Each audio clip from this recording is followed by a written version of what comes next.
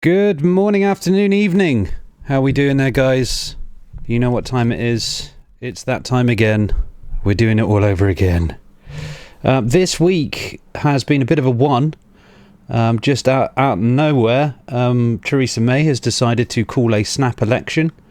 We've got about 50% of the population kind of going, oh, for fuck's sake. About 25 kind of going, very astute. And the other 25 kind of going, whoa, we might be able to do something with this. Everything to play for, I feel. That's sort of the twist that I'm putting in on this one. I'm not altogether sure that it's going to work out as well as she thinks. Anyone else get that feeling?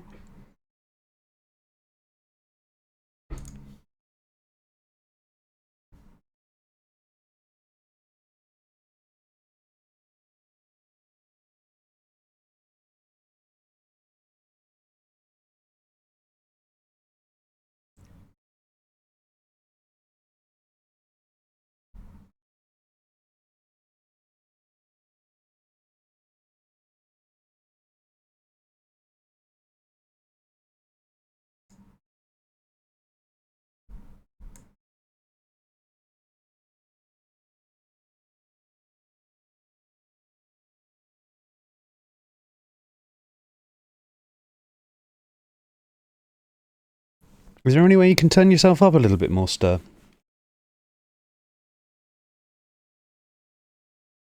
That'd be lovely. Say again?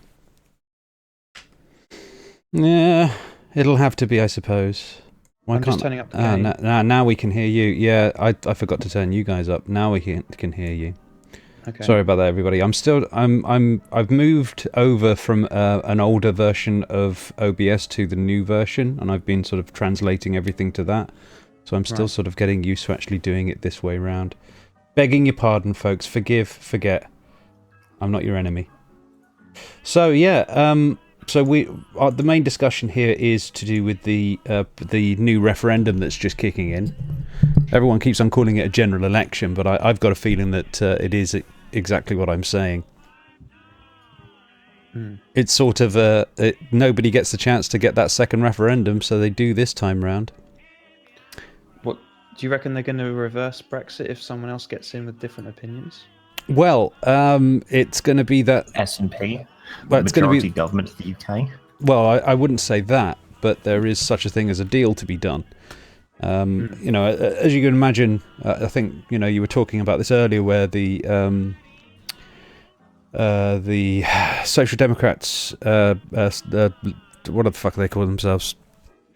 Lib Dems? The Lib Dems, yes, had betrayed the students by not getting rid of fees, and I did have to point that out to you, that third placers don't really get all of their stuff through with the first places. Sure, and one of the things that they actually did do, which was on one of their campaign promises, was to bring up the tax threshold to 10k.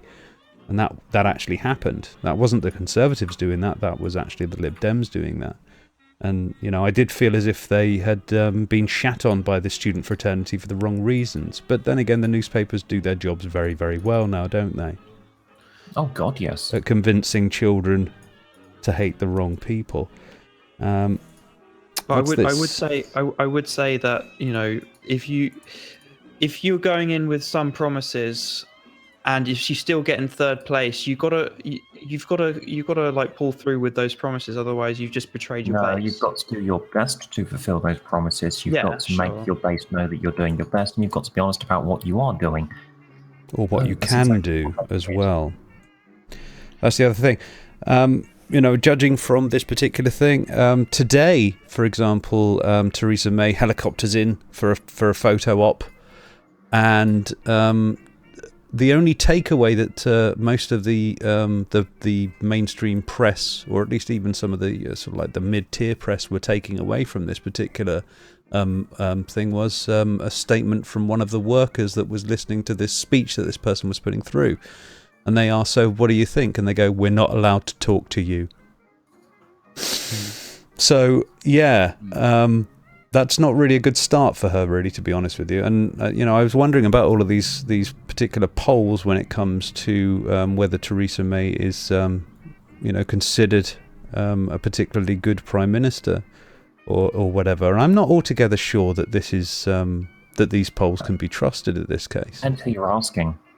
Well, it is who you're asking. Die-hard Brexiteers, or are you asking everyone else in the general public? Well, it's very difficult to know in those YouGov polls, of course. Exactly. And then you've got the issue with the DWP that might affect things as well. Oh yeah, did you hear the United Nations is investigating the DWP? Oh really?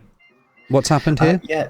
Well, there's about apparently like 93,000 disabled people died in the UK within 6 weeks of after being declared fit for work in 6 years, according to DWP. Yeah, that's exactly it. Ouch. Yeah, and it means that my mate Pete's finally going to get justice of the fact that he was dying in hospital after having neck surgery, died of cancer the day before his appointment, did not turn up because he was dead. He didn't turn up to the previous appointment they had to say no to because he was surgically attached to a bed, and now his wife doesn't have a pension because he died. The bastard. Ouchies. That sounds lovely. Yeah, so 93,000 people dying, and like not many people have said anything in this part of YouTube. Well, this is more down to the actual company that was doing it, wasn't it? And yeah, if you're gonna, Atos. yes. Fucking criminal empire. Oh, just so that a lot of you at home know this shit. Atos is an American company that is legally every single worker at Atos is working in the United States when they're in their office, because no company in the European Union may do what they do. We used to have a French company doing our disability meetings, and they turned the contracts down, citing human rights conventions, stating we cannot be privy to this. The fucking French are more moral than our government. This is appalling. They do have a high tax rate, though. And I think because they do have a high tax rate, the people have got more of a say of where it goes. Well, I believe that the current Conservative government are looking to reverse that as much as possible. We're not going to tax you. No taxation means no representation. I mean, to give you an idea of how good the care is in France, you get your own personal maid when you have a child. I think they call that a midwife. No, not a midwife. An actual someone will come around and do all the laundry and washing. Nice. That sounds lovely. Yeah. I feel like getting pregnant in France now. Yeah, they would actually come around and look after your household goods and everything like that, and go to the shop and buy you stuff and make sure that you're well fed and looked after. Well, that's nice. Vive la France. That's an actual job position. And now they have Le Pen trying to get in. I think the election's tomorrow, isn't it? Yeah, I believe so. Yes. I don't think she's done herself any favours recently by saying that colonialism was a good thing for Algeria. Well, it wasn't the sense that they got the steam engine early. Yes, and all they had to do was sacrifice about 1.5 million of them. All they had to do was sacrifice 2 generations of people. Yeah. And speaking about the NHS again, I've actually seen some posts on Facebook where women, this woman had a child having to be referred to Virgin Care. Do you want to press F5, mate? You're going all blitty on me. Oh, fuck's sake!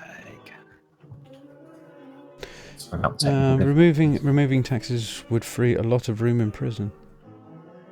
Let's have a look. I'll see if I can find the post again. But basically, this woman was being referred to Virgin Care rather than the NHS because of the privatisation that's happening. Yeah, a lot of people have. This is. I think we all know. We all know what the Conservatives have been doing for the past few years. I've been screaming it from the rooftops. Yeah, it doesn't really matter what you say; they're just going to deny it anyway. So of course, their fans tonight as well.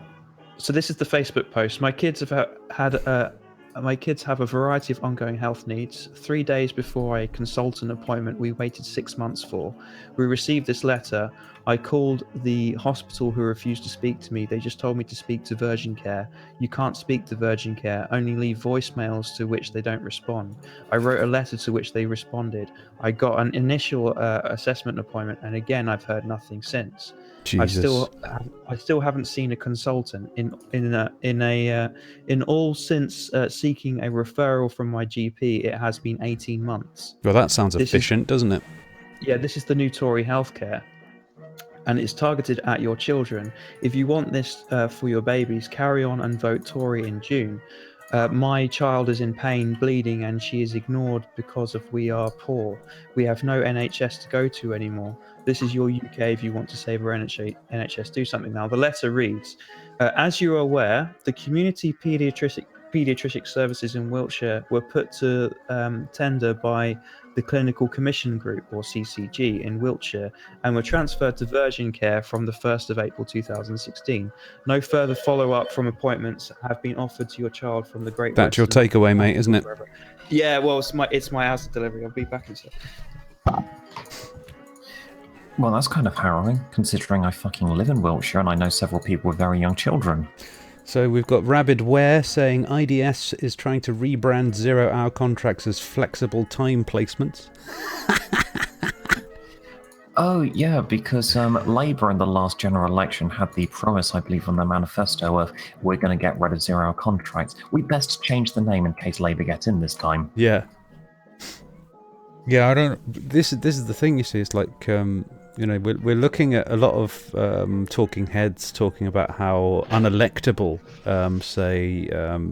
Jeremy Corbyn is. But I don't necessarily... They're fucking morons. Well, here's the thing. I don't necessarily think that Theresa May is all that warm a character, if you see what I mean. She doesn't seem to be able to... she has the Hillary Clinton about her. She's not a very warm human being. And she's got... I suppose probably the best way to describe her is she's like a Tory Gordon Brown. Mate, she might actually be quite good at what she's doing. She might be very sort of astute in what she's doing and all that sort of business, but she just doesn't really have that. Mate, we're talking about Theresa May. She's a Dark Lord of the fucking Sith. Well, I was being a little bit more charitable, if you can call it that. I was going to go with sensible, but yeah, she doesn't. Sorry, she goes to interviews dressed as a Dark Lord. Yeah, I don't. Yeah, that's You're not helping. What is it? What do we think of Ryan Dawson? Who is Ryan Dawson? That's how much what I think about him. What we got here from the guys here? Good healthcare is basically communism, of course. So yes. Well, I heard recently that you can seize the means of head pads from the masses with communism. So fuck it, we're all communists now. Yeah, I mean, the thing that I've been sort of like really, and it pisses me off to hear it over and over and over again. We see it all the time, every year, in the same fashion. And you get people who are supposedly sensible skeptics. You know who you are, Sargon. Saying stuff like, "Oh, I think I'll vote for Corbyn this year," or "Oh, no, I think I'll vote for May this year." And it's like you don't get to vote for these people, not one. Maybe one. In some of you may get the chance to vote for or against some of these people. You're not going to be voting in that sort of a way. And this has always been the danger within British politics. I find is that you end up with people voting for, say, a shit Conservative or a shit Labour person simply for the fact is that they're thinking that they're going to get this particular leader in power or that particular leader in power, and they'll have a terrible person where they could have had a really good Conservative or a really good Labour person, but they're not prepared to vote that way simply for the fact is that they think that their pithy little vote is going to make any difference on the grand scheme of things, when they really should be concentrating on their own backyard. Well, I can understand not wanting to vote for Tories. Basically, you're going to have to be a fucking extraordinary Tory to earn my vote ever. But then again, I can only get away with that position because I have 5 alternatives to vote for. Well, I mean, personally. Hello, Spino, by the way. Hello. Morning. How you doing? It's not exactly morning, is it? No, I just said it depends on how everybody sounds to me. Just 1 second, guys.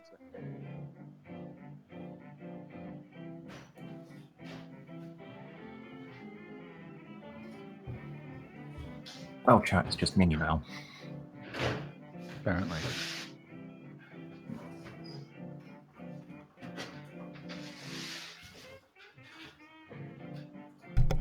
Thanks for filling in the gaps there, guys. We were very noisy. Fuck's sake. Yeah. Oh my God. Yeah. We're not going to talk about Alex Jones. Not going to talk about Alex Jones? That's like the best thing ever. Oh dear. Oh dear. Okay. Has a Okay. custody case, and apparently his videos are not proof that he's unstable. Yeah. He's amazing. What's this? I just love the entire story. Yeah. I kind of feel sorry for everybody concerned in that particular thing. Everyone, including Alex Jones? Oh no, I don't. When it comes to divorces and all that sort of business, and people, Yeah, and, that's people true. start using their children as a way to beat the other around the head with. It's never nice. I mean, obviously the funniest line that you've had, of course, is from Alex himself, basically saying he'd really like it if the media would show some restraint and respect for his privacy. No, Alex. That's not going to happen. You know that. Are you talking about Alex Jones? Yeah. Yeah.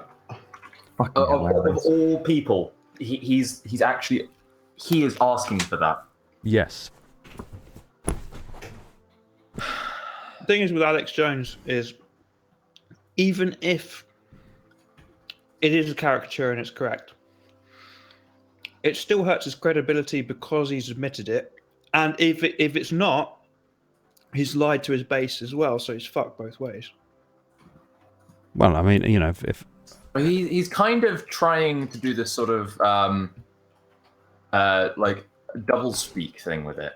He's like, well, no, my it's not that I'm like the stories I'm reporting on are false, or anything of or any of the things I'm saying are false. I'm just yeah. Basically, he can say, oh no, he's just acting crazy. That's the part that's the character. yeah, I think he's already betrayed that by basically they asked him about his weed habits, and he was like, I only smoke it once a year just to double check because George Soros is trying to make it so strong to give kids brain damage. He said this in court. In fucking court. Have you I seen the know, Stephen it's fucking Colbert? glorious. Stephen Colbert ripped him a new one. Oh my Stephen God, Colbert yeah. was amazing. Oh shit. Why Hey, are people Simon. so sour? So, It was hilarious. Oh my God. George yeah. Soros is the topic. Is that it? No. We've got a few topics today, but really, it's really more to do with the British election that's coming up. We've just And got our till group therapy. till about like June, which is not very far away. Take some lessons from this, America.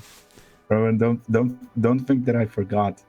I remember what you told me when the fucking far right extremist government was elected in Poland. It's like, just give them a chance. They haven't been in office for long. Just give them a chance.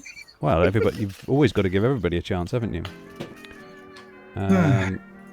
Let's not be uncharitable. Alex Jones is like wrestling. The fans know it's mostly fake. I'm not so sure, Ryan, to be honest with you. You know, they and don't. there's plenty of people out there that. And here's the other thing, of course, is that when you talk about like fake news and people perpetuating fake news, and they kind of go, well, that came from Alex Jones. You don't necessarily know that came from Alex Jones a lot of the time. That they'll, like, look at Pizzagate. He picked up that and ran with it and made it twice as bad as it possibly was. And, somebody almost got killed because of it. But no, you don't necessarily know that it was Alex Jones spreading that, because that then moves over to other conspiracy theorists. Although, Yeah, it's I'm gonna say one thing. Trump did say that he's going to crack down on fake news, which obviously was implying fucking CNN, MSNBC, usual suspects. Yeah, but then again, he said that, and now we have a case where Alex Jones is taken to task to court about the fucking spurious shit he puts on his TV. So, it's like... This is brilliant. He's declared that he's going to get rid of his press secretary, this means, right? I mean, I don't know what he does. The way he says about on the surface, it seems like he doesn't shy away from hitting outlets that sort of kind of might be in his favor. Like Alex Jones is fucking crazy enough to be on the Trump train next month or something like that. So it's not like we're gonna crack down on fake news and he's cracking down only on MSNBC and CNN and shit like that, but won't touch Fox News or Glenn Beck or fucking Alex Jones. It's not the case. Everybody's getting hit with the fucking stick. Well, the fake news thing is just a front for him to say I disagree with that and I don't want to hear about it. That's all it is. Although I think everybody here present knows that fake news is a very real thing that fucking exists, right? It's not. The way it does. I mean, I'm not denying it doesn't exist. He uses the fucking onion. I mean, yeah, he's used. Well, yeah, but that's not fake news. That's parody. There is a difference here. Yeah, that's news. That's not even actually like pretending to be. There's different levels of fake news. For example, you can have adverts on CNN, for example, that have been put in. They're made to look like a news article. Basically, it's taking the Daily Show, and it's like you're looking at the Daily Show, and you're like, well, these fuckers are just too subtle for our sensibilities. Just go all in. Hey, Spino, it's satire. Oh, what is it with this side of the internet that doesn't understand mockery and satire? Shitwads are just afraid of satire, especially the ones who just aren't funny themselves. Oh, you mean like cognitive bias? I assume you've seen him ring into the wind that TLDR. Oh my good God. You probably think the song is about you, don't you? God's sakes. Anyway. Yeah, that just goes to show you that I've said this over and over again to people, and they don't believe me when you say it, and you kind of go, these people are just the same. They're just the same. They're just different coin, different side of the coin. That's all. And I mean, it just goes to show you. I mean, we've had so much. When you see these people get to an established level, or they feel as if they're near untouchable, suddenly the arrogance kicks in, and then you start to see it. Yeah. How dare you criticize me with your satire? How dare you? Who the fuck do you think you are? What is wrong with people on this side of the internet? Like, why can't they can dish it out all they want, but they can't receive it? Well, that makes them worse than the SJWs, in my mind. Why? Yes. Because SJWs can't really take much. They certainly can't. But they don't. They don't give it either. They sort of, in a way, they're somewhat more consistent. What I'm pointing towards is that if you're sitting there highlighting the fact that these people can't take it, and then you go ahead and not take it, you know full well what you're doing. So that makes you worse. If I can forgive idiots a lot more than I can people who know what they're doing. And that just shows somebody up to be completely they just don't have any credit with me on that front, I'm afraid. If you're just going to if you're saying, well, I'm the honest one, I'm being the honest person, and then you lie, that's one thing. For someone to say that I'm principled, and then to say, well, yeah, I am principled, but now and again I've got to turn them off, and it's like, well, then you're unprincipled. You can't be half pregnant, mate. It doesn't work like that. Principles. If you're willing to turn principles off when it's inconvenient. Well, that's what unprincipled people do. Anyone can be principled when it's convenient to them. I think it's something along the lines of you're only as principled as your ideology allows you to be. Perhaps. What if you just try? What if you claim to be non-ideological? Oh well. Hang on, The thing is, that's a nothing. very What if difficult. you are ideologically opposed to ideologies? I'm okay with that, but the only problem is, of course, is that it is a very difficult line to tread. It's a very thin line to stay on. Well, it depends on what someone means by non-ideological, because different people seem to use the term ideology differently.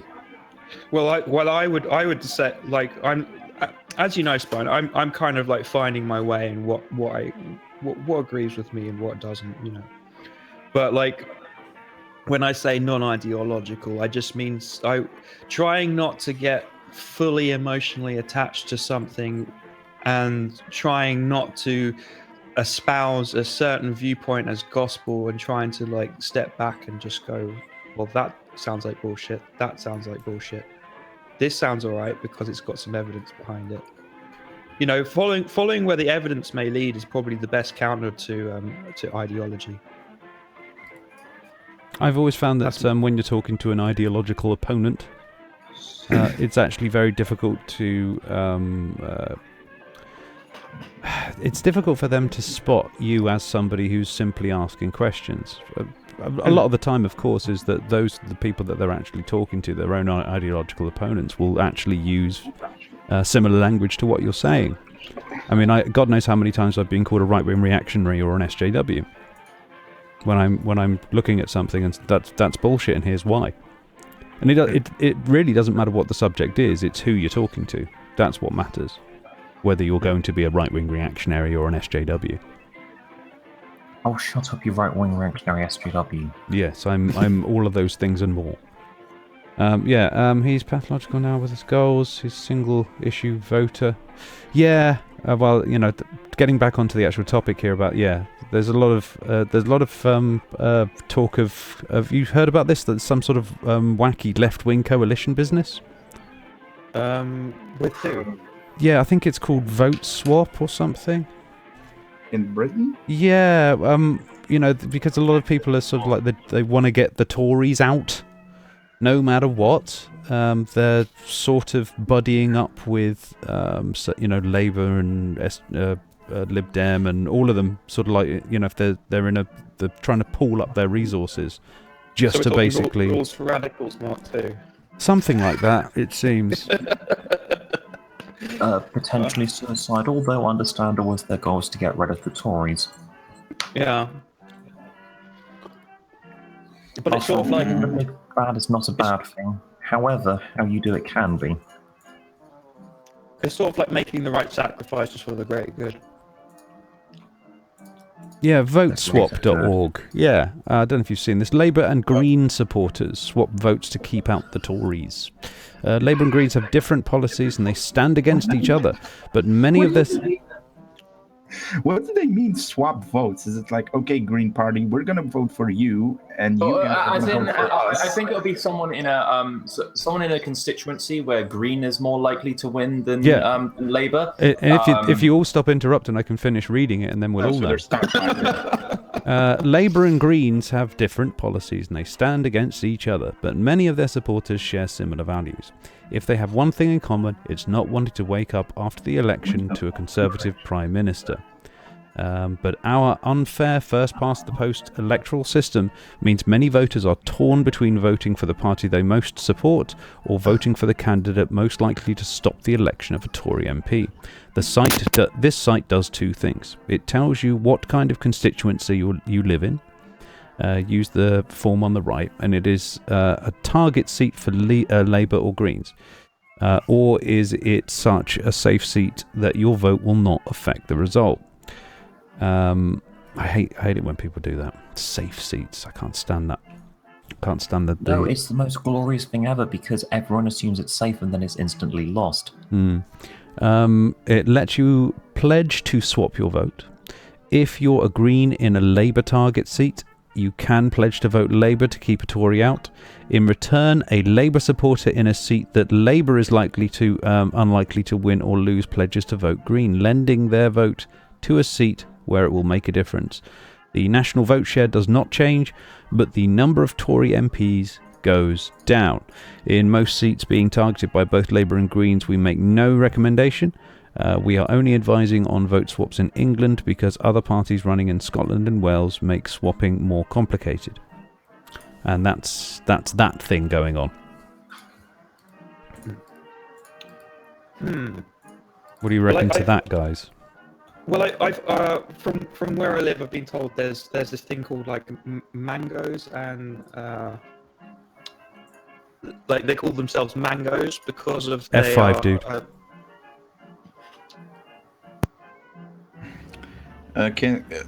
Shit. We're talking about elections. Can I get your guys' inputs?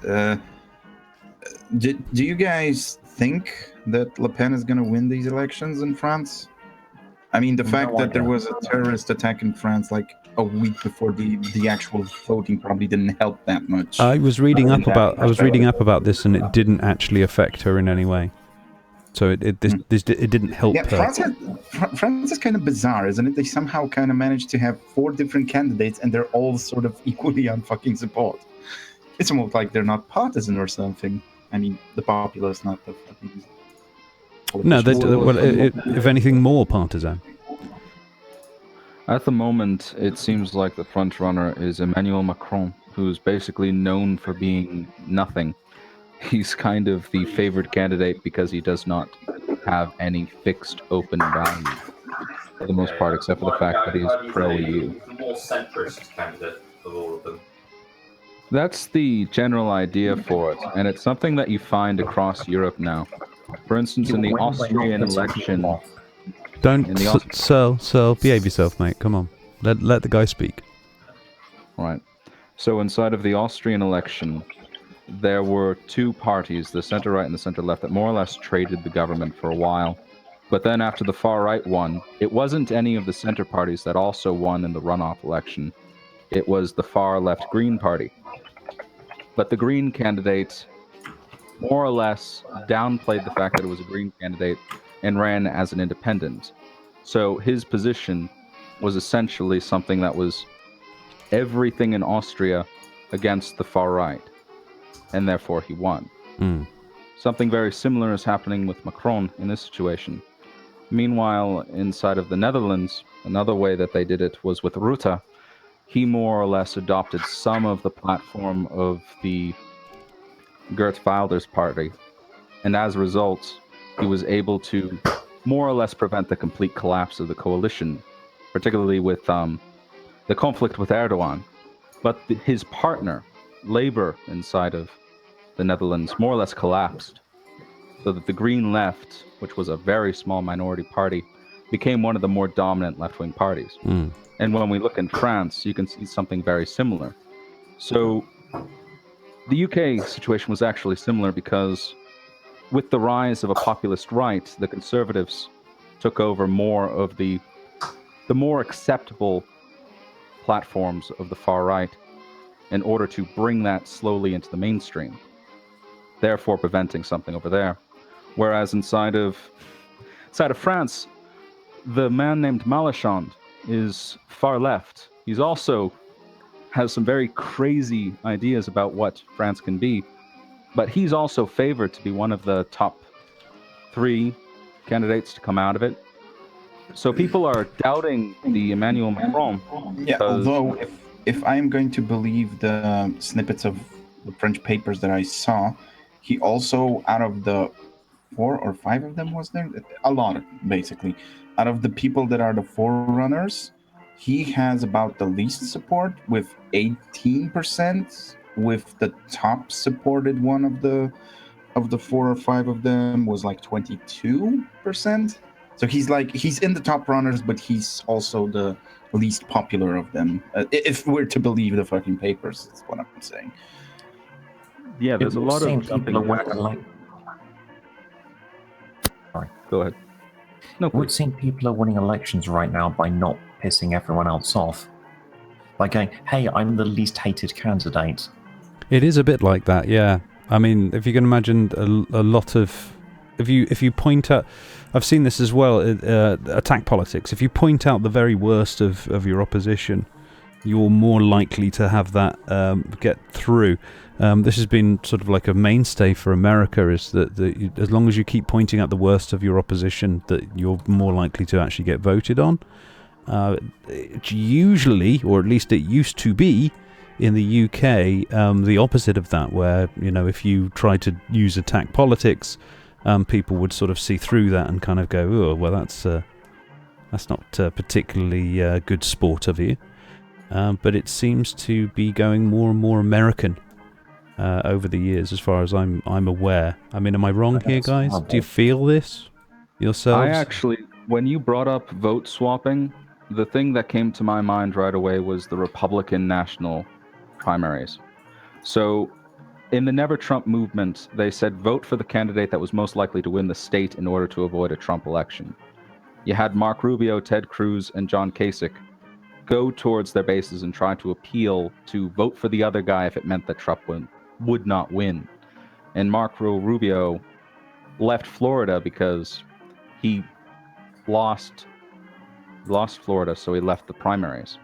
So this is definitely an echo of that. If the ultimate goal is to stop the Tories from winning, it reminds me of the Never Trump movement. So it's something that migrated from last year, this whole concept. And well, no, this sort of concept isn't new. I mean, I personally, I really get sort of upset by the fact that people vote via party. I think it's a terrible way to do things, because, I mean, I remember when the Conservatives were in before, a long time ago, and they were being voted out, and everybody knew that this sea change was happening. Everybody, even Tories who decided to defect over to the Labour Party. So, that's the thing that annoys me. It's like kind of going, well, we don't want the Conservatives in, and then you end up voting for a Conservative because they've just changed party. And this is the problem with party politics in general, and party voting, is that you usually get some piece of shit who's just there to follow the leader. Don't vote for those sort of people. I'd love it if they were just more independent, and if this channel has any influence at all, yes, this is the thing I'd like to actually sort of like, get people to realise and remember and understand that you're not voting for your Prime Minister. You never have and you never will. That is not your job. Your job is to find the best politician for your local area. That's all you've got, and that's all you should get, and that's all you should do, because it's really about you and your area, not the House of Commons. They're not going to give a fuck about you. And certainly, if you vote in somebody just because they're of the party that you want, you're not probably going to get somebody who gives a fuck about you either. They're just going to give a fuck about getting in. And I mean, this is the state that British politics has got itself into in the first place, I feel. And I think it's very much the American influence of it. So, I'm fingers crossed for a hung parliament. I want it absolutely to the point where nobody can do goddamn anything unless it's a really good bill. As it should be. I think I'm more in favour of a hanging parliament. What, BNP? They're just paying a lot of them. Yeah, that's not.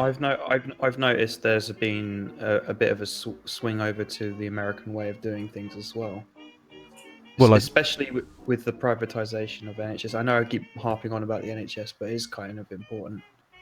It's well, as far as the UK is concerned, it's the most important. It's where most of the money gets spent. Wrong. But I've just noticed that there's a lot more. The way that politics is going, like it's been more like I think in the 90s it was mostly about policy more so than popularity. Now it's more about popularity and live debates and things, where like in America, I mean, I've got nothing wrong with live debates, but it seems that it's shifting towards more of a showbiz route rather than policy based. That's just my observation. To an extent, I think I think politics has just become like politicians and stuff are becoming a little more cynical and a lot more self-aware. That well, you're a young lad, so that's that's beautiful of you to think that they're getting more like that. I think you're just noticing it more. I've never known a day when politicians haven't been cynical. It's said one of the most cynical people on earth. No. I'm not a cynic. Quite the opposite. So what do you think? What do you think Corbyn's cynicism is? I don't think that he necessarily is prepared to say everything that he thinks. But then again, what politician is like that? Yeah. And I think that can be the problem for pretty much any leader of any party, is that you're sort of stuck in this way that you can't necessarily lead it exactly the way that you want. But then again, whether you're a leader of anything, you do have to listen to everybody in your base. I don't think he is necessarily listening to everybody in his base either. I think he's listening to a majority and forgetting about the people that can actually swing it with him. I mean, he is having trouble with a certain herd inside his own circles who are backstabbing him at every given moment, and you've got to wonder why. And it can't just be that he's unelectable. They keep on saying he's unelectable. Like, why is he unelectable? Because nobody will vote for him. It's not a reason. Why is it? Why is it? Why is it? Why is it? And I think this is the fact that he is not really interested in listening to, let's say, the Blairite end.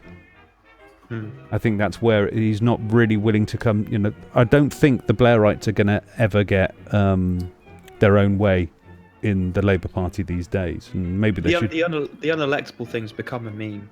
It's not really. It doesn't have anything of substance, and it's been spread around by newspapers and articles and things where there's no substance to them, but they've gained traction, and they've become just a meme infection of the UK public. Yeah, and it does make you laugh, isn't it? I've heard this a lot of the time when people kind of go, "I'm not going to vote for him," and it's like, why? Because he's not going to get in. And it's like, dude, what are you doing? You're voting for somebody. You're not placing a bet. You're not supposed to vote to somebody on the odds of them winning. That's the dumbest thing in the world. It's like kind of go, well, yeah, but it's like you need to turn up to an election and your guy win. Otherwise, you're going to be upset. Is that how it works? So you just like back the one that's going to win? This is the dumbest thing I've ever heard. He's also said that he's going to disavow the Blairites when he gets in power. He's going to not toe the line with them. As far as I was aware, and listening to what Corbyn was saying, he wasn't anti-EU. Well, he was pro-Brexit, then he went to Remain for the Remain side to offer an opposition argument, and then now he's back to Brexit because it's happening. Well, no, this is judging from his actual rhetoric. This isn't somebody who, I don't think anybody anywhere thinks that this government that we're in right now, the UK government, is perfect. Do we? No. I mean, I would say that there are a few people out there that would really like this government to change, wouldn't they? In many ways. But does that mean that they're against the government? No, that means they're for it. But this is the sort of anti-EU that people have been putting up against Corbyn here. He was, this is somebody who wanted to have reforms within the EU. That doesn't make you anti-EU. People like to, obviously get into that mode of you're either for it or against it. You either just basically will suck the EU's cock, or you've got to hang it from the nearest yard. But it's not true. There are other things in there. Like you kind of go, well, I don't like the way that the EU is running. Oh, so you hate the EU then? No, I want it to change for the better. Fucking meme. I mean, holy fucking shit. You know the people running around going, oh, Corbyn's unelectable because he's a socialist. Oh, the EU is horrible. Yeah, go and look at the fucking communists in the world. They are running around saying that you must elect and vote for Corbyn because he is a socialist. Still can't tell me why he's a socialist, and they run around and say, oh, the EU is horrible because it's capitalist. It's just a bunch of fucking ideologues. Unless you've got an argument of why science bad, fuck off. I mean, at least Bernie came out with a way of marketing socialism differently by putting democratic in front of it. I think that was quite a good move. Because socialism Yes, so socialism does have like this boogeyman connotation around it. I mean, there should be like. I think it depends who you're talking to, really, guys. I mean, you've got to remember, you know, we sort of surround ourselves in the supposed skeptic sphere, but there does seem to be a lot of them that really are just playing that. Socialism. Socialism can be good in moderation, just like anything. And that's why, you know, perfect example of when the NHS has funding from the previous governments that weren't Tory, they're working really well. There's, you know, actually having emergency services, that's part of socialism. Having emergency services used to be part of Britain. but those are good examples of how socialism can be beneficial. But at the same time, you can go to the extreme of socialism, which is Venezuela, which is everything has to be run by the state, everything has to be decided by the state, and you have no say at all, which is bizarre. So you need to have a balance between the two, between capitalism and socialism, to have a well-functioning Western society. I think there's something of an issue with shorthand. A lot of people, although we, in the same way that we are partially related towards the skeptic community so that we have some kind of overexposure to a more right form, we're also overly exposed to political situations and politics. Most people tend not to really overthink about their politicians, and they use shorthand. And I think Jeremy Corbyn is a very good example of this, because they just use descriptive nouns and adjectives to categorize him and to dismiss it. Because most people have greater things going on, so they don't really spend a lot of time reading articles, investigating things. So they fall back on things like parties. Do you know what this side of YouTube's more concerned with? They're more concerned with, oh, fuck the SJWs, fuck the SJs. Oh, because of he's got some sort of social justice element to his party thing. It's just bullshit, because they do that. They think they raise a sharp focus on that stuff, but then they don't see the bigger picture of all of the other like amazing policies that he's gonna have versus all the shit policies that are currently out from the Tories. Such as, if I look at the policies that the Tories Labour's going to come out with, just to help like the general populace, it's so much more outweighing the social justice element. I would rather have a much fairer society than not, and deal with the social justice warriors, than having to go, no, I'm not going to deal with the social justice warriors. I'm going to go with a party that's going to be so out to line its own pockets. It's just ridiculous. I even asked as a joke on my Twitter to some people, I know this is confirmation bias, but it's kind of still funny. I said, would you rather World War III or SJWs? And people come back saying, well, the SJWs will put back the Enlightenment. I was like, are you fucking serious? It's just like, that's the kind of level of stupidity at this side of YouTube has reached. That's what I'm totally against. I mean, I'd rather take on the whole SJWs and then have really great policies such as, you know, allowing to give like lower paid workers a bit more money per hour or something like that. That makes a huge difference compared to dealing with these, you know, non-effective SJWs that rant all the time and get nothing done. Yeah, one great example of this is I was asked a question on Ask FM. Someone asked me, would you rather have Cenk Uygur or Alex Jones as president? Cenk Uygur. Yeah, and it's sort of, like someone who needs to that question to be answered really doesn't have much perspective on the problems with SJWs and with the right wing. Who would you like looking after your kids? Milo Yiannopoulos or Gary Glitter? Hang on. It's rude to jump on Milo for this. I mean, we could jump on his friends in the Conservative Party instead. boys. Oh, I assume you've heard about the Very. accusations of paedophilia going around with the Let's go with Conservative Party. let's go with with the actual Conservative politicians. They're more interested in very dead pigs. Now, only the former Prime Minister and some people at Eton in the same school year of him have been confirmed for that.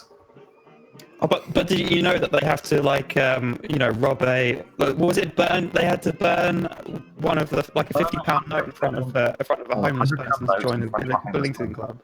Yeah, something like that. It was They had to get one of those cigars and just burn out a £50 note in front of them to join it, and then they had to film themselves doing it. Somebody called Bit4 Batty, somebody called Van, has asked for some room on the house. I've DM'd you, mate. You can come in whenever you like. Do that thing. It's all right. So bites, often. yeah. Well, we are talking about. This is what happens when this is the partisan thing, isn't it? It's like. Oh, I'm trying to remember the name of the comedian. He did it really good. He was talking. He conflated health and safety with political correctness. I thought it was brilliant because it's almost like the same wine. It's sort of like health and safety, but for feelings. Political correctness is. Well, I like John Cleese's definition of political correctness. You do need some level of it, though. He said political correctness was supposed to be a good thing to help the people that couldn't help themselves, and it should stop there. But people are using it now to, justify their feelings when their feelings shouldn't matter. I like that definition. Sort of like, if you've got a disabled person that can't help themselves, and you're taking the piss out of them when they're trying to do something for themselves and they can't do it, then that's where political correctness can step in a little bit. But even then, I would side. I'd side with Ricky Gervais, because Ricky Gervais still takes the piss out of them because they're still human and they. Yeah, well, tell you what, if you want to hear the best fucking disabled jokes, go and talk to a disabled guy, man. Yeah, they're funny as fuck. Yeah. Like Ricky Gervais's Derek is a testament to that. It was such a heartwarming program, but at the same time takes the piss out of them. Somebody's using Microsoft Internet Explorer, and they think they're really edgy because of it. Yes. You need killing. The only use for Internet Explorer is to Google Chrome. Or Opera or Firefox. We shouldn't be elitist here. Or Opera. I said Opera or Firefox. Oh, okay, I didn't hear. Sorry. Well, maybe if you weren't so fucking deaf, you'd hear when people were speaking. I've just got tinnitus all the time. I can't really. I can hear your voice. You've got musician's ear. What? It's like tennis elbow, but for ears. It's a constant re at like the pitch of C. Is it slightly out of tune?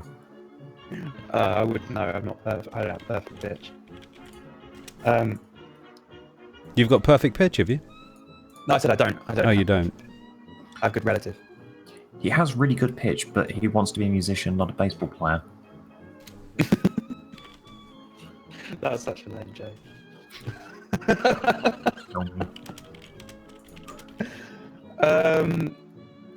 F5, F5, dude. F5, please. Oh, for fuck's sake. If you would like to join the open house, please make sure you have the worst internet connection possible and then connect to us. No. It happens to a few people. I think it's something to do with the mic setup. And Really? Yeah. Bandwidth. It might be something to do with the mic. It's not that it's a bad mic or anything like that, but it can be too good. If you see what I mean. Yeah, your net connection can only support so high of a bit rate. So sometimes you have to turn shit down. Well, you can record at different bit rates. You can use a recording device at ridiculously high bit rates, and then you've got to throw it down on this particular Hangout software, and it's not particularly robust, to be honest with you. Hold on a second. I'll see if I can just change my latency, see if that works. All right then. So I'll go down to... So yeah, let's go down the list of what's. Have we been sort of like looking into this at all when it comes to this election? I know that nobody's actually been declared in our constituencies. I've been looking for who I'm supposed to be able to vote for, and right now it doesn't say a goddamn thing. So that hasn't even been updated yet. They sprung the election on us with 2 months fucking notice. Yeah, total. that was a bit of a short one. I think no, there's actually precedent for calling snap elections and having re-elections, and that shit is 6 months. Yeah, well, it's... Or you put it into an emergency system where you have a 3-month run, and you instate the opposition as the government for that time. Well, should we go through motivations? Sure, let's go for it. As to why Mrs. May, has done her thing? Isn't it Darth May? If you wish. Hello. Hello. Hopefully this lasts longer. We'll see. So yeah, we were just going to start on sort of like the motivations of Mrs. May and as to why she's done what she's done. All right. Okay. I have a few theories about that. A couple of things are that because of there's a mass. I have a theory that in the party itself they have a big, huge hoo-ha and disagreement about the Brexit happenings, and they had to pull a majority election because they want the majority of their party to vote for her, so she could have like the ultimate say, rather than her fighting with her having the infighting going on. You see what I mean? Would do it. Well, that would be one reason why. Another good reason is this investigation they're currently under to do with cheating in the last general election, or the investigation by the UN because of human rights breaches by our government to our own population. We've got, I believe the Conservatives have, I think it's 12 as a majority right now. So yeah, that's right. Conservatives with 331 seats, Labour with 232 seats. The SNP basically have Scotland with 56. Lib Dems got their asses handed to them and only have 8. UKIP managed to squeeze 1 out of it. Greens 1, and then you've got 17 as others. Whereas I believe, how many of these constituencies? I'm just having a check. I think it was more than 12. So yeah, if this was to basically, what happens is with these particular cases is that they would all be held as a by-election. So if you can imagine, if you have this doesn't necessarily guarantee that the Conservative will be booted out. I mean, some of these people will probably even, but a lot of the reason that they were overspending, or at least pumping too much money in there, was because they were trying to make sure that somebody didn't get in, or to, safeguard vulnerable areas. So although it doesn't necessarily mean that this particular Conservative who got in the first place won't get in this time, it's pretty sure that that's what's going to happen. Because, I mean, if they had to really push, and they really, really, really pushed, and then you've got the electorate in that area going, oh, right, so they were they were actually...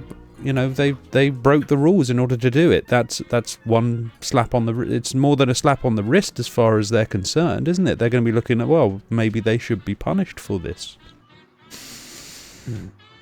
Yeah, but punishing people for doing something wrong is what happens to normal people, not government people. What what I've seen here, if we're going back to that reasoning of why Theresa May's doing this, I think it's Dennis Skinner. Dennis Skinner said it's quite clear it's because the Crown Prosecution Service are due to make a decision on the Tory election expenses. So yeah, that's certainly one angle. I don't necessarily think that it is just one individual cause here. I think it's, I mean, from she 3-4 months ago she was basically exclaiming over and over and over again that she did not want to have a general election at this time. Yeah, because if he goes on to say she could be in power 1 week, and if they are charged, she will be out the next week. No, but that wouldn't be true. But like I said, they would have to have by-elections in that particular thing. So it wouldn't that these people would still be in power as such until these by-elections, and then maybe 2, maybe 3, maybe 20 lose their seat. Then this person wouldn't be in power at any point. Yeah. I mean, back to my Brexit theory. Do you remember there's like a huge period of time when nothing was being discussed?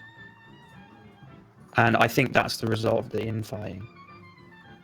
Say that again. You are breaking up again, by the way, mate. So whatever you did didn't work. Bollocks. F5 is your friend, as Harmless Critter says. Thank you, Harmless. F5 bullying. As I said, back to my Brexit theory. That you remember there's a huge period of time when nothing was being done and nothing was being said about the agreement with Brexit. I think all of that was behind the scenes infighting, because there was no great press releases of what kind of deals are going to be set. I don't think there has been any. Well, you've got the hardliners, haven't you, that want basically everything stopped, everything off, everything out. So that we're basically just virtually a banana republic, essentially. And we go back to pounds and ounces just for the sake of it. Yeah, and we need, they were talking about passports and shit. Did you hear about this? What's that? Passport colours. What about them? Apparently, it's the EU's fault that my passport, which is the colour, sort of... What, the dirty red colour? Yeah. Apparently... It's supposedly if it was blue, then we'd feel more British. Weird. Yeah. What about the Isn't red? the EU passport bluish? No. There's EU passport, all the different passports that are in the EU. There's like Latvia that's like yellow, and there's all different fucking colours. Well, what about the people who are arguing? They could just buy a passport cover and it's done. Well, this is we're talking about sun readers here, mate. So why don't they buy a second home in fucking Wales, insist that their kid speaks Welsh, and demand their passport in Welsh, just to be different? Well, they're saying that about passports. I really like the Russian one because it's sort of like black. It's like black marble. It's really nice. Yeah. Apparently, yeah. I'm literally. This is a big deal. As far as the Sun is concerned. This really is. Not coming election or anything. Yeah. Apparently, Labour backs the Sun's campaign to bring back blue passports to help establish our identity. Apparently, have it. A passport colour is how we establish identities. But do you know what's really missing? The ethnic Kekistani passport. Don't start. But the ethnic Kekistani passport already exists. You just arrive at a nation's border and just screech "re" at them. Or you throw satire at people and you can't take it back, and then you're one of them. But yeah, I mean, this is, we're talking about identity politics and how everybody hates identity politics, and then we've just watched people basically vote on that very same thing of identity politics. Yeah, it's fucking bizarre, isn't it? I mean, like the whole thing about getting Trump elected was in this part of YouTube was that everyone was going like, "Oh, fuck the SJWs," and then now we've got like tensions with North Korea, and that's like, what the fuck did you expect, you fucking dumbasses? Yeah, we got Julian close to World Assange, of War course, III, the arrest warrant being passed by what's his face, the saddest part is that they succeeded in basically completely taking away all the power the SJWs had, and they can't even accept that they did it. They can't accept that they've basically won their little culture war. The struggle is constant, don't forget. Yeah, but then they won't have anything except they've won. Well, the thing is that it's like with Andy Warski. Have you seen Andy Warski's channel? Where he basically said, "Oh, there's no SJWs to pick on anymore. I'm not going to make any money. Shit, I've got to change my tact." And you know what? There's good. I mean, there's plenty of stupidity out there. There's plenty of stupidity out there for people to pick on. Yeah. Well, this is the issue I have, is because of back when YouTube was growing and there was sort of like, I would say, an actual scientifically skeptic community. A skeptic YouTubers that actually had scientific literacy. They were talking about claims and debunking claims. Now, because of Gamergate, there's this new trend of people who just pick on like who they deem as SJWs, and then they go on a rant about how stupid they are, and that's their cash cow. Not a lol cow, that's their cash cow. And now that cash cow's been dried up and it's close to death, they have nothing else to do because they don't have anything else to say, because they haven't been trained in sort of, scientific literacy and scientific understanding of claims and debunking. Yeah, they say stuff like scientifical. Cheers, man. Scientifical literacy. Yeah. Our shit board here is self-aware, isn't it? Yeah, you don't speak articulate, mate. I'm just one of the people. Hey, knees up, Cockney. But yeah, I mean, it is a fabulous trick that Theresa May's pulled here. I mean, my sort of take on this is, like I said, it is a plethora of reasons. One of those reasons being, of course, is that she's looking really good in the polls. God knows why. That's the thing that sort of like I don't get at all. And I think a lot of the time is that most of these polls are actually from homeowners. I think this is where this confusion comes from. When I was watching a few sort of... there's a really good channel, if you guys are interested in subscribing to it, called I Am Incorrigible. Have you seen this? Oh, yeah, that guy. Yeah, excellent channel. And what he does is he tends to sort of like take a lot of news from the UK and basically condenses it down into a more palatable thing, instead of having you having to go through all kinds of different stuff. Just puts it into one handy little spot, so it's quite handy. And looking at a lot of the interviews that the BE, Channel 4 and ITV and everybody was giving out, you had a very big split between the over 65s and the unders. Pretty much anybody under the age of 65 is like sitting there kind of going, I want this bitch out. Fuck that. Fuck the Tories. The over 65s, you mean the only people old enough to still own a house? Yeah, and then you've got a bowling green, and then they're all sitting there kind of going, yeah, she's got to do it. She's got to do it. I'm going to be dead in 5 years, and I don't want to be dead knowing that I'm still in Europe. And it's like, okay. So yeah, it's going to be... I don't know. I really don't know how this is going to play out, to be honest. When was their last snap election? Because I want to know what happened in history. They're all snap elections. Always. This is the thing. I mean, what they mean by snap election is, oh, look, I'm doing really well in the polls right now. Quick! They always do it, You guys don't have a scheduled election, do you? No. There's various ways that elections can be called. One of them is a no confidence vote, where the Prime Minister has basically lost their they've lost confidence within their own party, so people are actually voting against them when they put a bill through, that sort of thing, and it's they're in trouble that way. Or after a certain number of years, it is somewhat impolite to not do it. So after about 4 years, around the 4-year time. After that, there's a lot of pressure on them from the press and from other politicians. It's kind of going, come on, mate, you've been in for like 4.5 years. It's coming on 5 years now. Come on, are you going to call it or what? So it's sort of it's somewhat of an unwritten rule, really, in the sense that after about 5 years or so, 4 or 5 years, that's when whoever's in power basically kind of goes, well, it's probably about time to do one now, yeah. That's sort of how it works. It's almost like an honour system. Yeah. For the general public, it does look like clockwork. Be on the honor system. But yes, because they're honourable members of the public. I mean, your rights are on an honor system. No, our MPs are literally honourable members of the public. Yeah, sure they are. No, they literally are honourable members of the public on paper. That's exactly what they are legally. Right, honourable.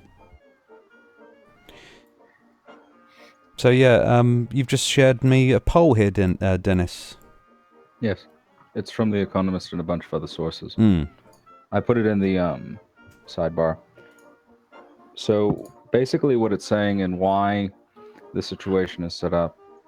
The snap election almost completely favors Theresa May for the upcoming thing. Not only does it give her the opportunity to strengthen control over Parliament, she also has the ability to go for a harder Brexit.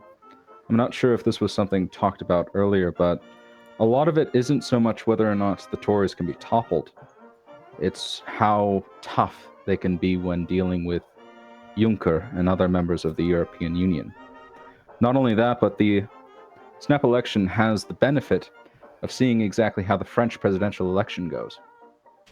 So if Marine Le Pen looks favored to become the president of France, the snap election will have some amount of cross. It's not going to be a perfect alignment, but the effects of going on in the continent and whether or not the EU seems good moving forward is something that has pretty big influence on some of the people when they're negotiating a deal. So that's why I brought this little image in. It seems from many different reputable sources. The Economist is one of the best I can find. And I wouldn't be too dismissive of the notion that she could actually win and win big and use it to go for a much harsher Brexit. Well, this is the there are a few sort of rumours floating around that it's actually the opposite here. Is that the reason that she's having to go the hard route is because of the small majority that she has. This is what I mean by it, is that she has to keep the hard Brexiteers in some sort of check, otherwise they can topple whatever she does. If she were to get a larger majority, of course, that means that she has a little bit more wiggle room and she can ignore a few twats.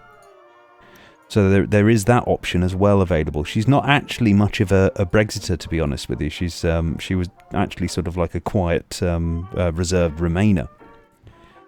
No one in politics was a hard Brexiter. Yeah, so she's basically turned just flipped as far as her the way she's actually acting when it comes to this sort of thing. It's almost as if she, I was almost sort of like looking at of this sort of like, right, if you kids don't shut up, I'm going to just drive this car off the cliff sort of action. It's like kind of going, right, you want a hard Brexit? We'll give you a hard Brexit. This is how it feels. Almost that sort of attitude. Going in with no lube. Yeah, literally like that. But this is certainly isn't the Theresa May that I know. When it comes to this sort of thing, Theresa, you don't call anymore. She was always sort of basically she wasn't keen on this whole Brexit business in the first place. But now it's as though basically she was heading the campaign from day one. So I don't see this as somebody who's acting in certainly what they think. So I'm wondering, like I said, I'm wondering if that particular course of action is to soften the Brexit that she's having to go with because of her backbenchers basically being complete nutcases and screaming the place down. It's like, if you don't do it this way, we're going to go and we're going to move to UKIP and you won't have a majority anymore. All kinds of things like, that sort of attitude. If you can get yourself into a bigger majority with, say, more moderates within, and you may even lose some of these dumbasses as well, it means that you've actually got a little bit more wiggle room to be able to negotiate with your own base here. That would probably be one of the better outcomes. One of the things that I would say in reservation towards that is that she was chosen after Brexit happened when Cameron left. Cameron was the one who couldn't see through with it. So that means of all of the potential people inside of the Tories that could have led, they went with someone who was more pro-EU. But that might have been something of a negotiation tactic. Because now she seems to have, like you said, fully embodied it. Whether or not there's something going on behind the scenes is something that may be true, and it would be great if it is. But it does still have some relative unease in the situation. Oh well, this is the point. I mean, we're talking about somebody who 3 months ago said, "No, I'm not going to do an election. It's the wrong time to do it." So at the wrong time, she's decided to make an election now, in her own words. She's How long ago was that? This is 3 months ago. From when she said it, I would say. Well, maybe 3 months is the amount of time that Theresa thought was a good time. No, she wasn't interested in doing this at all until after the negotiations, like 2 years down the line. Yeah, have you seen that video? Oh, okay. Have you seen that video circling around, basically saying like, I think we're strong. We don't need to do another election. And then she says that like year upon year that she's in, and then now she goes and completely does a 360 on it, or 180. So yeah, she's doing a lot of 180ing at the moment. She was a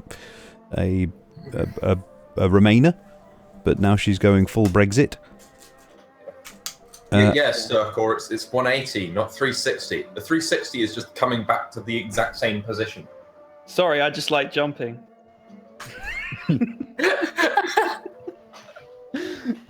I get excited, so I do the whole 360. Sturkor getting good air today. Yeah, it's mad sick air. So yeah. So as far as motivations, can we think of anything else? I mean, obviously we're looking at the fact that she's doing very well in the polls right now, at least. There is one other possible way that she could be going for. She could be trying to hand Brexit off into another party, and it could work in their favour because they could be aware that there is no good Brexit option. Therefore, oh, look what Labour did with Brexit. But that is the other option. This is an attempt to basically blame an opposition party for it.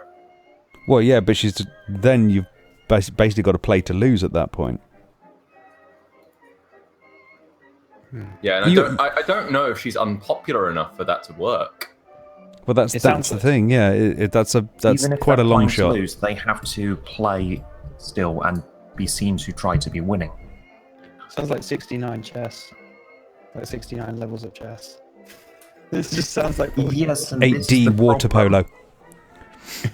8D. Often people in the government that plan for their moves could be going after either way, and we don't fucking know this shit.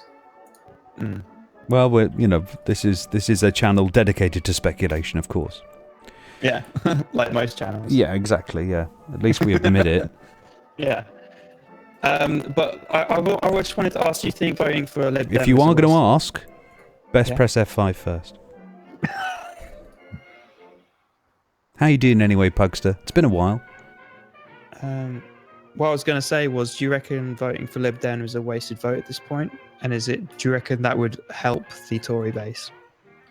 It's been a wasted vote every single time. Look, if I'm not going to shit on the Lib Dems at this point, because I think they've actually got quite the chance to have a bit of a resurgency this time round. And we don't have where is Airthrin? I have no idea. You know, he'd be screaming the place down right now. I do shit on the Lib Dems, but I voted for them. Yeah, has anyone heard from Earthrin recently? He's been very quiet. He's probably been busy with his profession, right? Well, he's studying. Yeah, maybe he's doing exams or something. What we got from the guys here? Any ideas from you lot in the side chat? What do you think her motivations are? I'll have a quick Google and see like some speculation. Although I do need to check if they've been buying Durasteel. Earlier you said something about voting for the Lib Dems. Say again, Dennis. Yeah, I think maintaining a vote for the Lib Dems is important. Because one of the things that came about relatively recently was, with the takeover of the Tories, there was a lot of speculation about how UK politics was becoming more two-party focused. So the more there's discouragement from maybe the parties that are less likely to win, the more you push forward the idea that you're only going to really have two options. Tory and whatever that's not Tory at the time, most likely Labour. And when you make that kind of dichotomy, it's potentially dangerous for the long-term health of those parties. So never really think that you're throwing your vote away by voting for the party that most reflects your values. Because if you keep doing that, you're going to set yourself up for failure. Mate, I'm one person down the line. I've seen another reason why, because of the GP, the Great British Pound versus the US dollars hit an all-time low, and like the economy, the economic worth of the pound has dropped so far that they want to have like a strength in revitalizing who's the leader of the government. Well, as far as I was aware, when she made this snap judgment, there was somewhat of a resurgence in the pound, and then a drop in the FTSE as well. But that was bound to happen anyway. So it was all a bit over the top, all over the shop, really, economically speaking. It seemed like people were willing to buy a few more pounds when it came down to this. I mean, you know, a lot of people. It's difficult sometimes to just put it down to that particular judgment. Often there could be all kinds of plays that have been going around that are of no consequence at all to the election that we just don't know about when it comes. You know, we're talking about billions and billions and billions being thrown around here. So you just don't know. 3 polls showed Tories were 21%.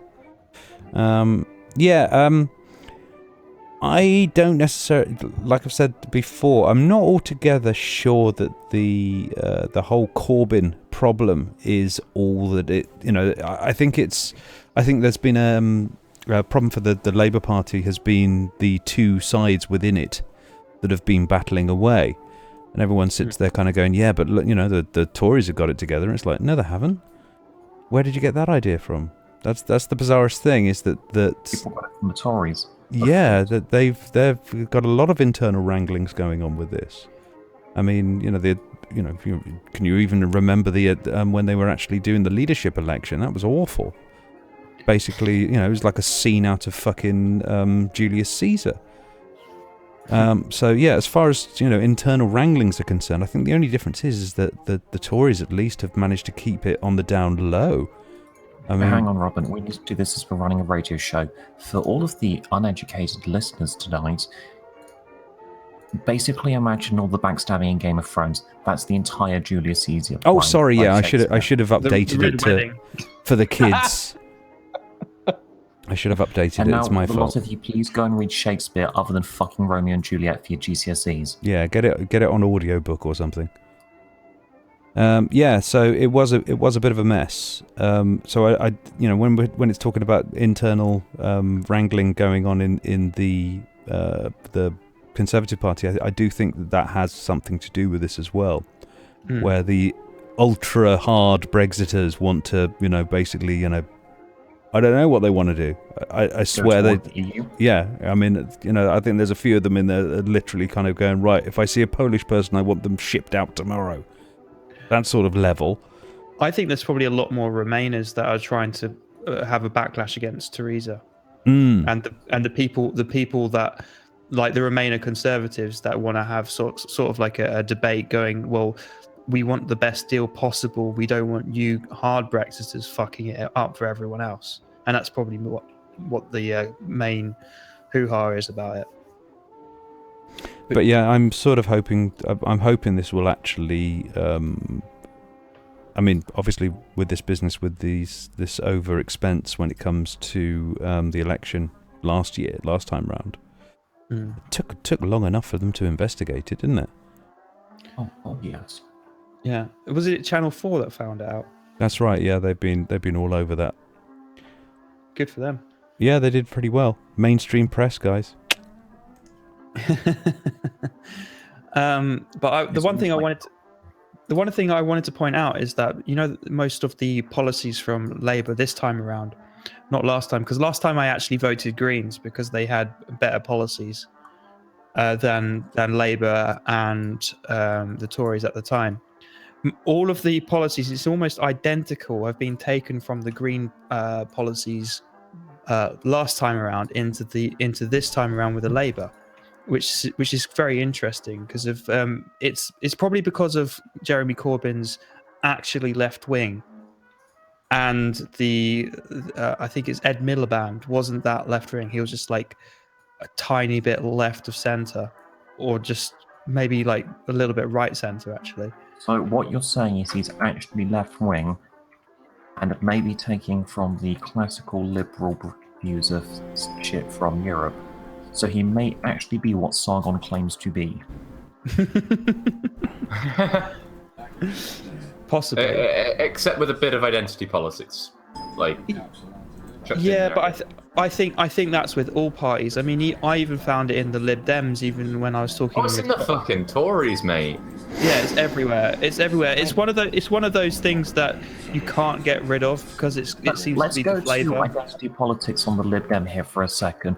Farron is such a fucking cunt. I mean, holy shit! Have you seen his opinions that he just blurts out in public about gay people?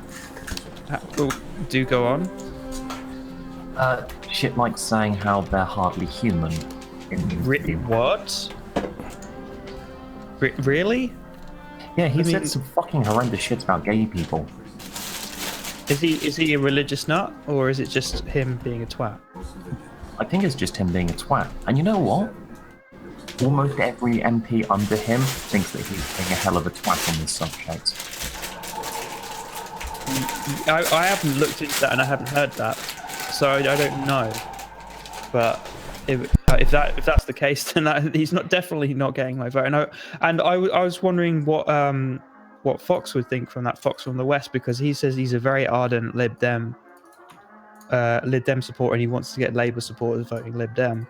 And I Farron's haven't heard him on the gay people subject. On the rest of politics, I think he's okay. I think that's the thing. Like, people need to remember is that most people ignore the identity politics in general and they go for the bigger policies. Because identity politics, at the end of the day, is not very effective, other than trying to get you emotionally stoked. Yep. Oh, and of course, we're not likely to get anything happen crazy such as in Chechnya. Oh yeah, well, that thing I showed you ages ago. Yeah, fucking death camps are. No one's talking about that. I might make a video on it. I'm not sure. I depends on how motivated. Yeah, I've seen a couple of comments from the alt-right type about it, but they're basically going, "See, they can do it. Why can't we?" What? And but like, this is made by a Muslim. I thought they'd be against the Muslim angle. Oh yeah, it's fine. If you want to know what's up to date and the video that hasn't been made by anyone on this side of YouTube is, see, I refuse to call it community. Is what's happening is that there's this guy in, it's not Kazakhstan, it's one of it's somewhere near Russia. It's like a friend of Russia. Chechnya, that's the one. In Chechnya, this guy has opened up a basically like a death camp, or no, not death camp. The same thing, sort of thing as Auschwitz, and he's a concentration camp. That's the one. My brains have got a bit foggy today. We're playing. Yummy. We're playing find the words for Stircore today. But yes, there's a concentration camp set up for gay people where they're herding all the gay people in, and they're detaining them. I don't know if are they killing them off? Yeah, he's the Chechnyan president is looking to wipe out the gay community by the end of May. I would like to point out that considering gay people don't breed, they're going to keep coming back.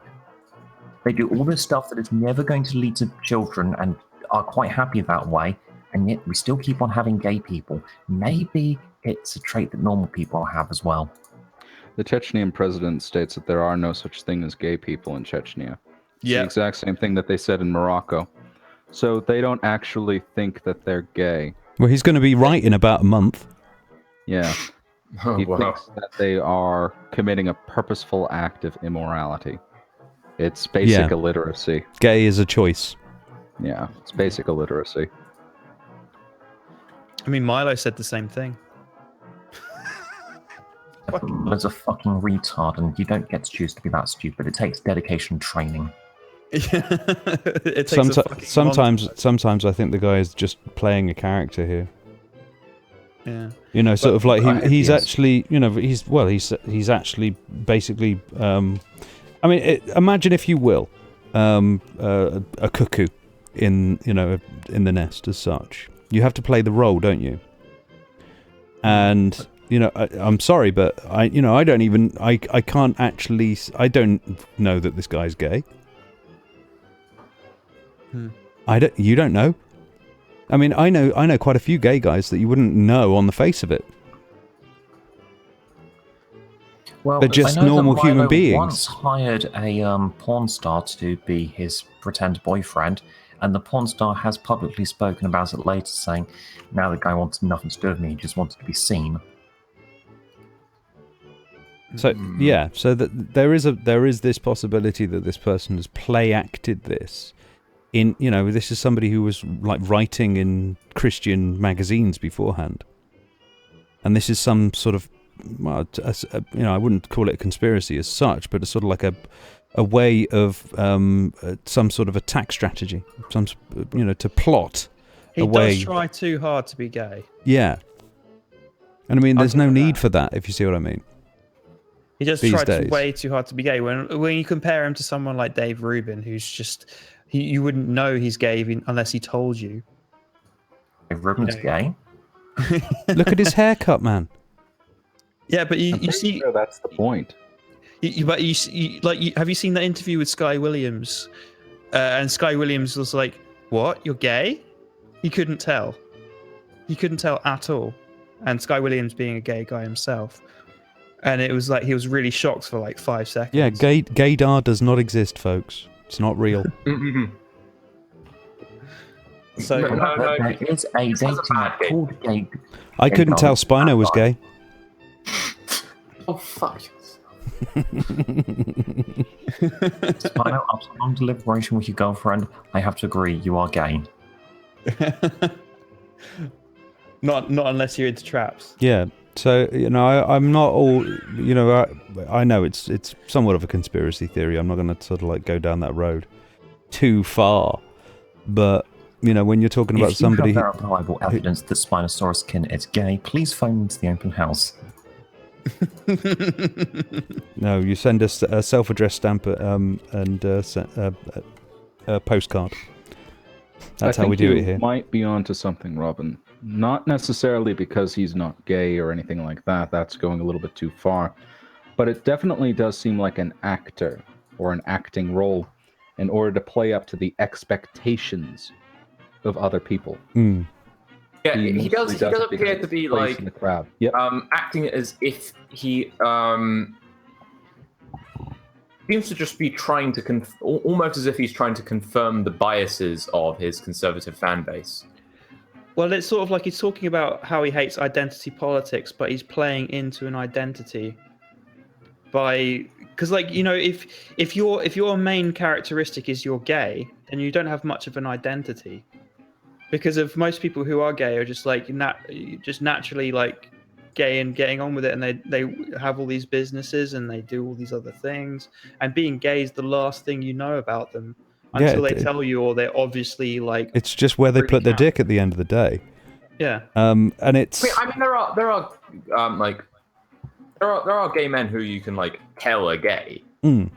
Yeah, obviously. Like they're just they're more feminine than. Oh no! I actually when I was living in Cornwall, I managed to pretty much work for one of the only gay people in Cornwall. There's not that many, and I'm the only gay in this village. Literally, yeah, it's along that sort of line, really. And him and his boyfriend were working in this bar and brasserie. I was just barman there, and I was talking to him about sort of like how I thought that people who were a bit too sort of, there was this character, there was like a game show host called Larry Grayson when I was a kid, and you definitely knew this guy was gay. He was just sort of like that over the top sort of, and I was just saying, it doesn't feel real to me. It's almost like it's a parody that somebody's playing of themselves, as though they've been sort of playing this parody for so long of being a dude, and then the moment they actually decide to come out, suddenly they got to parody a gay person, And he was saying to me, "Yeah, I know what you mean." And I remember these two fag hags with their hag fags were in there, and they're full on, just absolutely screaming the place down. I turned to him and just said, just pointed him to the table and kind of go, "We've got some people on a camping trip down there." And he puts his head down there, goes around the corner, has a look at it for 2 seconds, and goes, "Fucking puffs." And it's like, this is the thing. You say, you've got gay people and then you've got faggots. What you mean by gay people? Just people who would like to have a family and settle down with some adopted kids, and then you've got faggots who are just like showboating gays. Rah! Oh, darling, alright. It's like, fuck off, man. That's not even your accent. Yeah. Reminds me of the club near me called Revenge. You've not met people from. I know Jersey, Revenge. I know Revenge. I've been in there. Yeah, people like the dirty deals that go on in the toilets there. It's just ridiculous. Well, don't go upstairs then. You don't want to know what goes on upstairs. Yeah. Go on. But Searle does. Yeah. If you want to have a good time in Brighton, mate, put yourself into Revenge. That should keep you going. But shower and get a moustache together. Yeah. You basically want a Freddie Mercury tash. Yeah, you need to F5 as well, though. You'd be golden. Because he was the queen. The king of queens. Yeah, well, the queen of queens. Now you're really loud. Oh, sorry. Get it together, man. What is wrong with your mic these days? It's a really good mic as well. Yeah, it's really, really good. That's the problem. Yeah, the problem does appear to be that it's too good. It's because I own studio equipment and I've got my own studio at home, so that's why it's probably that. Yeah, you need to work out how to get like a lower bit rate on that mic. I need to downgrade. Is that what you're saying? No, you just need to have it. You just need to have it record at a lower quality when you're in Hangouts. Before you join the Hangout, there should be an option setting that you can use. Might also be. Yeah, if you hit the gear. Yeah, it just says bandwidth. It doesn't say. My like 30 quid mic is clearly doesn't sound any worse than yours. In a Google Hangout, at least. The thing is, his microphone, it's supposed to be for equipment that has bit rates of 192, billion kilohertz. Yeah. And your microphone is dedicated to recording on Google. So it's built with that in mind. It's I don't think it's that. Do you reckon that you're distorting at the moment? You're really loud, distorting. Do you reckon that it's because the Hangout is 44.1 kilohertz and I've got mine on 48 kilohertz? No, the only thing that happens with that is S-ing. Right. I don't even know what the fuck you're talking about at this S-ing. When you say an S, for example, and you're at 48 hertz, 48 kilohertz, for example, that means you have a very high, when you sounds, get a very high pitch. And when that gets put into something that is recording it at 44, that basically creates an aliasing issue. So what happens is all those high frequency hisses end up with a sound. That's what S-ing means. I mean, that's why you get a pop shield, because it stops explosions. And it's really fucking unpleasant, and I wish my brother would fix his fucking microphone whenever he calls me on Skype. Pop shield doesn't solve the aliasing issue. Yeah. It only solves the explosions. Yeah, that sort of stuff. Or you could just talk over the mic rather than at it, and that solves it immediately, but there you go. Yeah. Some of us know what we're doing, others don't.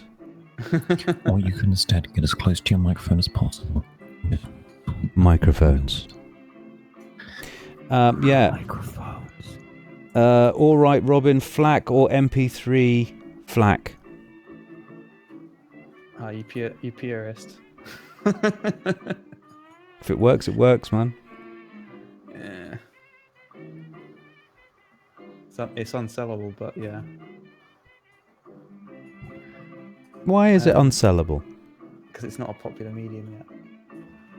So it's unsellable because it's unsellable. It's unpopular because it's not popular. It's unsellable because you no matter how hard you try and market it, people are not going to take it on because there's no FLAC player unless you want to get one of those Neil Young devices that look like a Toblerone. Why the hell not? That's what audiophiles are for. Okay. I'm not a FLAC autist. All I'm saying is that one is better than the other. That's all. That's true. I personally think that there should be a new category actually out there using a turtle technique, which I think would work very well, and it would be lossless, and it would be more in line with everything. Do you remember? Do you understand what I mean by a turtle? No. In software terms, a turtle draws a line. Okay. When you're looking at most MP3 and stuff like that, it actually records sound in little square bits.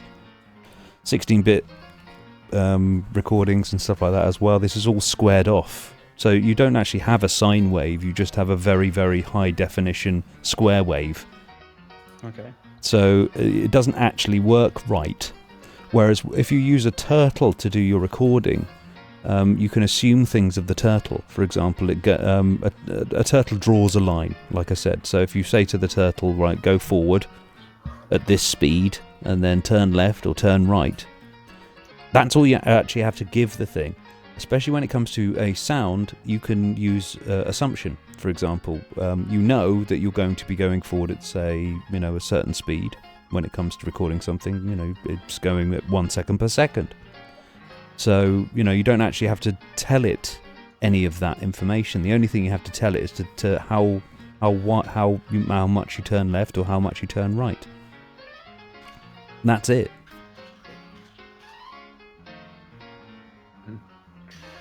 The turtle thing reminds me of when computers had those really old discs, not the floppy disks, but the ones before. And then you had to play on these programs where you could just send out the turtle and send it left or right. Yeah, that is exactly what I'm talking about.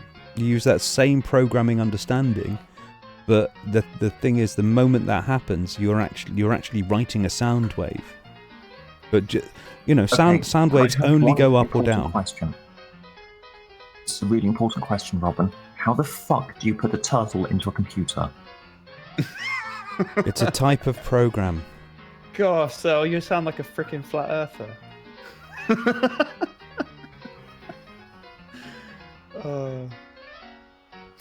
Yes, Flan Robin actually does do that. No, right. I don't save my videos as lossless AVI. How dare you? AVI, fuck off. MP4. No, I use MOV. Um, And I only now and again I'll use Pro, but only I don't really like it because for some reason or another Apple have decided to corner that little market. So if you're using like you can have HDR video and things like that. Okay, this is going to be lost on too many people. No, it's going to be too esoteric. I'm not going to go down that road. Everyone's like silent. I'm just reading the. You would have to explain it. Do you understand what ProRes is?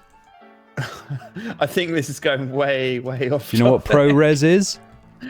You have to explain it to not just me, also the Okay, audience. yeah, right. ProRes is a format for video, and it's quite good because it goes up to about 8K, so it's really good for post-production, all that sort of thing. ProRes uses something called 4444. There's ProRes HQ. ProRes HQ is fine for pretty much everybody. It's a type of MOV. Thank you, Flan knows. And ProRes is done by Apple. And because they're dicks, there's basically chroma sampling is basically color sampling. So you can give the differences in color are grander generally than the differences in brightness, for example. So you can have like a you could if you throw a few more bits at the actual coloring, it means that you get a much better image than if you throw more bits at the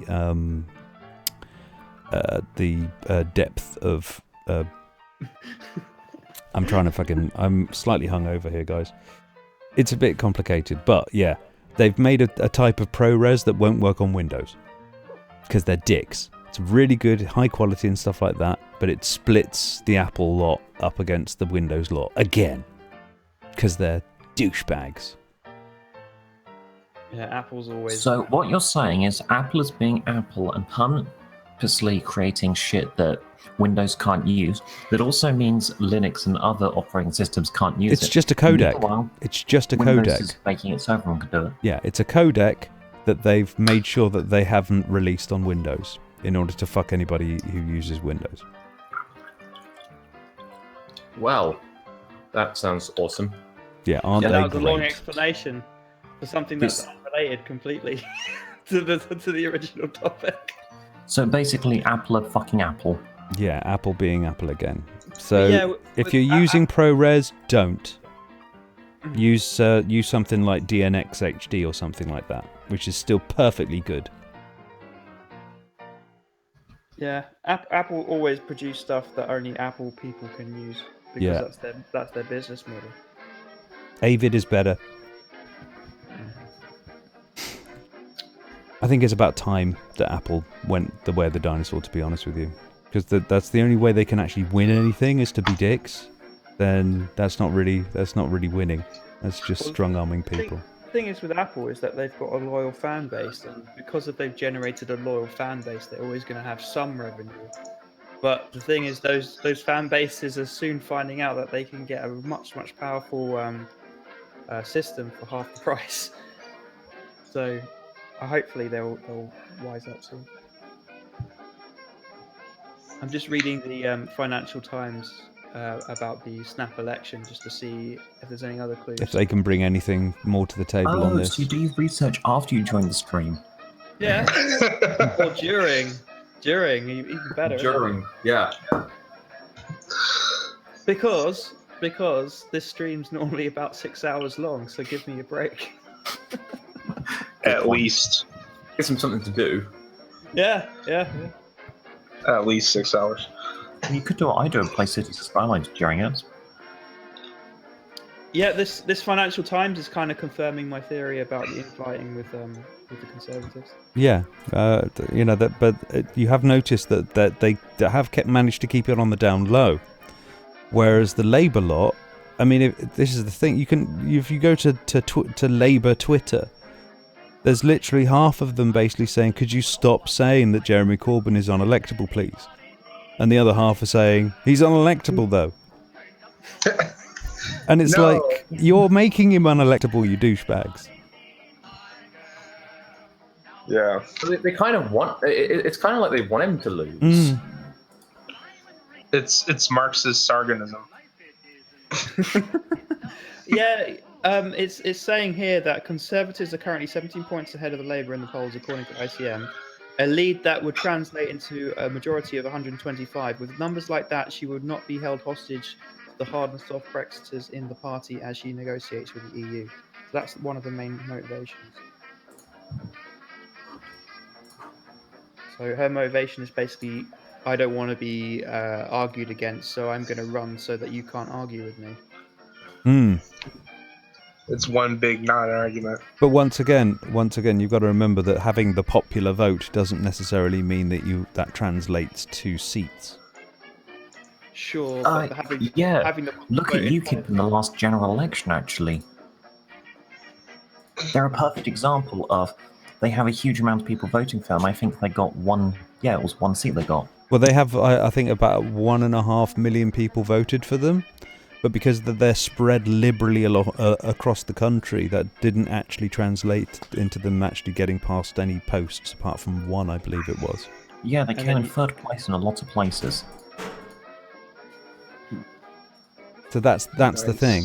And like I said, just because she may have... and also, you've also got to remember that we're coming to that point where a lot of things that have been, when it comes to the pound being down, are starting to actually be felt now.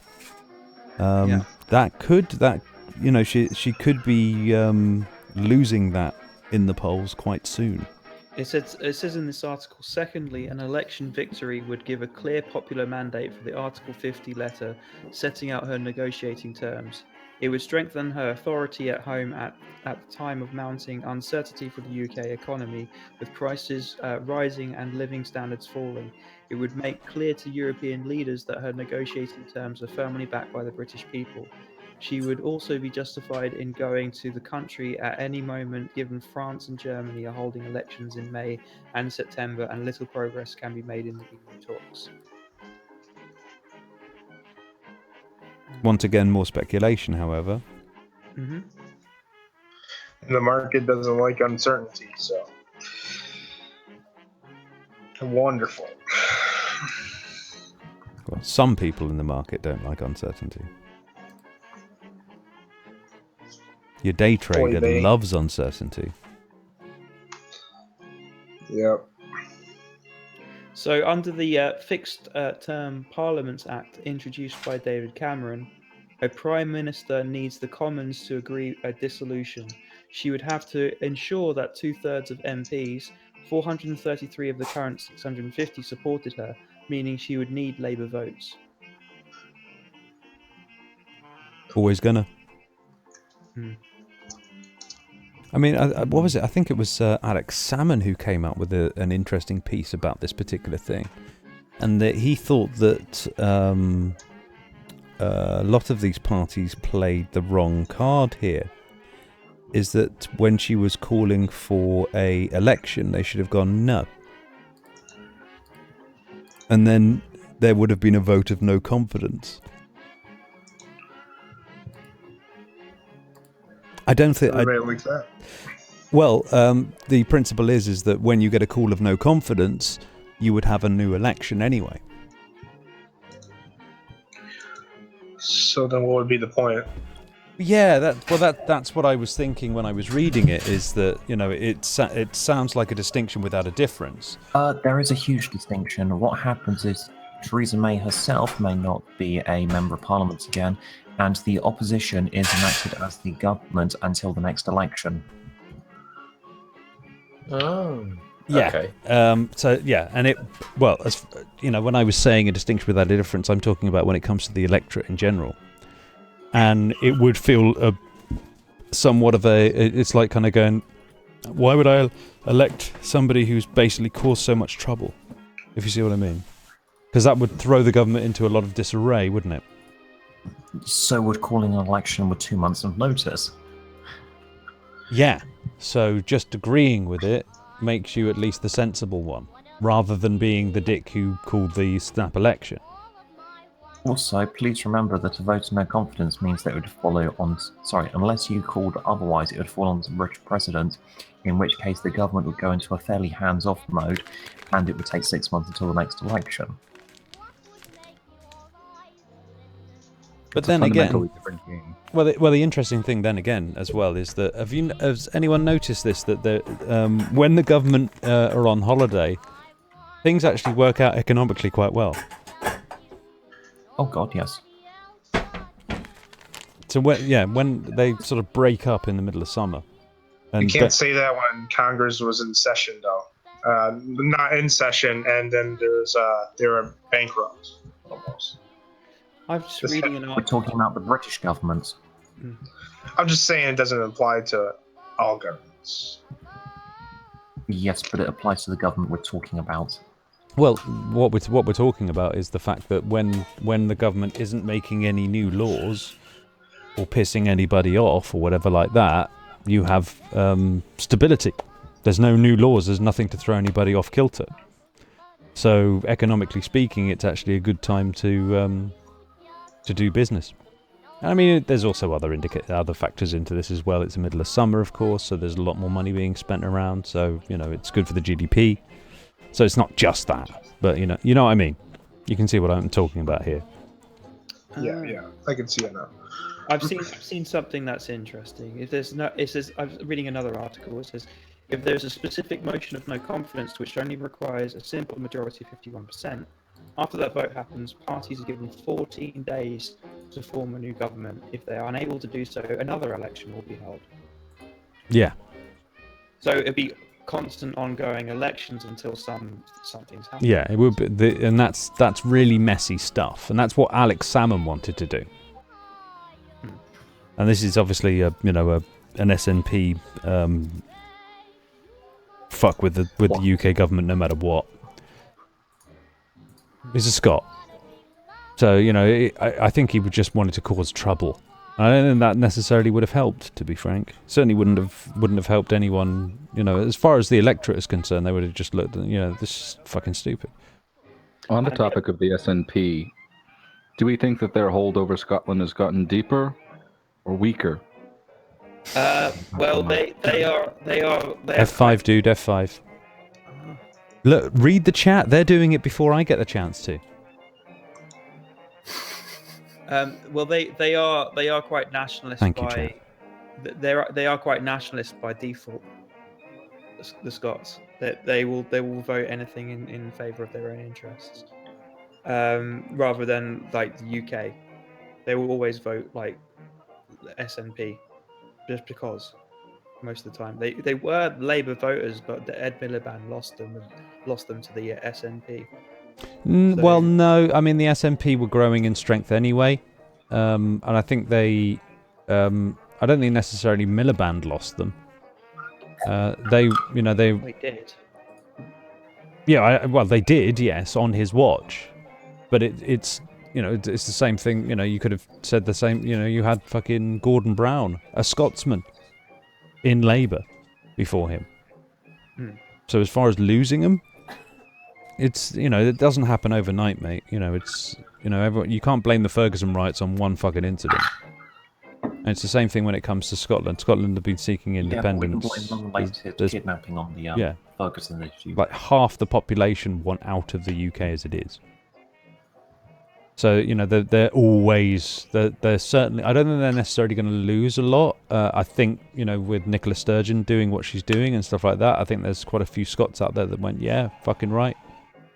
And I mean, you saw what after them asking for a referendum on independence, and Theresa May basically, I can't remember who said it, but it was the response to her basically kind of going, no, it's an economic bad plan. You can't go alone.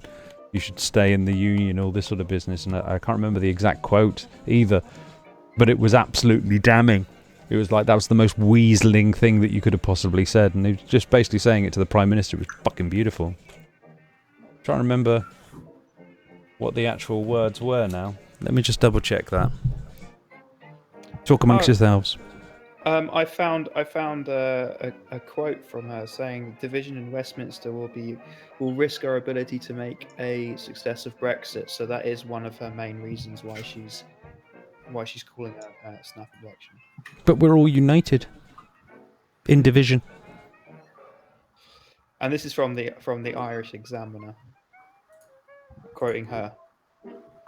They're Irish. Can you really trust them? There's always a pot of gold at the end of the rainbow, though. You can't get rid of memes once they're out there. No, but we can get rid of the Irish. just take away their potatoes. Don't they want to be rid of you anyway? Well, that's what I don't know what's going to happen. I've had rumours that if we go into full hard Brexit, because they might want to stay in the EU, they might stay there. It won't be United Kingdom anymore. It'll be Ireland, England, and Scotland, because Scotland will want out because they want to. Hang on. It will then lead to a situation where we have the Republic of Ireland and the North of Ireland as both independent nations in the European Union at war with each other over a football game.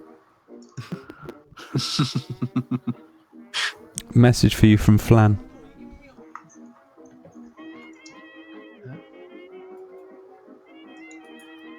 Are you reading the side comments? Do you know? Are you even there? There we go. There's the pop. There's the side chat for everybody. Why you do this hangout? Sorry? Why do I do this hangout? What? No. Why does this hangout do this to me? It's annoying. It hates you. It hates me. You got too much memory. That's what it is. I've got more memory than Atherin. But yeah, it is somewhat. At the moment, a lot of us are. I mean, I don't know about you, mate, but I'm quite taken aback by this. I'm sitting here, kind of going, this is. I mean, I've seen a few people, watched a few TV programs about this, and a lot of people don't really have the what's the word? They don't care anymore. Yeah, they're all sitting there kind of going, what, another fucking election? Oh, for fuck's sake. I mean, you've seen Pi just go fucking hell. Yeah, they're just like, why? Oh God, can we just get away from you people for 5 minutes? Who the fuck you think you're talking to? Well, yeah, the worry I have about that, of course, is that you may have a very low turnout. Oh, definitely. Because of people who are just sick and tired of it, they just can't be bothered. Yeah. And I mean, there's the low turnout is causing people here in America to blame me for not voting for Hillary, which caused Trump. Do you want to know the funniest thing about Hillary that Sargon seems to not get is that Hillary was coached by Saul Alinsky from Rules for Radicals. I think that's the most funniest thing I've ever discovered. Like he quotes the book that has mentored Hillary, yet he was so against Hillary. I think that's hilarious. Well, he made a video called Hillary Must Go. Hillary must lose. Yeah, Hillary must lose. Yeah. He's totally not on Trump's side. He wanted everyone to vote for Salmon. Stream, guys. He wanted everyone to get that free pony. I'm against Trump. Stop being autistic. Stop being autistic. And George Soros is totally a Marxist. Yes. A neo-Marxist. Yeah, you got that from Jordan Peterson. Fabulous. Well, actually, George Soros actually had a university shut down in Hungary a little while ago. The Hungarian national government closed one of his universities. Really? Well, yeah, the Hungarian government's far right. Oh, that makes sense. Yeah. Oh, Yeah.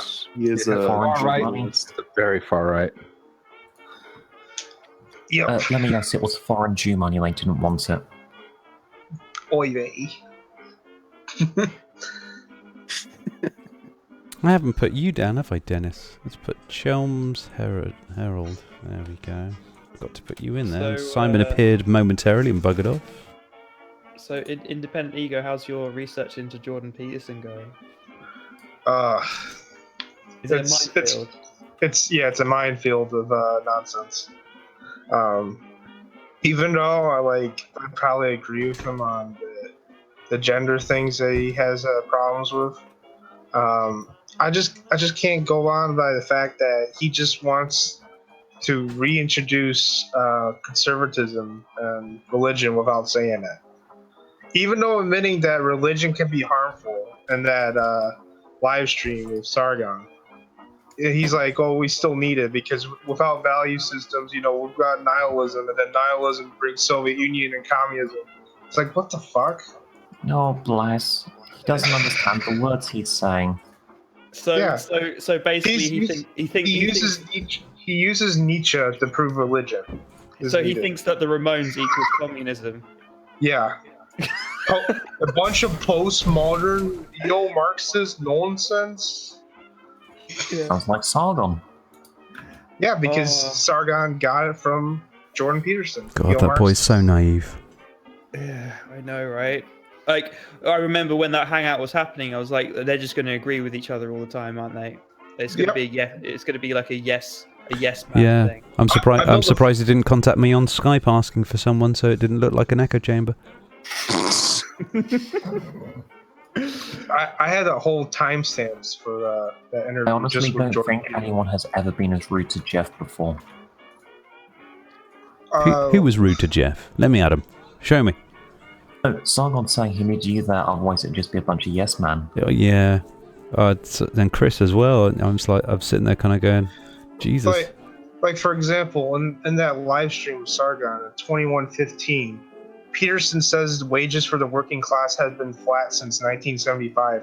Peterson said it's flat due to many women in the workplace working for cheap wages. He literally says that. Oh my god.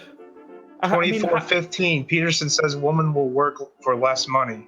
Peterson 25:40. Peterson says as IQ scores for women increase. Is this a fucking Bible verse? Peterson 25:40. It may as well be. He's just looking at his notes. It's timestamps of the live stream. I know.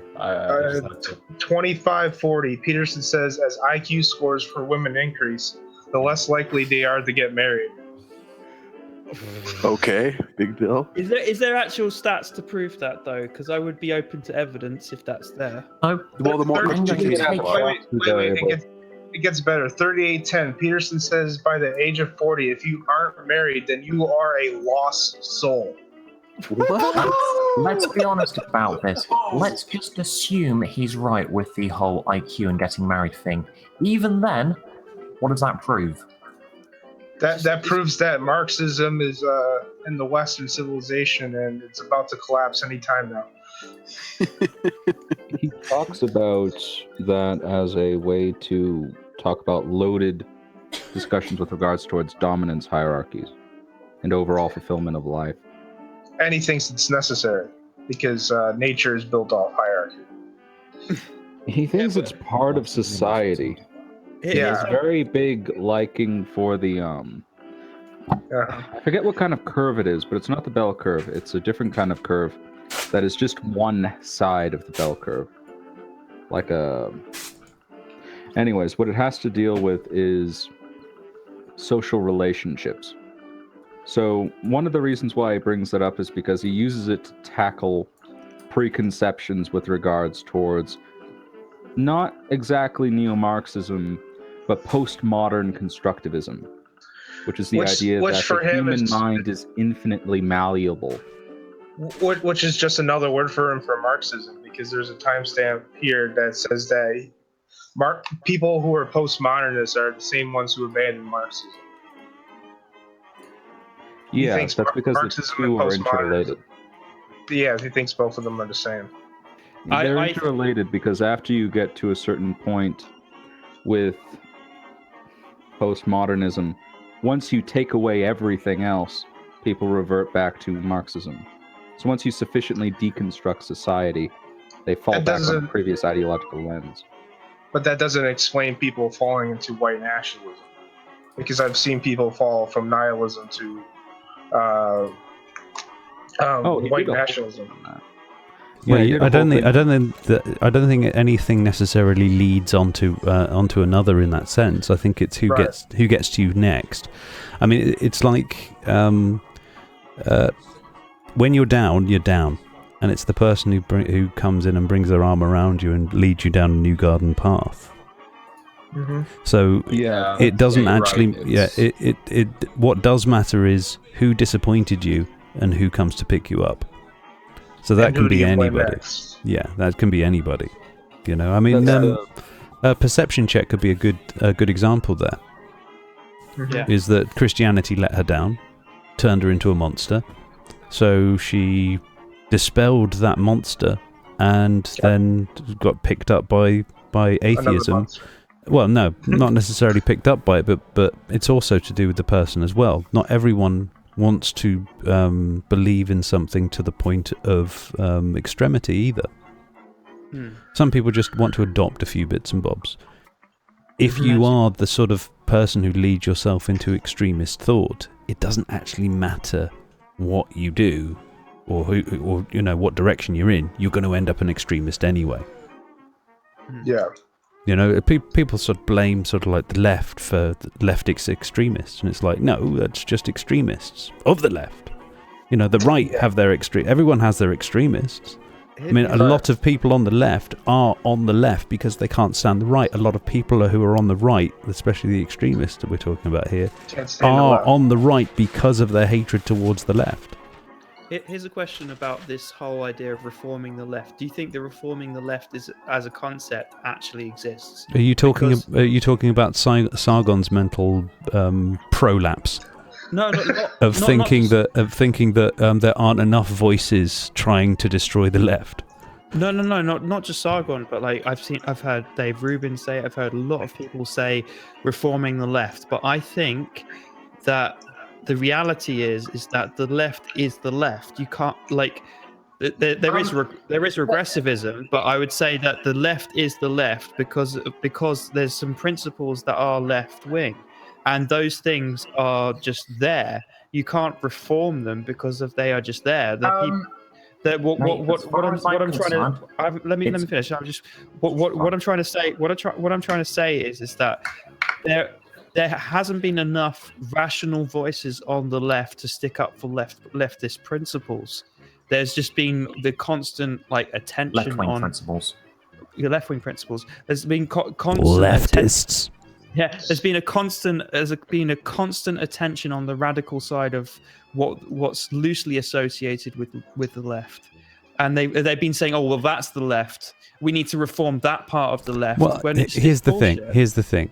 It's who's saying it, and the problem with this, of course, is that the people that want the left to reform or be destroyed or whatever like that tend to not vote left anyway. They're not actually interested. It's just a smoke screen to, it's like, I've met quite a lot of people and you listen to them talking and they talk about leftists and you listen to what they have to say and you listen to everything like that and they kind of go, so, are you in that sort of a circle? And they're like, yeah, I used to be a lefty and now I'm not. A leftist, sorry. And now I'm not. It's like, yeah, I know a lot of people, I know quite a few people on the left, and the one thing they've never called themselves is a leftist. But would you say? So, remember what we were talking about, cuckoo politics, guys? You got a lot of people who pretend to be something in order to try to convert those that are. An example of what people on the left wing do when people start throwing around the label leftist is like I just did, pointing out, no, it's left wing. Yeah. But would you say what I'm observing is correct or is it false? Like I think that there is a left, but there's not much of, especially on this side of YouTube, there's not much looking into the more rational voices that are on the left. An incredibly right-wing part of YouTube. Yeah, a bit of a difference. But the thing is, they tend to be they tend to be sort of skeptical, or they try and portray this like image of themselves being unbiased and objective, but they don't actually go towards the more rational side on the left. They seem to be sticking to the right and going, we must reform the left. I don't understand that. Well, It's because they're not. country 101. be a pretty firm difference between the left and its representation in politics. So when you were bringing up that the left is the same, it doesn't really change what's left. That's true. As a category, there is a left. But the people who represent the left is constantly changing, just as it is on the right, because it is a personal representation of value. So people who are more on the left are constantly changing, not just by generations, but by defections. I think a lot of people use the rhetoric of reforming the left or reforming the right to justify their defections. But I do think that both the left and the right do continually evolve and change how they are represented and how they express themselves. Sure, I agree with that. But what I think is that the extremes of both sides are being the most loudest, and that's why we're not having a proper debate or a proper it's insurgence of like rational understanding of what's on the left and what's on the right. It seems to be you're either InfoWars or an SJW. It doesn't seem to be extremes always do that. Yeah, it seems to be that the main focus is on just decrying the other side rather than going, well, here's the guy who's on the left and he has sound principles that I may not disagree with, but he does have like evidence and rationality to back up his positions. I don't see that happening that much on this side of YouTube, even though it's supposed to be objective and rational, and there's supposed to be some sort of form of sort of like maybe some empirical skepticism going on. And I don't see that, and that's why I've come to YouTube basically.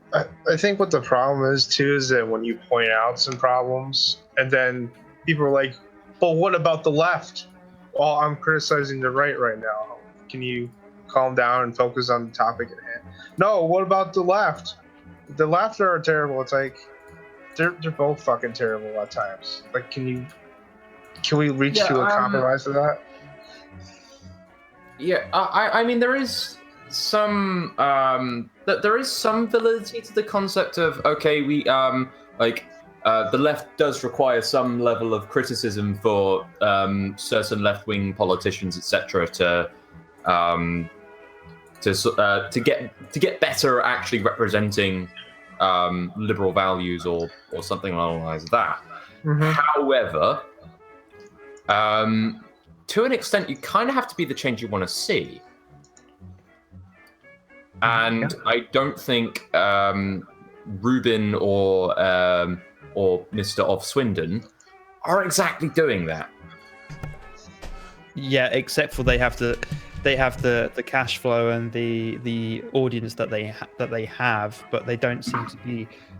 They're sort of like putting on the mask. Spino, as this guy who is fairly anonymous on YouTube says, you're just some idiot who runs around on white nights for your friends and family and loved ones. And what kind of an excuse do you have as a 19-year-old for that? Who the fuck do you think you're talking to? Yeah, and don't forget. Who the fuck do you think you're talking to? Don't forget, people like me can just twist your mind. You sound atrocious. Oh, actually, hang on. Actually, this was a brilliant comment I got earlier.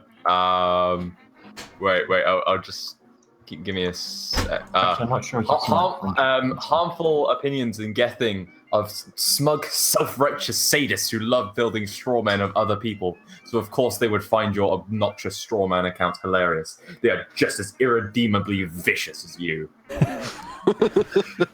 It was hilarious. So he just built a straw man of us. Okay. Yeah. He built a straw man. I love the ferocity in the comment, and then for him to say that, and then for him to start screaming, "You're irredeemably vicious." You are atrocious. I'm still getting comments on my video, my 2-minute video. Hey, yeah, I was going to ask you about that, Prag. How are you dealing with that spanking? Oh, it's great. I actually got a lot of subscribers out of it. I'm kind of Oh, you got happy. the hate watchers. Yeah, I know, right? Yeah, like Spino just got rid of those recently. Yeah, I've started to. My sub bleed has stopped, from what I hear. Okay, cool. Is this working? It is working. Welcome, Silver Fox. Greetings. Oh, yeah, sorry, I do apologise. You're a little quiet. You could do with upping your volume a bit, or... Oh, that'll be hard. So, how are you doing, Fox Beaver? Oh, wait, no, shit, this is the wrong Fox. It's another fox. So we have... So Prag, tell me how you're doing with that spanking. Are you gonna come back with something, or are you gonna just sit there and take it like a bitch? You want me to Or are respond you to going to tell him to Sargon? do it harder to Daddy? What, like Yeah, a response to his own video, or... No. Most of it was in direction to Spino. Is that working any better? You're just going to have to speak the up. video was strangely directed at me, even though it was responding to you. It was weird. Sargon is Well, I think he called me your bitch, so... Yeah, but Sargon just spouts, doesn't he? Oh, man. I think, well, you know, as you can see, these people don't have their own minds. Sargon. They're easily just moved around. You know, all I have to do is just say things, and then suddenly they're all on our side. That's how it works. I'm some sort of thought policeman. Yeah, I don't know where I have this power. Bad news. Criticism is censorship. The chat says that you're a 12-year-old girl, and that's not good enough because you're still too old for them. No, he just looks like a 12-year-old girl. Just remember, Wall Street criticizing PewDiePie is censorship. And just remember that like all satire is criticism. Yep. All satire there is no such thing as like lightly making fun of something. There's no mockery. There's no mockery satire. Well, No, you wouldn't think of that. Well, I'm not saying Tildir is making an argument, but he's making a big point. So what is a point? An argument. Oh, God, please, let's not get into this. It's hilarious though. Fucking semantics. It was the most beautiful self-own I'd ever seen. Yeah. it's because they paint. It's because TLDR painted out the most like obtuse. Not obtuse, but like the most stereotypical. I was going to say stereotypical anti-SJW possible, and it just ticked all the boxes for Cog. And then Cog was like, because he is the most stereotypical. Cog is basically if you got every single anti-SJW YouTuber and then average them all out. That's how you get cognitive thought. Fucking hell. That should be the byline for his channel. The most average anti-SJW channel out He does have a very non-average accent, though. And he seems Cog's thing is that he seems to like call out. He likes to call out people with hypocrisy, but at the same time, when you prove him wrong, he doesn't admit fault. He just goes, "I don't care." Well, haha. Tildir made an hour response to me. Makes 5 videos about him. Cog just didn't bite. He just chewed and carried on chewing. Yeah, he choked. His gag reflex came out. Yeah. And if you want a good giggle, every time he posts something on Twitter, just say, "Are you being sarcastic, or is that, so whatever?" And he just rips off. Very funny. Yeah. No, well, I was saying earlier that really, Cog is a follower pretending to be a leader. Yep. There's a lot of that going around in the skeptosphere, if you will. I did see that like when he was attacking Spino, I was like saying, "Well, you're just doing this to brown nose Sargon." I said it to him straight up, and he goes, What? So I'm criticizing Spino. Does that make me something? Like, it just evolved into some bullshit. But he is trying to get clicks. That's his main motivation. Yeah, he's an attention seeker. I mean, Spino, didn't he like tell you like, "Can you respond to my videos, please?" Cognitive bandwagon. He didn't just ask for a response. I gave him like I gave him like a 15-minute explanation in DMs, and then he was like, "Oh, so you're not going to respond to my video then?" I'm like, "Look, bitch, I don't have time for a 3-hour explanation of a tweet that's completely lost its context because the other guy got suspended. Yeah. And do you want to know? Do you want me to spend 3 hours explaining the context of a tweet? Is that what you really want, Cog? And I actually did that for you on your behalf, and he rejected the evidence. But just imagine. Oh my god! Why are you white knighting for Spino? You're just a white knight, don't you know? Oh, here's an interesting image that I've just come across here, guys. I'm just going to send that to you in there. I'm just going to save it here. Welcome back, Simon. Hello. Hello. Is that Max Steiner in the call? Yeah, Max Sterner. Yes. Der Einzig, Sig und Eitenen. That is such a fun name. He was such a goofball.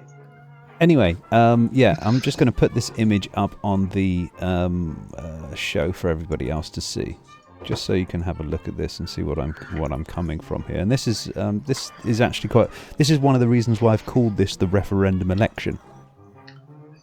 If you have a look at this little image, but it's not a referendum election. Oh, but it is.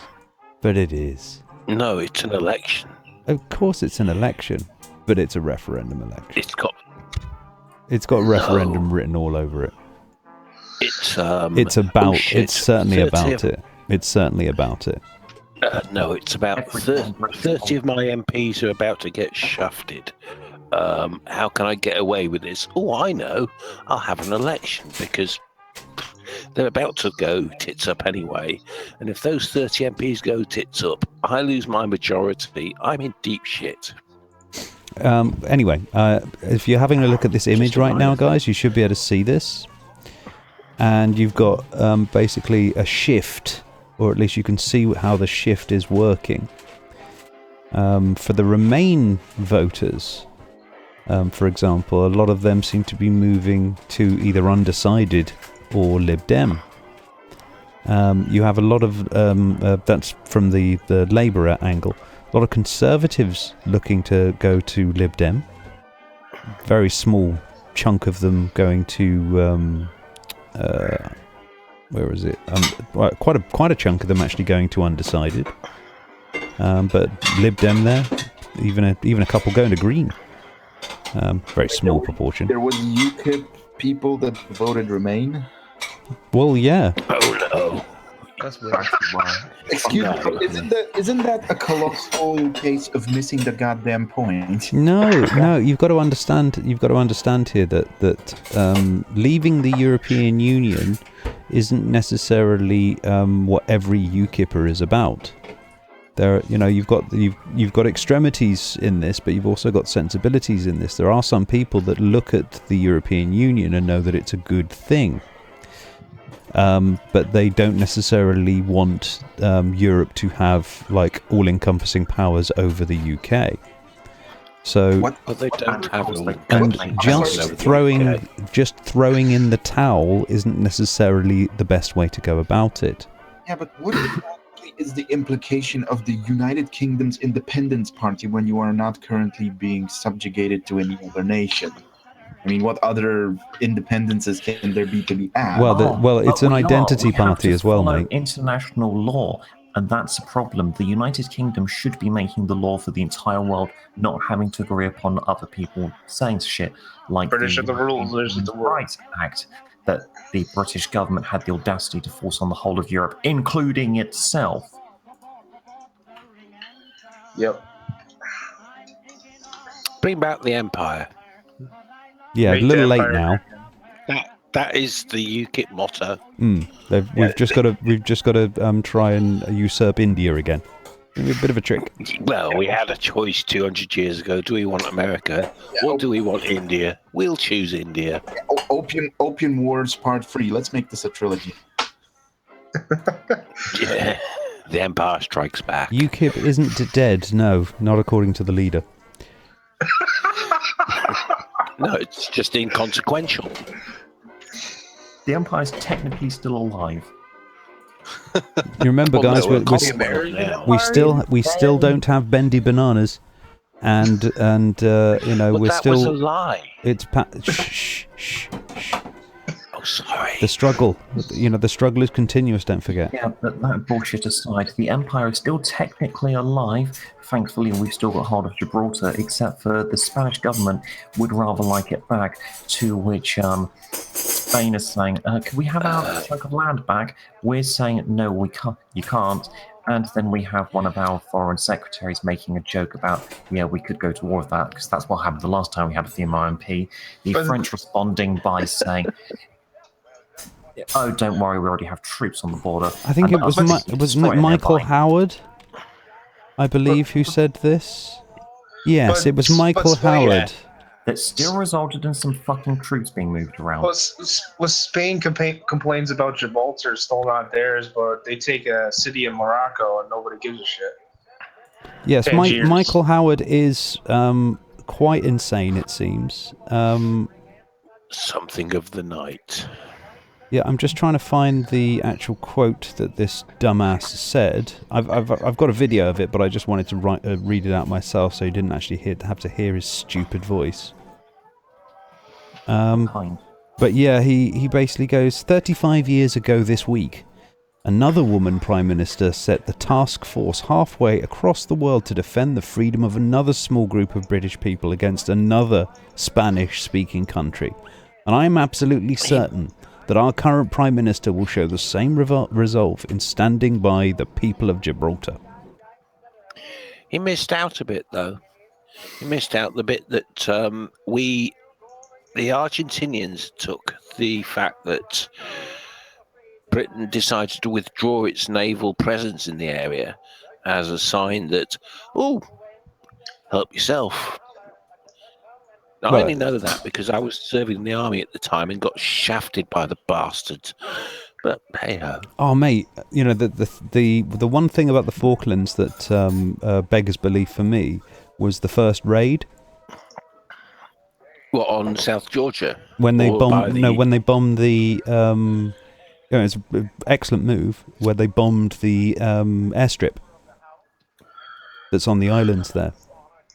Oh yeah. But the mission that they had to do it and how they did it is you'd be amazed. If you've not heard about the story of this, I can try and find the name of the actual thing, but they basically got these about to be decommissioned nuclear bombers and rigged them up because they were basically long distance bombers. About the Super Étendards. I think it was Comet. French. Wasn't it the Comets? I think they were called. Oh, the British. Yeah. The British Comets. Were they still going? Yeah. Because it was. Remember, we were still in the Cold War. 52. Yeah. Is it Operation Black Buck? Yeah. Here we go. Yeah, they flew 16,000 miles to get to the Falklands. They went to this island called Ascension, which is this tiny little island. No, it was. No, I'm just trying to remember the name of the bombers. They were Vulcans. That was it. Vulcans, yeah, Hawker Vulcans. These things they didn't have anything sort of modern in them. You know, there was nothing electronic in them. Everything's like, they got to pull everything. Oh no, the Vulcan on strings. I mean, it was modern at the time. Beautiful looking aircraft. Yeah, flies like a pig. But hey ho. Yeah, but it was basically our longest. It was one of the only planes that could actually make it. So they flew two of these fuckers, and one of them had problems. I think one of the windows was leaking air or something like that, so they had to turn round. So they just had this one. But they were flying them with I can't remember exactly how many refueling planes, but they had about 16 Victors going up with them as well. So the Victors were refueling each other and refueling the Vulcan on their way down. Yeah, that sounds about right for Britain. Yeah, and this is Podge and we'll get it somehow. Yeah, this ginormous armada of all of these planes just to get this one bomber to bomb that. Yeah, but that's how the British forces work. It was brilliant. It was Do you realise absolute. when I was just happened to have been involved in Desert Storm as well.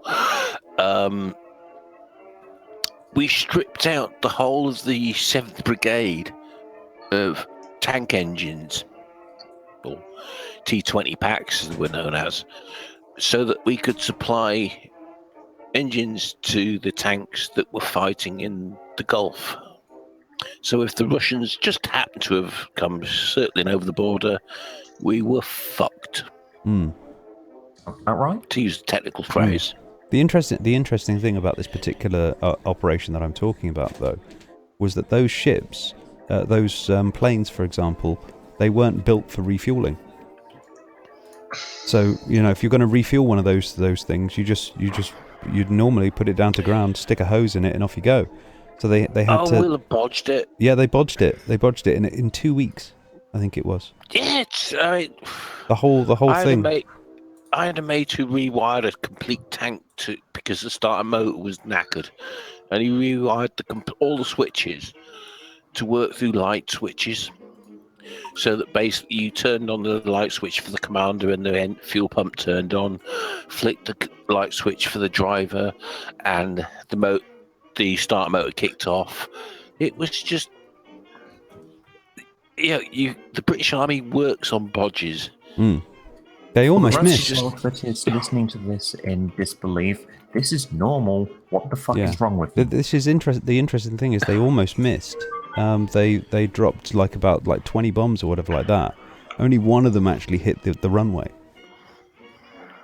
So they just, and it was just at the right spot. How many do you need? Well, exactly. But what I mean is, it was like the last cluster one. Bombs, then. Yeah, no, it wasn't a cluster. They were dropping big bastards. They wanted to make a fucking crater. Crater bomb. Yeah, so they weren't. Yeah, I can find the actual bomb that they were using. Which one were they using on this one? Bomb release system was timed to drop sequentially from 10,000 feet. I'm just trying to find which bombs. They were 1,000-pound general purpose. Yeah, if they'd have used clusters, that wouldn't really have done enough damage. Cluster bombs are really for personnel, aren't they? No, cluster bombs are actually designed for landing strips. Sorry to change the subject, but UKIP candidate Gisela Allen says she'll bring back the death penalty by guillotine. She's a moron. I'm sure that's a spoof. That's got to be a spoof. No, she's 9 hours ago. Press F5 and up your game. She came out with a whole lot of stuff apart from just the death penalty. School. I mean, it's a whole plethora. Education. Yeah. Let's kill people when they're old. That was another one of hers. It doesn't matter. UKIP voters fairly old. The text actually says it doesn't necessarily have to be hanging. Gisela told the Flybound Post. You could have the guillotine. I think the public is entitled to protection. They're entitled to the choice: guillotine or hanging. Well, thank you very much. Mycroft, if you do want to be on the stream, that is perfectly acceptable. Yeah, because Mycroft's the one who mentioned it. Well done. I just had to look it up to see if it was true. I have to get back to Mycroft on that discussion about legalizing drugs. Mycroft, I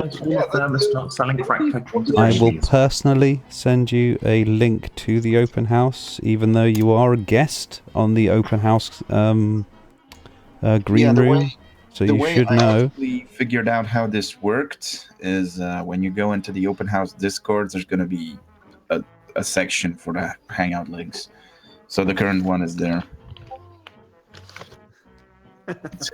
I made everybody perfectly aware of this, but you obviously weren't. Hello. How are we doing? Let's get some quick ground with you, Mycroft. How many bottles of whiskey are you into tonight? That's usually my question. You actually caught me while I was fairly sober. I was very drunk last night, and I'm working on being very drunk right now. But you caught me at the perfect moment very perfect moment where I'm not actually trashed, so I can actually have a conversation about things. Yeah, let's get some dissenting opinions up in this bitch. So why is everybody hating on Cog?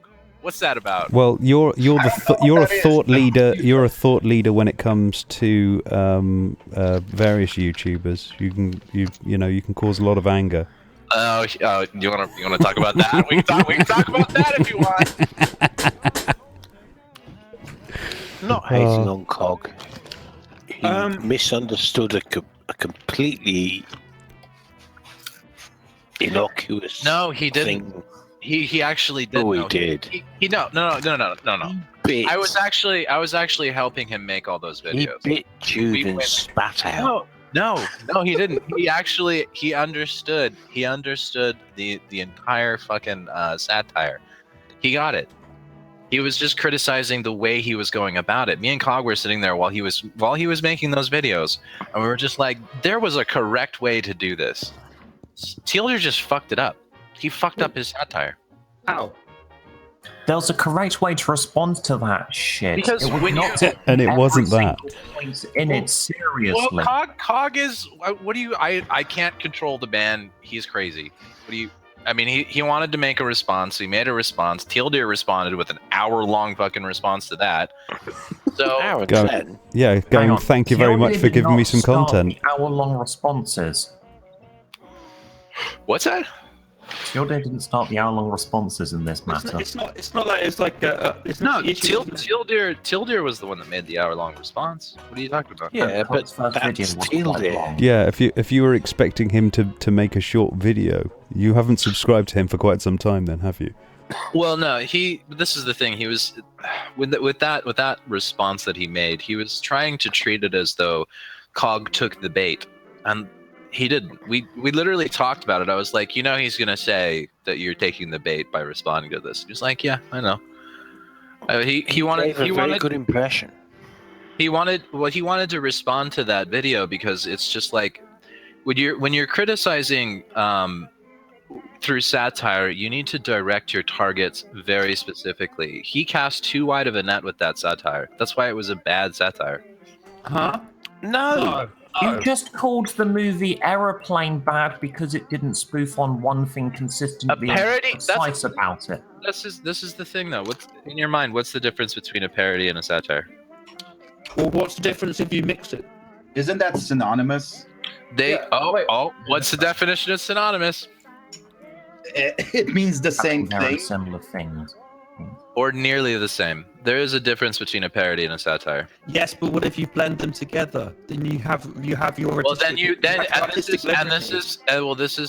is the argument that Cog was making. Doesn't both a parody and a satire over and exaggerate certain aspects of a thing for comedic effect? I can actually answer. Yes. I can answer Mycroft quite simply here. Wrong. No.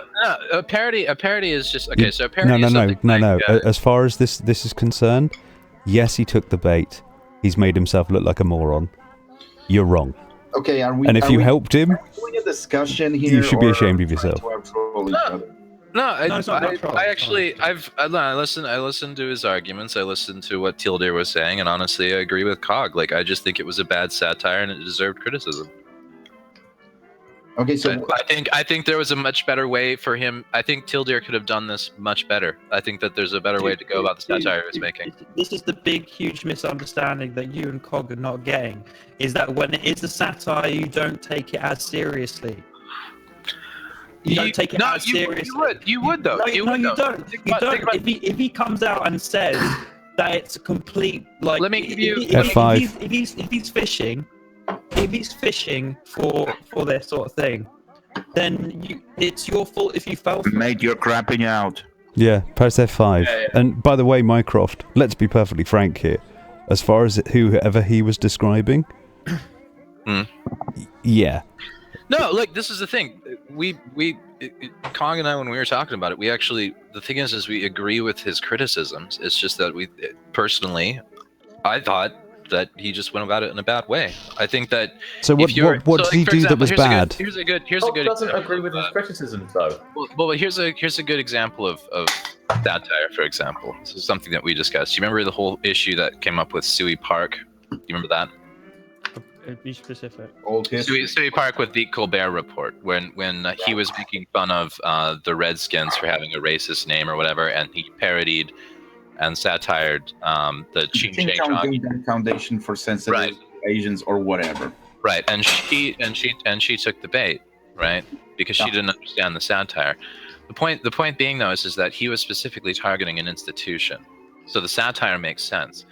When you look at what Teal'dir did though, is that he did not target any particular individual. He just aimed something at the entire skeptic community. The community. Can you just say so what to that?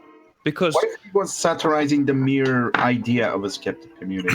Mycroft, can you just say so what to that? Because if you leave it open-ended, that's your intended idea. That's your intended way of doing your satire. Well, it doesn't have to be specific against someone.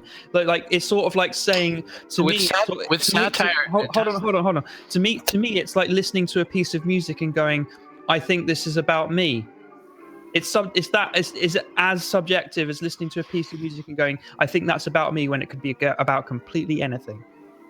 Well, this is why I think that by calling it a satire, it was ineffectual. I honestly think that he could have done this better by specifically targeting YouTubers that he was criticizing. So, if he said it was a mockery, would you just left it? If he had just said it was a parody, yeah, sure. He did say it was a parody. You didn't understand it was a parody. He did say it's a parody in his rebuttal video. He said it was a satirical parody. You could tell it was a parody by listening to it. Difference between satire and parody. If you pick on anybody, he was extremely careful not to pick on anybody. He then overly exaggerated every point he wanted to It was not even make. himself. He was even saying that it was. I know. He's doing it in his own self-depredation as well. I get what he was doing. It's just that I honestly think that this. Mycroft, if you mix the idea of a satire piece with a parody piece and you make it satire parody, then he's done his job. It doesn't have to be specific. It wasn't. He said that it was a satire, and he quoted the definition of satire. He did it as a parody. He quoted the definition of parody, and he did it as a caricature, and it was obtuse. So it's nothing to take seriously unless you take it seriously and you do exactly what the function of that video was to single you out and make you look like an idiot. Well, this is the disagreement then. There's no disagreement to be had because you're wrong. This is simple face saving at this point, mate. Yeah. He took the bait. He fucked up. Well, if we want to, just to jump into the defense of Mycroft over here, there is an article right here that says a satire is subtle. I'll post it into the sidebar. There's some nuance and connotations. Going by definitions, I don't know. So Cog definitely didn't behave well. So if you think that Cog thought that Teal'dir did it the wrong way, if you are right about cognitive thought thinking that, then it is clear from his video that he also behaved in a wrong way because his point was not made clear. In fact, it just made him look like a sucker. Cog's point? Yeah, we did we talked about that. Like it was one of those situations where he knew his girlfriend knew that by responding to this he was gonna get a lot of shit. But here's the thing. There are ways he could have responded to this well. The thing is, he went through the whole video point by point. Do you know how he could have responded to it best? By doing nothing. Yeah. If he'd done absolutely nothing, he would have come out of that a damn sight better than he has. Well, the thing. He did it to siphon off clicks and subs from Teal'dir. No, he didn't. He actually. Here's the funny thing. He lost subs from this whole thing. He was simply. I bet he did. He was making a point. He came off as an idiot. Because he wanted to make a point about satire, and that's all he wanted. Like he didn't want to back down from it because Well, if he wanted to make a point about satire, he could have done that separately from actually doing it against Hildir. How many videos did he do, by the way, Mycroft? He did four videos. Yeah. So, Mycroft, is the ultimate thing that Cognitive Thought was getting at was that he felt like it wasn't... If you're it came off as more insulting than funny.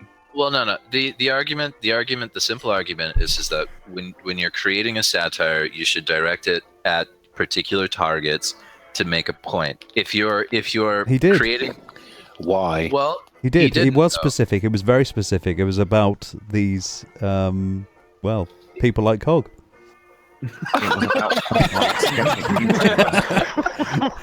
Why should he? Satire never has to be specific towards an individual. In fact, The great thing was, I would say though the it best had nothing to do with that. the best satire is directed though, and that was no. like let me see. Sorry, no. Do you Jill did it perfectly.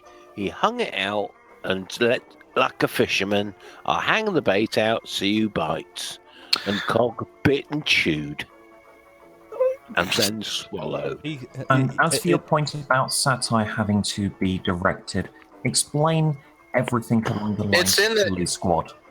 It's literally in the definition of satire. That's the difference between satire and parody, is that satire is directed, it has a message, it's meant to And what can it be directed at? It doesn't have to be directed at people here. Go on. The word begins with a C. Oh, at the community? Well, I was actually going to go even broader than that and go with concepts theirself. Well, I mean, what?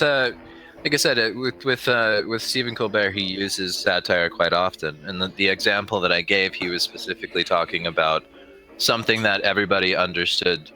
You know, so like when you target the entire skeptic community with satire, and make these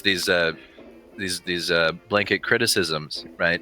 The reason that Cog came back and was just like, so who are you talking about specifically? I mean, that's a valid question if you're creating something and calling it satire. Yeah, and he said it himself. Whoever fucking picks this up. I mean, Rai P says it best. 1 second. Rai P says it best. Dude, this 4D satire narrative isn't working. It sounds like delusion and saving face.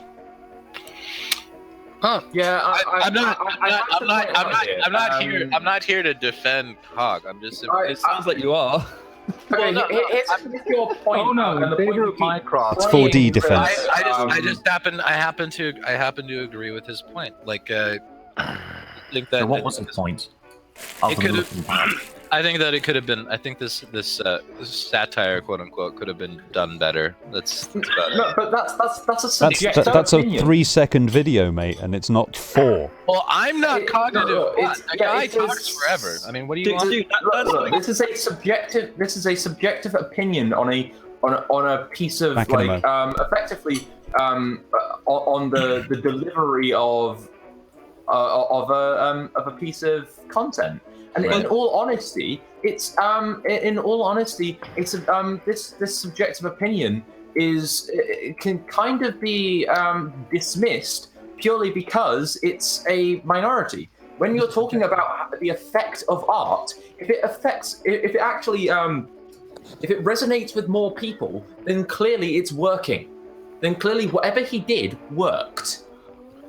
Here's the thing. It's like going to a concert and saying I can play better, even though you can't play anything. No, I mean it's exactly the same thing. It's as subjective. It's bullshit. Plus, there's the many forms of satire. That's something that Cog doesn't understand. There's different forms of satire. There's satire that you can use to like parody a concept. You can parody people. It doesn't have to be freaking direct all the time. Yeah, and there's nothing within the rules of like the magic rule of satire. Of course not. You can. Well, this is the difference between maybe like if you want to bring music into this, the difference between discordant music and harmonic music. I mean, yes, it's all subjective, but I mean, if you're trying to create something that is what people would consider a satire, yeah, there's a particular method to it. You know, I mean, you can argue that. Well, I mean, just like in the concept of music, you can argue that discordant music can be just as enjoyable as harmonic music. But it's still a valid criticism to say that, based on music theory, based on what we know about how this all gets put together, that it is lesser. There's lesser value to doing a poor satire than a good satire. Yeah, but still, it's still subjective to make that comment, and it looks. Of course, everything. When it comes to art, everything is subjective. So yeah. Exactly. So what's the point of responding to subjective art if you're trying to be objective? Yeah, you're not. If the issue was the subjective part of it. So can we not? What's the point? Can we not respond to satire now? I mean, what's the argument? It doesn't serve you. It doesn't serve anyone by doing so. I don't know. It's not saying don't respond to satire, but you're saying that his issue with the satire was was the subjective parts of it. It was that it wasn't targeted. That's the problem. Oh my god! Oh my god, exactly. man! And what we're saying is targeted at a concept and a community. Even lizzreptile admitted that her first posting was, okay, lizzreptile. This is really funny. This is brilliant. And then she had to kind of flip-flop to say, well, yeah. Lizzreptile is a bad example because lizzreptile didn't even get it in the first place. But what I want to say on this is that if it doesn't apply to you, then you don't need to respond to it. And it hits No, home. you can respond to any satire. He could have done a little better. He could have done a little better. He could have said, "I need to include maybe put a historical person's face on, maybe in some deal with it glasses." And then that would have been that would have really hit home a lot harder. It's over. I wouldn't care though. The whole thing's over. Cog's not likely over. Cog's probably going to go. No. He's only on his 4th video. And the hangout where he actual butt hurt for half hour. No, he's done. He's done with this. He's not going to be making any more videos. Sure. He'll get banned. It's Cog because you'll spout off about something and he'll get blocked again. That's Cog. Yeah. But I find it funny. I find it funny how like Tilde actually made a valid point about the double standards of people who are like Cog will satire all of these and all these SJWs, but when it comes back on him, he's like, "Oh, this is criticism." I think the one valid point that Tilde did make was about the monetization, about the money. Really, I think that was the one thing where, when I was listening to his response and even the original video, I was like, you know, when you think about the monetization and when you think about YouTube as a career, it's not a standard job, and it's also not something that you should rely on, you know, because it's not a job you can get fired from. It's also not like a self-employment either. You're still technically working for Google, but you're just not employed by Google. This is busking. That's what it is. Yeah, that's a good way to put it. That's a really good way to put it. But you're still self-employed technically. Yeah, well, I mean, by tax purposes, sure, but I mean, you're not really though. Well, you are, because all the onus comes down to you, to how hard you work and how much effort you put in and how much you want to get back from it. No, I like how Robin put it. I think it is like busking. With busking, you still have to provide a level of effort and a level of commitment. Well, I mean, if I go and I sit on the street corner with a violin and I start playing songs, I may not get anything. I may be shit at the fucking violin, or I might be good at the violin, but that doesn't necessarily mean that I'm getting paid for my services. I'd pay to see you play the violin.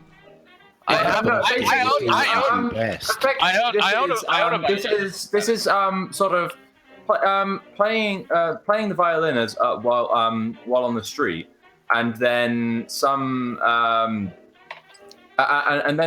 like company saying, okay, if you just put if you just wear our sticker, then we'll pay you for like the depending on the number of people who stand and watch. Yeah, then they can come back and take their sticker away anytime they want, right? There's no contract there. Yeah. Well, there's contract on YouTube if you're part of Patreon, but you can remove it. But there is a contract there. Well, I guess there's a middleman involved too. Then there's a middleman involved too. Then I'm realizing that this is a very oversimplified analogy. But you are technically self-employed at the end of the day. No, I'll agree. Technically, yeah. But you're relying on donations, and you're relying on the good nature of YouTube to provide you ads, basically. Yeah, So, like the thing is, by definition, being self-employed, the onus is on you to provide whatever service that you give. So you still need to put in the effort to get those subs, to get those views, to get those AdSense, to get those Patreons.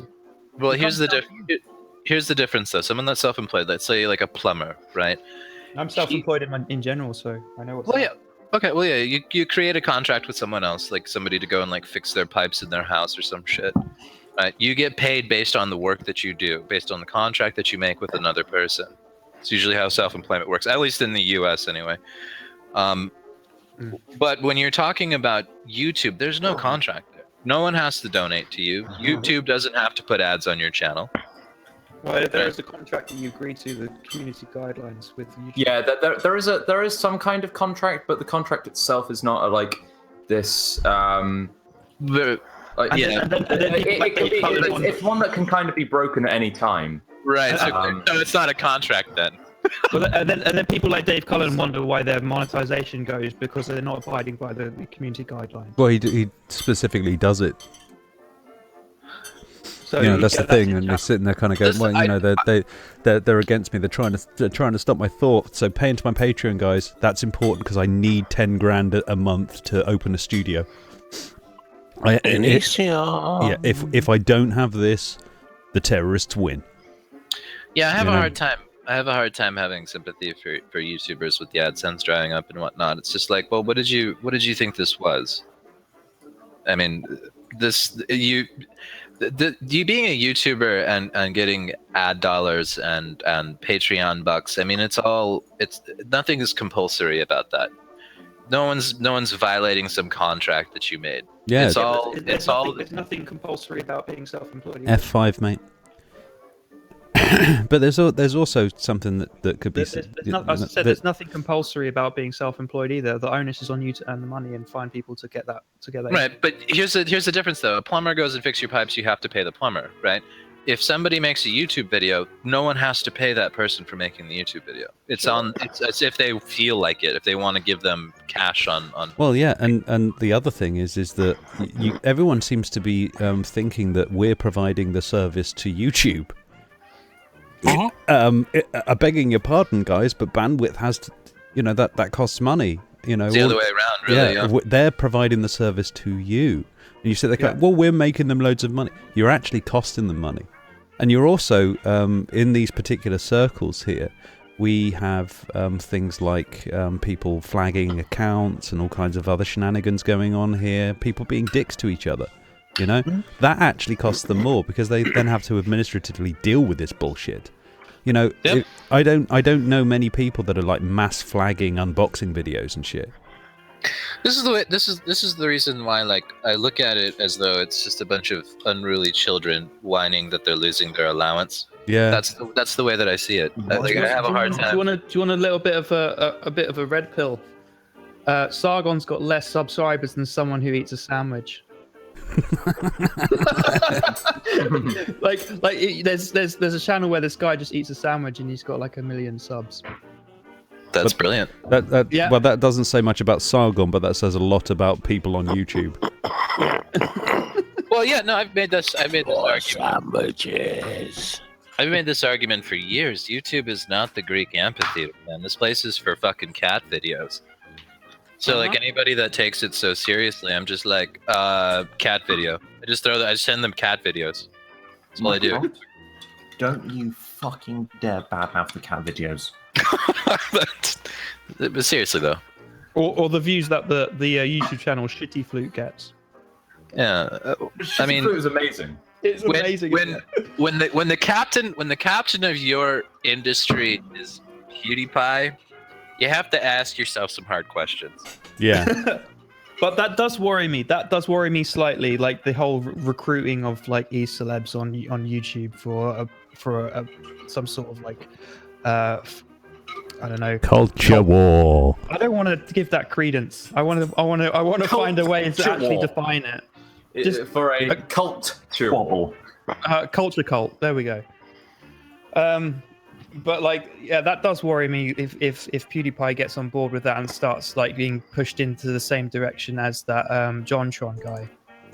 Just like, oh, go on, be a shitlord. Be a shitlord. You could do it. One of us.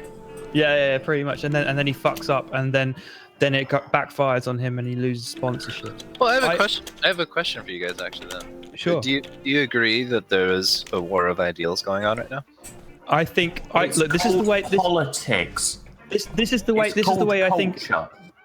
This is the way I think. War is over extrapolating it. This is the way I think it should be. It should be like you're in an art gallery. You get to see the different concepts on the wall, and then you get to look at them and observe them and see how they work and how they function, and you get to enjoy them. It shouldn't be like a gaslighting thing where you're going to go into the art gallery and then say, "Let's burn everything on fire." It's stupid. That's my position on it. I mean, you guys had the Berkeley riots, right? Yeah. Yeah. It's a bunch of stupid people having fights. Yeah, well, that's being Americans. It's still no. This isn't something.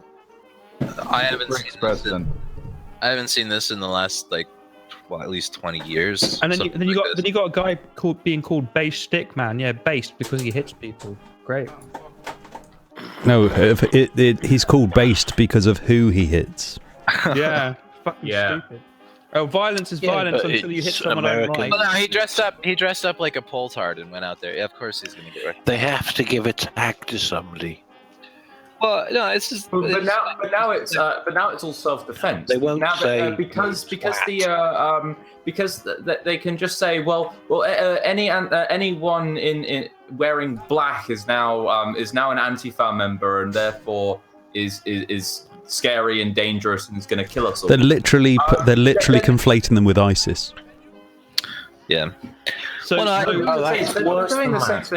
is the level of stupid. There are memes being passed around right now comparing Antifa and the KKK, saying both of them are extremist left-wing movements. These people are fucking retarded. Well, that's because the Democrat Party technically started the KKK. Yes, but the Democrat Party used to be your right-wing party. Yes, I know. That's how retarded people are here. They don't understand the history of these groups. Yeah, they don't understand the difference between a party switching from left to right and a party being completely left-wing and the entire time. They don't understand what switching means. Well, we were talking. I was talking about this last night. Actually, it's about the evolution of the classical values. So you have with your classical liberalism and your classic conservatism, and it's like you plant that seed in a nation, right? And these. If I hear classical liberalism one more time, I'm going to go mad. Well, no, they evolve in different countries in different ways. That's why left and right in the U.S. is different than left and right in Canada and in the UK. In different places, the original ideas though are what we should be focusing on. I think. I mean, correct me if I'm wrong. Focusing on ideas. You're new to politics, then, aren't you? Yeah. Thank you for being really depressing right now, Robin. I appreciate that. Yeah, I'm still going re-internally because you said classical liberal. Yeah, I did. Fucking get over it. No, I'm not going to get over it. I'm just going to sit here and re-internally forever. You guys want to make fun of libertarians for a bit? Oh, man of the people, Sargon of Akkad doesn't like the fact that Jeremy Corbyn was saying that a UK-wide bank holiday would be a nice thing. Dude, he really isn't. Can you share that? I want to see it. Basically, well, yeah, Jeremy Corbyn says on Sky News desk, Jeremy Corbyn has proposed 4 new UK-wide bank holidays, saying the next Labour government will give workers the break they deserve. And apparently it's the 70s all over again. Just skip to the 3-day work weeks and lack essential services. You blundering fool. I mean, do you want to know? Do you want to know what I think? How much of a straw man can you make of people these days, Sargon? When somebody says something literally retarded, you have to make them a straw man. Even then, dude, what is wrong with you? He's so fucking triggered by everything now. Well, yeah, it's why because are you he's surprised the by last this? person left on the left wing, and he needs to defend the left wing from the likes of you, stupid leftists. Sargon is not left wing. I'm left wing, but Sargon ain't. He's certainly not a centrist. That is actually really interesting. Yeah, well, the other thing that I found interesting is that the only way you could justify being violent to Antifa is by saying it's self-defense. Well, no, I think there's no excuse. He must. I think he's got Sargon's probably got an idea in his head of what Jeremy, because it was because of what was it? You guys had that. Jeremy Corbyn was the one behind allowing Trotskyists back into the Labour Party, wasn't he? No. What? No, I know what you mean. Yes, he was. The thing with Jeremy Corbyn speaks rather than just goes, no, we're not talking to them. That's why you have. Well, no, I always found that kind of funny because. Well, no, we have. Oh, he's spoken to terrorists. Yeah, because ultimately you have to speak to terrorists. Well, no, I always bombing doesn't work. I found it funny because it's like he's the one arguing for the open marketplace of ideas, right? So, allowing. Just to correct you, Corbyn didn't do that, and he's fired back against that because it became one of those conspiracy theories that the side of Labour just doesn't like it. So who did? Because I know it happened. It was some guy called Watson, Tom Watson. He spread the rumor around just to make him look bad.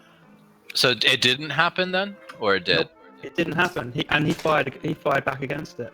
Oh, okay. Well, there you go. So there's a lot of bullshit out there about Corbyn because of people on YouTube just don't understand that, reading. Well, I saw the articles. Yeah, there are articles, Mycroft. At the moment, there's somewhat of an internal wrangling going on in the Labour Party right now. Which is incredibly public. Yes, which is incredibly public. And what's going on is that you have the. I see the article now. Okay. Yeah, you have. There's two factions really. There's many factions within the Labour Party. They are somewhat of a conglomerate of various different sort of unions and whatnot. But there's also basically you've got the old school Labour. And you have New Labour. And New Labour came in the early 90s, and this was the Blairites and whatnot, which basically these were also the same people that were conservative and switched over to Labour when they could see the wind blowing in their way. Your version of neoliberals, basically. If you will. Yeah. And yes, they are determined to basically scupper the Labour Party if it isn't their Labour Party. So, because they got a win once, because basically everybody hated the Conservatives so much they would have voted for fucking anybody at this point, and they managed to get in. And Donald Trump. Well, yeah. I want to make this argument real quick though. It's a criticism that I've had of Sargon for a while now, and I haven't really been able to put it to words, but until this moment. But basically, this should be fun. Well, yeah, no, he made this argument that he didn't like the idea because he's captain of the open marketplace of ideas. He didn't like the idea of having Trotskyists or whatever in the Labour Party, and it's just like, well, if you're sitting there and saying that we should have a free market of ideas, everybody should be able to come to the table and propose what they want to propose, and then we'll all sit there and look at it and decide.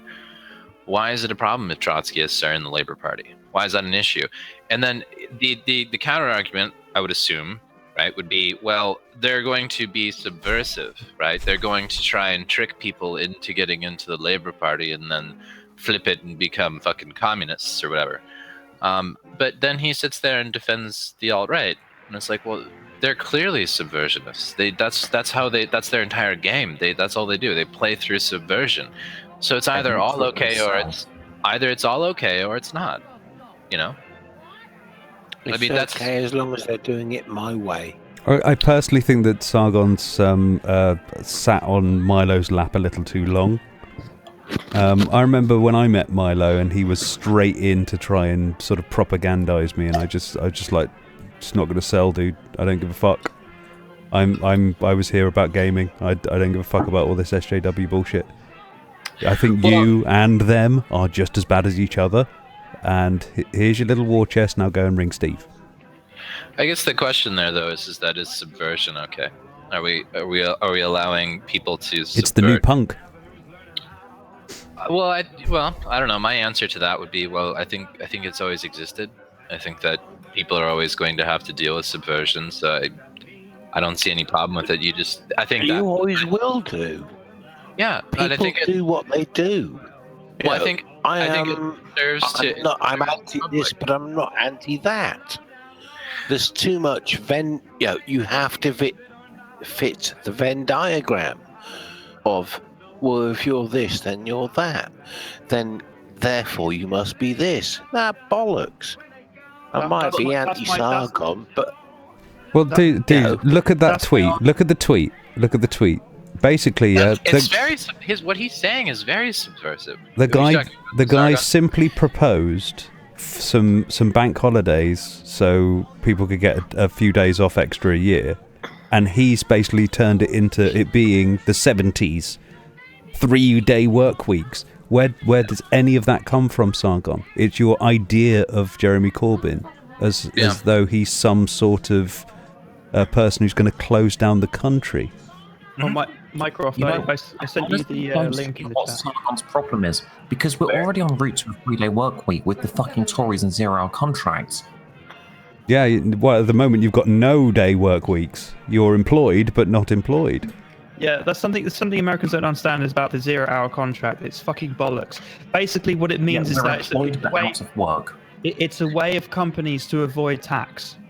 So that they don't have to pay tax. So they hire a lot of people on 0-hour contracts to work 3 or 4 hours a day, and that way they can avoid the tax bracket. Well, it's actually a way for them to avoid employment law, because all employment law is about kind of, well, you can't just fire somebody without you've got to have a decent reason. You can't just fire somebody because you don't like the colour of their skin or their attitude or anything like that. If they're a bad worker and they're not, you got to go through procedures and all this sort of thing. But now they can just turn up and kind of go, I'm just going to set you on 0. I can't be fucking asked. That's it, done. You're literally fired without ever losing your job. Yeah, and if you're on 0 hours, they can just take it away whenever they like, and there's no reason to stop them. Yeah. Yep. So you might have like 16 hours one week because someone's on holiday. The next week you could just have 2. It's just totally up to the employee's discretion. It's fucking horrible. I've been in those situations, and you just don't know if you're going to get enough money for the end of the month. Yeah, I remember when I was working in Pizza Express many years ago, and I had a 20-hour contract minimum. Never ever worked less than 30 odd hours as it was, and this is in restaurant, so you know how that goes. Good tip culture there as well, so you didn't really have to do like 48 hours just to earn your crust. But they wanted to deep crust. Yeah, they wanted to no, not deep crust, get away. You have to do like 50 hours. No, we do decent pizza, thank you. Anyway, the company basically wanted me to sign a 0-hour contract. I'm like, no. And he's like, well, if you don't do that, we'll fire you. And I'm going to go, then you can fire me for not signing a 0-hour contract. See how far it gets you. They didn't fire me. Well, they were just trying to bullshit you. Just trying to bullshit you into signing this contract, when they can't just change the contract like that. But they would, this is how devious fucks are, So as far as subversion of the law is concerned, my God, man, that's what the companies profit from that. So Mycroft, the link about the refusal of Trotsky, it's from Corbyn's in the side chat. Sorry, what was this? Let's have a look. You're talking about this Guardian Back to article, yeah? Corbyn. Yeah. Do you know in the BBC there are at the moment it is 4-to-1 ratio of Conservative to Labour representation on their. You're talking about the BBC, who have a funding review every time they're critical of our current government. Yeah, but it was a great one to bring in. Yeah. Everyone who thinks the BBC have a left-wing bias, here's some more proof against that. The BBC have no left-wing bias because the left-wing bias was bought out.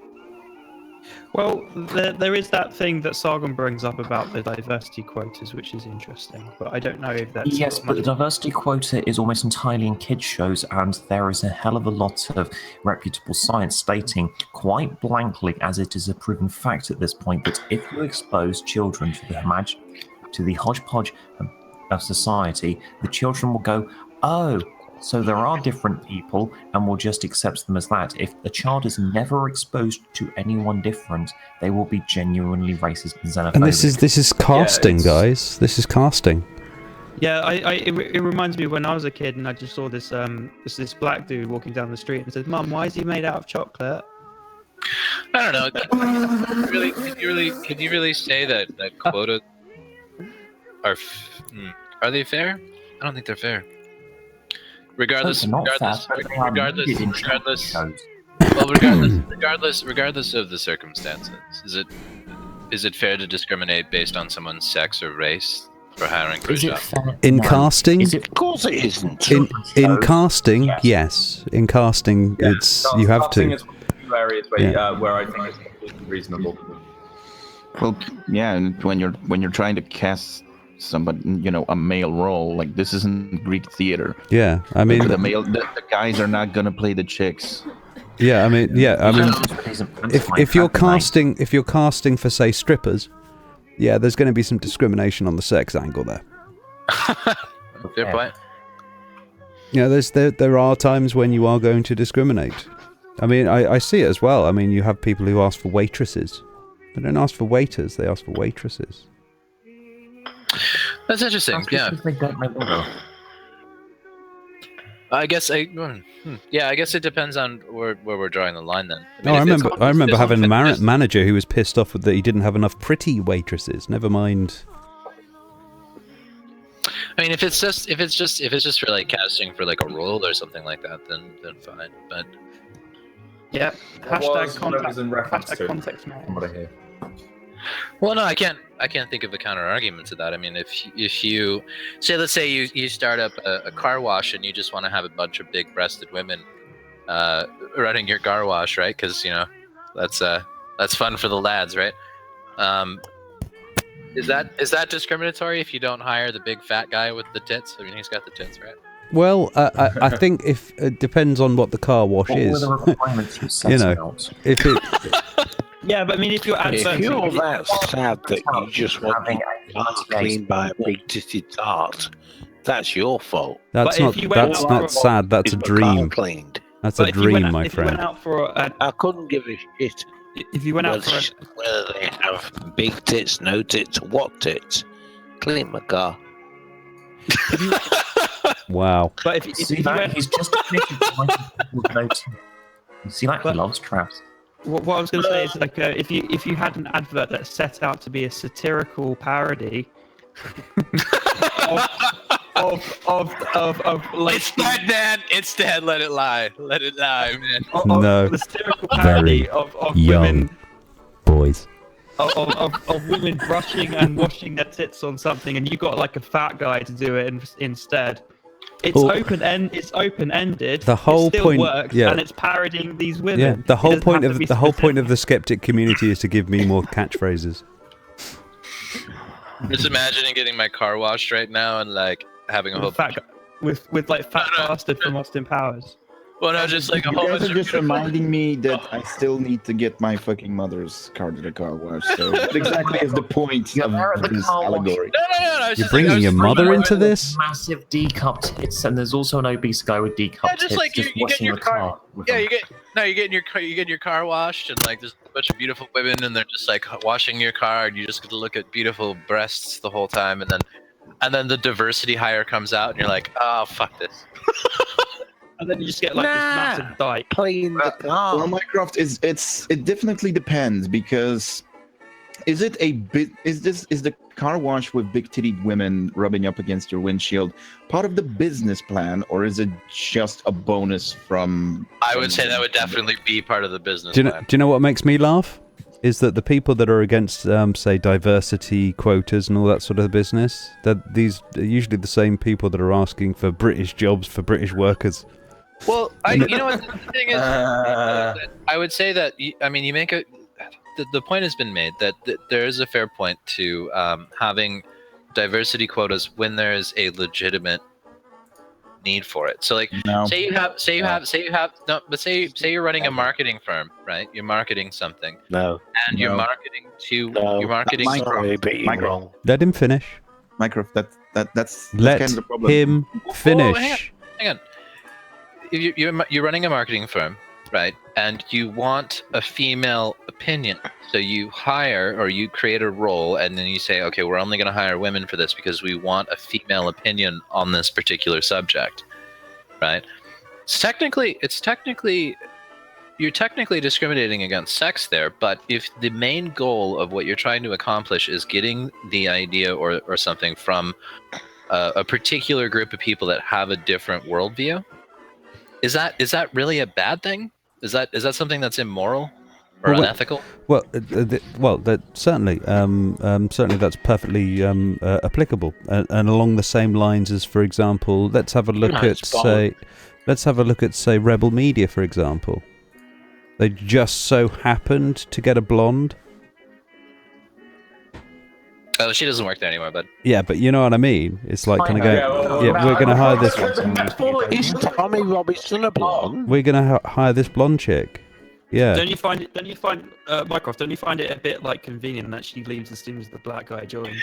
Oh, I have my own theories about that. Honestly, I think that you look at Tommy Lahren, you look at Bill O'Reilly. I think what they're doing is they're purging. I think they're purging. They're racists. Opponents. No, I think they're purging. I'm sure racist against the whites, right? No. What I mean is, look. There's. You know how there's a lot. You know how there's a lot of people. Everything is. You know how everyone was always just sort of accusing the Brexiters of stoking racism, and they're racist. They're saying racist things and stuff like that.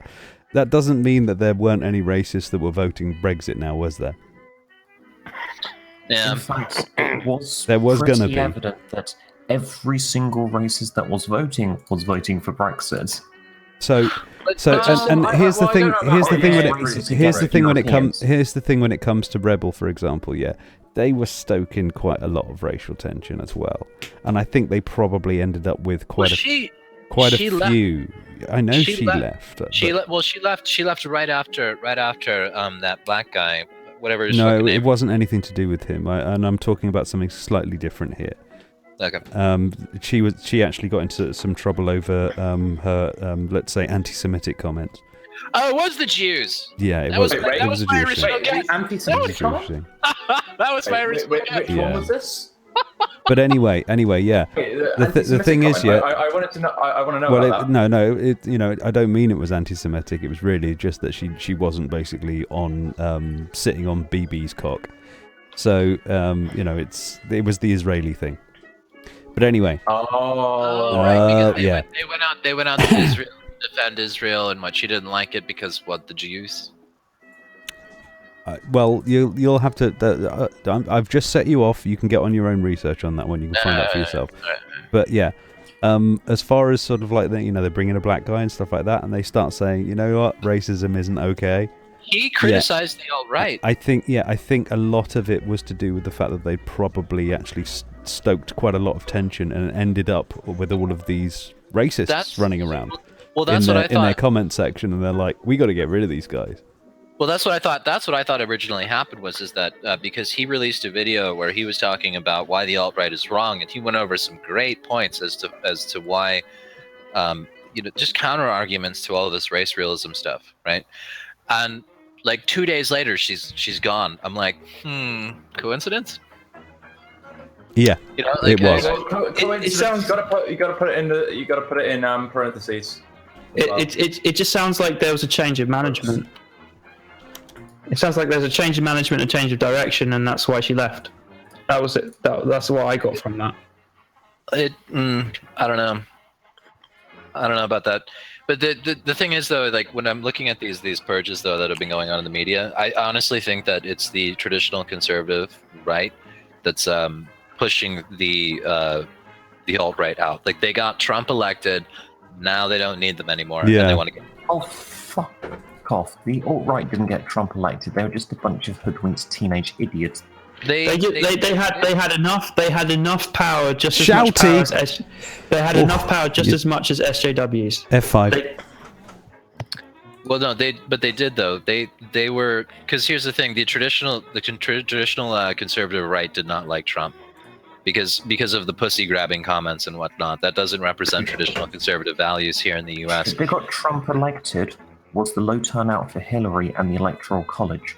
Sure, of course, but his votership. But they voted for him anyway. His votership for Trump, the votership for Trump came from a push from the alt-right. I'm not saying like the racist alt-right. I'm saying like the alt-right, like the people that are the new right, like the young conservatives that got him elected. I'd say the alt-right have worked from the US states quite plainly that the people who voted for Trump are the people who always vote for the Republican candidate. The alt-right was... Okay, you're really distorted, Sturkle. Bring your volume down, mate. The traditional conservatives weren't doing a down. Well, no, the traditional conservatives weren't doing a down ticket for Trump, though. There were a lot that didn't get on board until the very last moment, and there were a lot of Democrats that also voted for Trump at the very last moment, because they were waiting for Hillary to make her case, and she just didn't. So it came down to, and I know so many people that were in this position, where it was like they had to choose between Hillary and Trump, and they went Trump because Hillary just didn't make her case. I'd say that the alt-right had as much effectiveness as the SJWs in grand scheme of things. I'm gonna just quote something here because this probably says a lot about Lauren Southern and her place within the alt-right. And it goes, with the army of beta orbiters... This is just a comment section just about her leaving thing. With the army of beta orbiters that this chick has, her inevitable Patreon account will probably make more money than her salary at Rebel. The amount of cringe-worthy pussy begging in the comment section of her stuff has some next-level shit. I mean, I like seeing women in the alt-right too. But it'd be nice if beta guys would stop spurging about crawling through broken glass just to sniff one of her farts every time she makes a video. Dude, it was funny, like last night she was actually tweeting out like little pictures of like milk. She's totally, that's what she's doing, is she's totally just pandering to the alt-right now because that's her audience. What, poll? Yeah. She's become a poll-tard. She's honest about it. Well, I mean, you got to follow the money. Why are you so distorted? The milk was stoked by others, not the fucking alt-right, right? Is that better? Am I distorted now? Yes. What the fuck? Oh, he sounds fine to me. Yeah, it must be you. Yeah, what's up? It's you, Robin. First of all, no, but he is louder than everybody else. Oh, well, turn him down then. That's your yeah. Not my job, mate. Not my job, and I can't do that on here. Oh, well, this isn't one of those hangouts. He's not louder for us. I've just gain staged myself. It should be fine. Yeah, actually, he sounds alright. Stop fucking with me, Mycroft. Yeah, you do realize that the milk was fucking picked up by specifically the fucking loony left.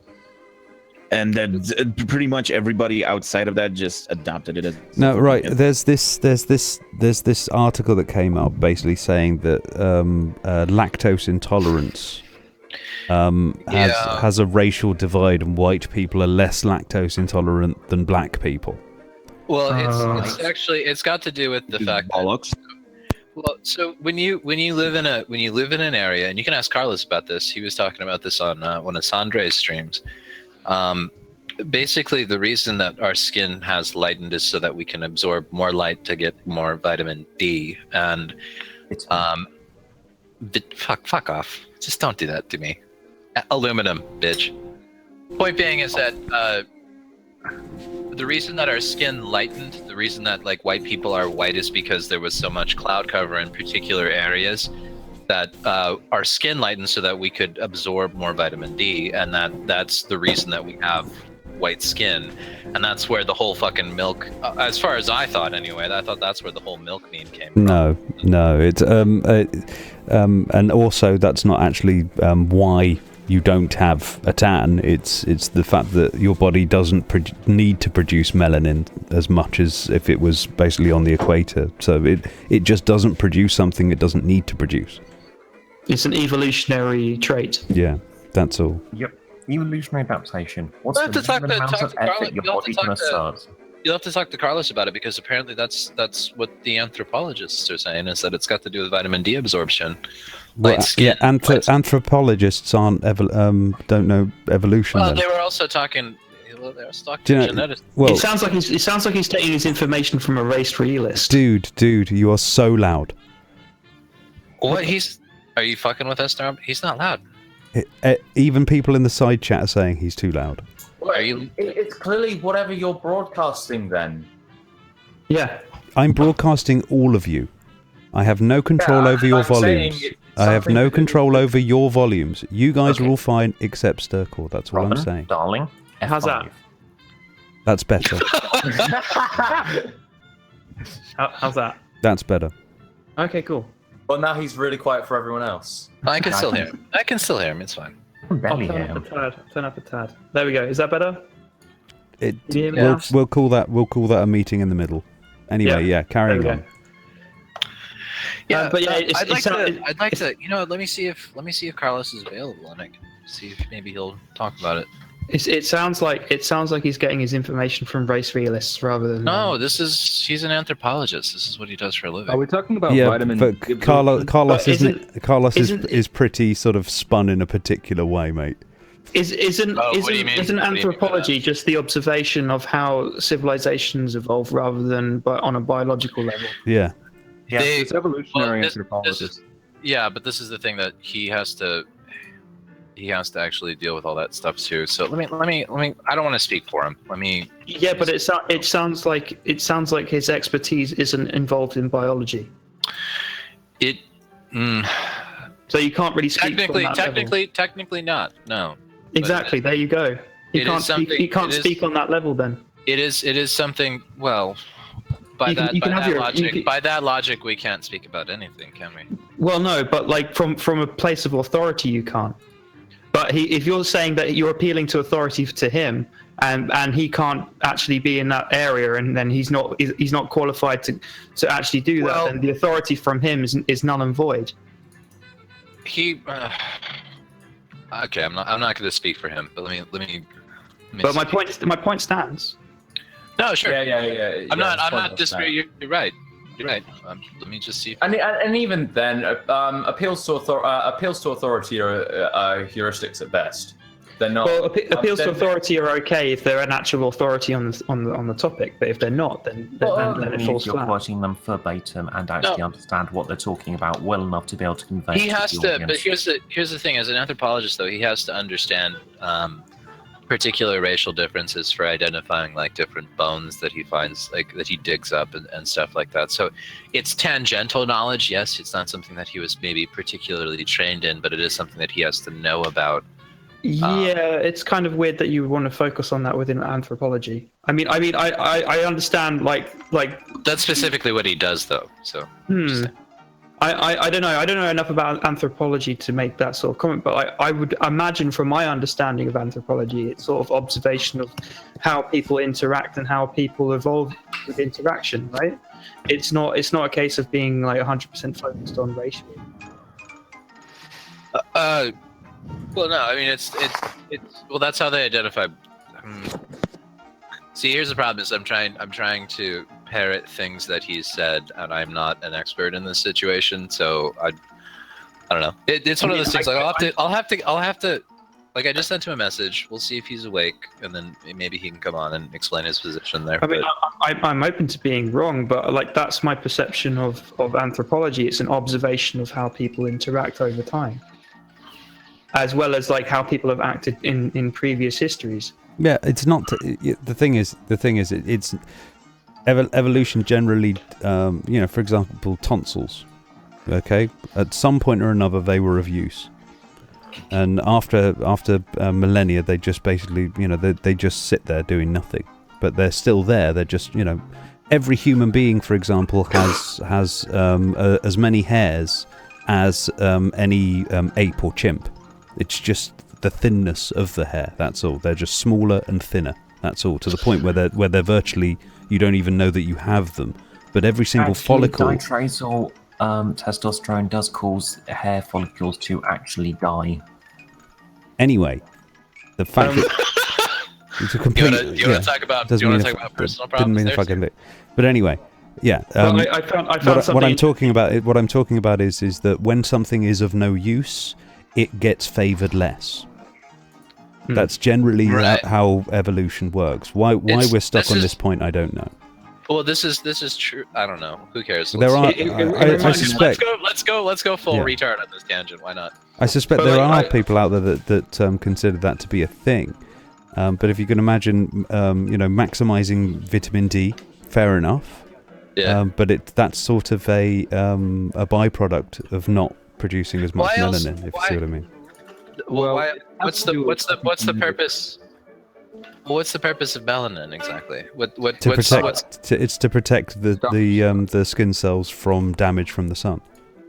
And black objects radiate heat quicker. This is why mammals in Africa are either covered by a huge amount of hair actually, or are black-skinned. Almost every ape in Africa near the equator is dark-skinned. The ones that lived almost entirely near the south of Africa or in Madagascar are able to have lighter skins as well as the nocturnal ones. This is my question then. Like, why? So what? White skin isn't white skin a genetically, isn't it a regressive gene? Like you would think that dark skin. Did I say regressive? Yeah, you did regressive. It's recessive. I've been on the internet too long. I apologize. Recessive. It's a recessive gene. Like so, I don't know. Is it? Do we know? Well, it's just that because we live in colder climates that we don't need the sun as much. Well, the sun doesn't shine on us as much, so that we didn't need to have the melanin production. It's that simple. It's that simple. Basically, our genes turned off. So we have okay. So we have this, and you can tell me if I'm wrong. We have this great migration out of Africa that kind of spiraled up through the Middle East and then through Asia, Europe, yeah, and then kind of veered off into the European, into the European continent. Do you know what? Do you know what also has vitamin D in it? Orange juice. Milk. Oh God. Here's the other thing. An interesting or not so interesting fact. Like we would be default black people if we all stayed.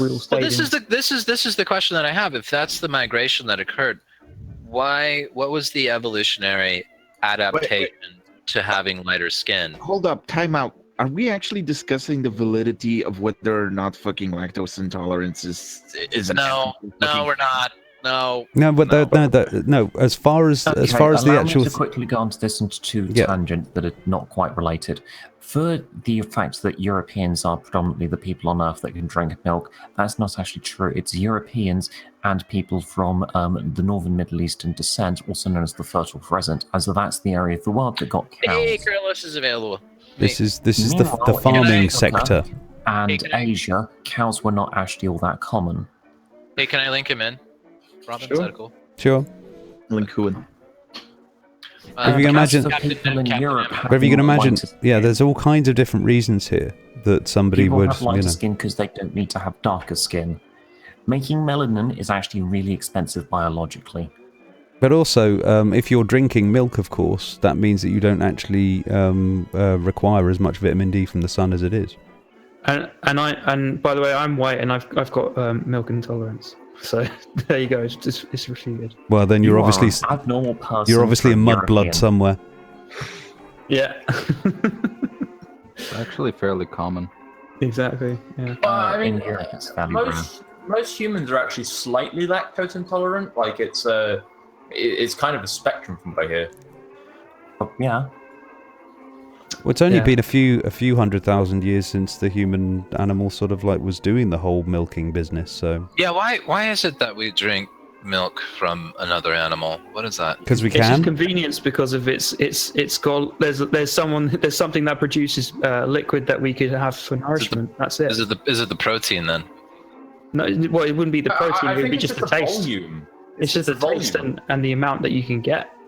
It's just that it was a drink that someone found and they thought, well, fuck it, because I can't be bothered to go to. That's the question. That's the question that I have. Like, what motherfucker was running around on this planet at some point? It's just like, that cow titty looks really fucking delicious right now.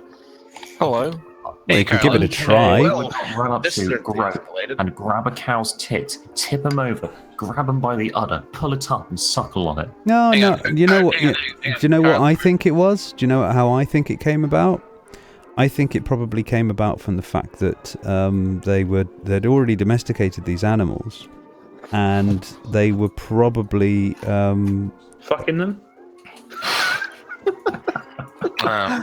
Carlos. Okay. Hey, Okay. yes. But if you've already how did white skin happen? That's tell us about Whitey. Oh, a lot of things. Okay, let's start. See, I knew he was going to say that. A lot of things, Mycroft, not just one. I'm not the fucking genius here. Let Carlos. Hey, Carlos. I need to ask quickly: did white people come about because of a pact with the devil? No, but Okay, so black is, but no, it's more complicated than that. Carlos, in your profession, how much do you deal with biology and evolution? Just curious. Oh, a lot, almost exclusively biology and geology. We have to know that shit. Right. Okay. Carry on. Yeah. So I know basic geography enough. But I have to know biology and geology because that's basis of archaeology. Right. White skin. You can see the prototype of white skin in the San people of the Kalahari or the southern Africa. They have a sort of a weird mauve color of their skin. It's not completely black and it's not completely white, but it can get to everything. They are the prototype Homo sapiens sapiens at the moment that we can pinpoint. Right. Humans have moved from Africa to firstly to what we call the Middle East, about 60,000, 70,000 years ago. They were in Australia 60,000 years. It only takes 7,000 years moving 2 kilometers per year to get to Australia. It's not that I have long. a question. What are the Aborigines? Where is their origin of? Well, don't spin them off here. Okay, hang on. Hold the question. We're talking about Whitey. We're talking about Whitey right now. White skin, yeah, white skin. We Homo sapiens sapiens moved into the northern latitudes. We may have been this sort of brownish, light brownish, mauve-colored or cream-colored or coffee and milk-colored texture, and we met the Neanderthals. As we were moving on, we were getting probably naturally lighter because a lot of factors come in: breeding preferences, etc., cultural. This is cultural. Evolution is also driven by cultural factors. How we like certain aspects in our females, or the females like certain aspects in our males. So what you're saying is that we're white because we're racist. That's what you're saying. Why did people become white? If we migrated out of Africa, why did we go from being dark skinned to? Why did a Greek become white? That's what I want to fucking know. So you're talking about evolution by selection, right? Possibly, yeah. That's one of a good explanation of. But it happens. Just in the same way how we breeded dogs into something that's nice. No. Guys. How many black people do you know? More than you think. I have a friend that's a nigger. So Okay. Right. Well, you live in Arizona. You live in sunny Arizona, don't you? But if you go up to Birmingham, for example, stuff like that, yeah, you'll find that a lot of people there who are not as tanned as they would be if they were living in, say, Spain. So just be. What part of Spain? I used to work in a tanning place. Right. And we used to actually get black guys coming in here to basically get their skin sorted out. Because living in sort of low sun areas actually is quite a problem for black people. Exactly. They're used. They need. If you live in an area, if your body is built to live within a certain area, and then you go to another area, your body is now out of that area. This is like this is literally a fish out of water type deal. So Not enough sun on somebody that needs sun because they're expecting it all the time. So is it just geography? Is it just epigenetics then? Is it just mainly I think. No. It's everything. This has to encompass everything: genetics, position, geography, geology, culture, everything. It's everything that gets you to the ethnics. No races. We are a race. The other races that existed on it, the human races, were Neanderthals, Denisovians, and a fourth, which we don't know of. We know them from the Andaman Islands. That's what a race is, not what us is, not what an African is. In Portugal, we have diversity that's greater than the whole of humans. Well, Carlos, this is the question that I have.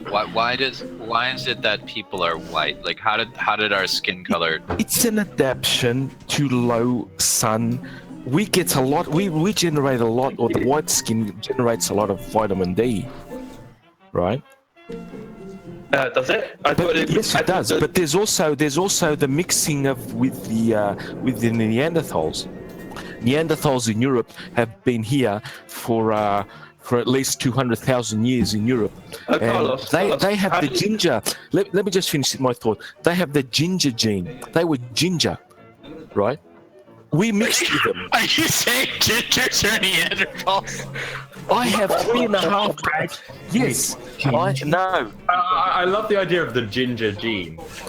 It's certainly a gene, yes. It's not. I have 3.5% Neanderthal DNA in my mixture. Carlos, how do you justify that white people generate more vitamin D? I don't understand that. I don't understand. It's easy. I don't understand how you can generate more vitamin D than another person. I can answer that one actually. Black people don't generate as much because they don't need to. No, it's the melanin. Melanin blocks a lot of the sun. Yeah. It's that point earlier. Yeah. So if you've got the reason that you've got melanin is to protect. Yeah. If the reason you've got melanin is to protect you from the sun, that's not going to stop all of the sun getting through. That's going to produce some vitamin D for you. Now, if you've still got black skin, you go to a very unsunny part of the world. You're not going to produce as much vitamin D as somebody who is white. That is. Yeah. Yeah, that's what I was going to say. Yeah. In very drunk terms. Yeah, and in many circumstances for black people in England, for example, which is very cloudy, we don't get a lot of as much sun. That can be a problem for them. They can get skin disorders. That includes psoriasis. Even mood changes, man. Lack of sun has been scientifically proven that you can get. The seasonal affective disorder. Yeah, exactly. Yeah, it's factual. It's not no bullshit. I've seen the studies. So yeah, I have a couple of black mates, and half of them suffer from SAD. So Mycroft, the other half is miserable. If you want an easy answer as to why things go the way they go, is because I like to use Thunderfoot's definition of evolution, which is basically, evolution means that you're plastic to the environment. So the environment that you're in will evolve you, as well as your interaction with the environment will evolve which you is a bit simplistic, yeah, but yeah, I agree with that, yeah. Yeah, because that's epigenetics. Your environment will change particular genetic qualities of you. Yeah, but also more cultural in that we are a cultural being, not the culture that's been generalized by modern society. A culture encompasses everything that is human. Humans, in fact, primates produce culture. Here's a question for you, Carlos. Yes. Is there a possibility to have a culture war if everything is culture? No, it is. Primates produce culture. Chimpanzees have culture. Shit, there's even studies that show that these New Zealand parrots that live in high altitude. I think you missed my point. Sheep have culture.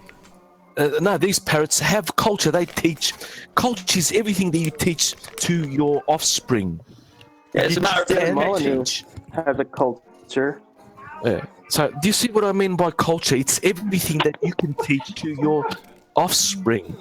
Yes, I understand that. Like, I always customs. Eventually, we'll get right back round to the UK elections. I promise. But like, I'm not quite sure how, but we'll work a segue in somehow. Yeah, I hope. Carlos. Yes, go on. One at a time. I just wanted to ask you about this whole culture war talk going around. F5, Sturcore. The culture war is bullshit. Jesus. You know about this culture war talk that's going. Yeah, I do. Yeah. It's bullshit. It's bullshit. Yeah, because from my standpoint, it's all about how much.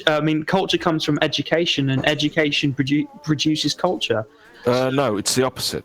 What do you mean? Explain. You are taught culture. Pardon? You are taught culture. Yes, but the amount of knowledge. Language. But the amount of knowledge you have produces the amount of culture you get. No, it's the culture that produces knowledge, and that continues culture. Sure, I understand that, but culture reinforces itself through education. Yes, thank you, sir. Education of the culture is reinforced by the culture. Basically, it's a to and fro, it's back and forth. The more educated you are, the more you've dedicated yourself to parts of that culture's understanding of history and such. And I'm now going full postmodernist here. Literally everything you know, it's not actually objective fact. It's basically our cultural's best guess at what's actually happening. Well, I wouldn't go that way. There is a scientific method that is just irrefutable. The scientific method is literally the best guess we have. Exactly, yeah. But culture is, you look at it this way, the most simplistic thing that you can, definition of culture is everything that you teach to your offspring. Like I said, I've been repeating this phrase again. Everything, I mean everything. You can't not pass on culture. And from culture, everything else comes about. Sure. So it's like the ultimate umbrella of what, not just humans, primates, and there are other organisms that exhibit a culture. So, Carlos, from that factual perspective, what do you make of Sargon's talk about the culture war, or other people's talk about the culture war in general? They're a bit simplistic. Okay, I take it with the pinch of salt. They're a bit simplistic. I agree. Oh, he's just come up with a new video. Jeremy Corbyn is a moron. He's surrounded by sycophants and has no clue as to the real problems of working people. Oh, he doesn't. Honestly, trust me. I was just that's Sargon to a T actually. He's surrounded by sycophants, has no clue as to the real problems of working people. Yeah, that's pretty much Carl. That's the description of all our political leaders from all our political parties here in Portugal. They are exactly the same. Oh, you sound South African. Australian. No, I don't. Wait, I can't do my South African accent now. Shit. Sorry about that. You're already doing it. It's all right. No, I'm not. I'm not doing my South African accent, right? So don't try to make me. You're gonna speak some Afrikaans. No, like, yeah, you're doing your Afrikaans accent there. All right, I'll switch to my WOG accent. It's much better. My Melbourne suburban accent. Anyway.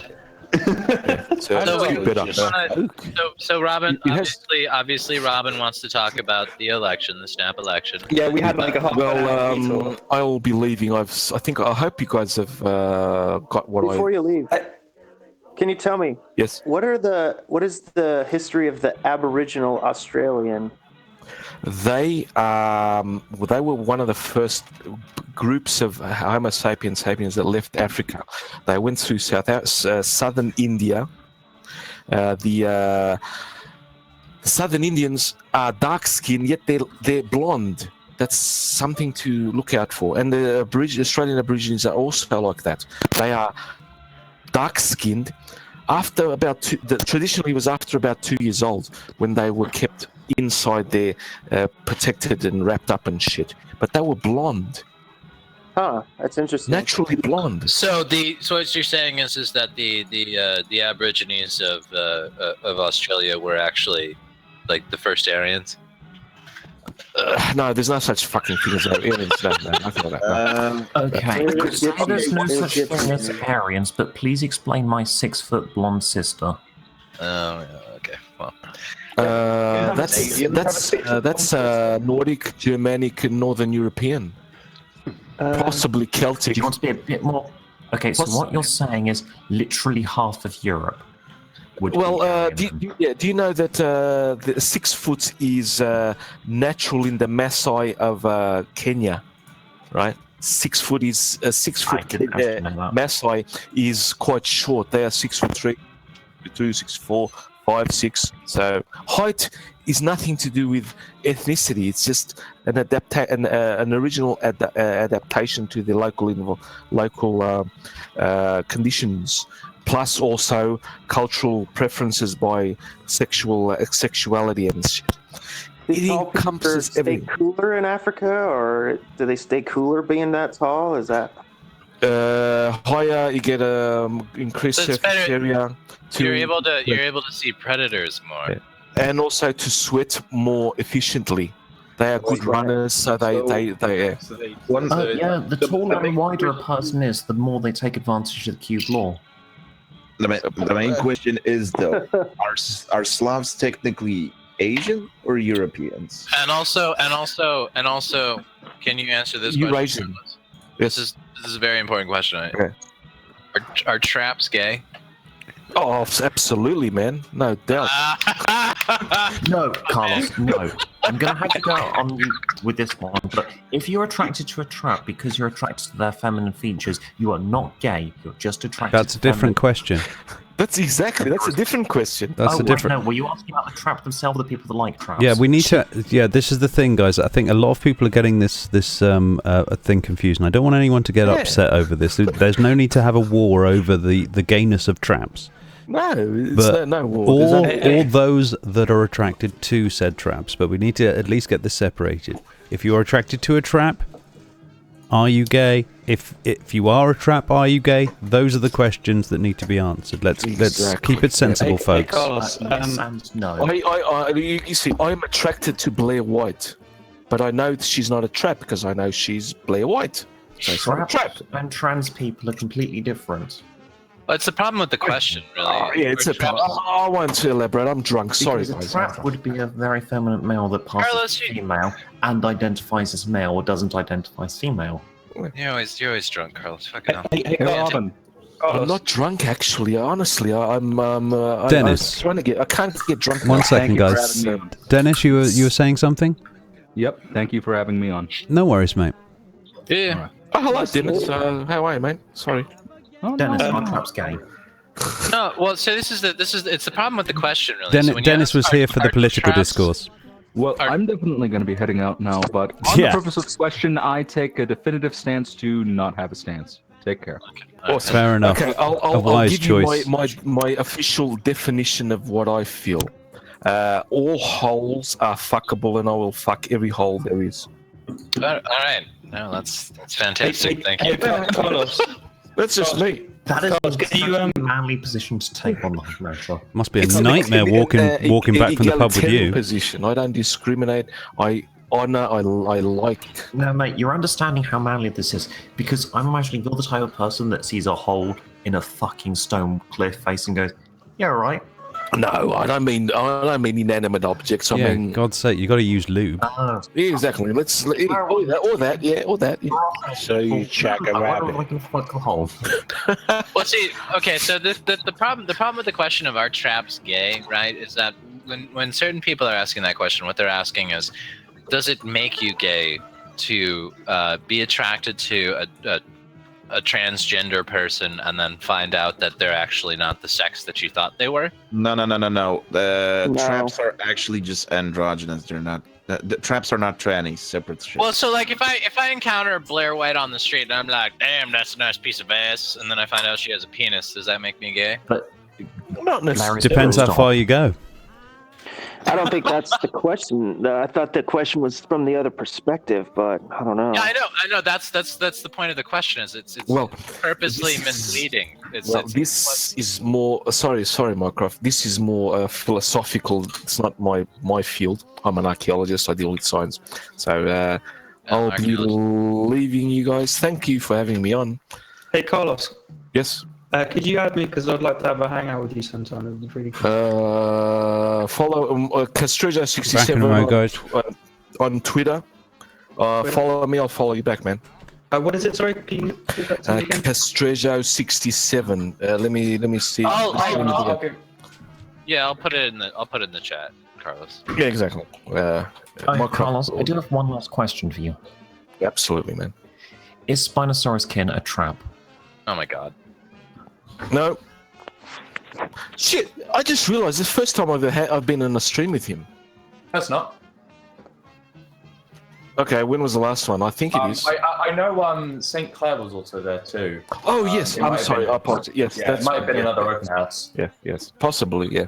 Carlos, good to hang out with you, man. Mate, I'm always available. Shit, I'm a hangout whore. Yeah. Do we keep you around because you're like that smart guy that we can like? I see you in the chats. Oh god. I've got my next stream for Tuesday. Archaeology. I'm doing these. What's new in archaeology? So I'm sort of doing my shit. I haven't decided yet. I got so much stuff this week. Oh god, there's so much. There good was some shit. new discoveries. I saw a couple new discoveries, but we'll get into it later. Huh? Yeah, mate. I'm just spoiled for choice, so I'll try and do something. Okay, guys. Hey, Carlos, I have a quick question before you leave. Yeah. It's very important. Do you own a whip? Do I own a whip? No. Dude. I own two shotguns. I own two shotguns, a pistol, and a 22. So Look, if you're gonna be fucking Indiana Jones and shit, you gotta own the whip, man. Oh, that's fucking lame. By the way, do you have a whip? And do you give people daddy's cummies? And my wife would be really annoyed if I did.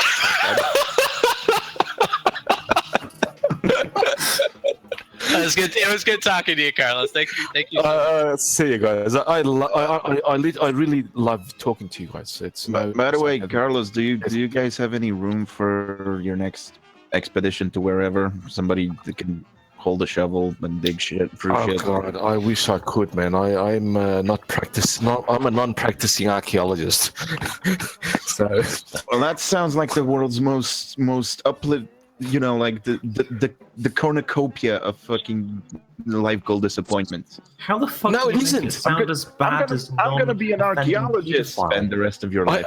I'm just not. I'm working in a museum. I think most of my regulars know. I would love to have been on the field, but I'm sort of indirectly on the field because I get shit sent to me by.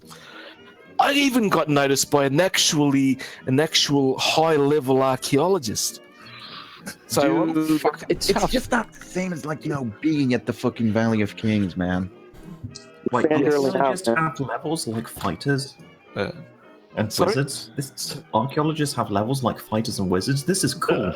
No, not levels. I make my levels because I know my position. Can I multi-class into a pissed off Slavic cook? I know my level of. I know my position. I'm sort of. How many sizes do your dice have? That's the question. You're the. How many what? Yeah, you're. Well, it kind of sounds like you're essentially the fucking desk jockey. I mean, it might work for you, but when I was thinking, like when I was a kid, I'm gonna be an archaeologist, being a desk jockey was not exactly the thing I meant by that. Archaeology is actually fucking boring. If you think about it, we spend about 90% of our times in fucking libraries and researching shit. Yes, it sounds like a science. Well, yeah, but when you actually get, but you know, the archaeologists that even like that are supposed to be field agents, yeah, they spend 90% of their time in the library. But then when that 10% comes out, then you just, you know, you fucking remember why the fuck you wanted to do this in the first place. Oh yes, that 10% just fucking blows your mind. It is. If you actually discover something that is significant, then bloody hell, you make your career. Even if you just discover one little shit, one thing. I would imagine most of the time you guys are just kind of like dragging your dick around in the dirt, though. Like, you're always gonna find something, right? I'm happy because I got noticed by that archaeologist. You're fucking any whole comments. I reckon most of you guys are probably smoking weed whilst watching like the radiometric data. Oh god, I wish I could smoke weed. I fucking can't get it here. Damn it! Even though it's decriminalized in Portugal, but I fucking can't get it. I thought they legalized everything for a period. No, it's not legal. It's decriminalized. You can get arrested if you have more than X%. Well, is it really decriminalized at that point then? Yes, it is, because the X% is quite semi-reasonable. It's about 5 grams or no. So if I want to walk around spliffs. So if I want to walk around with a backpack full of weed in Portugal, they're gonna be like, nope. Oh no, you'd fucking go to jail for a hell of a long time. But if you go with 3 or 4 spliffs, no, that won't fucking okay. They're your personal smoking shit. Yeah, it's that covers all of the drugs. You have personal consumable amounts. Then they'll put you in treatment. They'll pay for your treatment. They'll ask you, do you want to leave? Do you want to get cured? We will pay for it. We will get you to it. All right, Robin, I'm totally on board with legalization now because decriminalization sounds fucking gay. It is. There That's we why I go. want to legalize it. I fucking told you, and you wouldn't listen. Guys, good night. Thank you. Take it easy, Carlos. Have a nice one, mate. Robin, we have debates on Twitter a lot. And, Don't we all? Yes, we do. But it's all you've just described every human being on Earth. Exactly. But you know, I never just so you know, I never take a debate personal at all. I sometimes feel that when I end the debate, I say, "Oh shit, that person hates me," because I can be a bit overbearing sometimes. Fair enough, mate. Don't worry about it. See you guys. See you, mate. See you all. Take it easy, Bye-bye. Later, Carlos. Bye-bye. And remember, if you guys need me, invite me. I'm a fucking. I don't do invites. You know what I mean. I don't. If you want to come on, you can come on. That's how it works here.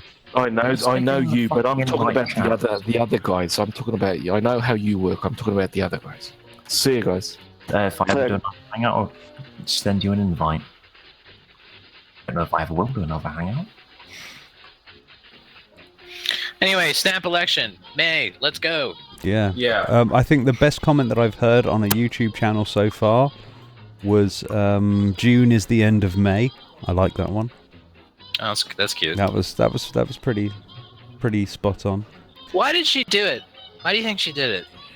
Avoiding the fact that 30 of her MPs about to get shafted.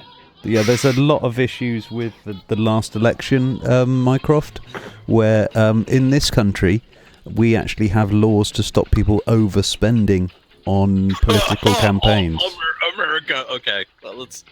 We're talking about the UK here. Don't bring No, my. no. I just so you as an American can understand this esoteric term of a fair election. Yeah. Us plebs. Yeah. Okay. Yeah. How it works is that you can't spend too much money in any particular constituency. So when I say constituency, I'm we've got a Labour person, a Conservative person, blah blah blah blah blah. And one of them stands for this constituency. That's usually either a large city, or if it's a very large city, then portions of it. I mean, London has God knows how many. Area of voting. Of course, the best way to point out how ridiculously over the top they went crazy on this matter would be the Tories spent more money in single constituencies than they should have spent in total. Yeah, so you're becoming American then. See, here's the thing. No, we're not. We have laws. We have laws here, mate. We have laws to stop. No, we have those same laws. The thing is that people sneak around them. That's the thing. We have campaign spending laws here. Campaign reform has been a huge issue in the U.S. for a long time. The problem is that fucking politicians find their little fucking ways to get around it. You know what Hillary Clinton did? She set up an entire foundation. Dude, it's not about you. It's not about you. It's not about you. Right. Okay. So, we have these laws that are in place to stop somebody. For example, in London, there are about 73 different constituencies. Okay. So there are 73 different politicians running around in London. Just for London alone, okay? They look after those little portions. If you were to overspend on your particular constituency, more than that is legally allowed, that particular constituency, once found out that the person who won had overspent, is now up for a by-election. Which is basically, it's a bit like a general election, but just for that particular constituency. By-elections happen when, say, a politician dies or resigns, or they're no longer viable as a member of parliament. Let's say they've broken the law. Are you saying she called the snap because of the overspending by the Tory party? Well, that's one. That could be one reason. I think it's a myriad of reasons. It's a huge one. It is certainly a big one. I don't think anyone in the Conservative Party is going to be talking about that. Well, no, because they haven't. They refuse to. I mean, that's a good way. It's very clever if you think about it. I mean, that's a good way to head off the fucking criticism that you're about to get. It's not so much criticism as there were about to be. Well, at the moment, there still are 30 seats which just happen all to be from the same party that are being investigated and have been referred to the Crown.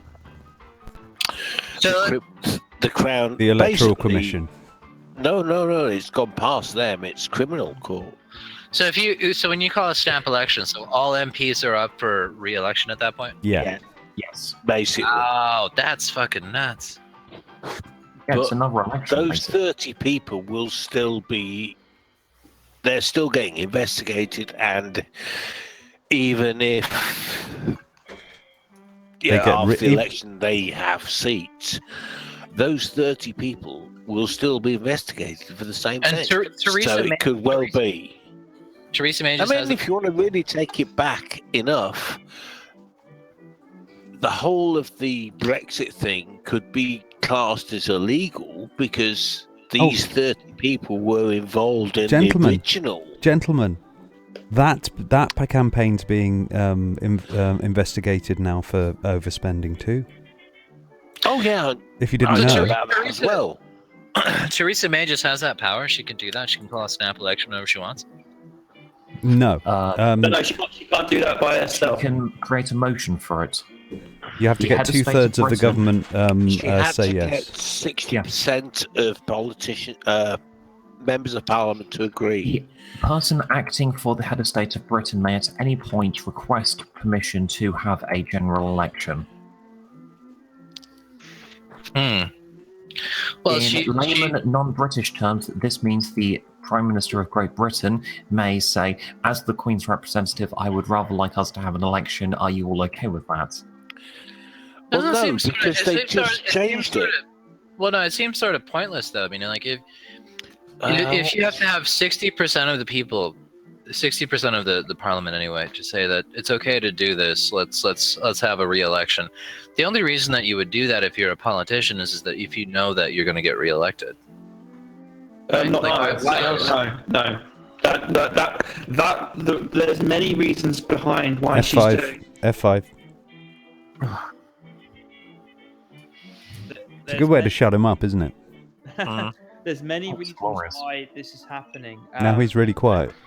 And there's a lot of speculation as to what's motivating her to do it.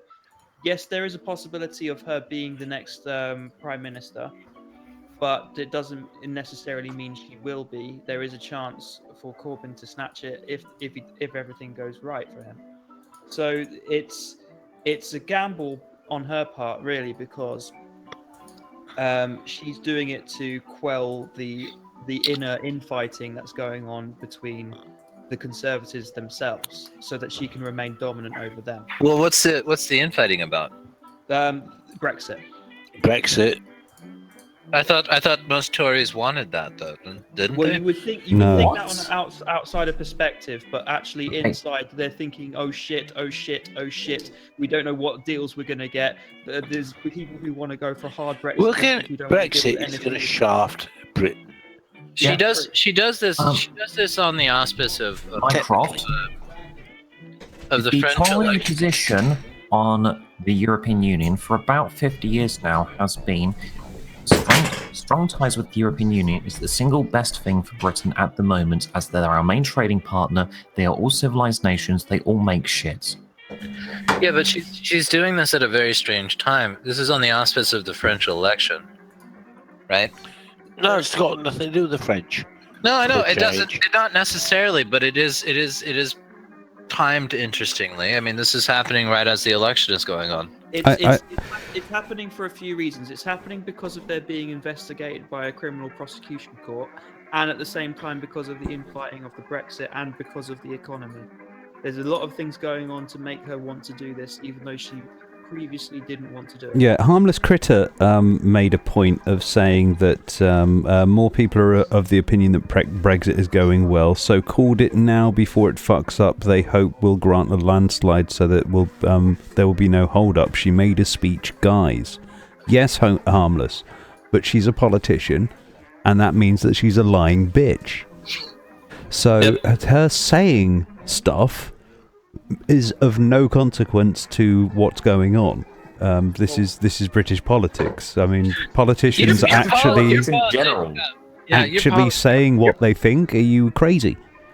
Your politics are fucking nuts, man. Like most of the time, I can sort of understand. I'm sorry. Like I'm going to have to stop you there, Mycroft. You have a game show host as your leader of the country. I voted for that game show host. Yeah, so please don't call us crazy. And your game show host did not even tell the people he is firing, "You're fired," in his catchphrase line. He wouldn't even do that. Here's the thing, guys. He thought he was bombing Iraq.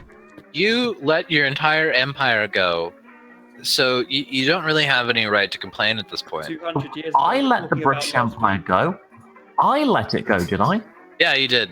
I'm blaming you, Cyril. Okay. This is we're not getting anywhere here. Anyway, yeah. So Theresa May, her excuse is probably the most false bit about what's going on here.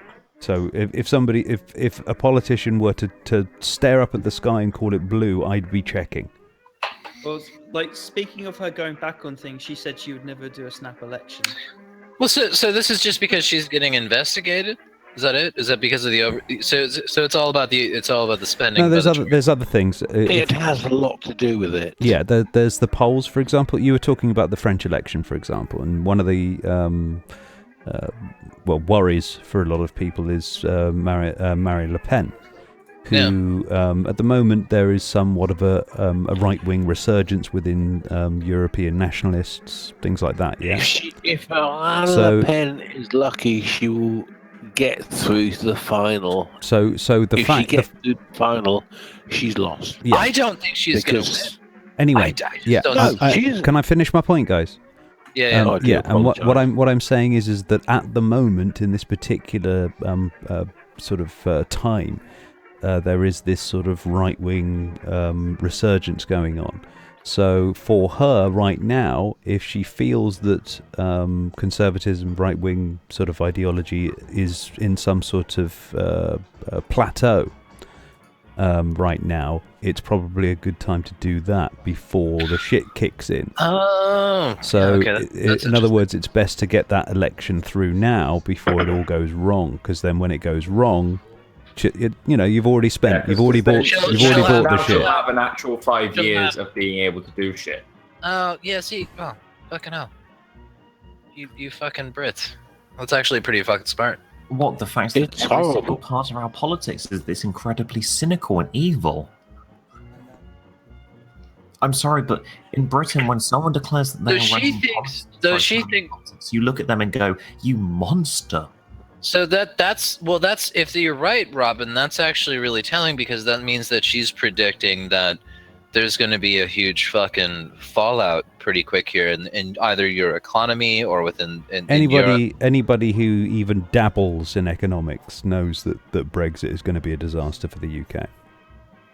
Only ideological morons with beards would think that this is a good idea for the UK. It's only good for the rich bastards. Your argument is that she's consolidating power right now, is what she's doing. Yeah. Basically.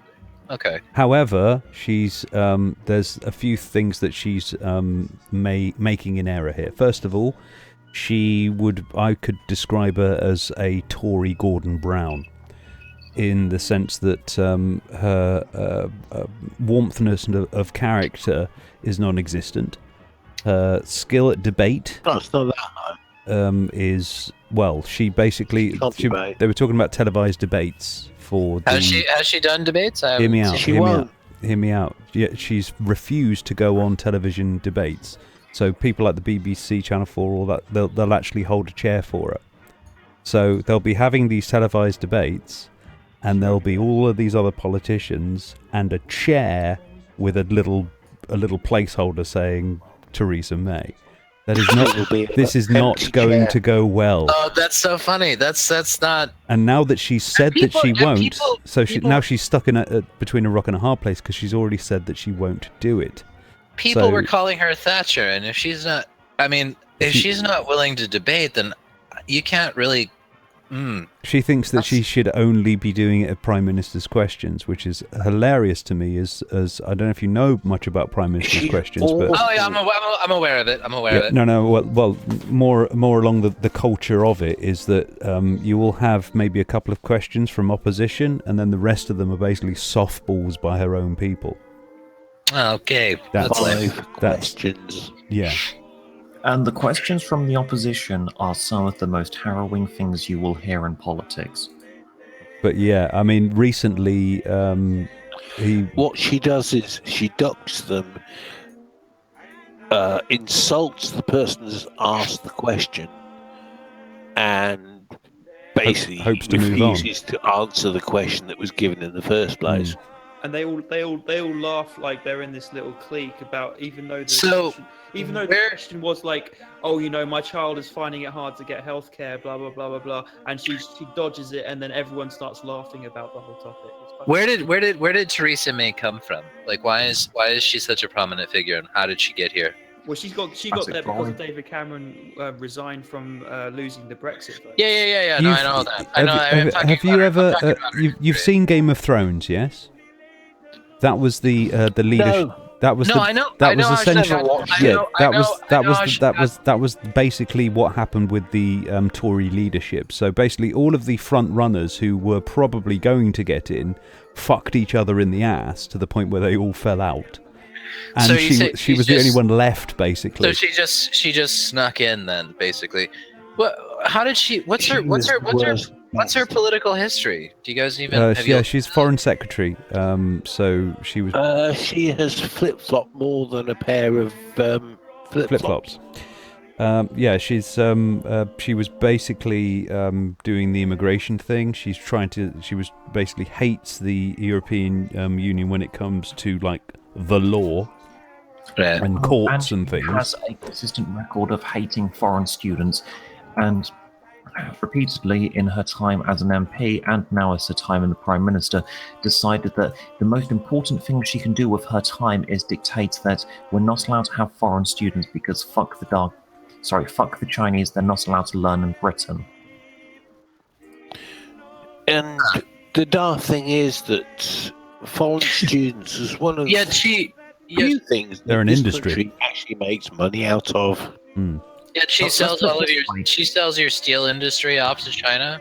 She's that steel well, industry was knackered beforehand. if you really want to know, guys, Mycroft, if you really want to know much about any of the politicians in the UK, there's a website called theyworkforyou.com, and you can find out the voting record of every MP serving. Theresa May voting on social issues, voted a mixture for and against equal gay rights. Generally voted against. Yeah, she voted against smoking bans. She voted against the hunting ban. Consistently votes for allowing marriage between two people of the same sex. Generally votes against laws to promote equality and human rights. Generally voted, human rights. Apparently this is voting against. Generally voted against terminally ill people being given assistance to end their life.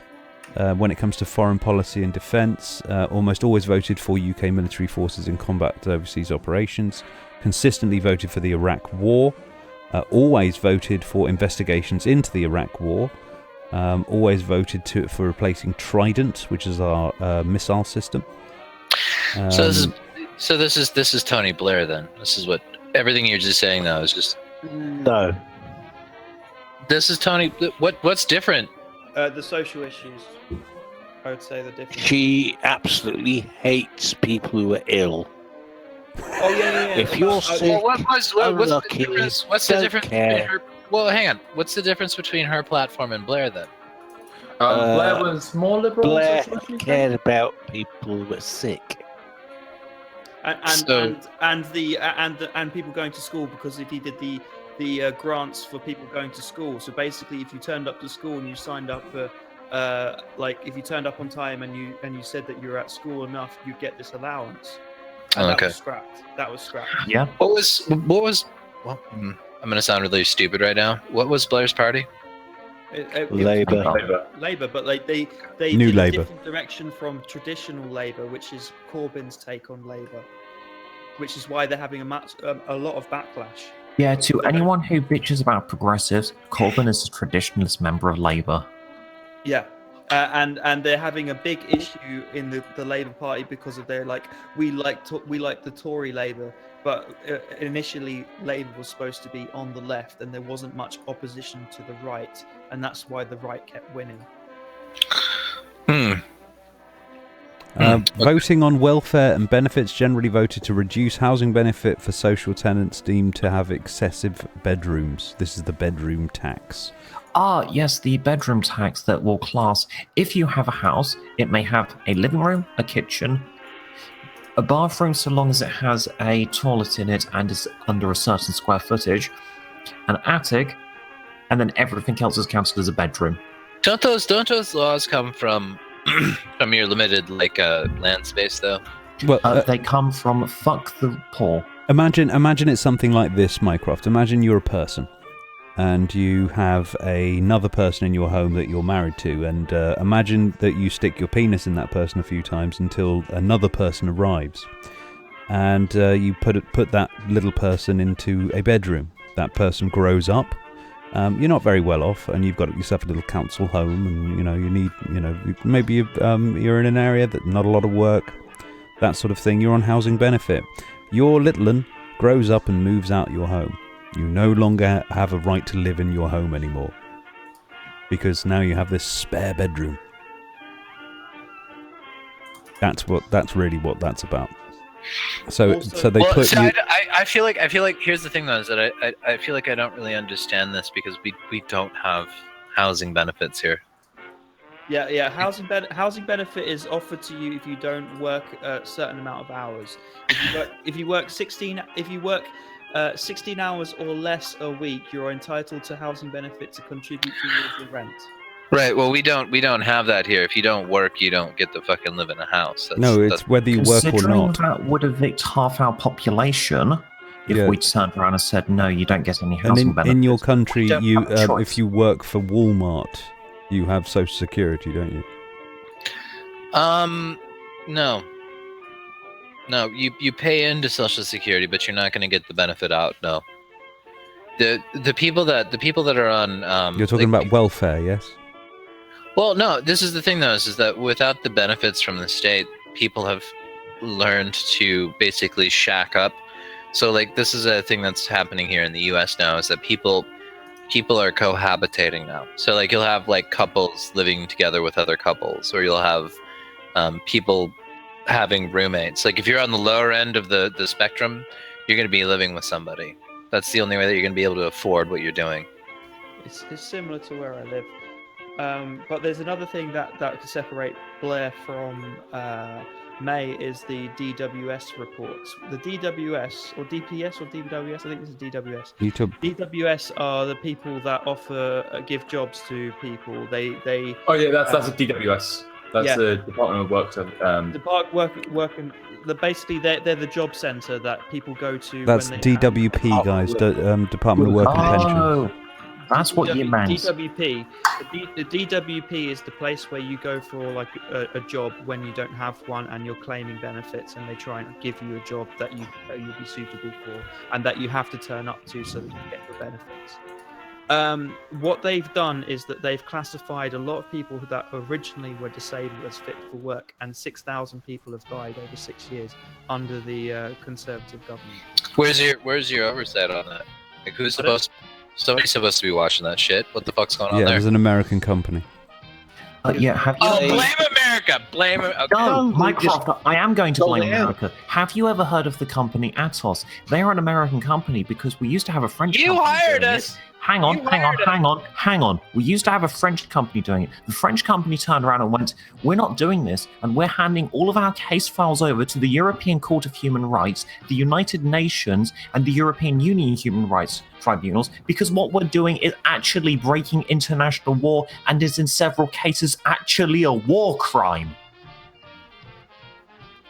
And then Atos, an American company, turns up and goes, hey, we're willing to make a deal with you, UK Gov. You just have to make it so every single person that works for us in the UK technically counts as living and working in America while they're around the clock for us, so they can't be deported and just arrested for breaking so many fucking crimes internationally. Hey, let's get them to work for us. Don't agree to companies it. now like Express Personnel Why did Services you? that hired you, or what? Oh, there's so much wrong with that. Okay. This is going to turn you at this point against Theresa May. She voted for higher taxes on alcoholic drinks. Need I say more? Well, I don't live there. Whatever. I think that would be to curtail people from getting too hungover, because we do live in a culture where we just get completely smashed. Yeah, I can't really So she's a social conservative then, like nothing social about her. Well, why would you? She's conservative about everything. She's an antisocial conservative.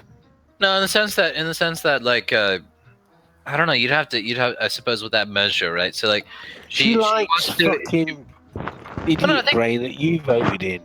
Well, think about this for a second. She wants to increase taxes on alcohol. Is that specifically for the economic benefit, or is that for a social reason? Do we know? Punish people for getting drunk. She wants to increase tax. Her party is the party of lower taxes, in order to finance. Oh, you've just gone, mate. I'm hearing like 3 people talking at once. I have no idea what's going on. Died. The thing is with hello. There you go. You're back. Yeah. My idea is to cut any benefits to the people that need benefits, and the reason this is done is by cutting the taxes to the people such as multinationals, people who earn lots and lots and lots of money, Google. So, like Audible. a Republican, then. If you will. A left-wing Republican. Gotcha. If there's such a thing. I always, whenever I talk or hear British people talk about politics, I'm like, okay, that's a right winger. Oh wait, that's left wing. Oh, you guys are all mixed up. It's crazy. No. You guys are all mixed up. We're not. Yeah, we're not okay. mixed up. It's just that because we're in a different location to you, in a different environment, it's going to be different compared to where you're from. It's just natural. It's the Overton window that's different from yours. Our stuff. The whole of our Europe stuff agrees with us on what is left and right. We're running smooth, man. We got alt-right and Antifa, and it's all running smooth. Yeah, but that's if you watch too much YouTube. If you watch too much, yeah, exactly. Yeah. Your Overton window needs a bit of a, Well, bit of a polish. generally, the Republicans in America is like cut all programs for the poor, give tax breaks to the rich. So when you said that, I was like, oh, sounds like a Republican. Okay, so here it's a fairly, if you will, fairly similar. Well, there is. I don't know if you know. There's such a thing as I can't remember the name of it. Is it the Atlantic Group? I think it's called. Okay. Yeah. Are they the one we're selling the NHS to? No. Which is another little buy thing that bastards are doing. Yeah, the people that what's his name has a cousin working for. Soros? He has a cousin in the group of people he's trying to sell the NHS to. He wrote a book about selling the NHS. His brother published that book. Am I starting to make the old money connection strong enough for you? Yeah, that's kind of like in America. He didn't write the book, he co-wrote the book. That's completely different and makes him innocent, you know. Yeah, we've privatized stuff, like when you go to get a job, there's an unemployment office, and then there's also this express personnel services. So you go there and you say, hey, I need a job, and sometimes they'll give you a job. And if you get a job, you have to give them like $100 out of your first check, and like $80 out of your second check, and then Sorry, that's grotesque. You tell them to fuck off. Privatized unemployment. Yeah. Yes, we do grotesque. that. Yep. No, disgusting. Whoa, hang on. That's actually here's the thing about. No, let Mycroft attempt to justify it. I can totally justify and we'll that. explain why he's wrong. You think you can? Go on. Give him a chance. I can totally justify Give him a that. chance. It'll be funny. Here's the thing. So when you're trying to create here's the reason that exists, right? We have programs out there right now which essentially just prop up homeless people, right? Just here's your food, here's your water, here's your shelter, right? You don't have to do anything for this, right? We do. Yeah, carry on. Calm your tits. I've got my shovel out, digging hard. Oh, I'm gonna dig this hole straight into the fucking earth, dude. Here's the thing. Dude, get some rope. When you're talking about incentivizing a large group of people, a state in the U.S., for example, like let's say it's Arizona, when you're saying, hey, look, we've got a homelessness problem. We want to take these people out of homelessness and we want to put them into jobs. Should they have to pay back into the system that they're going to eventually benefit from? And here's the thing. You mean taxes? This is the thing, though, Robin. They don't pay taxes. At the low amount of income that they're going to get, they're not going to have to pay income tax. Right. So what you're saying is they're too poor to be able to afford to pay the measly amount of tax you would ask. If you're getting back into the workforce and there's a service that is being provided by the government to get you back into the workforce, get you back on your feet, then I don't see any reason why you shouldn't have to reimburse that service. Yeah, it's not the government, though. It's the private. You will pay off that service. Do you know how and when you're going to pay it off? When you have more money in the future. Two payments and a particular check. I don't see that as fucking. I don't see that as a problem. How much is the payment? It's like $120. Yeah, there you go. Last I checked, it might be a lot. It So, might be a so bit if more you're now. if you're too poor to pay taxes, you'll have enough money to afford to pay this check off, though. And then you're still at square one. Well, we're talking $120 here. That's Yeah, it's a lot of money to a guy who didn't have a job and then just has to pay rent. if it's out of your check and you're literally earning nothing before that, that's better. That's literally better than not having a job, especially. Yeah, it's kind of exploiting the poor, though. I mean, well, no, it's not. It's not exploiting the poor. That's a good solution. Could it be argued that this does actually incentivize the organization to actually help you find a job rather than? That's true. You got a point. It does. It gets you back string you along. It gets you back into the workforce, and then you can build from there. And I think that's great. I would pay that. Like if I was homeless on the street and somebody was like, "I'll give you a job, but you got to pay me $120 once you get your first check," I'd be like, "Yes." Yeah, I kind of agree. At Walmart, if you are getting your a nice first amount check of money, yes, is not but enough. What are you getting? Where does it cut in that? It's a bureaucracy out of nothing. It's just like a YouTube guy. I mean, it's fucking retarded, I think. Here's the thing, though. If you're spending money, you should get value for that money, right? That's the basic principle of business. What are you getting for that $120 other than someone? A chance. You're getting a chance. That's Well, what you are still getting the job, though, aren't you? It shows a failure of just the slows unemployment the amount of money you get. office. How much of an opportunity do you really realistically have there? Well, this is the problem. This is the problem that I have is that, like, so say in the U.S., for example, like if you lose your job, if you go homeless, there's absolutely no way you're going to be able to get a job and take yourself out of that situation. We don't have social programs like that here.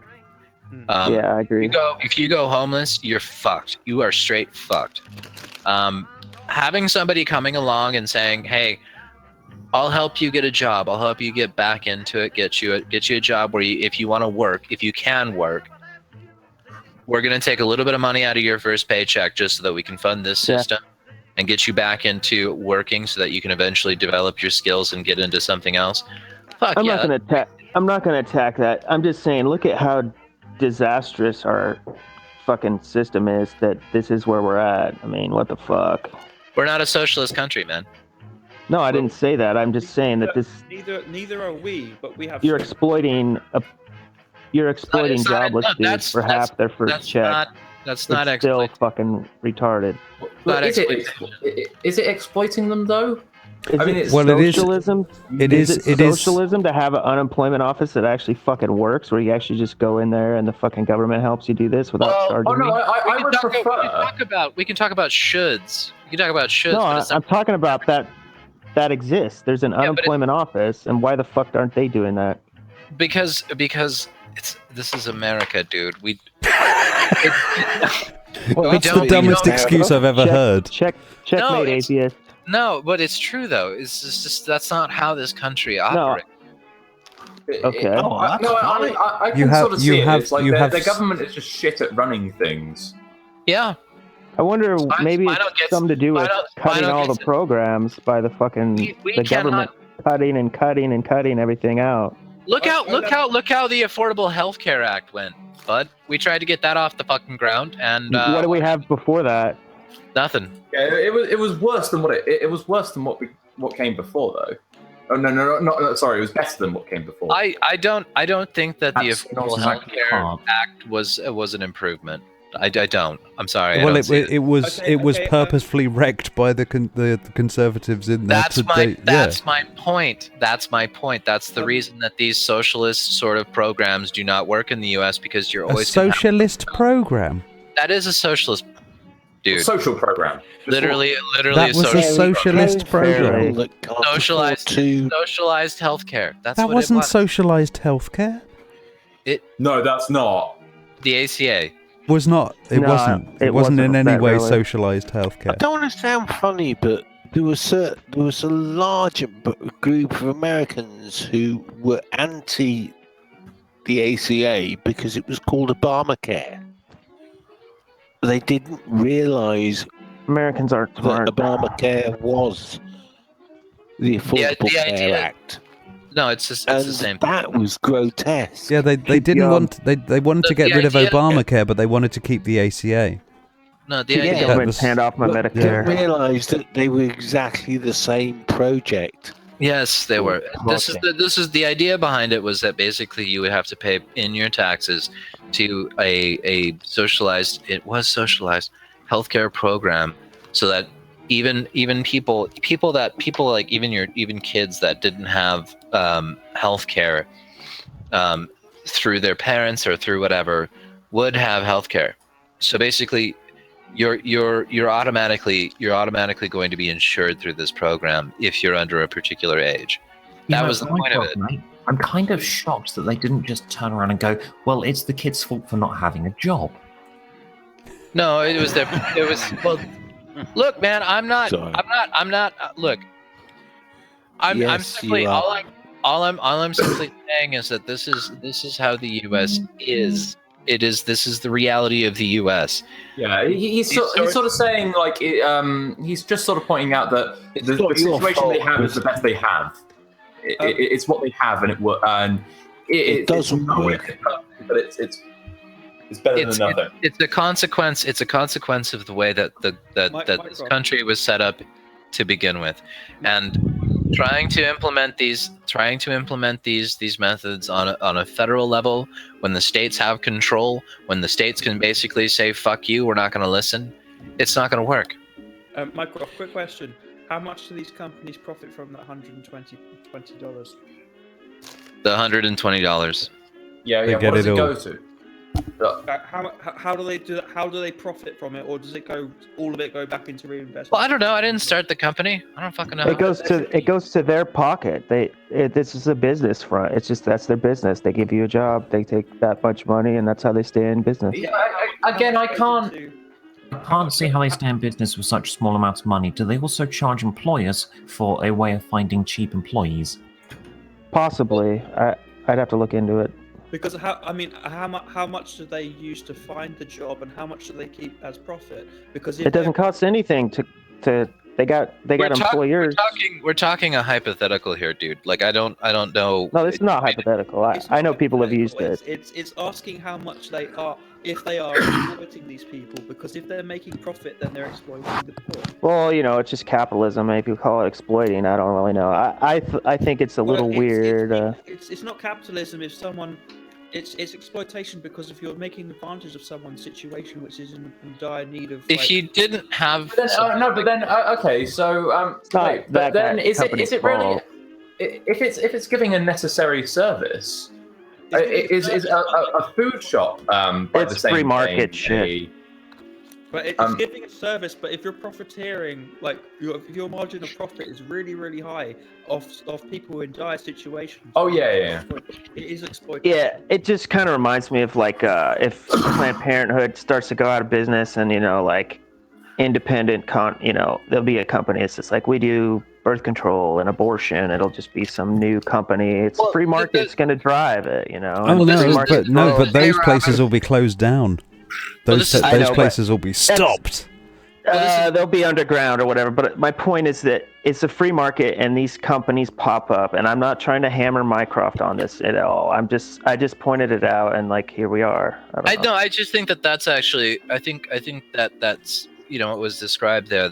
When somebody creating like a business where you're giving a job to someone, where they can just simply get the job, but they have to pay back $100. Hey, Robin. Yes, ma'am. Yeah, my point, Mark was that hang on, guys. We got a new voice in here. Dark Art. How you doing? In here? Oh my god. Yep. Dark Art's here. Everyone's allowed in. That's how it works. Oh. Yeah, I suppose. You can't be fussy. Well, look, man. I immigrated here. Now I wanted to close the borders, and now we're having a problem. Who's Dork Art? Yeah, I've got a couple points I'd like to make on let's call that the Affordable Care Act. Okay. and how big of a joke that was. When I signed up for it, I was paying $68 a month. Yeah, I was paying $68. I was paying $68 a month, and as a result of that, I was getting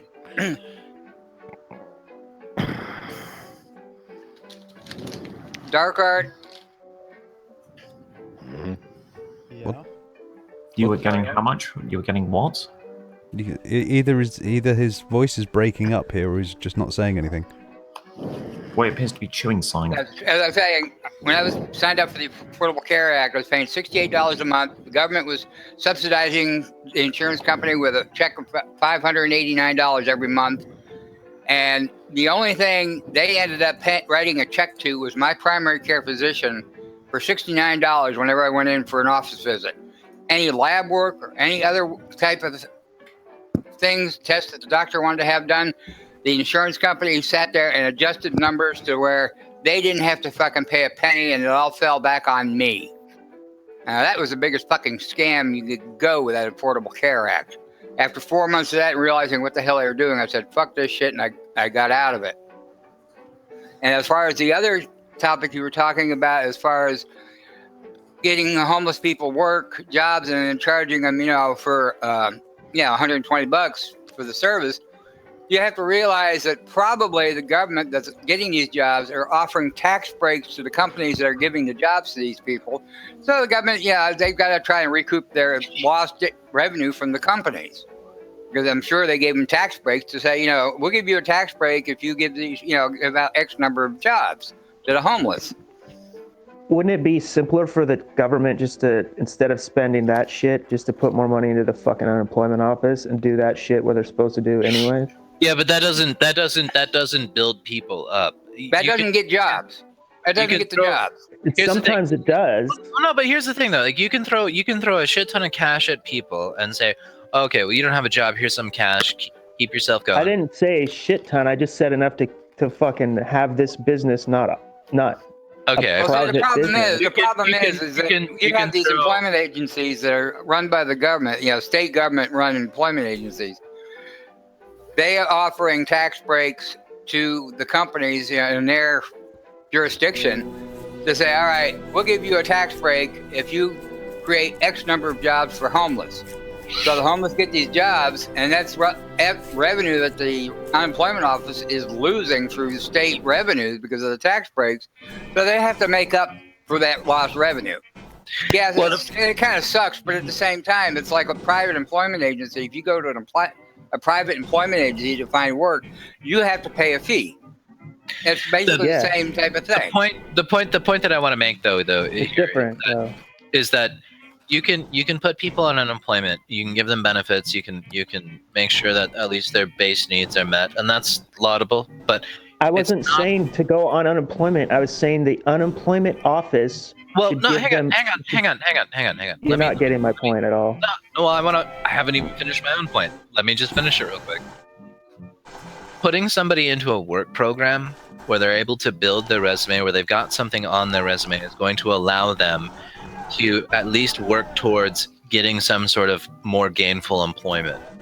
Putting them on unemployment, all in a potential employer is going to see is that this person hasn't been working for X amount of years. It's better for people that are poor to give them opportunities to work, to earn their own funds so that they can build themselves up. If you put them on unemployment, they're not going anywhere. That's not the argument, though. I never made that argument. And those are two straw mans, whatever. The argument the lots I'm saying the unemployment office shouldn't give you.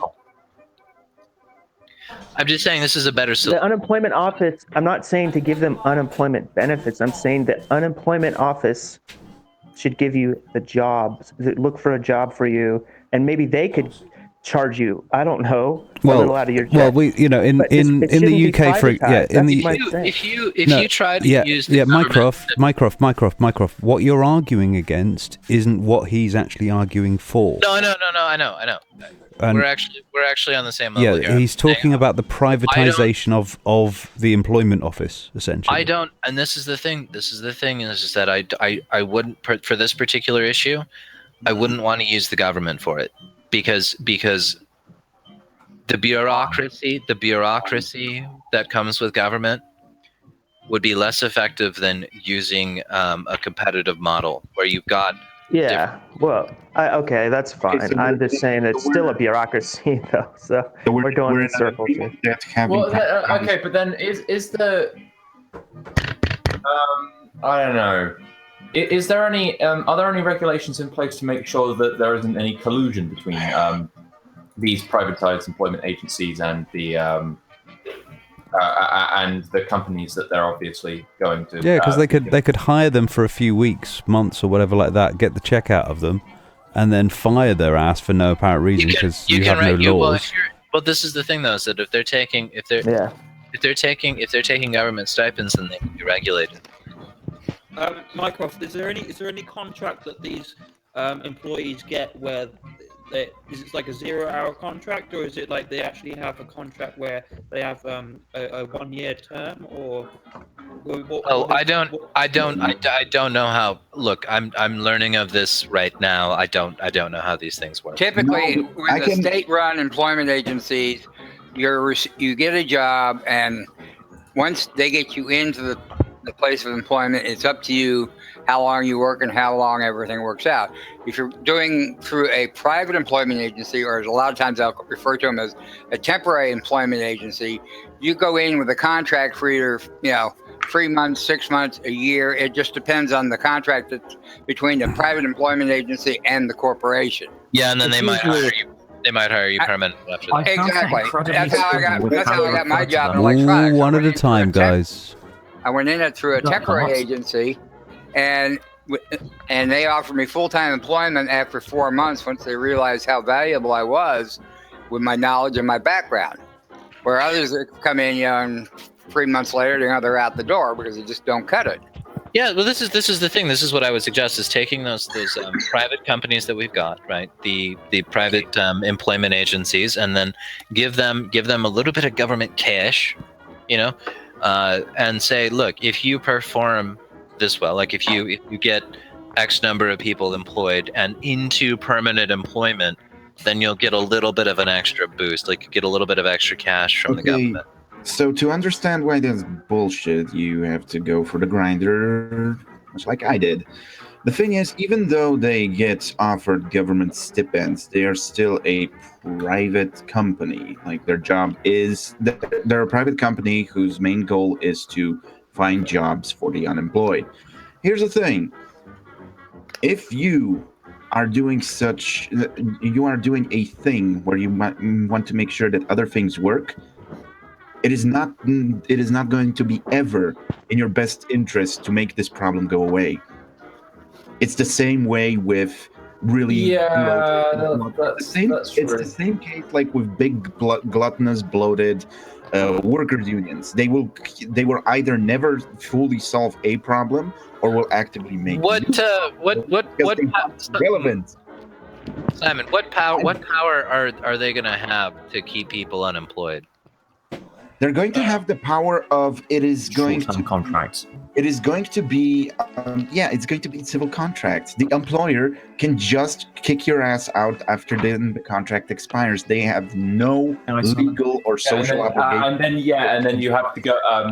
No, but that's the thing. It doesn't work that way because here's the thing. Mycroft, it was incredibly telling when Dark Art referred to them as temporary employment agents. Hang on. It's actually far more expensive for an employer to have to rehire someone and retrain them because that person has to go through all the training again. It's much more effective for an employer to keep on a trained employee. Do you know what Amazon does here? We have 2 huge warehouses of Amazon in this city. I work with one. Do you know what their business strategy is? You're assuming, but here's the thing. Mycroft, that was a rhetorical question. Mycroft, here's another thing that you might want Their to business strategy is as follows. Hire people that you might want to have working for the company long term during peak time. Every other month of the year, hire people to do nothing. Menial labor jobs, no training required. You just get a badge, some worker boots, and you're off for the next month. After that month, ciao. Why? Because the company gets a fucking stipend from the city for providing jobs. Because they are constantly hiring, they get money from the city. So, they put next to no money into those employees because they're no fucking skilled employees. They oftentimes they walk around and do menial labor like fucking cleaning the warehouse. You're That's all they do. assuming no, because this is the thing. This is the problem. You're assuming that for what you're saying, for your criticism to work, there has to be some sort of cahoots between the company that they're hiring out to and the actual employment office. There is in the contract. In the contract between the contract between the companies is as follows.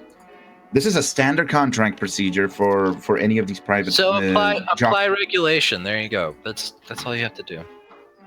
You're telling me that it's not profitable for anyone to put the regulations on.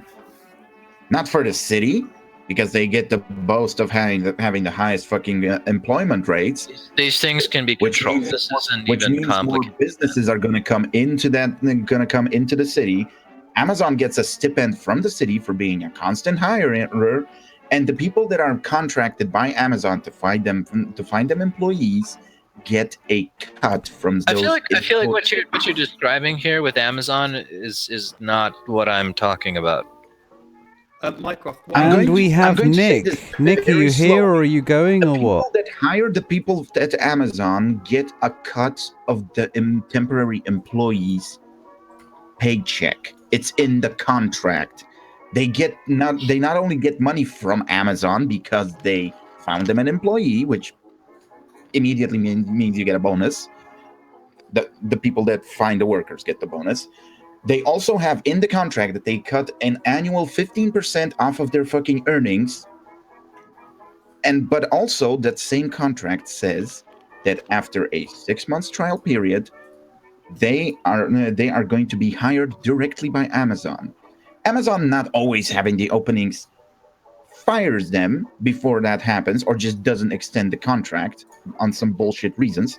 And the rotation continues. They keep getting the stipend from the city, and the employment office keeps getting money for finding workers and skimming off money from the said workers that they find. Yeah, and I would say that would need for everybody involved, aside from the people that go for that fucking grinder. I would say that would need regulation then, obviously. Yeah, I wanted to ask a question back to where this all started. Was the 6,000 people who died in the UK, according to that one private US company, like what was that about? Oh, that they were considered legally okay to work when they were too disabled to work. Oh, okay, I got you. Okay, sorry, just so you know how ATOS works, they work on a 12-point scale, where such as being medically attached to the bed you are laying on is only worth 8 points. You can't go to ATOS with only one problem. You can go there and go, help, I'm missing both legs, and going for rigorous physiotherapy, and they go, well, you need 12 points, and there's 5 points for missing the left leg, 5 points for missing the right leg, and 1 point for going for rigorous physiotherapy. That's not enough to get help. So stab yourself in the eye or something like that, and then you can be blind. and then you're in. The reason what happened was they couldn't receive their benefits, and they died because of their benefits were supporting them. They just need to hire Antifa guys, you know. It wasn't just that. I mean, people would they're just killing themselves. Because they're basically at this point where their life is over, so they might as well just get it done now. I just want to politician we have running around. You know the guy Spino.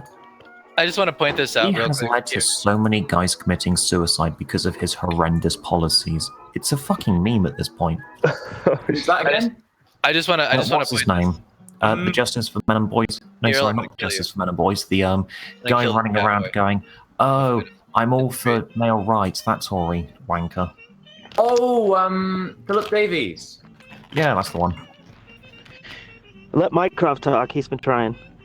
I've been trying. Fuck Minecraft. No. You're too quiet, Sturkle. Fuck Cyril. I'm gonna fucking kill him. Mycroft, you talked about trading. No. I just hang on before we jump back into this.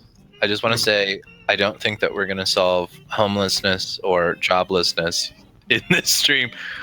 No. But I do want to say that like I appreciate that we're actually talking about it. Sure. Like that's kind of nice. It makes me, our unemployment is actually kind of low in the U.S. right now, which is pretty good. It's a good thing. Mycroft, you know that point that you made about retraining? Yeah. And you're saying it costs a lot to retrain. I used to work in the call center, and they were retraining people every 2 weeks and hiring anyone that could come. Not every 2 weeks. They were training twice a week or 3 times a week, almost all around the clock. Training people all the time because they know the dropout rate is really, really high because that's their business model. F5, mate. I've worked in call centers. Yeah, that shit. Me too. Yeah, that's. I mean, that sounds terrible. They are. Somebody made the comment about unemployment rate being one of the lowest in a long time here in the United States. I have a feeling that actually, if you were to do research on the numbers, the reason the rate is so low is people drop off the rolls because they no longer qualify for unemployment, or they just give up trying to find work because it's not there. That rate is the rates. If you look at the state rates, they're completely deceptive because they're not looking at individual communities. Well, because however, I agree with you guys all around, but it's still lower. It's still better than it was 5-6 years ago. Well, of course, we've dragged ourselves out of the mud, but that doesn't mean we can't improve. Well, it also has to do too. I mean, like a lot, the professional jobs and manufacturing jobs, the big, they're service gone. economy. It's all service now. My gerbs. How you doing, mate? And it's also, when you talk about unemployment being low, in some cases that doesn't mean that you've got a job. You're just not saying you're unemployed anymore. Are you fighting for 15? No, what I'm saying is that, for example, in the UK, we have what they call a gig economy, which is freelancers. Yeah, same over here. I mean, the retail gig I've been working for the last 2 years has been a 1099 contract. Really? Oh yeah. Why? 1099 contracts we recently switched, but are a lot cheaper for the companies. Yeah, it's the only way to avoid payroll tax. I mean, I was involved. I had a distribution company. Fucked, dude. Where my drivers were all 1099 contract labor. What does this 1099 mean? But it's a tax status basically. Oh, it's a tax contractor. You're responsible for your own tax. You're self-employed. You're self-employed. You're not. You're not quite self-employed. You're under contract with a company, and you're responsible for your own taxes. Yep. Like I had a company that had 10 drivers working for me, and every one of those drivers would get a 1099 at tax time, and so they're responsible for their own, withholding tax, their own Social Security tax. Yeah, it's like if you're a truck driver. So it's a benefit to the employer to have 1099 contract labor because it's cheaper. For them. They're not responsible for the employment. If you're an employee of a company too, in most states, that if you make over a certain amount and you're fired or laid off, then you're owed unemployment, which is partially paid by the employer. Hey, congratulations on making 20K. Cool. Yeah, so as I say, by going ahead and having 1099 contract labor, I mean, that's a big plus for the employer. I mean, they don't have to worry about unemployment insurance. They don't have to pay, be responsible for the Social Security, matching Social Security. The employer has to pay. Well, it's a little bit different though. Like being a 1099 is basically where you're retained by an employer. So like say you're a truck driver, you're going to be retained by a particular company, right? So you're working for that company, but the cash that you get is based on your commission of jobs, but you're still beholden to that company. Right. You're not technically self-employed. You're still employed. I mean, the company that I was running, that I had I paid my drivers a per rate per location that they delivered to. So if they had 100 locations they delivered to, their check was $100 because paying $1 a location. And what I'm charging the client might be $2 a stop. So, I'm making $1 per location and the driver's making $1 a location. But I could also, have room to move up and down. Like if a driver has a particularly long route to do as far as geographical territory, I might give them a little bit extra to help, pay for their gas. The reason that this is done is so that they don't actually have to worry about workers' rights. If you 1040 an employee, you have to actually sign them up for a whole bunch of shit. Oh yeah. If you're sending them with a W-2 form type thing, sign them up with a W-4, you have to pay withholding tax, you have to pay matching Social Security, you have to pay state unemployment, and depending on the state, you may have to pay other fees as well. And so it costs the employer a hell of a lot more to hire an employee straight out as an employee. Whereas if you hire them as a contract laborer, it's a lot cheaper for the employer, and it also resolves them of a lot of liability possibilities. If an employee is contract labor and they get hurt on the job, it's not the responsibility of the employer to pay for for workman's comp. Man, you love employers over there, don't you? Just not employees. That's the thing. We do. It's just, that's the state of it. But they can't fucking stand you.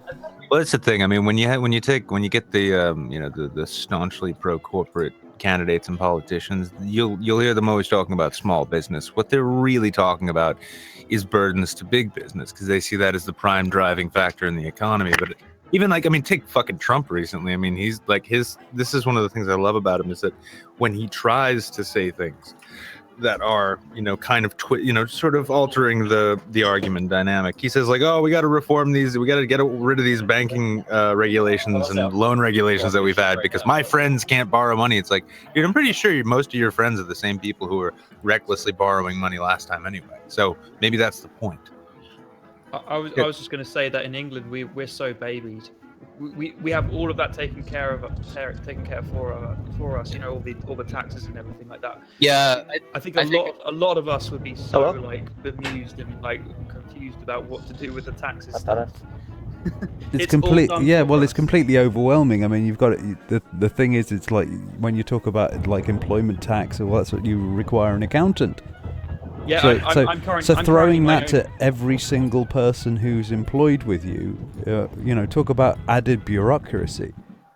I'm currently my own accountant at the moment, and it's a nightmare. Well, you're a musician. You're not supposed to do accounting. I've got to do it myself, otherwise the taxman comes a calling.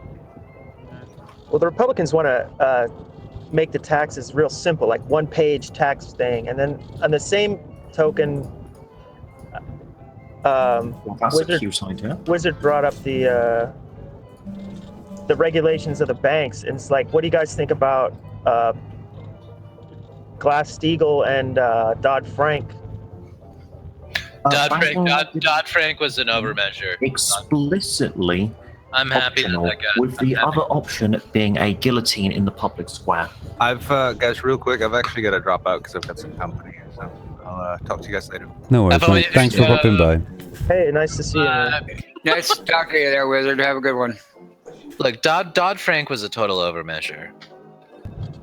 We're talking about America again, aren't we? Well, that's why Dodd-Frank was passed. So yeah. Yeah.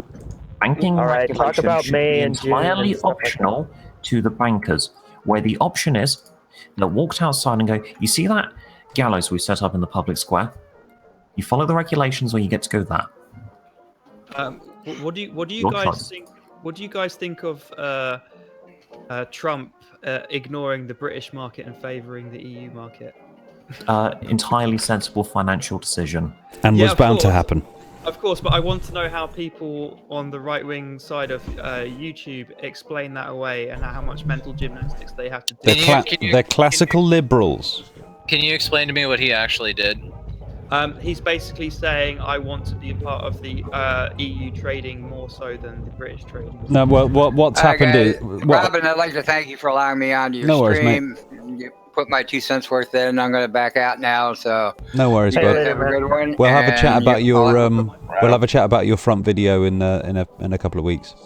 See you, dude. All right, sounds good. All right, nice one. Bye bye.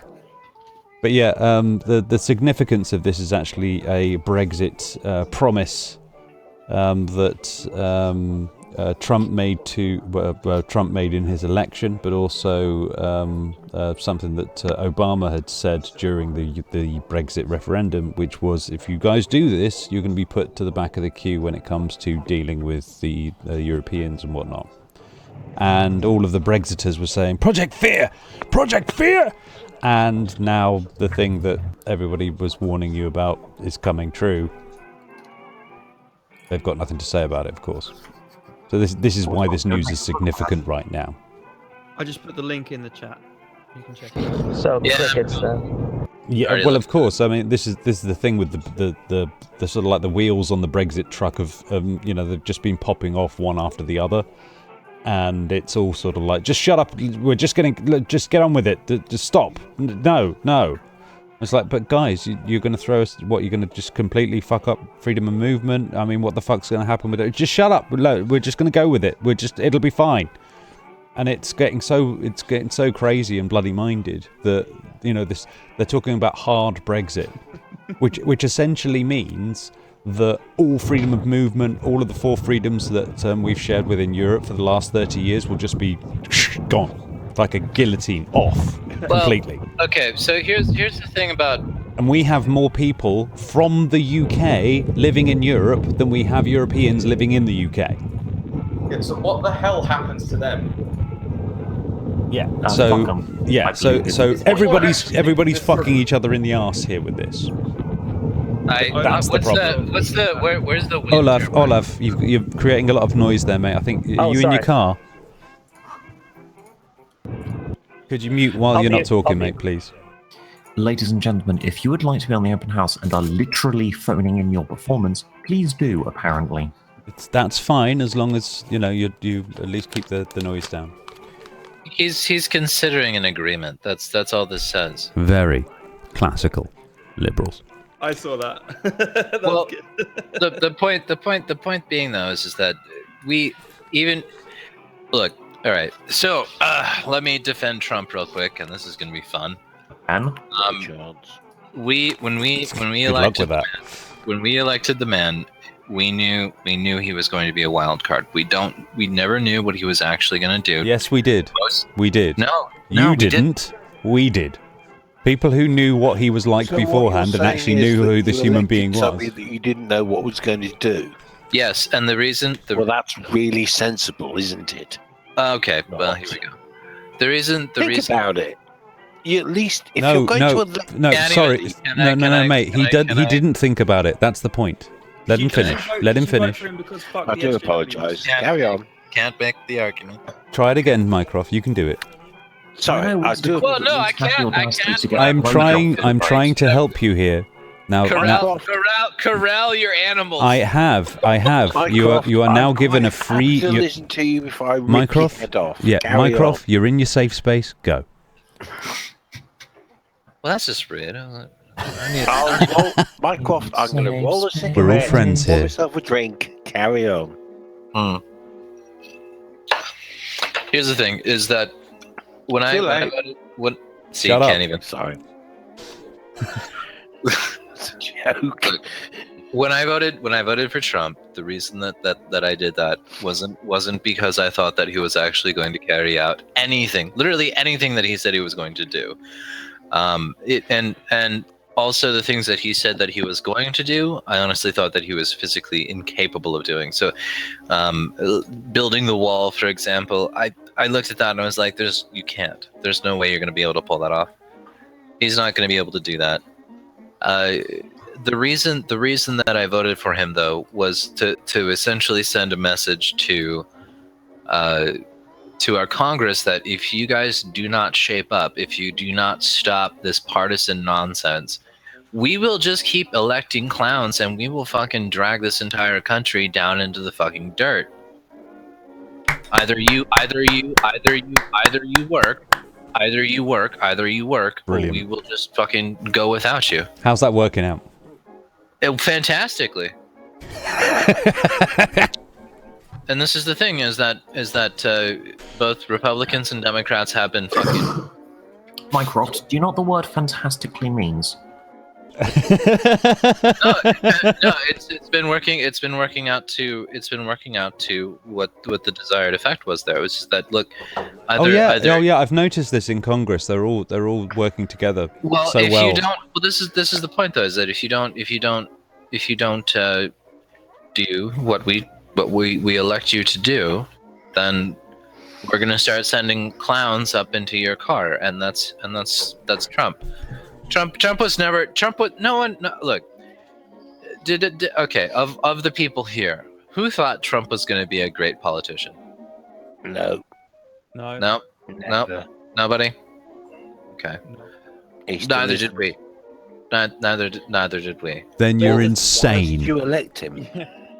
Have you know the definition of insanity, right? It's look, this is the last little bit of power that we have before the republic collapses. We're throwing the little clown up there to say, look, the people aren't happy with what you're doing. We're not happy with the Democrats. We're not happy. Sorry, but what you did was stand in a fairly robust but corrupt republic and go, let's destroy it.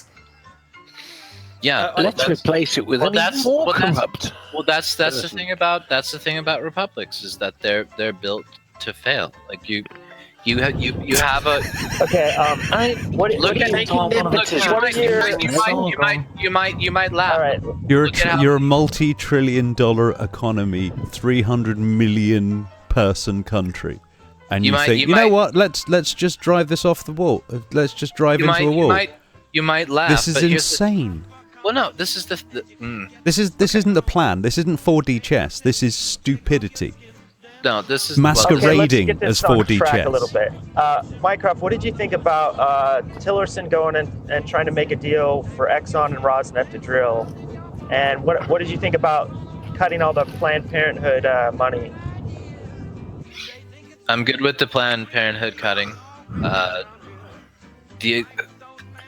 not surprised. You think that Roe v. Wade will get overturned here in a couple of years, or no?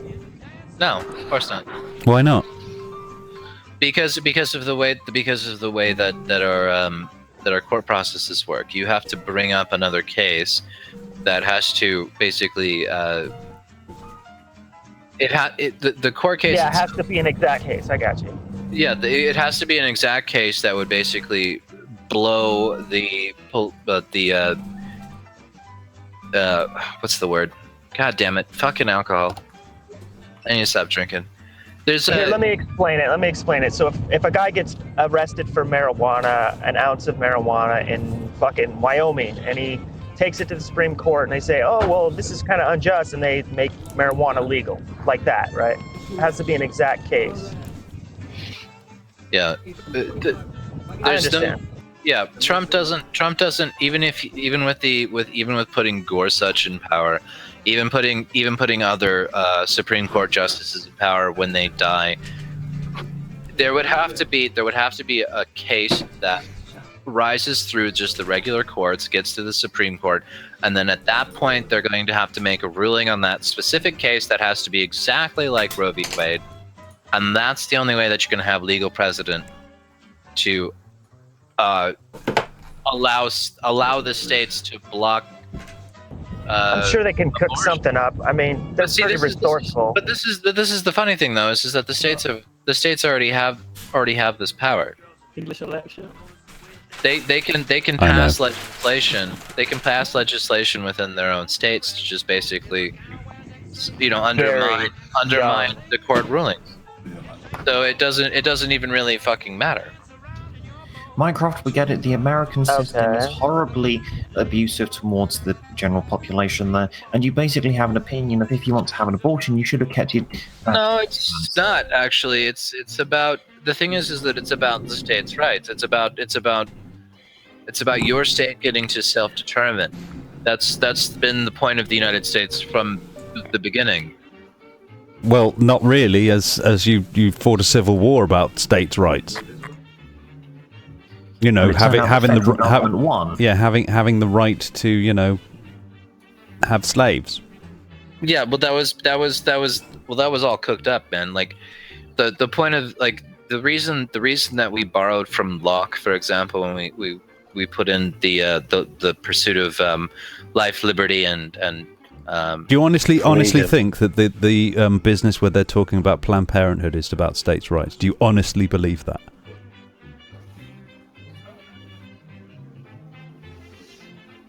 Well, I mean, it was. I'll assume that as a no then.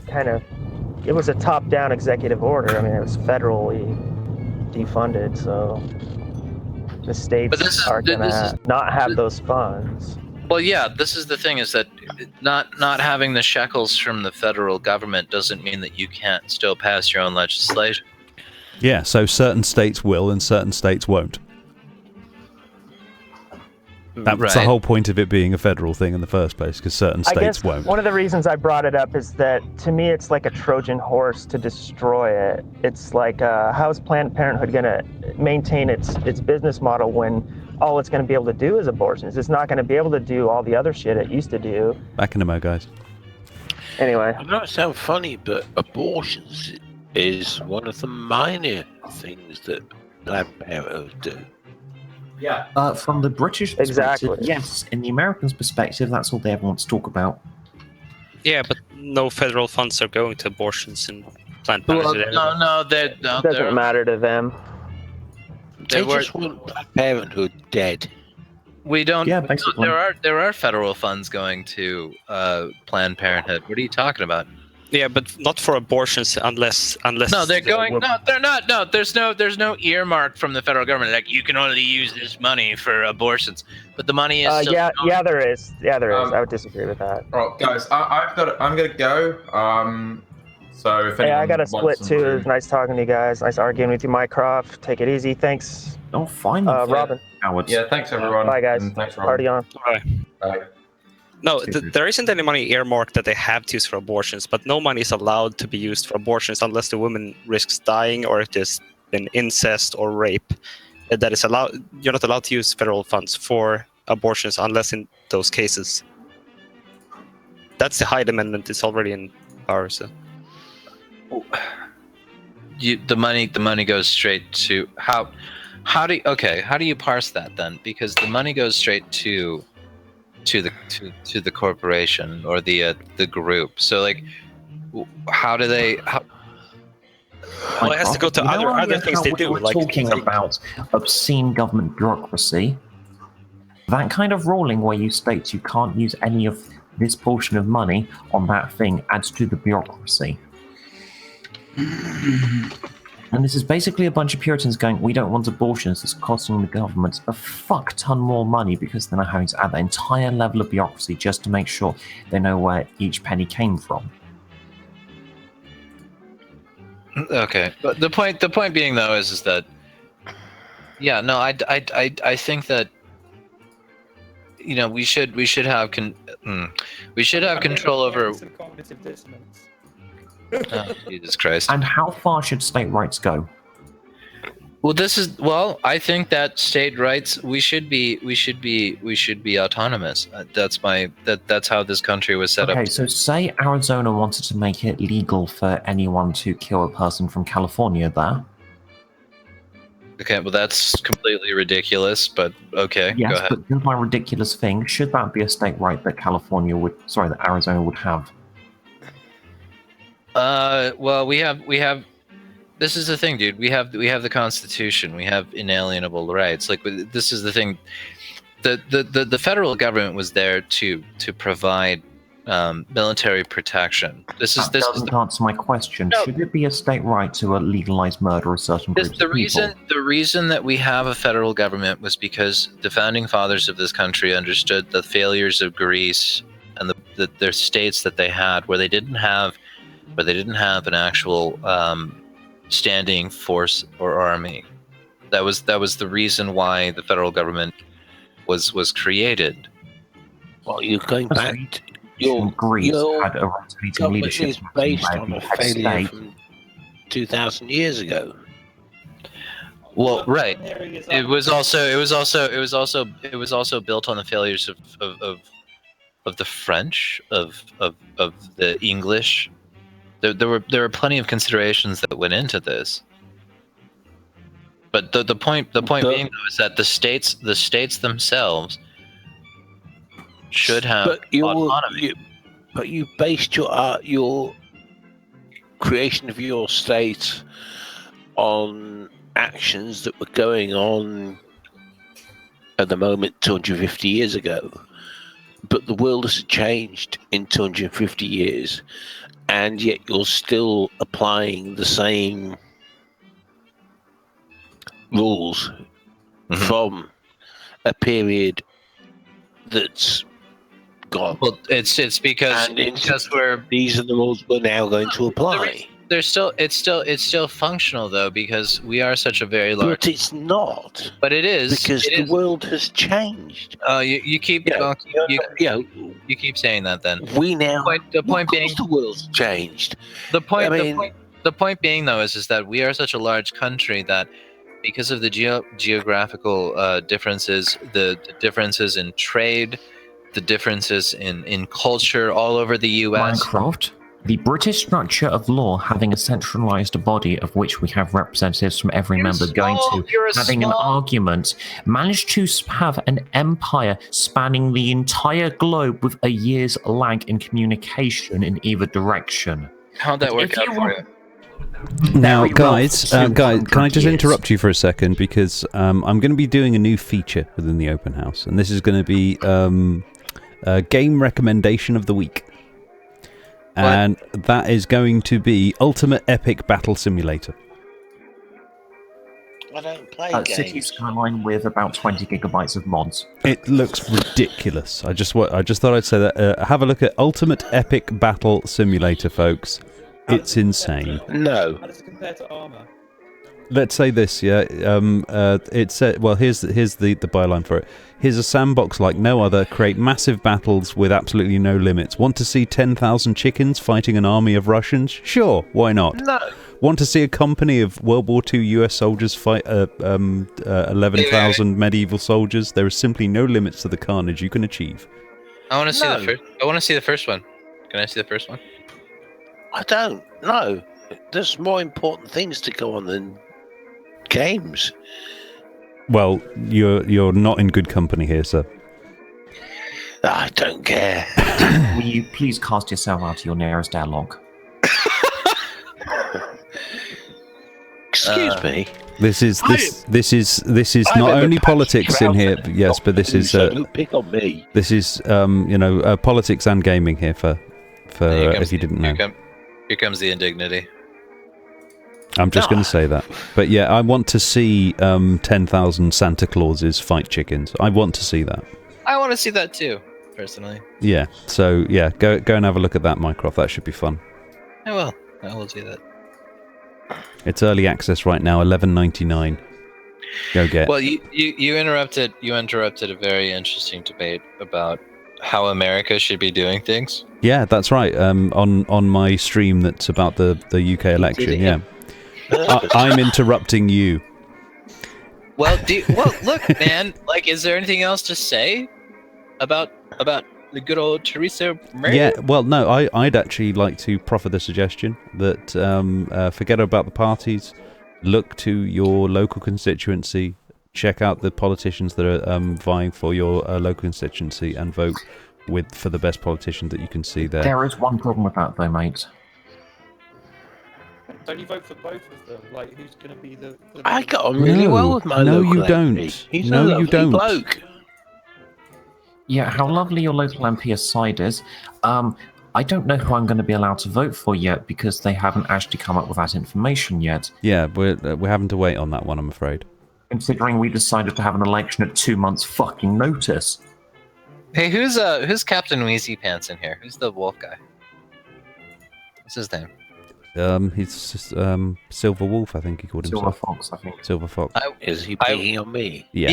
Yeah. I want you in my server. We can continue conversating about American politics at some point, but you should come to my server. Dude, just tell him they're wrong. Americans have always been wrong. No, there's clearly a conversation. You can't even look. You can't even make a decent cup of tea. Girlfriend. No. No, I'm not picking on your girlfriend. Well, yeah. Okay. No, look. There's clearly an unresolved argument here, and I'm happy to have it with you at a later time. But as Robin said, we're talking about British Mycroft is everything wrong with America. We understand. Wow. No. Everything's wrong with America. There's nothing right. He just represents with that. Mycroft, are you severely obese? I don't think so. I can still see my dick. Does that matter or what? Okay, well, you're not everything that's wrong with America. Oh, okay. It needs an F5. America is so fat it can hardly see Florida. You know what though, Ramen? Here's the thing though, bud. Your country is getting quite fat itself, so don't even. Oh yes, we are following the Americas in so many ways. You're becoming our 51st state. 52nd, actually. Yeah. No, 51st. You forgot about Israel. We don't count the Jews. No, you don't. You only get. Yeah. You pay for them, but you don't count them. And I'm gonna have to figure out how to put that in triple parentheses, but I'll worry about that later. Yeah, not our concern. Girlfriend. And then we have girlfriend. We have meme of the week, which is four little pictures. One says, "Tell me." The girl says to him, "Tell me one reason to accept your marriage proposal." And he no says, way. Is this Dean? And he says, "I have 2.3 terabytes of dank meme archive." She looks, and then she goes, "I'm wet."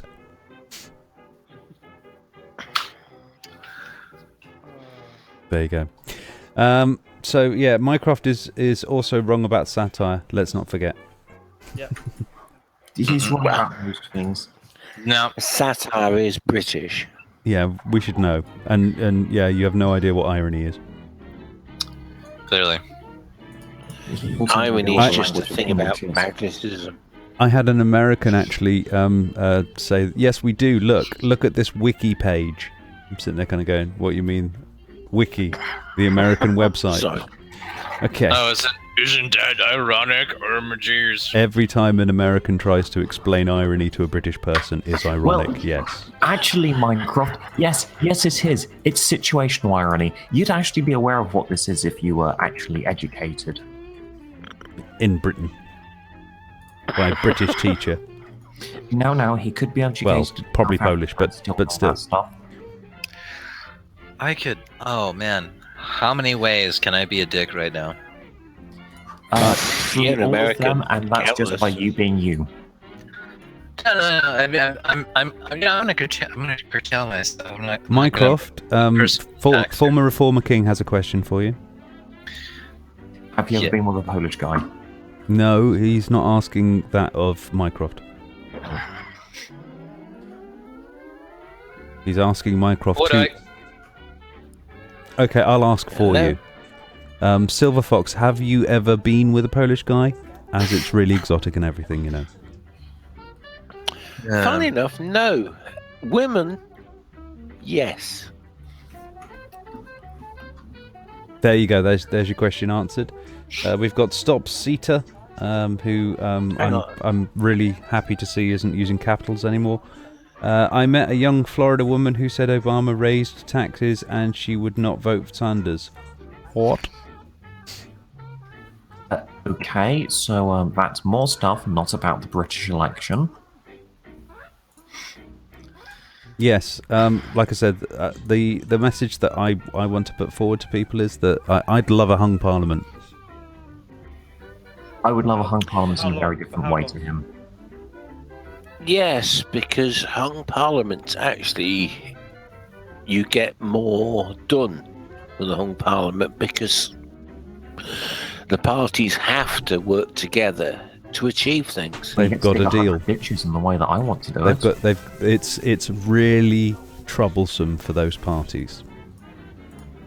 Yeah, which means it's good for us. It's good for the people.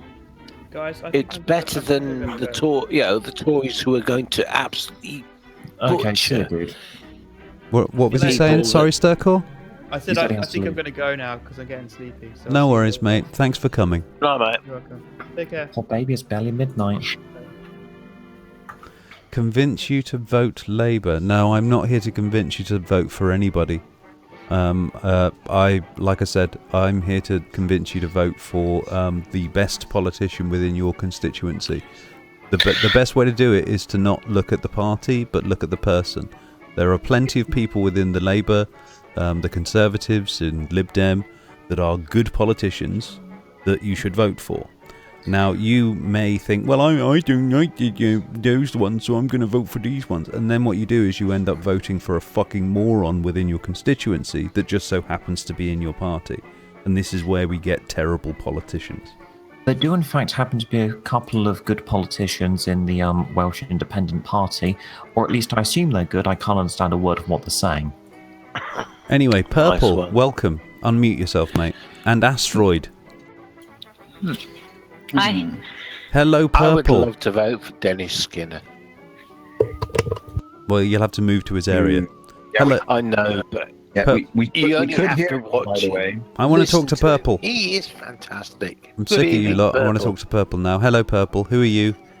I'm actually in the same room as Asteroid, so we can't both talk at the same time. So sorry about that. You could just share the Oh my god, it's a girl! Yeah, we do have women here, mate. I know, it's weird. It's just someone doing voice training. She Thanks for your vote of confidence, Zero. So it is true. The prophecy spoke of this moment. Yeah, it's not always a There sausage are fest in the women open house, actually, guys. But she's American. Does They're she allowed. Christ? They're No, allowed. yeah, there you go. There you go. That's like I a wanted slur. to It's like a take up that I thought it was super rude that Mycroft kept acting like every American voted for Donald Trump, and his overuse of the word "we" in relation to that was. Oh, so did you vote for the Queen? Yeah, as a matter of fact, I did vote for Hillary Clinton, so thank you. Wow! Wow! At least I didn't vote for a talking carrot. At least. Well, it's a good thing that you won. It's a good thing that you won, because now you have all these talking points. You're in the Electoral College then, since you won. So do you want? So what do you want? So what do you want? Do you want direct democracy? No, I'm a communist. Okay. You're actually a commie? Simon! A fellow traveller. We have communists here, women, all kinds. And I don't actually live in the U.S. anymore. So are you Antifa? Yeah, did you go to Canada? No, I live in Sweden and have lived here for longer than before you voted for a talking carrot. So. Are you living in the in one of the Swedish no-go zones? I have lived in 3 of them.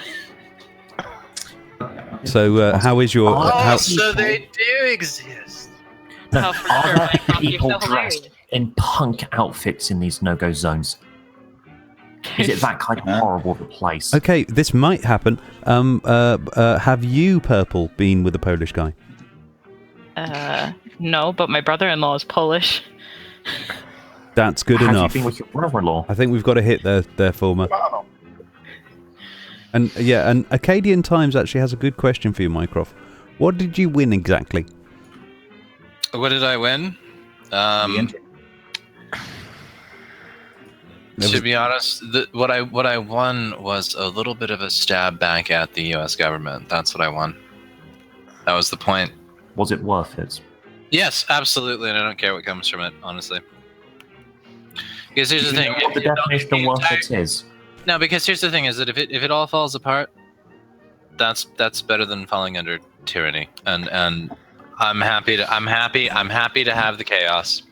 Okay, do you want to know where almost every single tyranny in the whole of Europe have ever come from? Chaos after a fallout from populist or ridiculously stupid economic decisions. Oh. Because what causes fucking crazy... That's a great response from Mycroft. Oh. Yes, Mycroft. Oh. Oh, look at this. What happened? I guess he's busy. Sorry, no, I'm sorry. Were you waiting for a response there? Yeah. Oh, there's not one coming. All right. So like what? No comments? That's your official response? That's not very free speech, I know who Acadian Times is. We're gonna have. I believe that's Woolly Bumblebee's husband, isn't it? Yes, that's the one. That's right. We've got them all in here now. It's going to get messy. Mr. Bumblebee. Do you have any idea what kind of a jarring fucking tonal and topical ship this is? It's the beginning of the end, everyone. It's the open house. Right, so... Wait, does this officially mean that we have Antifa spokesperson here, or what? I don't know. Purple? What is your position on Antifa? It's complicated. Wow. Is that what you have on your Facebook status? I have a friend who's really, really a fascist, but they're not. Really, not what does that even mean? What's a It means fascist? like they're fascist, but like really, really fascist. Like, oh my god, don't you get it?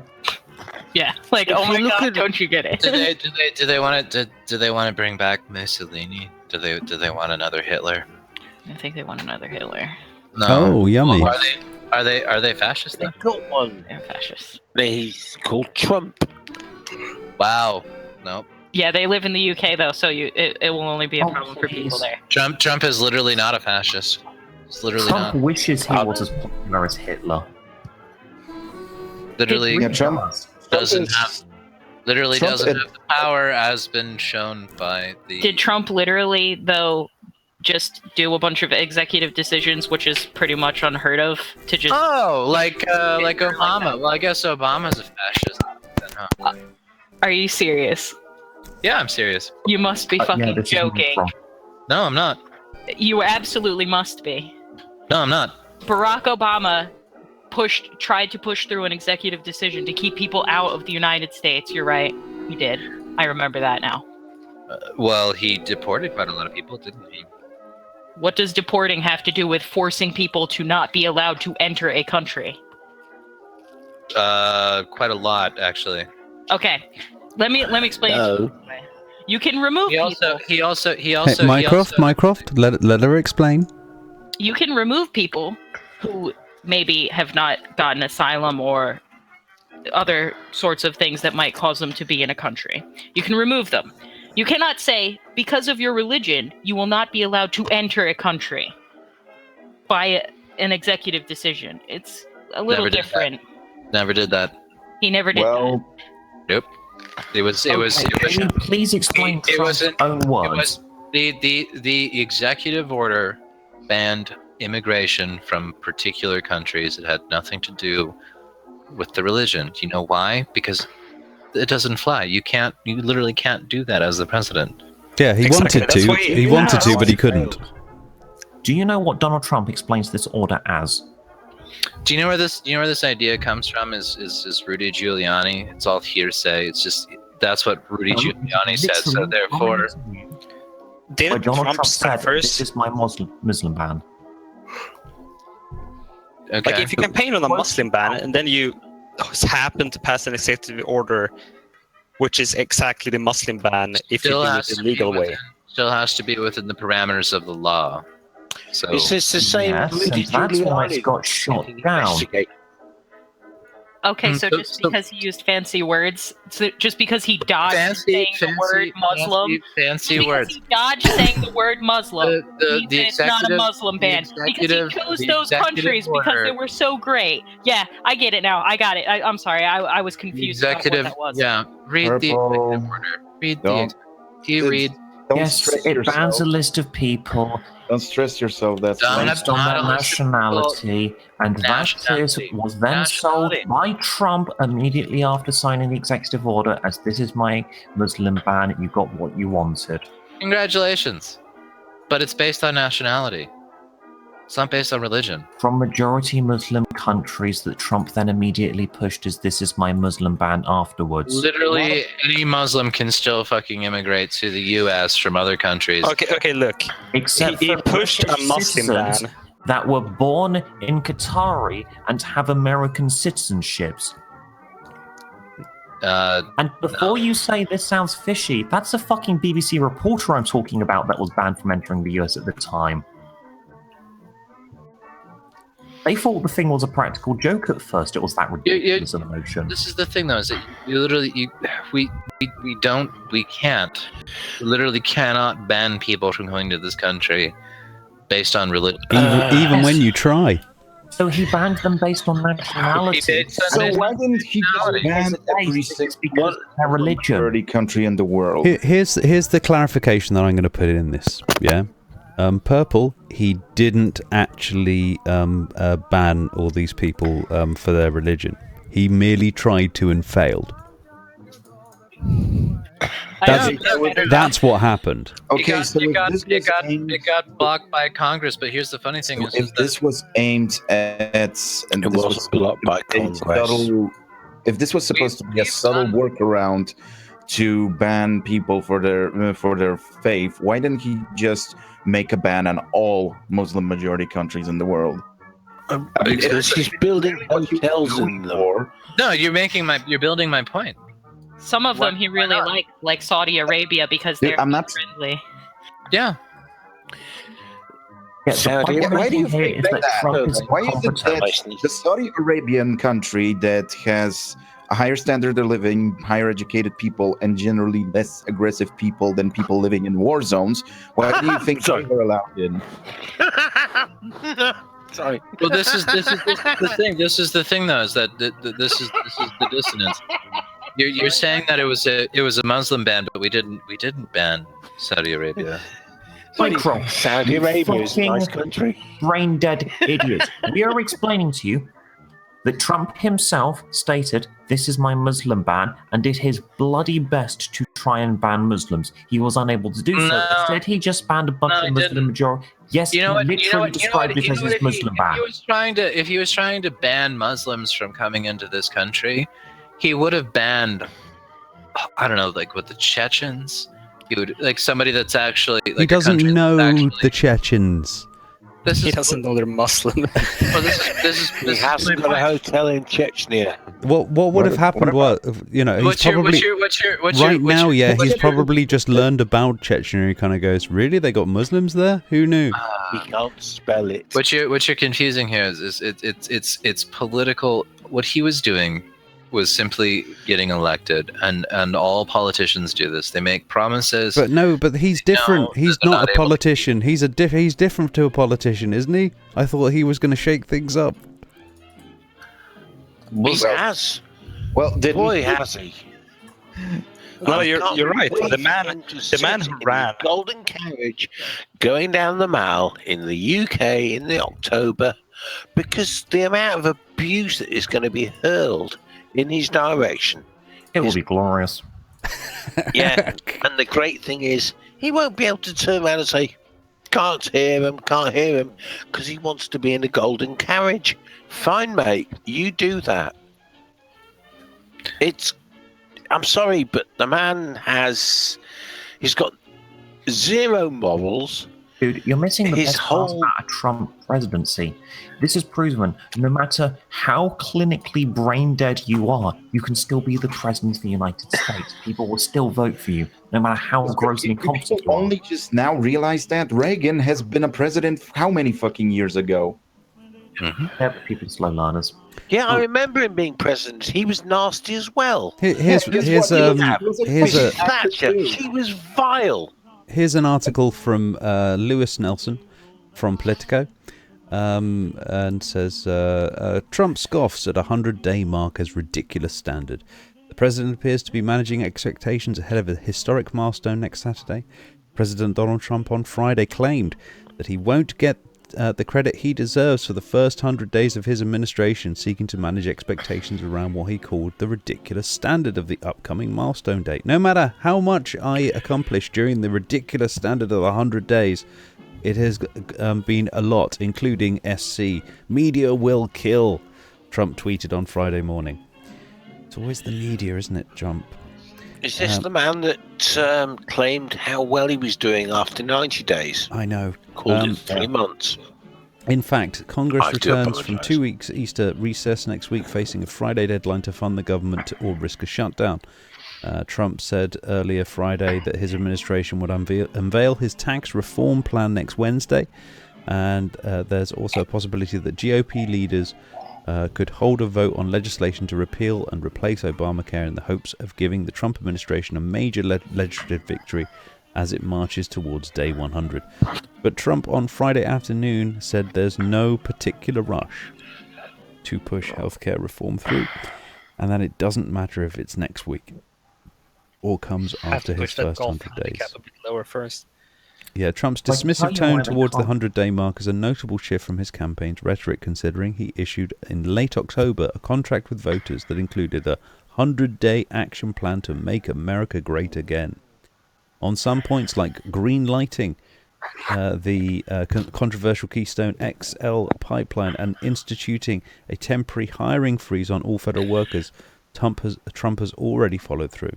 On others, like his promise to label China a currency manipulator on day one of his presidency and his pledge to cancel all funding to so-called sanctuary cities, Trump has yet to deliver or has reversed himself.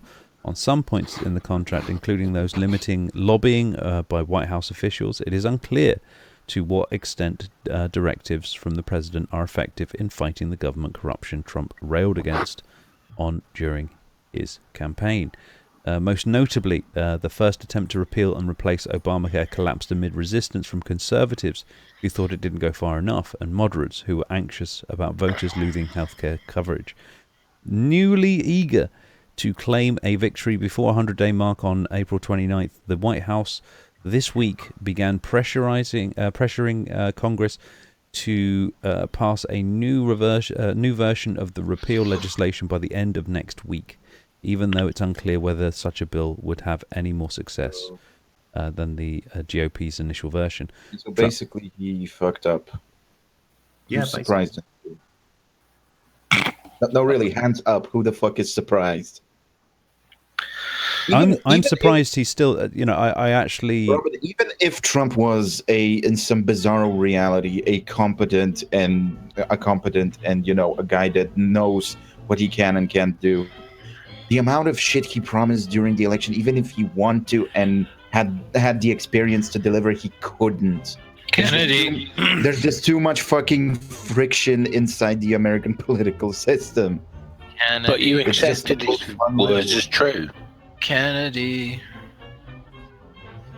Yeah, what about Kennedy? He died before he could be shit. Kennedy did this. Kennedy did the same thing. This is how you get elected: is you make ridiculous claims about what you're going to do, and you don't follow through on any of them. And this is the same thing with Obama. It's the same thing with Bush.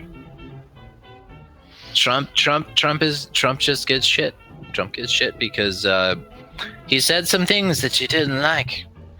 I think it's a little bit more than that. Britain are going to look at him making ridiculous claims and think it is ridiculous. Directed towards the people that didn't get to talk much so far. Somebody had a question. Yeah, I wanted to know how Mycroft feels about the dementia that Trump is clearly suffering from. Same thing with Bush. Oh well, how do you feel about the seizures that Hillary was having? How do you feel? She had a seizure. When was that? Can you please Link. I don't think this is.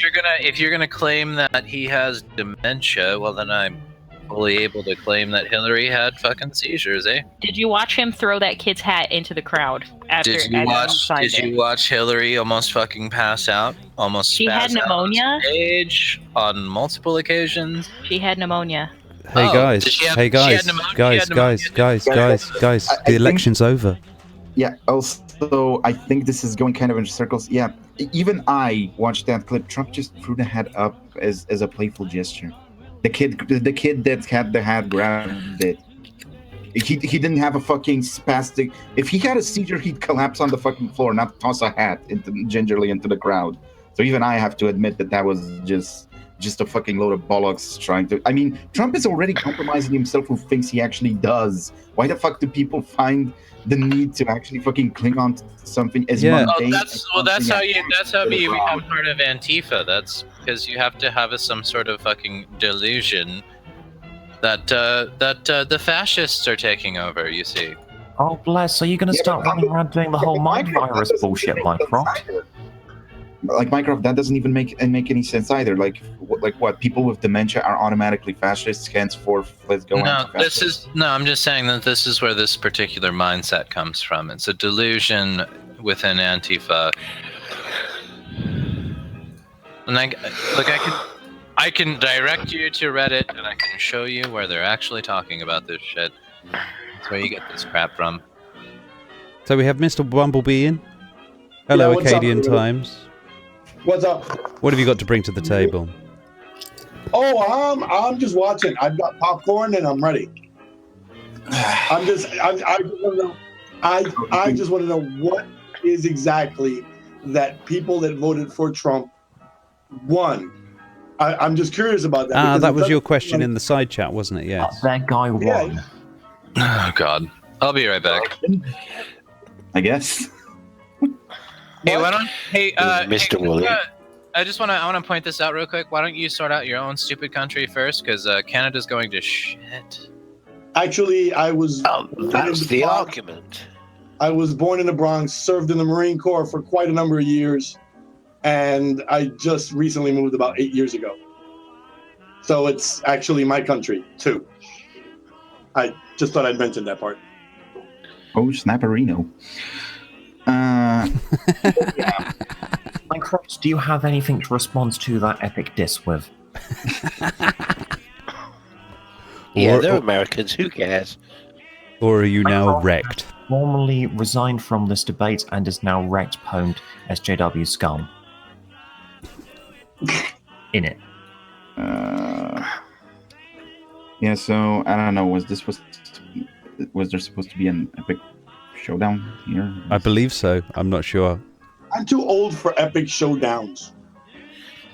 Yeah, fucking you and me both. What even? I don't even get into fucking heated fights anymore. Like, what's even the point? You're arguing on the internet. Woo.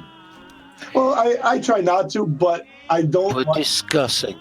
I don't suffer. Not that Mycroft is a fool or anything, but as a general rule, I don't suffer fools gladly.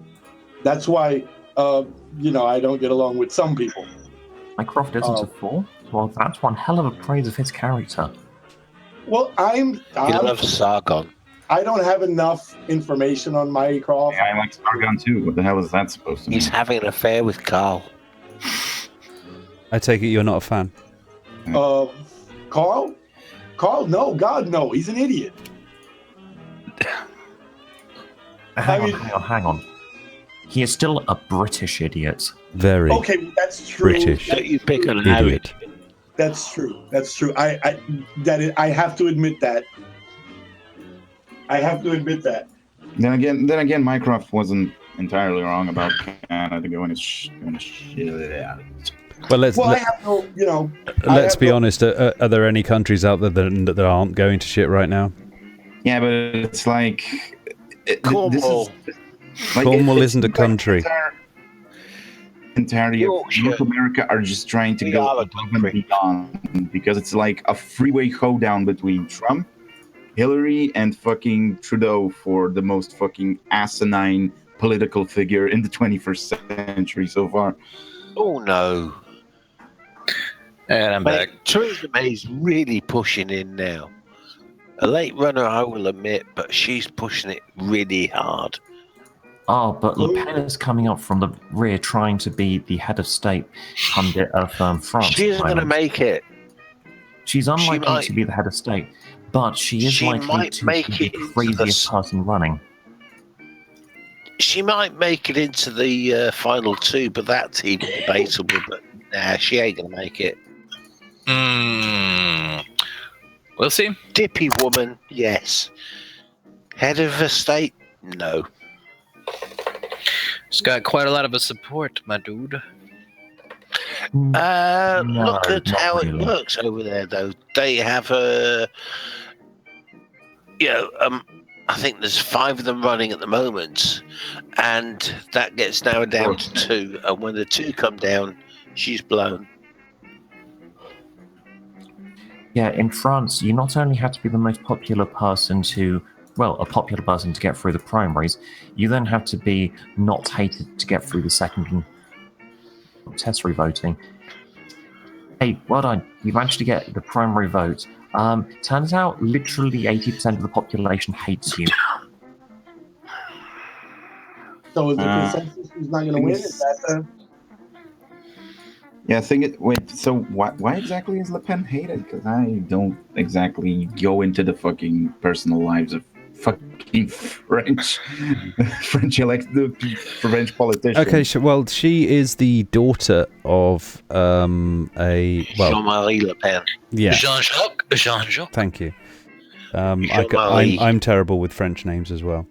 And this is the National Front, which is when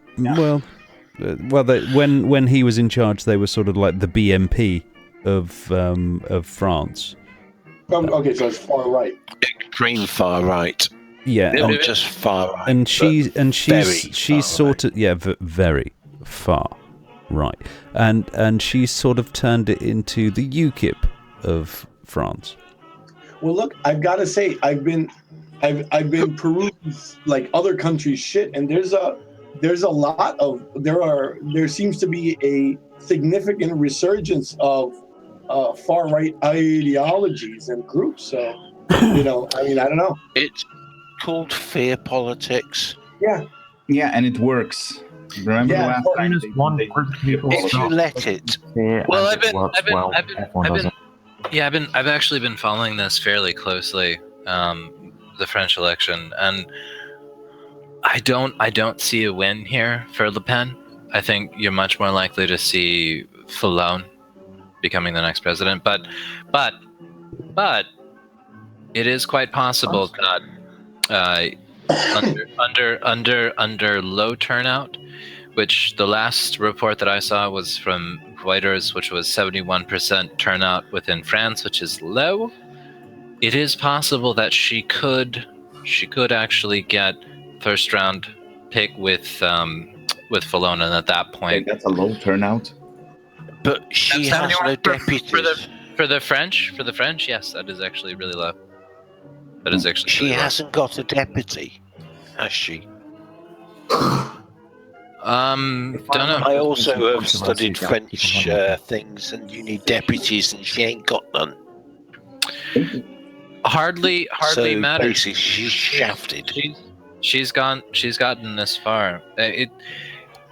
Well, look. Everyone said that about Trump, and here we are. Everyone said that about Brexit, and here we are. Okay, so when someone points out a structural problem of this can't happen with the rule set they're working with, I'm just saying, I don't see her winning. Don't count your chicken. Oh, she's not going to win, no.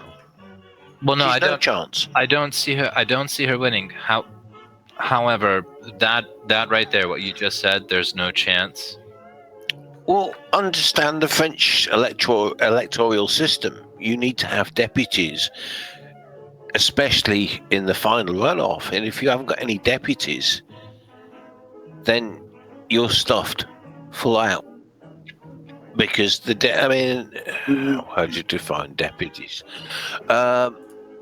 the deputies basically are. They have an election for the general. Similar to Americans, they have to vote like on a VP. Well, okay, I think trying to we think. kind of ran through everything there is to be said about the French election. She's not going to win, well, that's the consensus that we have reached here so far. Well, that's just like your opinion, man. Well, that's like also your opinion, man. Are you saying it's impossible that she could win? No. Yes. You said that she won't win. I absolutely have no fucking idea. No, I don't think that she has the support, but if in a low turnout sort of voting situation, which it looks like it's going to be in France, it is possible. Thank you, Senat. Well, look, the deputies are basically in the Senate, and she has nothing in the Senate. In the National Assembly, yeah. Yeah. She doesn't necessarily need that to get elected, though. Yes, she does, because they control part of the French government. They don't have a simple, if you are this, then you are that. Their whole electoral system is bloody weird. No, it's not that strange. It is. We're talking about very French people here. Well, not just because they're French, but it is strange. That's why they have five. It's pretty simple. It's just basically you have a run-up where you've got a whole bunch of candidates that run, and then you have a weed out. Unless there's like a clear winner, then you go to the second round. Yeah, but there's the way they decide who goes into the final runoff isn't just based on the popular vote from the populace. Their Senate, their you're talking about the delegates. Yeah, I think so. I think they call them the deputies. They also have a decision on who goes into the final vote. Right. Well, and then they have a sort of block vote of we're going to say that, bang. We're going to say that, bang. It isn't as simple as American vote. What do you college confusing.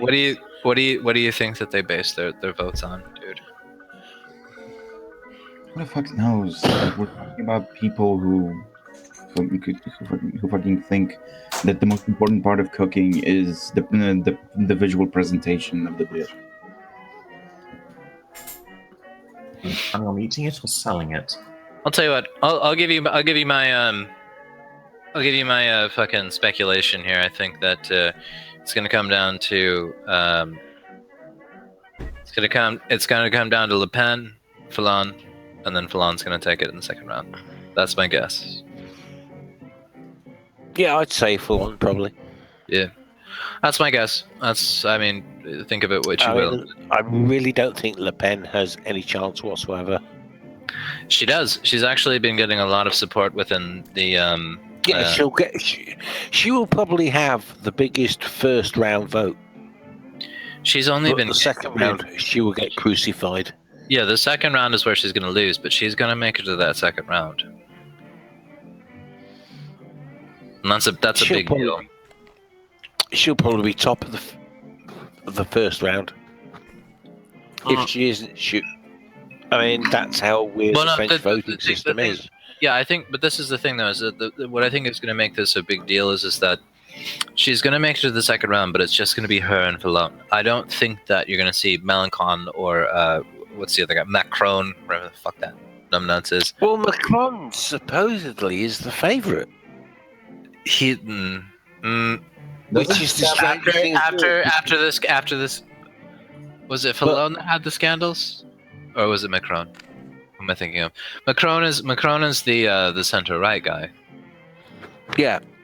Yeah, he was the one that had the working scandals with his wife, wasn't he? He's the one who's I'll employ my wife and it doesn't matter. Yeah, I don't see him. They don't care about that. No, they do, dude. It was. Oh, they don't. I mean, they don't. have this thing about hiring your family if there's the option to do that is just a No, natural but thing. they did care about it. If you looked at the Google Trends after that story broke, there were a shit ton of fucking French people that were looking at it. You know, it's really funny. If you look at Google Trends, the majority of people that voted on Brexit for and against didn't even know what Brexit or the European Union was. Doesn't matter. It's about the buzz, but dude, it's the same thing. Like so in the U.S. when the Paris shootings happened, top 25 searches within the U.S. were all about the Paris shootings. We gave a giant fuck ton of shits about that. But when you went over to Google Trends for France, top story was the UK. Do you know what the rest of the stories were? The things that they actually cared about. It was a whole bunch of fashion shit. It was like makeup and other crap. So to see the French actually give a shit about anything, that is important. Because the French usually just don't care. I think they've always cared. They just don't panic about shit the same way Americans do. No, they don't. They don't. Exactly. Well, they don't. But here's the thing: the people like in other countries. I like watching Google Trends. I like seeing like when something happens, I automatically go to the Google Trends of that country, and I'm like, okay, so how many people actually give a shit about this? The French consistently do not give a shit. Like their fucking capital could be burning, and they'd be sitting in like their lawn chairs, being like, I feel like a coffee. Just they don't give a shit. The French just don't care. I think they care. It's just they don't Google about it. Are you searching for those search terms in French? Okay. Anybody else's? I had a question about the Google Trends, actually, because that was interesting. Did you happen to look them up after what happened in Sweden? No, I was at work. Okay. I don't know what did happen in Sweden again. I listened to Sandre's stream. That was the best I could do at that point. But I wish I could have. That would have been interesting, actually. I don't know about the Swedes. The Swedes are like a weird bunch. Like, did you look at the Google Trends after the London attack? Yeah, I just said I did. Did you look at what was happening in London? What exactly happened? What? Did you look at what the people were doing in London, though? No. Drinking. Exactly the same as what happened after the 7/7. People will go and stand at the bus stop that has shrapnel in it. They will cross the bridge that has blood stains on it and goes, "Oh, it's a bit dirty." Do you know what happens when we have a terrorist attack in London and loads of people kind of go, "Oh fuck, it's going to be a nightmare trying to get to work now." Yes. Well, yeah, you guys. No, that is true. It's the old like keep calm and carry on. No, it's not that. It's not that, Mycroft. It's not that. When it happens in America, you're like, ah! Oh no, we totally go fucking nuts. We're like, oh, we're gonna burn this shit down. Yeah, you go fucking mental because it just doesn't happen to you very often. Because you see, what happens in the world is that America goes, right, shall we blow somebody up today? And they kind of go, yeah, well, the kids are waiting for a bit of fireworks. Fuck it. And then everybody else in the world kind of goes, oh shit, there's going to be a load of terrorism again, isn't it? Yeah. Well, after what happened. It's just the way of the world. Yeah. Look, man, we're crazy people out here, man. Like it's always been. Oh, that way. we know. That's why we sent you there. After what happened in Sweden, it was like the tourists were gonna be. They seemed really bothered because they were like, "Oh no, I can't go shopping in this store now. I'm being inconvenienced." That's how the American tourists responded to that. No, this is the way that Sandre. Well, I dare say it's a bit better reaction to. Oh, there's a no-go zone out there. That's okay. No, it's not a no-go zone where that happened. Wait. So, which event are we exactly talking about? Because there's been things happening in Sweden for the past fucking 3 years. Yeah, we're talking about the truck driving through the. Can I? Yeah, can I? I want to jump in here real quick. I want to talk about Sweden. All right. Here's But the thing. Minecraft, you've been talking nonstop for the The past American hour. wants to talk. That's what Americans do. They talk and they talk and they say, I just want to say this. Well, Robin, let me in. Let me just tell you something. I just want to say this one thing, and then there's one other thing, and then there's one other thing. No, it's just about Sweden. And Okay. the British are totally not the most condescending pricks on the planet. Who said anything like that? Oh no, we were not. We own it. Somebody, I did. Yeah, there you go. We are. Of course we are. We own it. It's And about there's- Sweden because I just want to speak from the perspective of Sweden because Sandra and I have talked about this a lot. So You're an American. You don't have a Swedish perspective. I have a Swedish perspective because I have a Swedish friend. I mean, like you. Oh no. Well, I'm only gonna be repeating what he said. Well, that's not a Swedish perspective, though. Well, it's his perspective, so isn't that Swedish?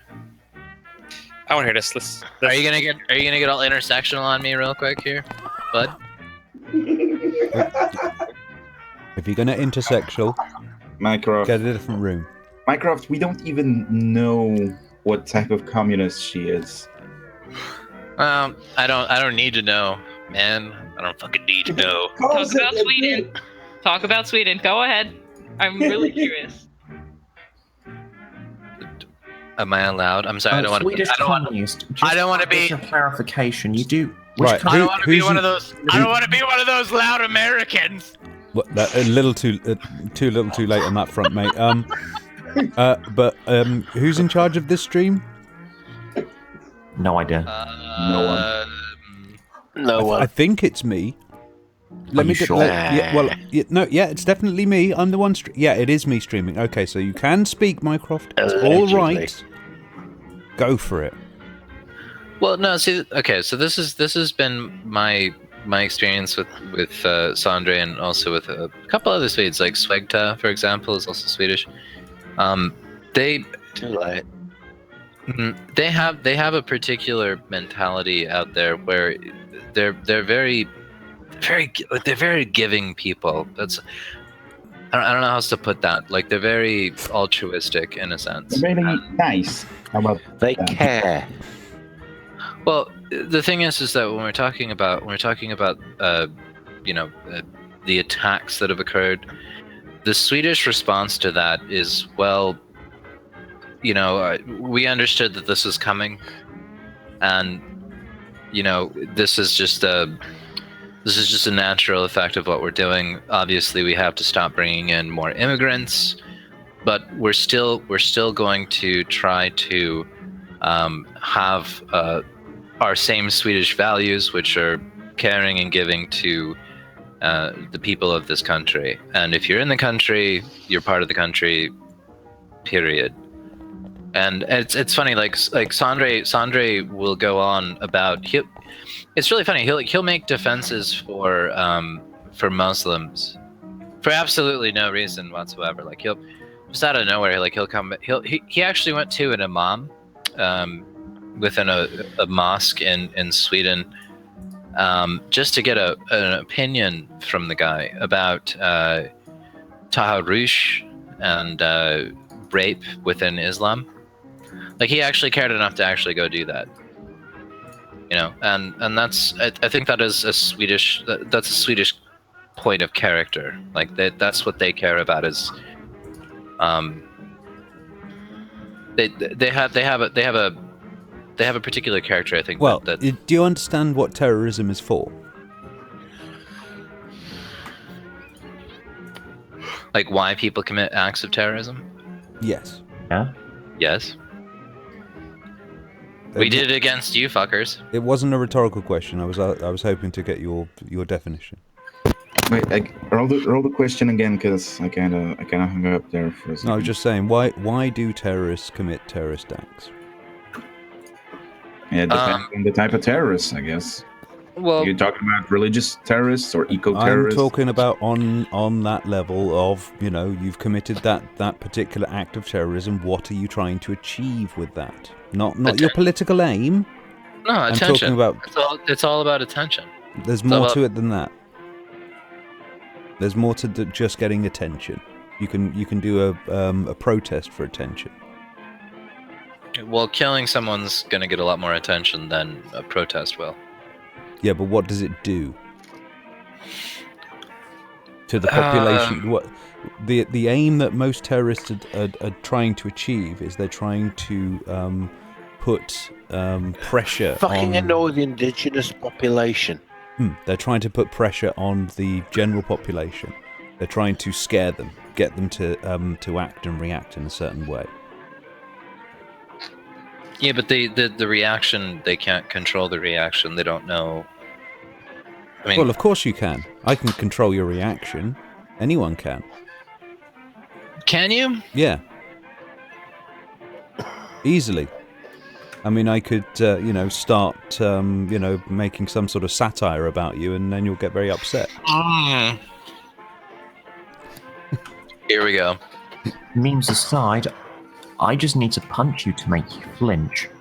It's really easy to make humans do certain stuff. Yeah, it's these are extreme actions in order to cause extreme reactions. That's a false equivalence, because you can't know what the reaction, like, so for example, like with the Swedish, like they cause they do terroristic God, I'm doing words now.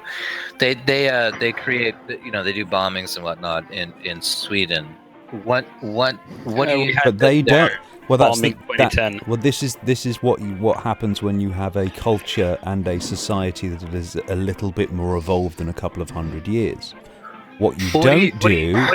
What do you think their aim? What you don't do is react in a fearful fashion. You go, no, we're going to rise above that because we know exactly what they're trying to do. They're trying to make us scared. They're trying to make us upset. They're trying to turn us into rabbles. They're trying to rouse us into doing something that they want. So in other words, you are aware of what this terrorist is trying to do, and you counteract that. That's what a lot of decent societies do. Then you have certain people, talking heads, people with beards, who say things like, you know what, because that terrorist, that one singular person who apparently represents a large swathe of people within the population, those people there that did nothing wrong, those people there that are trying to integrate into society, they need to take the blame for this a little. Those people are morons, and those people are the ones that actually sow a lot of seeds of issues that end up down the line causing a lot more problems and solve nothing. What about those who don't want to integrate? We're talking about we're talking about foreign policy now. Then no, we're not. We're talking about in general. We are though. No, we're talking about the populace in general. Well, so at what point do you intervene? Say you have a whole bunch of terrorist attacks occurring in your country, right? At what point do you intervene? What do you mean you? Who are you, Mycroft? You. Me. UK. Your country. Our country is always intervening. We have lots of terrorist attacks in Britain. Do you know what we do? We'll do exactly what we've done with them so far. Well, you should have nuked Ireland, but I mean that's keep calm and carry on. I just Hello, Chochmah. Hello. I just wanted to say that there have been precisely 2 terror attacks in Sweden. One in which a person managed to blow themselves up and nobody else, and this one that just happened on April 6th. Not according to Sandre. No, there's been far more than that. They've actually been they've been burning down police stations and a whole bunch of shit. I've got a question here. I've got a question here. I've been listening to you guys very. So, do you mean to tell me do you mean to tell me that, say, after 9/11, that instead of reacting within a couple months and restricting all those rights that we claim to hold so dear, instead of doing that, maybe we should have let like the FBI investigate and then prosecute the people that did it and so on? Is that what you're trying to tell me? I know it's a wacky idea. No. Are you insane? How could we possibly have done the rational thing? Yeah, I just have to cut in and say that there have been 2 terror attacks the last 7 years in Sweden, and I mean, if you have a terror attack that happened where someone burnt down a police station in a terrorist act, then it's not something that's been reported on, neither in Swedish media or internationally. What about the no-go zone? Happened. They work. The no-go zones. That's I can explain the no-go zones if everyone's interested. If anyone's interested. Are you in Sweden? Yes. So, stupid question. Is this about the UK election? No. Not anymore. We've pretty much covered most of it. Good. Vote with your conscience, everyone. Yeah, please continue. Sorry. Just was asking because I was confused. Yeah, so the no-go zones are not related to terror, of course. Like we've had 2 terror attacks, but what they were talking about after Trump said that something happened in Sweden, which didn't happen, was what's it called? Violence in the suburbs. What about the hand grenade attack? We've had hand grenade attacks in Malmö, for example, where it's gangs that have imported hand grenades from Eastern Europe and have used them against each other. I know there's a restaurant that has been attacked a few times, and I know there was some kind of hand grenade attack, some hand grenade that detonated outside a police station, but that's not terror. Like then you would have terror attacks every day in the US. You know, a fucking grenade can sow terror. Yeah, if that's the purpose. Hand grenade. But that wasn't the purpose. That's done by Eastern European gangs from that came from other children from past refugee situations. So it's just not these refugees, they're just the other refugees. No, the white ones. What they're talking about is average everyday criminals using weapons. Yeah. We have gang crime, which you have in the US as well, but you don't call that 9/11s happening every day in each suburb, right? It's not terror attacks by Muslims, but it's Alex Jones does. Depends on who you're talking about. Yeah, but and depends who's talking to. Everything is terrorism these days. Yeah, so the no-go zones in Sweden that everyone's talking about is we have these areas which are areas where the police know that there could be gangs present. So when they go in there, they bring 2 cars instead of 1. And there are tons of these areas. When I looked at the map, it turns out I lived in like 4 or 5 of these areas, and I've never felt unsafe walking at night or anything. But it's just that the police know that in these blocks there could be like youth that throw rocks at the police cars or whatever. But still, in the worst of these areas, in Rosengård and Malmö, the crime rate, just because of the gang war, the murder rate has increased to the level of the lowest in any state in the US. So it's not that dangerous, but from a Swedish perspective, of course, it's very bad. Okay, final question then: Is the current Swedish rape statistics overblown, or are they actually factual? Yeah, that's absolutely overblown. Yeah, but it is factual. But we redefined. There was a huge increase in rapes when we redefined. Wait, hold up, time out. Factual or overblown? They can't be the same thing. It's about the way that rape is defined, and so it seems really overblown. So like if you imagine that if you are in a relationship with your wife or whatever, and you decide that you're going to have sex with your wife, and she's like, no, I maybe don't want to have sex. In the US that's very common, and they will have sex anyway, but in Sweden that counts as rape statistics, and if that happens every day for a year, in the US that's 1 count of rape. In Sweden it's 365 counts of rape. Well, part of me wants to say that's ludicrous, but then again, Simon, what's going on is the right wing are using their left wing's rhetoric against them. So they're saying Sweden is the rape capital of the world, after complaining about the fact that people would basically make rape into fucking almost everything. Now that Sweden has that particular way of doing it, they're kind of going, see, they've got rapes everywhere, when they know for a fact that they're just basically misinterpreting this as rape. So it's simply slimy. It's just slimy rhetorical bullshit. That's all. Well, in all honesty, it's just a fucking measured retort, because, as in measured retort in the sense that it's not like they came up with the slimy underhanded tactics. They're just using feminist weapons against themselves. Yeah. But they're obviously, using those feminist weapons against not feminists, but whoever they want to. Manipulation of the statistics. Yeah. They're also using it against feminists, because Sweden has like this really high rate of like feminist politicians and women politicians in power in Sweden. So they basically just want to fucking drown. They just want to go like, well, see, now the feminists are in charge and it's fucking rape capital 2017. Yeah, I saw that like in Turkey they had a sign at the airport that said that Sweden was the rape capital of the world, and that became some rhetoric for right-wing stuff. Like Turkey. And I would also add that Turkey has a huge sexual assault problem. Yeah, as Asteroid said about the no-go zones, if that he was never afraid to go in them. We lived together in 3, and I was never afraid to go out like in the middle of the night either, and in fact much prefer to go out when it's pitch black or like at 3 a.m. So it doesn't sound as if they're no-go zones then. Yeah, it's just the so-called no-go zones. To say. It sounds as if they're exactly the same thing that we have in Britain. A rather famous one of these no-go zones would be the cul-de-sac that Tommy Robertson lives on, where it's take a second police car because they're not very friendly to your bobbers. Yeah, exactly.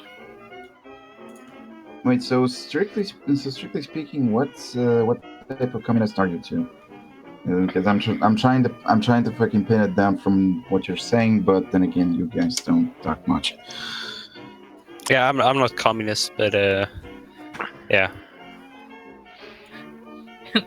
See, Simon's a commie, a filthy commie at that. I'm a socialist. I'm very socialist. When did we all go left wing? Jesus Seize Christ! the means of reproduction. Always been left wing. No. The open house. We generally. When I started being a regular. Oh, are you a lefty, Sir? Didn't know. Ugh. Are there any centrists out there? Fuck off. I once came up on the political scale test as being right in exactly in the middle. How I'm a did you get centrist. so far right?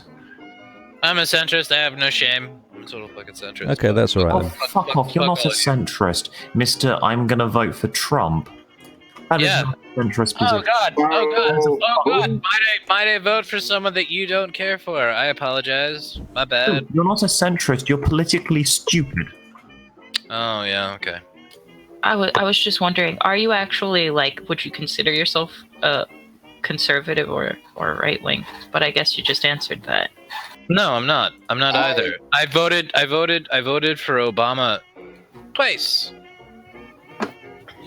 I just don't feel like he lived up to literally anything that he said he would. Yeah, it was a disappointment. Yeah, and the alternative. You were shafted. Honesty was fucking Hillary Clinton, so it would have been a shit show no matter fucking what. Yeah, exactly. And I mean, a lot of people felt that too. Hey guys, look on the bright side. We got Trump in, so we're not going to have World War III with Russia. Oh shit, we just attacked Russian stuff. Oh. We're not quite there yet. When the war starts, you have a point, but we're not quite there yet. Yeah, I got an exit plan. But me, as far as when I was younger, I would have probably just marked myself as a fourth internationalist. Nowadays, I'm more of a socially, I'm more conservative, because in Poland, being conservative means you're a communist, because that's what the olden days was. And fiscally, I'm more of a Luxembourgian. Okay, what do you mean socialist? Sorry, you're a whatchamacallit, a fuck thingamabobber. No, I don't call myself a fuck. Fuck off, you know what I mean. What do you mean you're more of a traditional conservative for Polish point of view? Because being part of the USSR...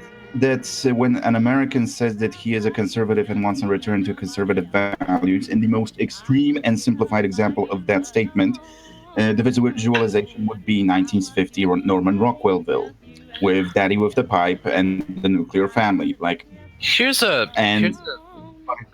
Minecraft.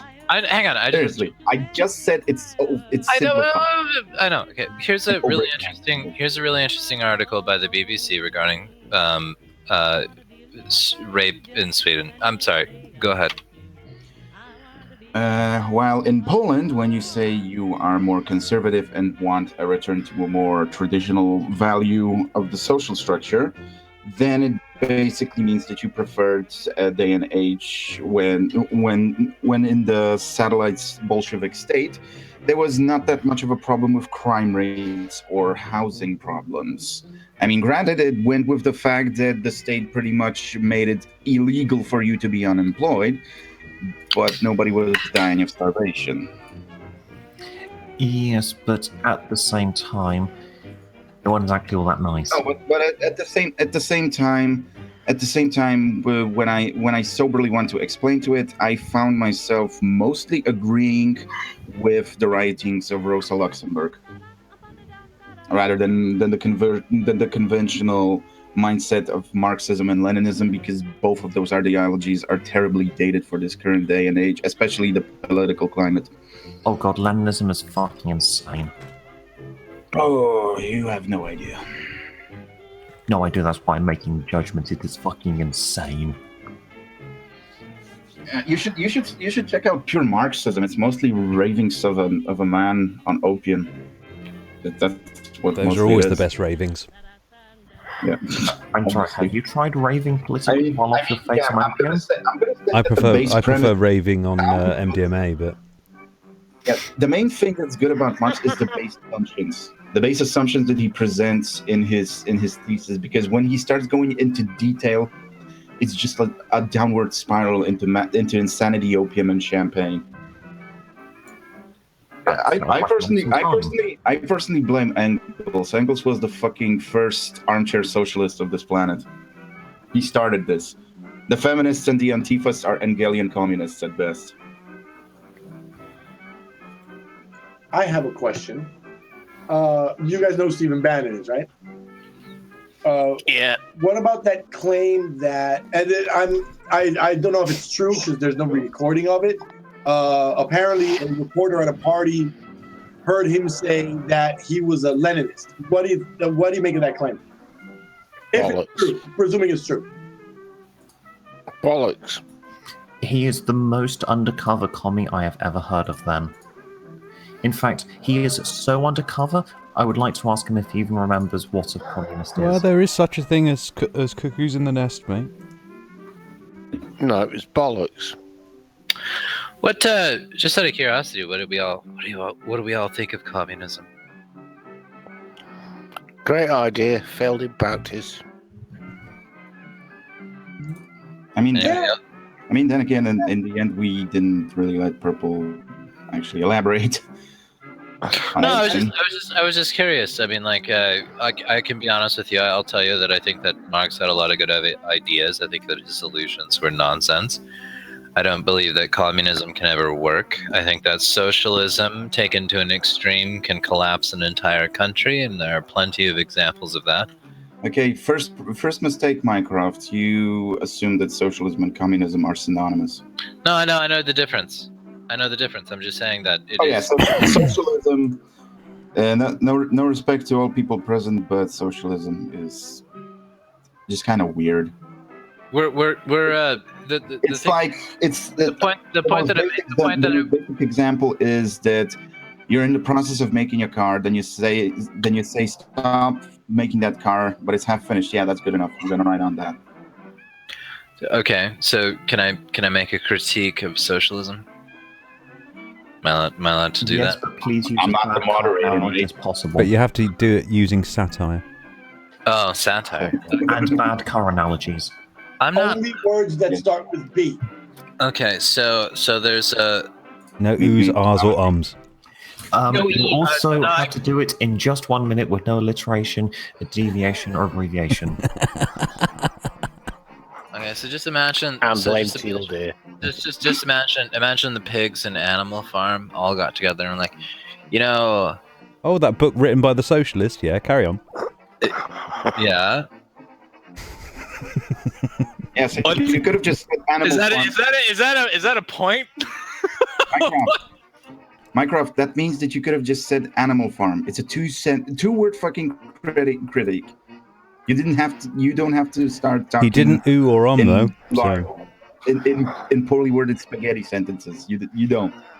Well, no. This is the argument, though, right? Is that I mean, social? I'm actually going to be the fucking hipster and say that my fucking rebuttal to socialism would be The Day in the Life of Ivan Denisovich. Ever read it? Probably not. That's how hip I am, motherfucker. I don't actually need the book. I've got examples. I've got real world examples. I've got Venezuela. I've got Cuba. I mean, Would you like to pick a country that's not in Latin America that didn't have the United States of America fucking with it constantly? That's going to be. There aren't any countries in Latin America. No, That's the not argument. America fucking with it constantly. The argument that I'm making is that if you take capitalism to an extreme, right? You get America. Republics. No, you don't get America. If you take it to like anarcho-capitalism, for example, it's all gonna fall apart. It's the same.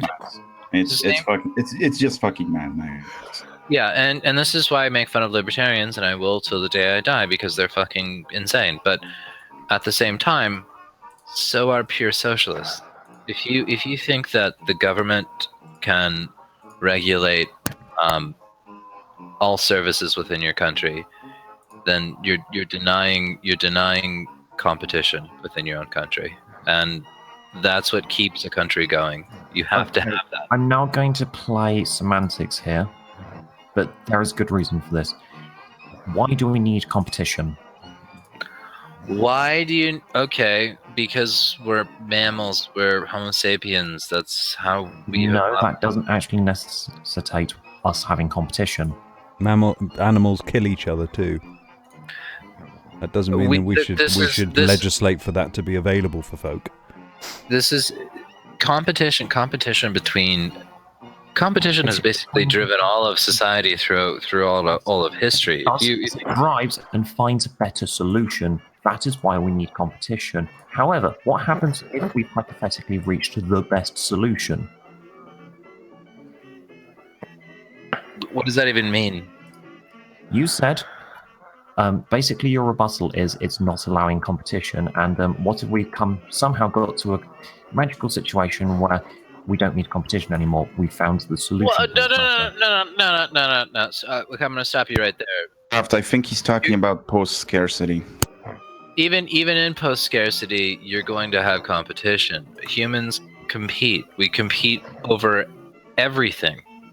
We're competing right now over ideas for no reason on the internet. So this concept that you can eliminate competition is insane. Can you give a concrete example of what?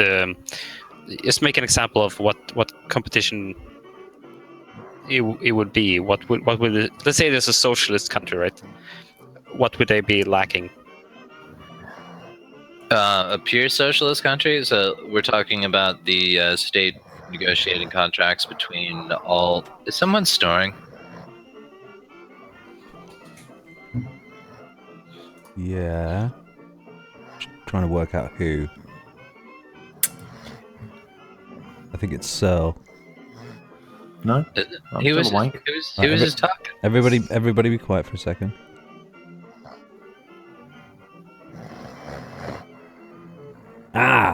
It's the fox. It's the silver fox. No, I want to talk. I need to talk to that guy. Fox. Don't boot him. Just fucking mute him. I can't boot him. I can't mute him. Oh, why? I guess we could move Hangouts if needs be. I mean, it becomes. No, that's fine. It's incredibly we'll just stupid. Let's make that a permanent background. That's fine. Yeah. It's sort of it's a tradition of the house. Remember, I used to get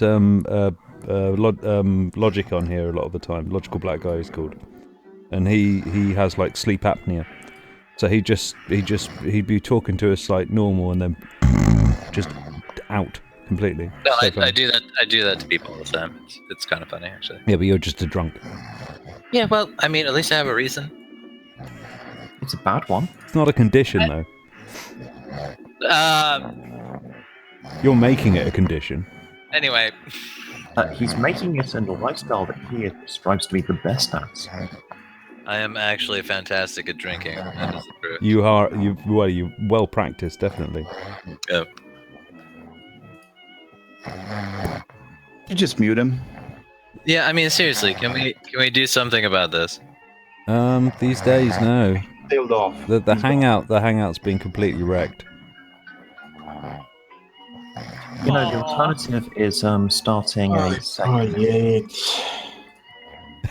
Just carry on, guys. Okay.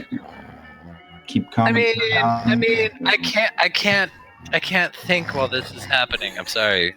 Do you want me to make up a new hangout? Okay, Micro, we understand, but think of this as training. You just have to put up with an old drunk person falling asleep. I can make a new hangout if you like. You can start again. I mean, Why did you? Well, you must have changed the permissions, because on every other hangout I've ever been on, I've been able to mute people. No, okay, right. I use the hangout thing, yeah, but I live stream the hangout through OBS. You're talking about using hangouts where that's being used as the stream. It's just a slightly different protocol that I'm using. So this is when it's just a normal average everyday hangout. I mean, Basically, this is your fault, Robin. Yeah, sure, why not? And Minecraft, do you want background music? Yes or no? This isn't music. No, I'm talking about the jazz that the listeners at home get to think hear. that he still has his on. If we shout loud enough, maybe he'll wake up. Yeah, everybody start shouting. Wake up! Oh, hey! Oi, faggot! Wake up! Oh, did we get it? No. It almost worked. Come on, you can do it. Louder, You can do louder. it. Wake up! Wake the fuck up! Hey, bitch! Hey! Hey, you stupid fucking fox! He was a little startled there for a second, though. Oh, well, that idea sank. Anyway, competition. Much like the October Revolution. Anyway. Oh, there we go.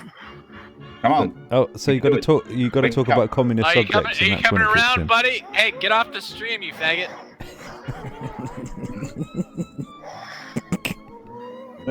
Oh no! Is that better? The wheezing? No, it's like he's dying. How about no? It's like there's a ghost in the stream. Oh, bless. Grandpa can't stay awake during a stream anymore. This is so cute. He'll be dead in a few years. Aw. Don't make it sad. Right, Stop Sita says, where is the competition to Comcast broadband on us in the US? Alright, I think the storing is coming back. You see, this is the thing, you know, when you... Oh. Yep, there it is.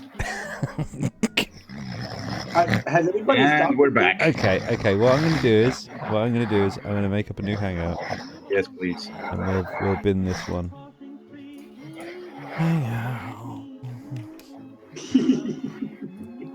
What a buzzkill, man.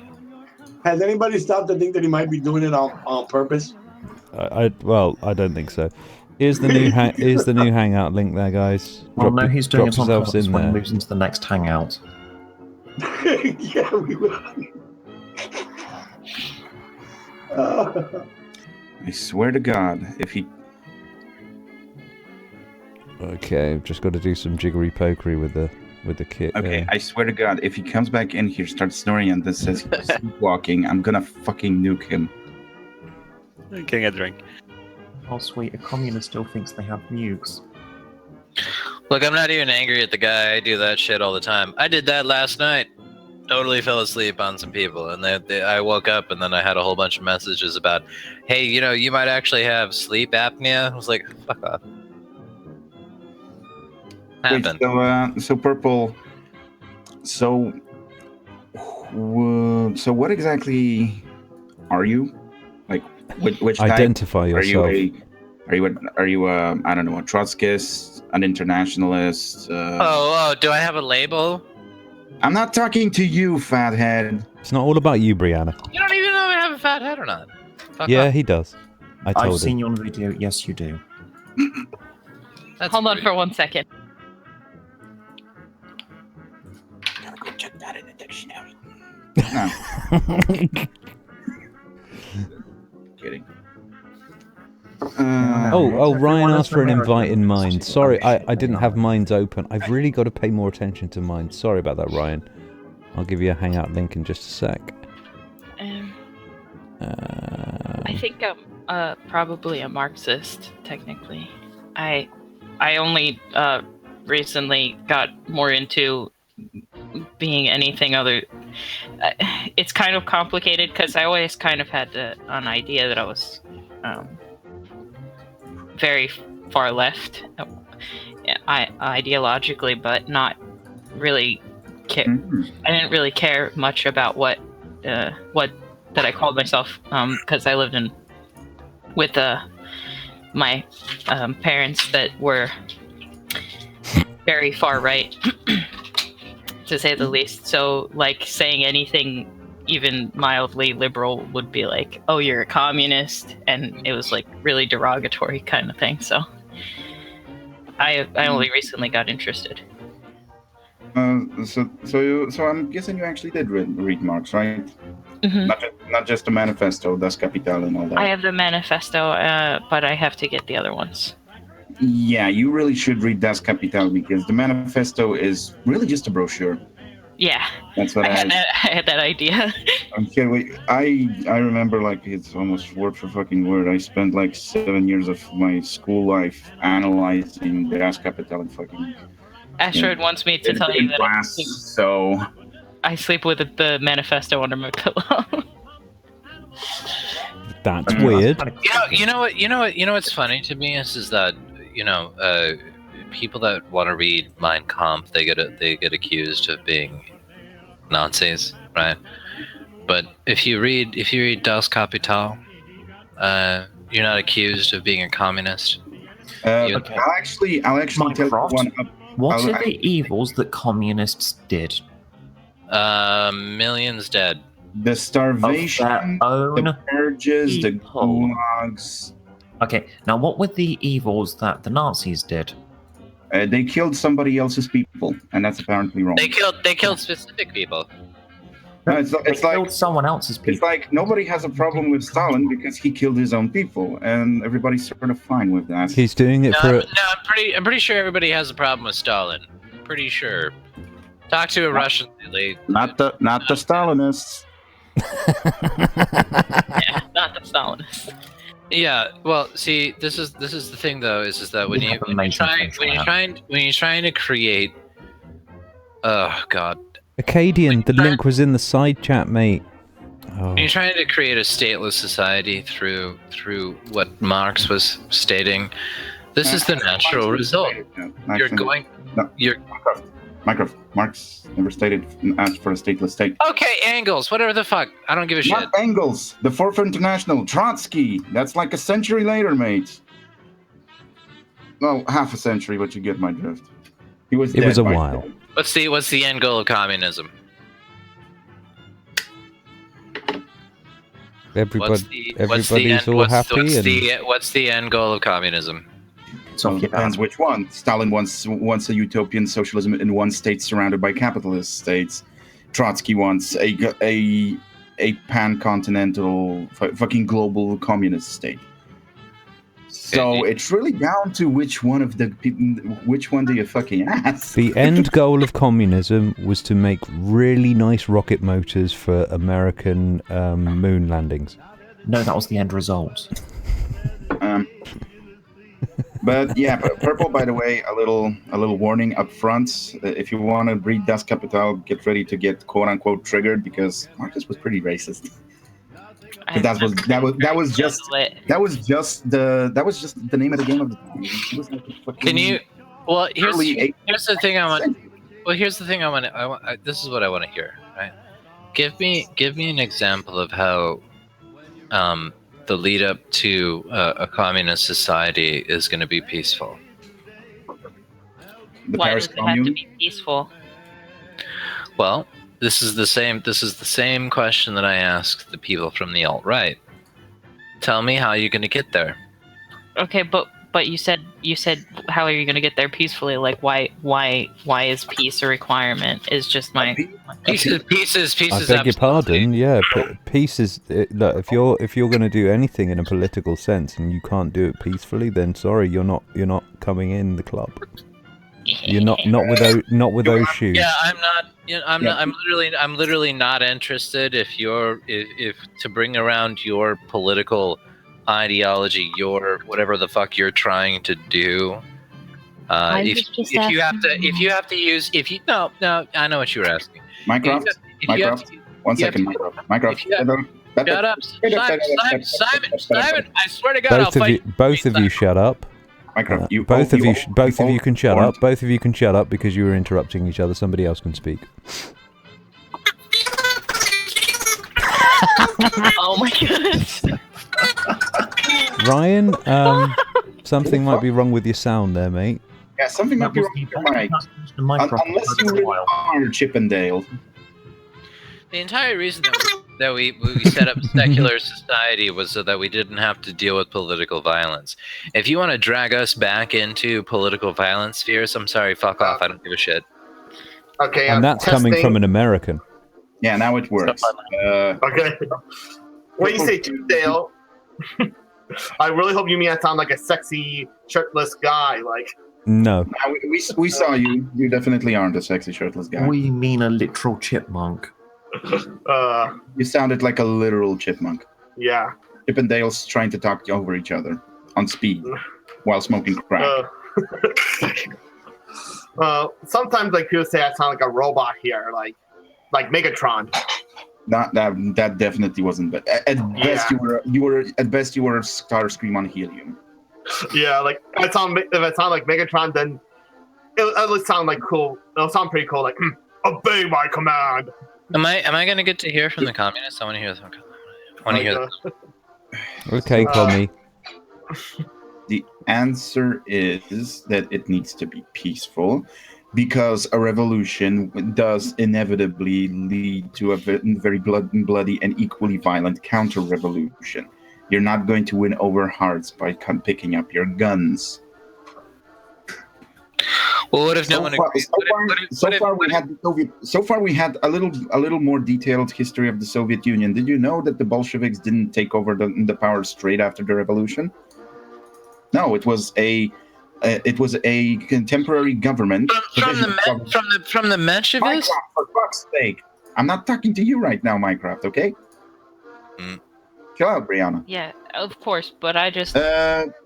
A brief little rundown. There was a provisional government, a communist provisional government, right after the revolution, but almost immediately after the revolution, everything descended back into another fucking revolution, because Lenin decided that he didn't like this specific government, so we're going to revolt again, and that's when the Bolsheviks took over. By lining up people that they fought with against the wall. It wasn't just Stalin that did purges. Nope. Just nope. So and how do you achieve it? Shit, I don't know. The same way we went into into industrialism and then capitalism from feudalism. You literally by way of reforms. Simon, I swear to God. Exactly. That's you what you can't achieve communism through peaceful means. You literally can't, because there are so many people out there that will not go along with you. You can't change all minds. Period. That's the entire reason that we changed. We changed all minds about feudalism. No, because here's the thing. Here's the thing: is that you didn't. Even in feudalism, you didn't. You changed enough minds to create a violent overthrow, I'm not talking about Russia. Oh my God! I'm talking about all of society, sir. I know you're talking. I can clearly hear that. What I'm talking about is the general transition of human civilization, not the fucking overthrow of the Tsar. I'm talking about a transition to a communist state. You only need about 10% of a population to agree with whatever the fuck you're talking about to create a coup. We can see that in current day in Turkey, for example. And coups do not end well. Well, this is the thing, though, is that doesn't... I'm constantly giving you examples of how it can peacefully happen, and you're just saying that's impossible, you have to do it violently. Just so you can then say that, fuck off, I don't want a violent overthrow. Give me an example of when communism worked. I want to see it. That's a different question. No, I know. I'm shifting. But I just wanted to give you my answer because I thought that you were asking. No, I'm talking to Simon here. Yeah. Silence, woman. Sorry. God's sakes. You just have the How, capacity to man? come to the house of Mycroft. You may not know this, but Mycroft doesn't actually care about anyone's opinion. No, I don't. I really don't. This is the thing: is that this is the problem that I have with libertarians and fucking communists alike. Is that you argue on principle, but you don't give any fucking practical solutions. But you can't even let anybody answer the question. You only want one person to answer. So I mean, how can you? Yeah, shut up, man. Okay, I'll shut up then. Go ahead. Okay, go for it. Go for it, Purple. I just thought Balls in that your court. The best thing that No can more that can interruptions. be hoped for to get to communism would be if you like started by proving that it was worthwhile and progressively getting there via democracy at first and then eventually it would be proven that it was superior and then it would happen more or less naturally. Okay, so how are you proving that it's superior through democracy? We all agree that like launching. I mean, you have to get there. You have to let the fucking sun. We can all agree on that, but that doesn't necessarily mean that's a good idea. Right. Tell me how it works. Tell me how this Then shit stop works. talking. No, she paused. Yeah, because you interrupted. Yeah, how does this shit work? I mean, Mycroft, seriously, do you know how any of this works? I mean, Mycroft, do you have an answer to this working or not? Why haven't you answered my question? That's what you're doing. Why don't Anyway, you kill yourself? anyway, now that the drunk man has paused for thought for a second, carry on. You just got to. Here's the thing with the open house. Yeah, you have these blithering idiots that will interrupt you no matter what, and you've just got to keep piling through. It's the only way. Yeah. This is good training. I don't know why that was so funny. He's man-terrupting right now. You just got to. Okay. It's mansplaining. No, there's man-terruption as well. Don't forget. The principle, Mycroft, is the same one when society as a whole transitions from feudalism into first industrialism and then into capitalism. This planet wasn't capitalist ever since Jesus. We lived in tribes first, then we moved on to kingdoms, then we moved on to countries. Well, actually, it was capitalist the moment you had kingdoms. Oh, now who's interrupting? No, well, it's my stream. This is where I can do it. But So you get to interrupt. Okay. that's right, just me. Those are the rules. Fine. May I for a second?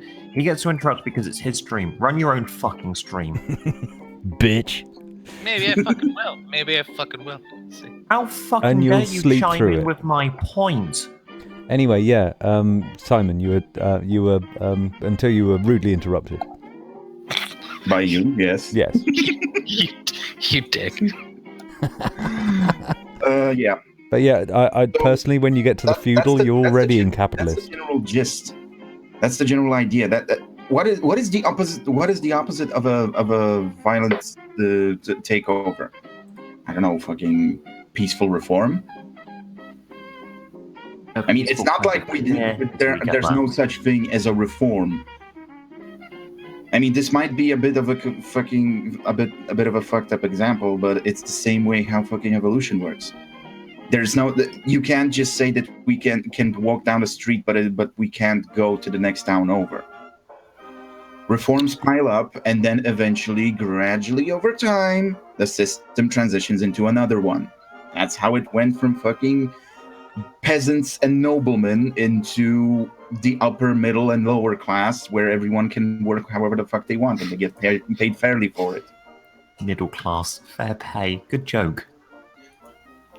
It was around at one point. Not the point. Okay, so, can I offer a counter argument here, or do you want to? No, I don't wanted think to so. say that was way more elegant than any way that I could have ever put it, or eloquent, rather. Actually, Mycroft, I'll give you exactly 1 minute to give a counter argument. You're not allowed to repeat a single Who word. the fuck puts you in charge, Catboy? Fuck I off. have. This isn't a democracy. I'll stream. My house, my rules. Could you give a comeback? This is why Shrek couldn't cut it. And not repeat yourself even once. Okay. Well, okay. So here's the thing. You've just repeated yourself. Yeah. Yes, I know. I did that on purpose. Well, I did that on purpose. I'm drunk. There's a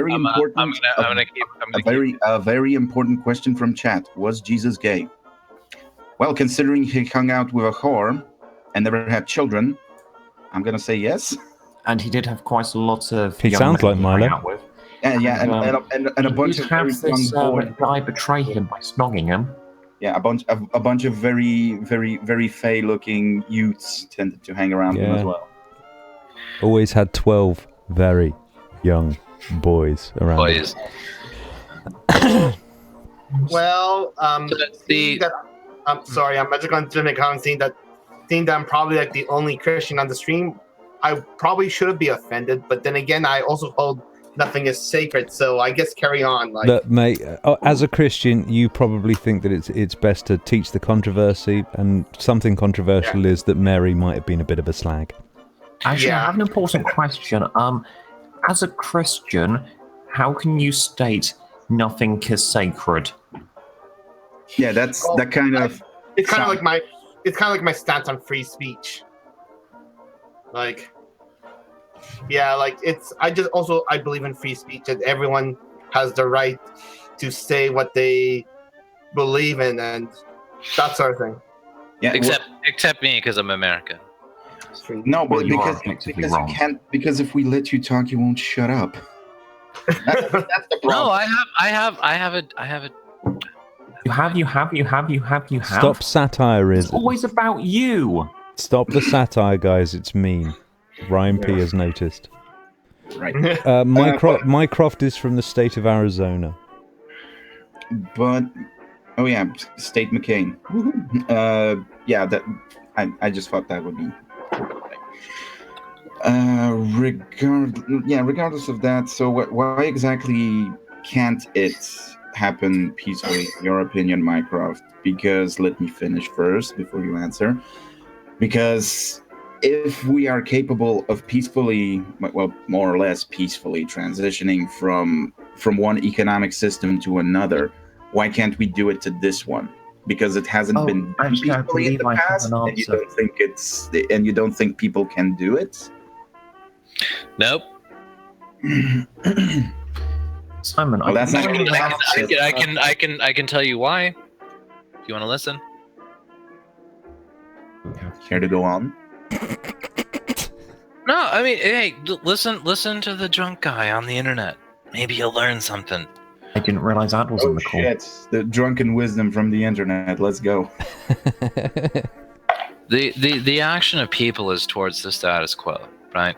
The only way that you're going to achieve anything that you want to achieve, whether you're a libertarian or a communist or whatever fucking crazy idea that you have, the only way that you're going to actually bring that about is through violence, because that's the only way that you're going to make this happen.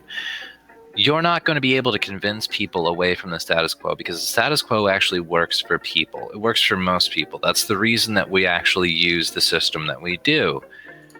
So fuck off with all of your ideologies. So you don't think that? The status quo works so great for the peasant. Okay, That's may I why ask you that? So you don't think that, say, something that has come through violence is legitimate?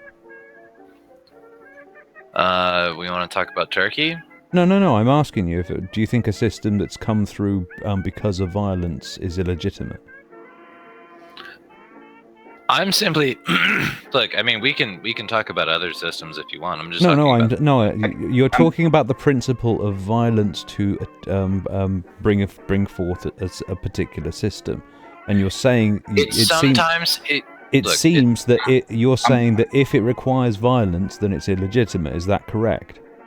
It sometimes it sometimes gets to that point.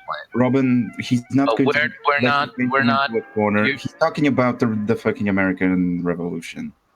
Where the fuck do you think that you're going to get this to play, bud? Well, what I'm saying is that you're talking about the idea of you could be in a very unjust place. You were talking about Venezuela earlier, for example. Oh, sorry, that's my haram detector. Habib is in the stream.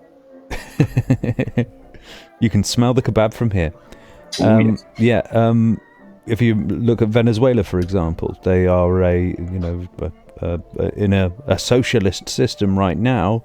A failed state at the moment. Yeah, and there is, by the looks of it, violent upheaval going on here. Right, because they have no other choice. We are in a stable community, so trying to raise, like, this is the thing that I laugh at with the alt-right all the time, and I have alt-right buddies. Well, that's the thing. It really depends who you are when it comes to, say, Venezuela, for example. There's plenty of Venezuelans out there that probably think they are in a stable system. There will be other non-Venezuelans in America, for example, who probably don't think that they're living in a stable system right now. This is the problem, you see, is that one person's stability can sometimes mean another person's instability. They still have opportunity, though. In Venezuela, they don't. Once again, you're saying someone that just because they live in America does not necessitate that they have any ability to help themselves or any opportunities. No, it doesn't. Yes, they do. You live in Arizona. Yep. I as the other American, I did not have any opportunities left in America and had to leave. Weren't you? Oh, so where did you go? Sweden. Who paid for that? She did. Yeah, how? Mycroft, how much does a plane ticket cost? To Sweden, about $2,000. Fuck no, it's less than 300. No, it's not. It's not. It's. It 100% is, as a person who's bought that plane ticket. Purple, would you like to provide fucking physical evidence in the form of a scan of your invalid and probably long ago cast out? Oh look, Robin's checking up the. I'm doing it now. US to Sweden. It was $288 in October. You got return tickets as well. From New York City, it's £372, so that'd probably be about $400-500. You got a $300 ticket. When did you go? Mycroft, you do realize that you can have $300 in your $400 in your pocket and still not be able to live. I'm sincerely doubt that $400 is enough to pay for rent or even renting out a room and feeding yourself, or even, I don't know, fucking a week too. If you take out the fucking room rent, that's like what, $50 left tops? I lived in like the lowest possible income housing that My car broke down right before I left, so I would have had to buy a new car to get anywhere, and I wouldn't have been able to afford that. I couldn't go to college anymore, and I couldn't get a job. So what you're saying is you made the ridiculously stupid choice to be poor. Yeah, I know. How dare I? Yeah, being poor is a choice. But you lived in the land of opportunity where you it's can... like being gay in the mid of Damascus. Well, being born poor, I guess, was just the way that things were going to go. I mean, if I didn't get that inheritance... Yeah, but look, if Donald Trump can come out of nowhere and become a billionaire and then president, so can you. Yeah. Despite all of his learning disabilities. All he got was a small loan of $1 million. Yeah. And in the company. I mean, the whole inheritance that I had gotten... But yeah, but I do admit I think we got kind of on Minecraft. Minecraft, what was your point with the how much did you pay for the tickets? Did you want to say that America paid for her ticket to move to Sweden? Was that your point? Well, no. See, this is the thing: is that I don't know what the fuck he was looking at, but like when you actually go to purchase a ticket from the U.S. to Europe, it's going to be at least $1,000. I don't know. No, it wasn't. You're just saying that does not make it so. Fuck, everyone's going to Vegas now. They pay $300 for a ticket there from Sweden. Let's just can we just get over the fucking going rates for tickets from America? Yeah. Because what was your point, Minecraft? Let's assume that you were right. What was your point? Did you just assume Minecraft has a point? Well, he was saying. Well, I mean, I guess there might be something in there because he said that. Where did you fly from? From New Jersey. So New York, yeah? Newark. Yeah, I'm looking at the rates right now, and they're about at $1,000, and that's now versus. How did you get a $300 ticket? When I bought the ticket in August, and then return ticket in October was $300 for the whole flight. Yeah, you can go Norwegian Airlines right now, $393. Iceland Air at $342. Click Robin's icon. He has a website with tickets rates. It's right there, dude. Yeah, I'm looking at it myself. Is this the same www.kayak.com? Is that what you're looking at? No, I'm not. I mean, maybe you're just. Okay, no. So he's just shopping on the rich list. What you're looking at there.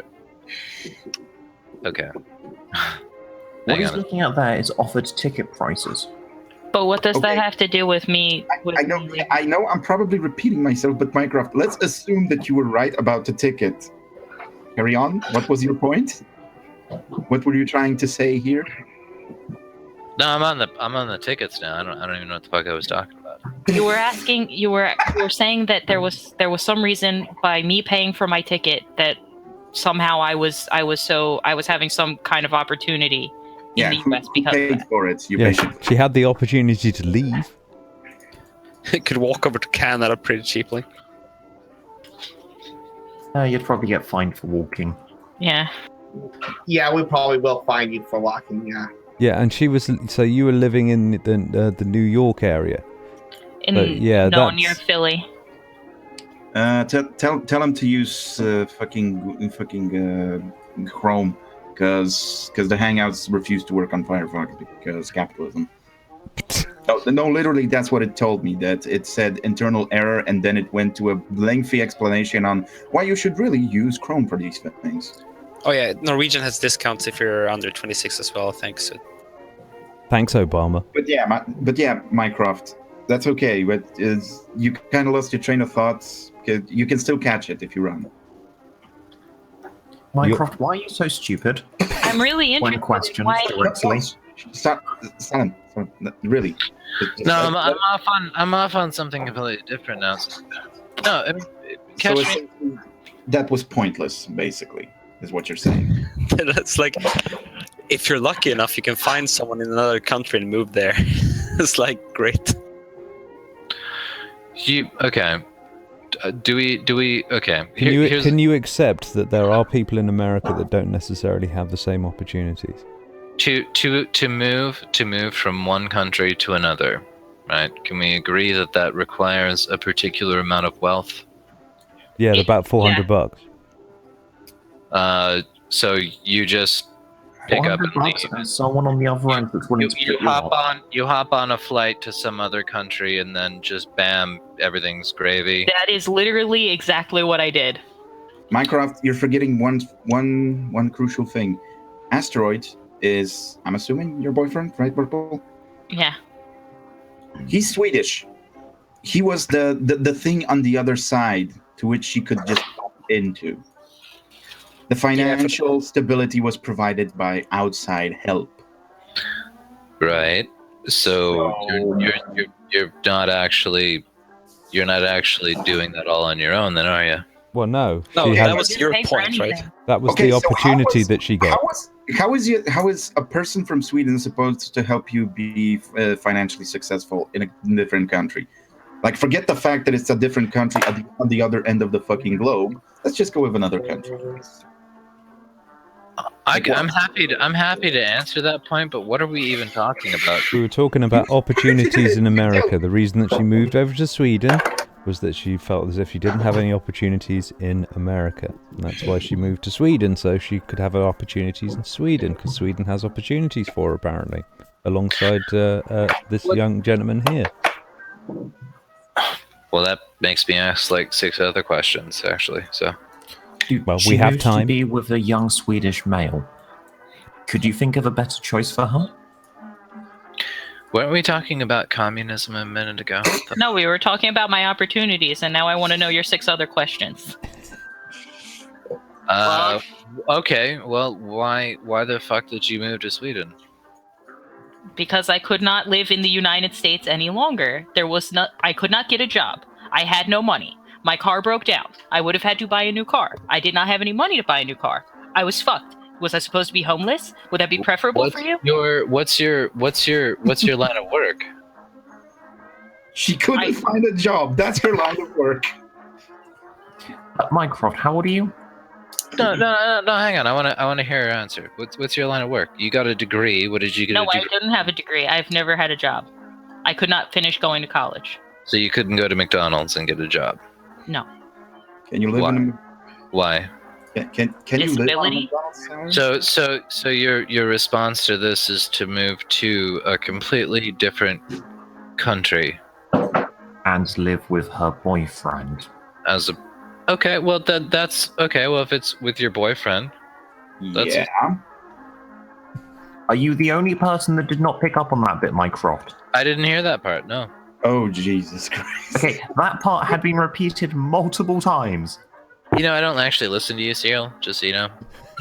It wasn't stated by me, it was stated by literally everyone. Yeah, I heard that. Like it's her boyfriend. Yeah. Okay. All right. I mean, I don't know if I'm just this fucking wildly perceptive, but when Asteroid said that Purple and him are in the same room, that sort of kind of implies a closer relationship. At the very least, bunk buddies. I thought they were playing chess. Oh yeah. We are playing chess. I thought we were talking about communism. Well, they're doing that too. They can multitask. Oh, okay. Communists play Not everyone is American. Yeah, women can multitask. And non-Americans. Yeah, Any other questions, Mycroft? Because I'm really curious. Why are you such a commie faggot? Oh, bless, he's run out of questions. He's falling back on memes. Oh, don't pick on him. You're getting all satirical again. Oh yeah, of course. I have to address Mycroft has run out of memes because Mycroft doesn't have a formal argument. This is satire because I have to directly address it entirely and thus ruin the point. Exactly. Stop shitting on the drunk. Good old Chippy One says it best. Stop shitting on the drunk man. He doesn't deserve it. He does a bit, but not all of it.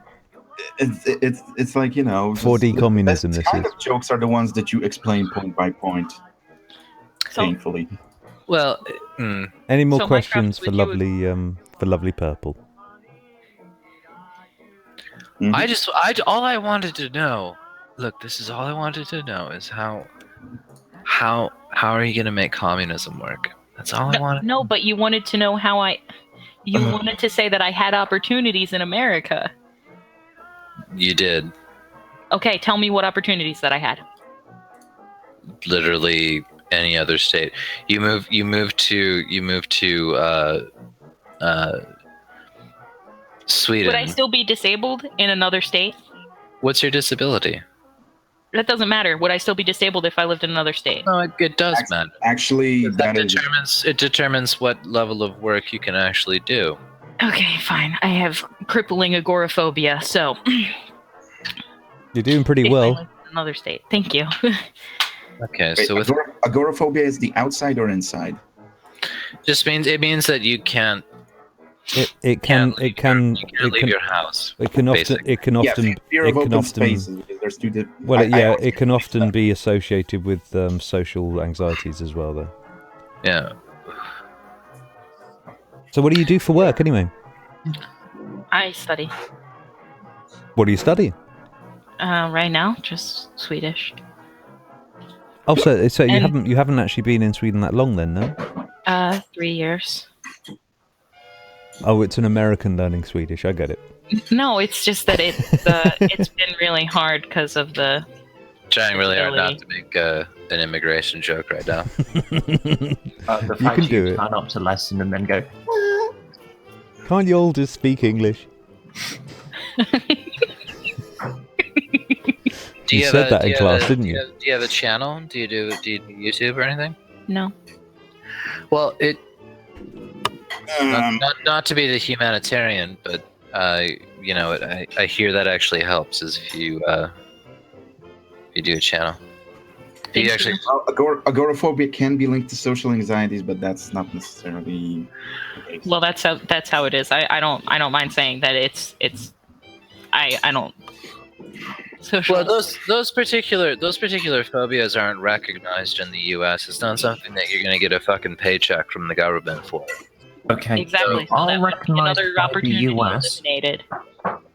and not recognise well, as well, a you can- disability that requires help because you don't like to help people. No, it's No, Mycroft, I'm speaking now. What they are is they are recognised by every medical institute in America that does any research. As it turns out, you have some really, really good doctors, and then the rest of the country ignores them entirely. Well, here's the thing, though, is that someone's got to pay for all that shit. And to be honest with you, So we just let them starve, do we? Or we make it entirely the responsibility of their family and then arrest their family for letting a relative die? Well, see, here's the thing. I've always found this argument to be obtuse in the extreme, because in the U.S., right, the people that are the Republicans are all for fiscal responsibility, and then so they don't want these social programs, right? They don't want a social safety net and all that stuff. And then what they do is they want to defund these things because we know that if you're like a kid growing up, the more access to good books and good teachers and good schools you have, the less chances you're going to become a criminal, right? So no, actually, I believe the studies proves that the more educated you are as a person, the more of an annoying dick you are, and the more likely to kill everyone at random. No, I can't make an argument in my own head why the state or the federal government should pay out money to give money to somebody that has a social anxiety disorder. I don't see what that. I can't go outside. Do you understand that I cannot. There is no way. It is a disability, and I wasn't diagnosed with that here in Sweden, by the way. I was diagnosed with it there in the US, and they said you cannot go outside. So, Mycroft, now we've got that aside, do you know what causes her disability? Okay. Let me put it to you this way. If I dragged you outside of the house, would you die? Well, that's not really the point, right? Is The point is, could you function? No. It's a thought experiment here. Hang on. So because a social Cyril, shut up. I want to hear. Won't kill you. Cyril, it's fine. Stop. What happens? What happens if I do that? I'm gonna have a panic attack. I can't function. Can't breathe. Can't think. Couldn't do anything. Sweating, trembling. So, okay. Right. So, what exactly was the point of this inquiry? The point of this inquiry is that, you know, when we're talking about the government coming in and providing programs for people who cannot function within society. Right now, the general idea is that's only for people that are physically disabled. If I can't, when we're talking about somebody who's got like a mental disability, right? Somebody that is agoraphobic, for example. When you open the door to that, when you're just like, well, anybody that's agoraphobic gets these benefits. Oh well, I can prove it. I'll vomit on them. Well, what would you do if you didn't have a house? You would just die? Yeah, probably. Yeah, this is the bootstraps argument. That's what Don't die. You're weak. Well, no, like this is the question though. Like what? Mycroft, there's a difference. Yeah, but there is a difference in medicine between agoraphobia and crippling agoraphobia. If you have agoraphobia, you will be panicked when you're outside. That is. We're moving into social Darwinism at this point. But if you have how did you? Phobia, it means that if you are outside, your panic attacks will render you paralyzed. Well, how did you get on the plane? Did they put you in a crate? No, as you said, I would have. It was die, or get on the plane. So you got on the. So okay, so there is a situation in which you can be in public. I know. Do you think I've never been in public before? Honestly. Well, then, so why is it that you're so? This is the thing, is that I don't understand. Okay, allow me to translate his argument to you quickly. You've been in public once before. That's good enough. You can have a job now. Yes, you can only walk 10 foot in public and have crippling anxiety attack and only manage to force yourself to do it for extreme willpower and probably ended up harming yourself on the plane flight just out of shaking through fear. But that's fine. Xanax. You can totally get well, no, because being heavily medicated. Well, this is the argument that you're making to me, is that I have to pay for this. No, I didn't argue that at all. But you are. No, I'm not. Okay. No, because Please stop. Please. No, I'm not. I do not live in your country. You do not have to pay for that. Right, but okay. So, but should we not? I never asked that of the U.S. I never asked the U.S. to pay for anything. Right. Well, see, this is well, okay, fine. So whatever. The way we see it around here is it's valuable to get tax money from people who have agoraphobia, for example, and are able to work. So we provide help with psychiatrists, psychologists, CBT behavior therapy, and have the government-owned work agency that helps you get a job where you can work from home. And there are lots of things like that to try, and also to actually no college tuition. You can study and get a job where maybe you can work from home and benefit society without dying, right? So what you get here is you get to pay almost nothing, go to psychologists, get the help you need, maybe once a week, whatever, so that you can do the basic things that are needed to maybe have a job, and then they help you find a job that suits you, right? Instead of letting you just, you can't go out of your house, you should get a job at McDonald's, and which you can't, so you should just die, right?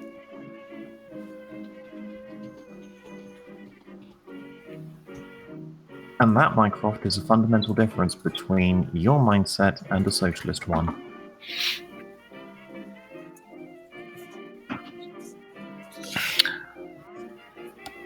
Yeah, well, I mean, I'm sorry, but this is the thing: is that when someone has to, I don't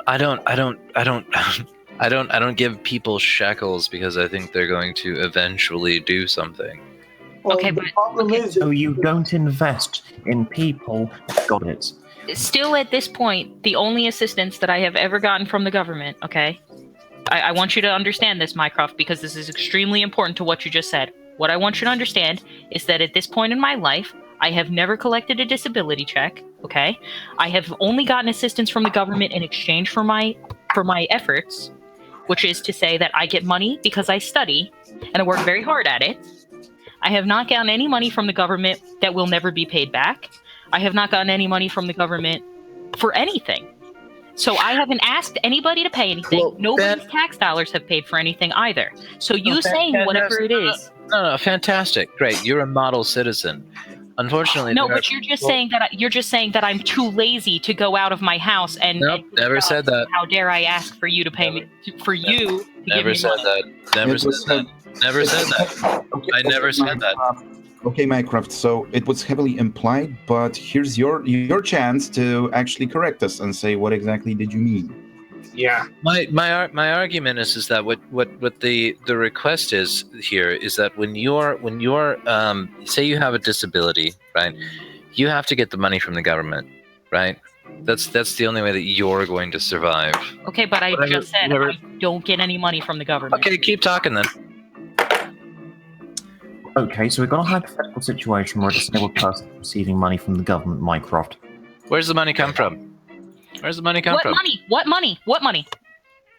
No. Let's go well, Mycroft's example now. If you didn't need money, then you wouldn't have had to move to Sweden. Okay, as I said, I got money from an inheritance. So there. Because I was an orphan. There were no opportunities for me.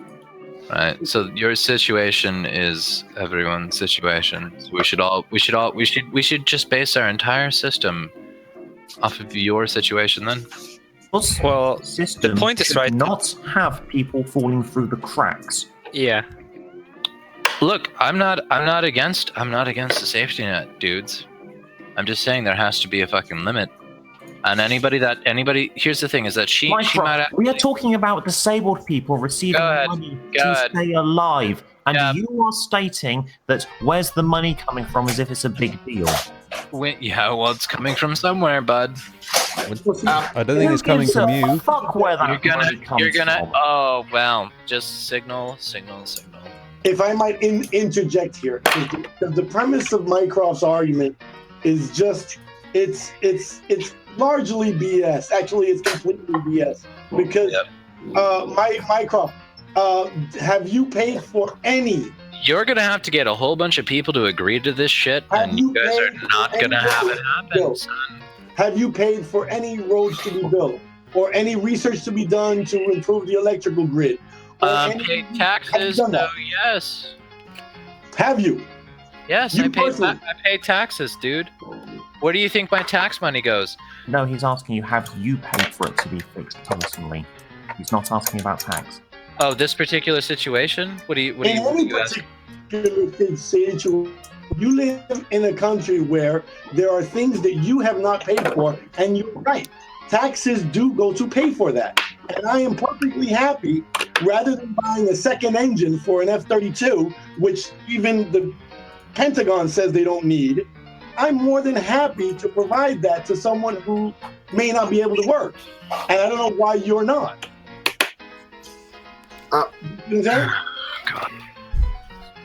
Might I also have a few thoughts? I do agree with the social safety net, but also I believe that we should find other ways to get funding without increasing taxes. For example, encourage more businesses to operate in the economy.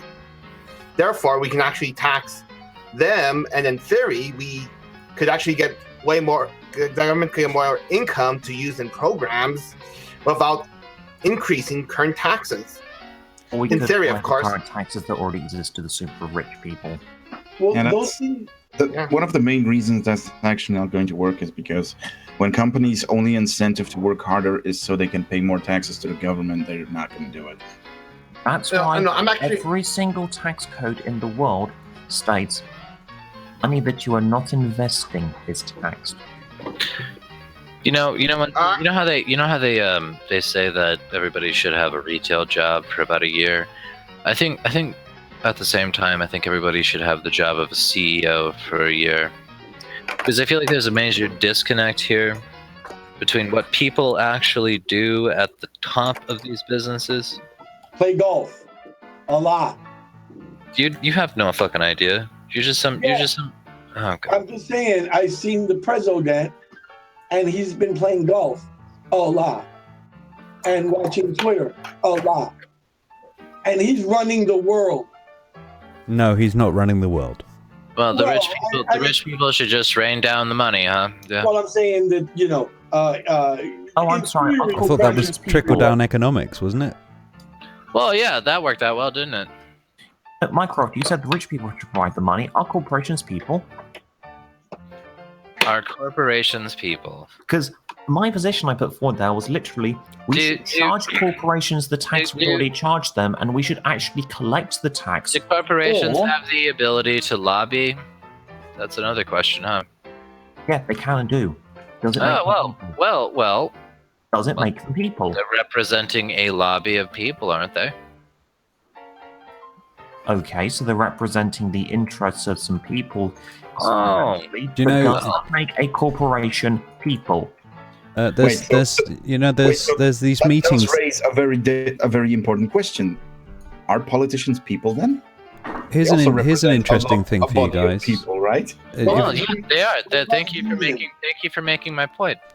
Here's an interesting thing that you guys should know, by the way, is that where these lobbyists do their business, they ask their questions, they make their requests. There's a little queue outside the building, and they actually pay people to hold their position for them, so nobody else can get in. So there's people who stand outside in queue early in the morning. They get paid to be there, and they just stand there. And then these people who are there to do the lobbying and ask their questions and get what they want through, then come in, 9, 10 o'clock or whatever like that, into the queue. So it's there for your average Joe, of course, to be able to ask their congressman and all this sort of thing. But it just gets, it gets abused and taken up by corporations who basically just hold that. They'll pay people to just stand there, just not to stop anybody going in there because they want to go in there, but it's just what happens. That's the effect. It does stop other people from going in there. I mean, if you really wanted to have a proper old revolution on this sort of thing when it comes to lobbying and stuff like that, that's where you should go. You don't protest. What you do is you go and stand in that line so those fuckers can't get in. That's how you'd stop that sort of business. I mean, if you were talking, your Antifa lot, if they wanted to actually make a real difference in that sort of thing, that's what they could do. They get up very early in the morning and get in that queue. State rights, my dude. State rights, because you have more power when you have less people governing. Just saying. Yeah, but here's the funny.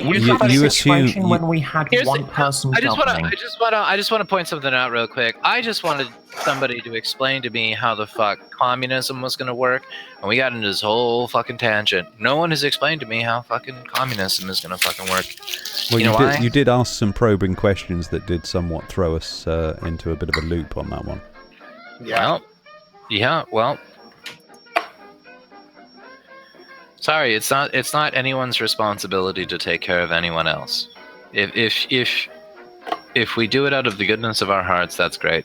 If the state does it, then there are serious questions. There are serious questions about who should be paying for these benefits. That even if it's somebody that's got a debilitating disorder like agoraphobia or whatever, this is a discussion that needs to be had. and it needs to be had by the people that are actually paying for these structures, not something that should be just blanketed across all people. One individual's right to pay for society. That is a preposterous burden that no one could possibly uphold. No single person could pay for society. I'll just stop paying taxes then.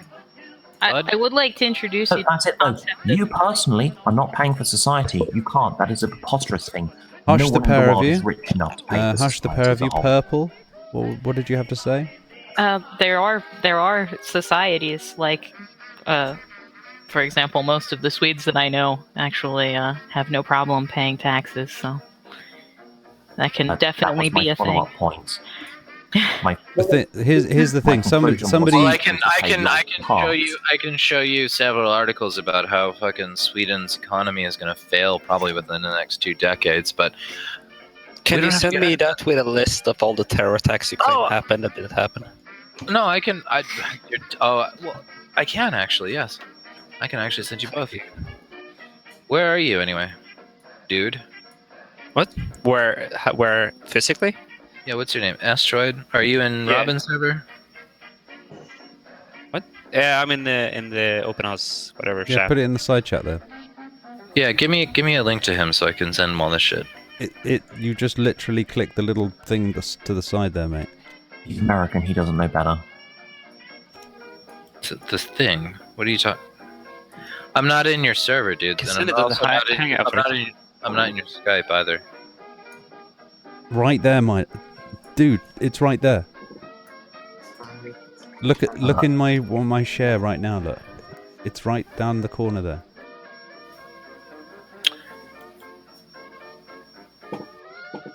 Yeah, it'll pop out. Habib. Hi. How you doing, babe? Introduce Kebab. Good morning. Good morning. You're awfully quiet. It's really dangerous all night long, and now I have to join you guys since you were talking about the economy and stuff.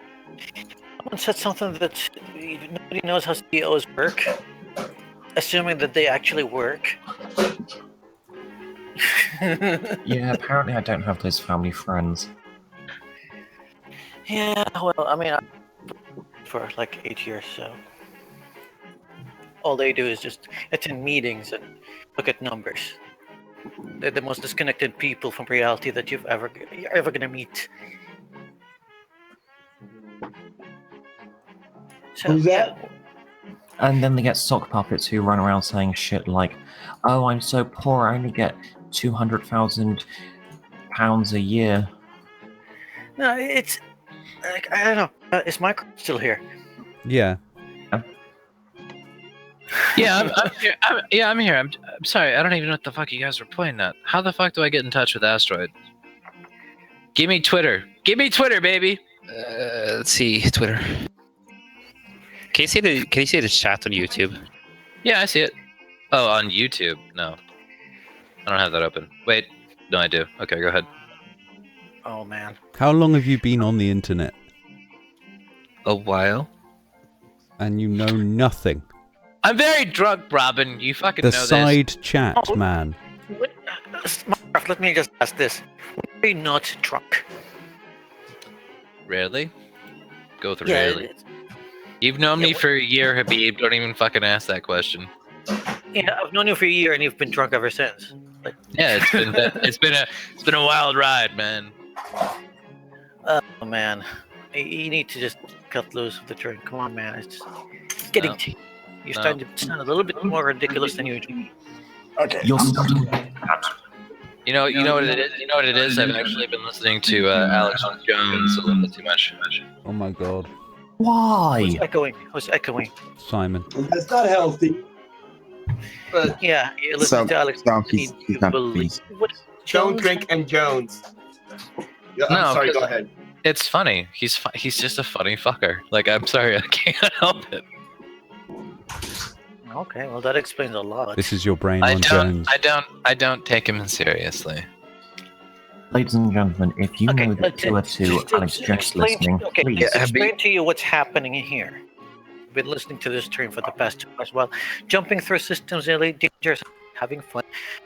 You know how you listen to Alex Jones and even in your drunken state, you can't take him seriously. Pretty funny. This is you now. We're listening to you, and we can take you seriously because everything you're saying sounds a little bit ridiculous. Because I defended cognitive thought, and I didn't side with the agoraphobe. Well, I didn't really catch the whole thing about the cognitive thought, and I don't really know what is there to defend. Maybe his stance against TLDR. Well, That's the last thing that I have to see. I'm in a stream full of lefties, my dude. I'm sure that there are things that I'm not. I'm gonna say that they're not gonna like. Oh, fuck off. You spent the entire run-up to the election saying, yeah, I'm totally left-wing, I'm totally still left-wing, I'm totally a classical liberal. Here we go. Now, here's the thing. I mean, I streamed with alt-righters and with Antifa people. Like, I stream with anybody. I don't really give a fuck if you're a righty or a Republican or a lefty. It's not the matter that you don't like that I'm just going to disagree with. It's the matter of you acting like an idiot that I would be a little bit pissed off about. Okay, to cast in my free stance, Minecraft. So I honestly don't give a fuck about whether or not you think my feelings are hurt, because I'm gonna say it now. I am absolutely untriggerable, and especially by you. So just can confirm. So just get to the point, and stop being emotionally distressed over the fact that you think we're emotionally distressed about your truth.com. Okay, fair enough. You forgot the super male vitality truth bells. But I am a fucking white man. So yeah, communism. Tell us how it's going to work, Simon. Yeah, and I was totally not put on the spot with that one. Mm-hmm. That's all I wanted to know, faggot! Jesus Christ! Slide. Seriously. Loud noises! Simmer down. No, Simmer down. absolutely not. See, little brown man, you think you can control me? No, I can't be controlled. I can't be controlled. Okay, Minecraft, go home, you're drunk. Oh, but Minecraft, you are being controlled by the mind control chemicals they put in the whiskey.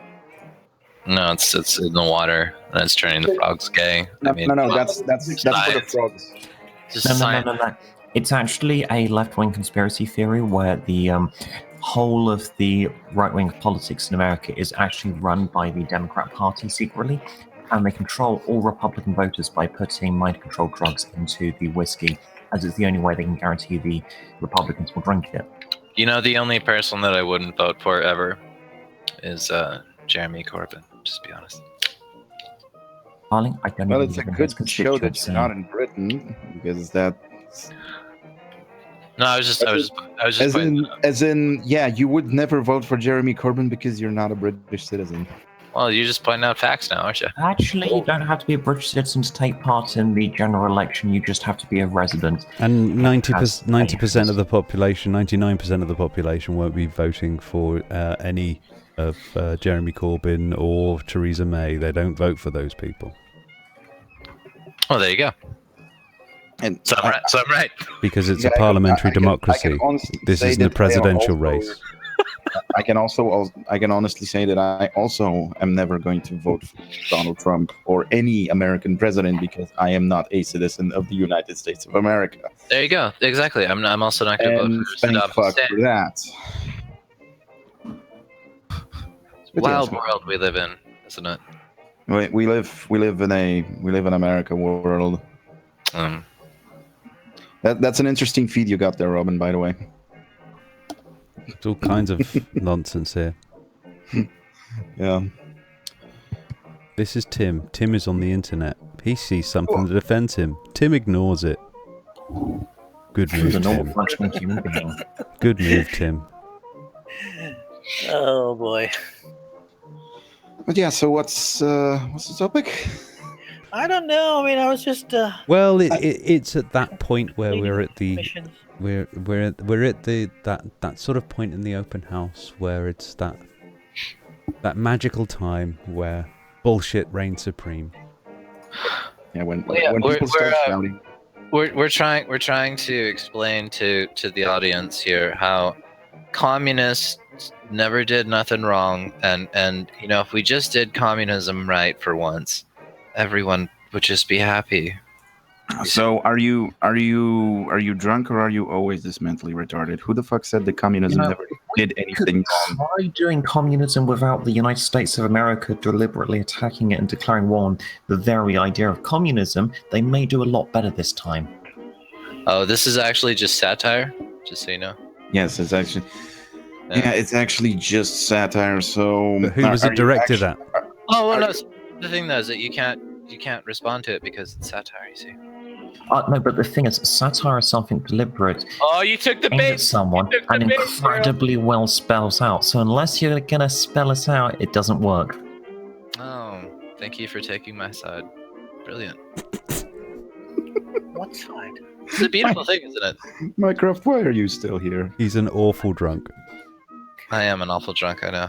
Still spend time with him. Why are we here? You don't even slur words. You're not fun, not even in that bit. No, I don't. I actually have quite the elocution while I'm and you're an epitome of humbleness as well.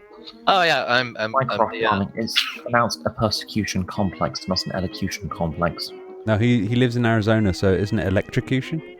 No, Don't you have the death penalty there? I'm just one of those humble farm boys. I don't know nothing. I just live in this Arizona wasteland, so you know.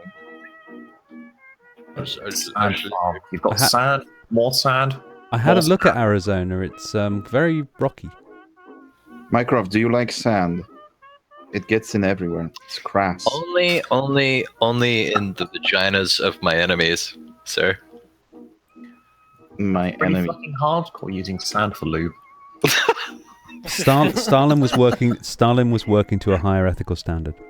Yeah, considering that you're supposed to be some kind of a centrist, how the fuck can you have enemies? Literally can't actually.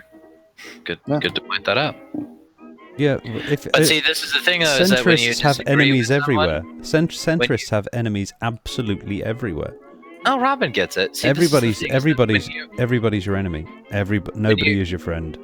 Exactly. When you disagree with someone about something, and they're like, "Oh, you disagreed with my one thing in my." You must be with post. them. You're on the other side. It's actually kind of a head fuck when you're on the internet, because like, who do I trust? I have no tribe. There's no one here for me. The right people hate me. The left people hate me. Now all I can do is make fun of them. And drink. You are not Bad Max. Well, we'll see about that. No, you're not. He's not. He's John Dalton. Never will be. Fuck you, Simon, and fuck this woolly bumblebee shit, dude. I've watched your videos. You're fucking crazy. Wait, there's someone on Earth that you think is crazy. But I'm not drunk. You don't have to be drunk to be crazy. I know that very well. From other people. Hold on. Yes. Hold on. Talking Do from you experience. know what not being drunk is like? Yes, he did it once, I believe. That was called a hangover. Yeah, see. And that's just because the shop wasn't open at the time. It's actually, you know what though? There's a magic to it. You do have to learn how to be drunk in front of everyone and still pretend to be normal. You know, like when you're going to your job every day, like you do have to trick them into thinking you're not drunk. It's actually very difficult. Yeah, considering that all it takes is saying hello and your mouth is gonna smell like the fucking... Yeah, it's actually it's really complicated. There's a whole magic to it, really. Yeah, it's just It's really strong toothpaste, isn't it? It's the one where you keep going back there every day and they keep telling you that they fired you for being drunk on the job a year ago, but you just don't care. But they still keep paying you though, so it's fine. You know? I mean, I bet he's the kind of guy that would show up to work even though he doesn't even work there. They didn't even hire him. He'd just show up there. Yeah, that's I do believe that's your state-funded disability check. You got me. I'm on the benefits. I'm just, Yes, Oh, Simon. all the benefits. You. If you would like to come on and make various accusations about Mycroft's income being related to the fact he's an alcoholic dying of liver cancer, please. Good old Chippy One asks, Robin, ask when they expect communism to be a feasible system. Wait, is they in? Not you. Yeah, not you. I mean, unless you are one of the communists in this thing, then by God, man, you know how to hide yourself. McCarthy has nothing. Hang on, Simon. There's an even bigger problem than this, and that's there's a syntax error in the question by Chappie. Well, there is an error. There is an error there, considering his name is Chippy, not Chappie. Yeah. Although he could be a Chappie. Mycroft is not a welfare queen, y'all. Yeah. That's right. I know what he does. Yeah, the Chappie. Is it a wine tasting? No, it's not wine tasting. I was actually looking at your chat. Somebody's called Stop Sita. Just put in echo quotes centrist and then spelled centrist wrong. Just great job, buddy. I'm so proud. Dude, you should see the shit they say on everything else. It's glorious. When it would be feasible? Oh, he spelt centrist as in centerist. Centerist, yes, you see. Yeah. What's the most centerist of all politics is? That girl centrist. says communism That's how you is spell cancer. centrist. Well, that girl, so are teenage girls. You know, get a dick. Oh God, yes. I don't necessarily. I'm sort of interested in when it comes to the future of societies. I don't necessarily think that the world will suddenly sort of evolve into some sort of super state. And I honestly don't think that it's going to work out pretty well for the spacefaring people of this world. I think it's going to be more of a. I think it's going to be a little bit more Eve than Star Trek. Let's say that. So you don't believe in the Star Trek future then? You don't believe in the technocracy, the Obama economy. You don't believe in any of that. It's not that I don't. It's not that I don't believe in it. Obama has everything. I just don't believe that it will happen. Certainly, judging from human behaviour so far, we've had ample opportunities for the world, for example, to actually coalesce. And nobody's interested. Actually, as a Star Trek fan, I'd like to point out something interesting about how that came to be in the Star Trek lore in the first place. Like the reason why it became sort of like a communist utopia society is, well, by the end of the 21st century, there was this major war, and pretty much all forms of previous governments were destroyed. Basically, they had to start all over again. So that could basically probably everyone else was dead. Yeah, pretty much everyone who was pretty much all previous. Yeah, yeah, that's what I'm saying. No, I know what you're saying. You know, it's funny they don't actually explain how that happened. There was just basically there was this huge central government they were using drugs on the police to control the masses and whatnot, and then that whole thing collapsed. And then it just magically turned into the Federation. Well, no, it didn't collapse. They went into full-on thermonuclear war. Yeah, well, how did that magically turn into the Federation, though? Well, they don't explain that. Okay, well, they ended up in basically a mess where basically everyone's just looking after themselves at this point. It had devolved down to a very low level, but you still had technologies available. So just because civilization may have brought itself to the brink, it doesn't necessarily mean that electronics aren't able to be used and or manufactured. Well, actually, don't nuclear. And then someone discovered the warp drive when a ship was going by, and yeah, that from Cochrane discovers warp drive and did the Vulcans spot him. So yeah, and then that's where they sort of helped them bring themselves out, away from the brink, as it were. Well, my So main point it required was outside that, help. Sorry, go ahead. Who's the evil pants lover in here? Because I'm kind of confused with the chat. There's apparently an evil pants lover here. Okay. Actually, I'm just want to say that basically my point was that even in Star Trek lore, where it shows an ideal version of the future, it still had to get worse before it became better. That's what I'm saying. Like, and for everyone listening, Sargon, just because in some fiction it had to get worse to get better, does not mean we have to deliberately and purposely make it worse so it can get better. After all, when we hit rock bottom, we can still keep digging. We can just make better drills, you fucking moron. yeah. Yeah, I totally agree with that. Like, some of the things that, like, Sargon does seem to go insane and believe, it does seem like he believed that the only way to make things better is to make things worse. Like, Yeah, I mean, if that was the case, I could just advocate for going back to the Dark Ages. That was pretty bad. Go back there. Well, look I'd at like advocate for going back to the Paleolithic area. No, I'm just gonna advocate for Islamism. Yeah, get That's gonna make things a lot worse. yeah, get the caliphate sorted out, and that'll do the whole sort of like clash between civilizations that we're all after. You know, everyone wants it, and No, then let's just support ISIS. Let's just support fucking ISIS. Why not? It's gonna be awesome. It's gonna make it much worse than it is now.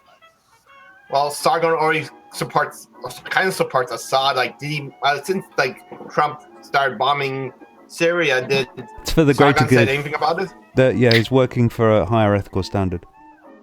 Yeah. But by the way, Habib, how many Tomahawk missiles did you want to purchase? Out of curiosity. Maybe 6. 6. 7. Get out, fag. I mean, this is to protect my house. I mean, Look, man, we talked about the bundle price. It's got to be 15, no less. No less. Who says I'm gonna buy them from you? Look, man, we have the most accurate Tomahawk missiles on the market. We Is have it- one with Union Jacks on them. Except the one. Is that why you decided to fire the round number of 59? But who cares about accuracy? As a Saudi man, I mean, I get access to the Chinese and the Pakistanis who are producing them much better and much cheaper. To be honest with you, That's what they tell you. suicide bombers are very accurate. Oh yeah. But if your goal they're free. But if your goal is like an airfield or something, you really don't got to worry about that. Accuracy is not a thing. Yeah, you just fire 50 of them. It is when we're trying to hit a plane. I'm just saying our GPS is way better than Chinese GPS. That's what I'm saying, man. Says who? Facts? Says, okay, the facts where? Show me. Would these be true facts or We alternative are. facts? Well, just give it some time. I'm sure we'll bomb someone eventually, and then there you go. That's all you're gonna. Like you're not already, and you keep on missing. No, all the fucking time. You're gonna get a much better weapons display at some point, and then there you go. Then fuck shot it. Dude, Look, mate, your president declared you that he target bombed a military road, base, and then and you found out that he bombed hold on, the Cyril. wrong Hold on, country. Cyril. On daily basis, you target military bases and you target hospitals and schools instead. And then you go like, oh, well, maybe terrorists are hiding inside. And then you find nothing inside. Hey! Look, our drones have been 10% accurate, and that's pretty fucking good. All right. 10%. Dude, So don't you come at me with this whole like we're not effective shit. That's 10%, man. That's like 10% terrorists dead. All right, get off my dick. yeah, like the mob that you threw at Afghanistan. How many terrorists did you kill with that one? We don't actually talk about that. That's classified. 15 How billion. about the first attack that Trump commanded on Yemen? How many terrorists did you get with that one? Oh, you 12 got an billion. I think you it got was.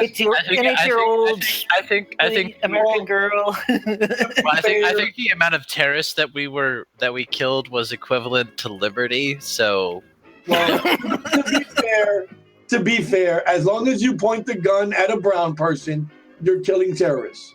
So no, here's the thing. They fire so many missiles, and for each 50 missiles, they might get one terrorist, and they go, like, "Oh, look, we're effective.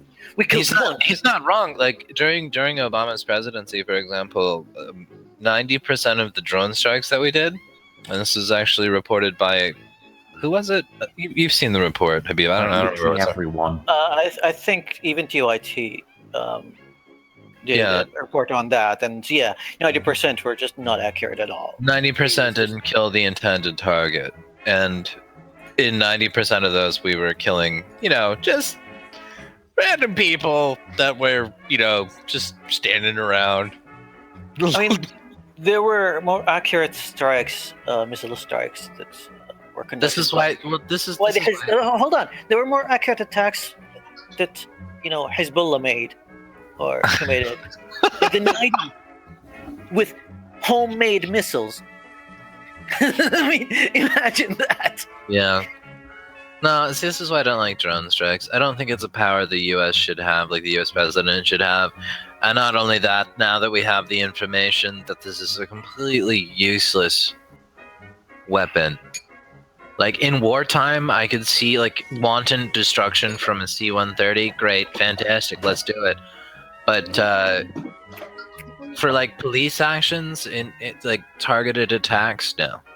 No, the president shouldn't have that power. Fuck that shit. And yeah, but by the way, I think you're even losing the air superiority right now. Yeah, you have the numbers, but even the F-35s have nothing. They don't even hold a candle against. Did you see the typhoons or the? Yeah, did you see the father of all bombs from Russia, my dude? I haven't seen their bombs lately, but I know that they have bigger bombs. Well, see, this is the classy thing about Russia, is that they're developing the technology. They're just simply not training the people into the positions, right? So, if you look at if you were to just run numbers and be like, how many people are in Russia's military versus the U.S. military, you would come up with some like minor, it's like a 20-to-1 ratio or some shit like that, right? But this is what Russia is doing, is just that they're building up their tech. Shut up, Seal. They're building up their technology, right? So that they can then train in people to these roles if they ever have to deploy their military. And I think it's fucking brilliant. Putin's a fucking mastermind. Mycroft. France, their Air Force could solo Russia or America. So you think? No, objectively, they have more trained pilots and more better aircraft than either of you. Okay, so let's go to war with France. What do you think is going to happen? I think they're going to have air superiority. I think Russia's going to get bombed into the dirt. Now, if we went to war with Russia, to be honest with you, I don't know what would happen. I think you're off your rocker if you think Russia's going to get bombed into dirt. No, I'm saying France would get bombed into dirt. No, Russia. France has a better air force. France has better missile defense than Russia. There's a lot of Russia and a lot of really old hardware. Russia still okay. Well, that's from the okay. 70s. That's good. Yeah, that's good. Because I'll tell you what. When Erdogan goes fucking crazy, we'll just leave it to France. France can handle that, right? I think they'll want to. Well, I mean, it's getting late. I'm going off. Just because someone can handle something doesn't mean they will. Well, I mean, they've been bombing. Hollande has been bombing Algeria pretty frequently, hasn't he? I mean, he knows how to handle those brown people. Well, yeah, you just send more brown people in. You let the neighbors deal with it. Point being is that we shouldn't be fucking with Russia. Period. They're a paper twine. They're manipulating the studies that have been done on their military. They know what they're doing is they're setting it up so that they can actually bust out a military quite quickly. All they're gonna have to do is train their people, and that only takes 9 months at the most. They're a fucking paper tiger who is staging off with people going, "Oh, we're big and scary." So anyway, good night, everybody. Thanks for coming by. Thanks for the input. Don't be a stranger. Good night, communist. I'm not going to bed yet. No, he's not. I was talking to the other communist. You got to be more specific, mate. Yeah, if you're going to do that sort of satire. Fair point. Mm. Again, that was clever. I like that. Mm. It's good. You know what, guys? It is 4 o'clock in the morning. Actually, it's... Oh, I just joined. Come on. 8.5 hours. Well, perhaps another 20 minutes. Just round it up to 9. Well, perhaps, Habib, this will teach you to be a little more timely. Maybe. Yes. Well, I didn't really care much for streaming until I heard you say that nobody knows how CEOs work, and they do a lot of work, and maybe we're disconnected. And I'm like, well, I maybe need to jump in and go like, hey, CEOs actually do some work, and their work is they look at reports, and they have no idea what they're reading, and they go like, well, then tell us how we can maximize profits. That's the only thing that they can repeat over and over again. And even if they can't maximize profit, they just go to the shareholders and go like, we have a plan. Who do you know? Who do you know? Who do I know? Okay. Yeah, this sounds like you're basing this off of a personal experience. Yes, I do know a few CEOs. How long have you been working? How long have you been working in the finance sector, Habib? In corporate banking, I worked there for 8 years. So I've met so many CEOs. Like my portfolio had about 30 companies, and I knew all the CEOs personally. Well, I met 2 CEOs. How many CEOs have you met? I would say about 25, 26. 25 CEOs. Mycroft, how many CEOs have you met? 2. Did you meet Jamie Dimon? No, but I met the heads of most conglomerates in Saudi. Then yeah, I met them personally. Okay. And if I didn't meet them personally, then I met their secretaries or their... So you think they're all just a bunch of dumb fucks and they just fucking rose through the ranks? They literally, like, if you hand them a 3-page report, they go like, no, summarize it to 1 page. I don't want to read it all. Well, I can tell you that I've been following Jamie Dimon for quite a while, and I think he's a fucking genius. No, there are CEOs that are geniuses. I still think Elon Musk is one of them as well. I mean, there are some CEOs that started their company from nothing, and yes, they know what they're doing. But that's not the majority of CEOs. The majority of CEOs are just they're hired there, and they're like, hey, you have this big conglomerate, multi-billion-dollar business. Now, maximize profits. They just look at the numbers. They go like, hey, let's check my advisors, and they have like a team of 30, 40 advisors, and they go like, well, we were talking about specifically with banking. So Jamie Dimon is the CEO of JP Morgan Chase right now, and personally, from my experience with the guy, he's a fucking genius. He's like I met the CEO of Calleone, in some sort of a banking party, because the bank I used to work for is a subsidiary of Calleone, and that guy's a bumbling idiot. So there you go. Why would you say that though? Why is he a bumbling idiot? What did he do? What did he do to you? Did he touch you in your private parts? I mean, when you have a CEO of a bank that doesn't even know what inflation is, damn, it's a bad sign. Well, that would be a bad sign. Sounds like he inherited the bank. That's not a bad sign. That's a sign that says, death to all juice. That's how bad that sign is. No, here's the thing. Like, the majority of CEOs, and yes, I can find you a lot of exceptions to that rule, but a lot of them just get hired there because of their connections and because they know how to. They just read that one report and they know the right advisors to go like, what do I do with this? I have no idea what to do with this. They're just there as a figurehead, and they know how to just make one speech that would move the shareholders and be like, yeah, we trust this guy because he sounds a little smart. But literally, even the speech that they are they're doing, they didn't even write it. They had someone else write it for them. They're bloody actors. That's not. Well, I don't know. I guess that's not been my experience. Like usually, the CEOs are Ryan, mute, mate. Oh, sorry.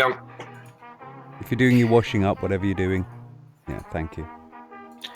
Well, no, like the CEOs of banks that I've met, right? They're usually visionaries. They're the ones that want to move the company in a particular direction, and you can see that at all levels. Like when I was working for Chase, you know, his vision was, you know, create the most like Jamie Dimon's position on the company could be felt all the way down to the bottom bracket. So basically he was of the opinion that like we shouldn't be spending anything on frivolity whatsoever. We're going to run this as a just as a strongman operation, basically. You know, like you come here, you work, you do your job, you go home, sort of mentality. So like you didn't get bonus. There was nothing like that. You just simply will pay you as much money as the company makes. And that was the general idea, the general vision of Jamie Dimon.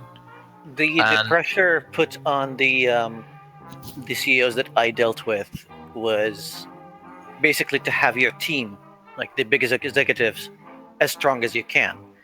So for them, is mostly like sourcing those talents is their responsibility. Because as I said, they look at that report that has, like, they would look at the audited financial statement at the end of the year or the end of each quarter, and it's literally just 6 figures. And they need to figure out how to maximize these figures. Now, they don't really get into the meat of the problem. They don't even want to get to the meat of the problem because that's not their field of expertise most of the time. So it's their responsibility to field the right people to fix the problem. And that needs, like, just fix your team, and then have everything run smoothly. So I'm not saying that CEOs have nothing to do all day long. No, they have to rely on that team. But once you have the golden team to run your company, then you're literally just a figurehead. You're someone who has his speeches and his public appearances are written, and you just act them out. Well, this is the thing that I feel like you're saying, though, is that CEOs of major, because this is a crazy thing to say, to be honest with you, Habib, to say that the CEOs of large banking industries don't understand finance, that they haven't worked their lives towards becoming a CEO. I mean, if it's all just a lot of them didn't. A lot of them didn't, man.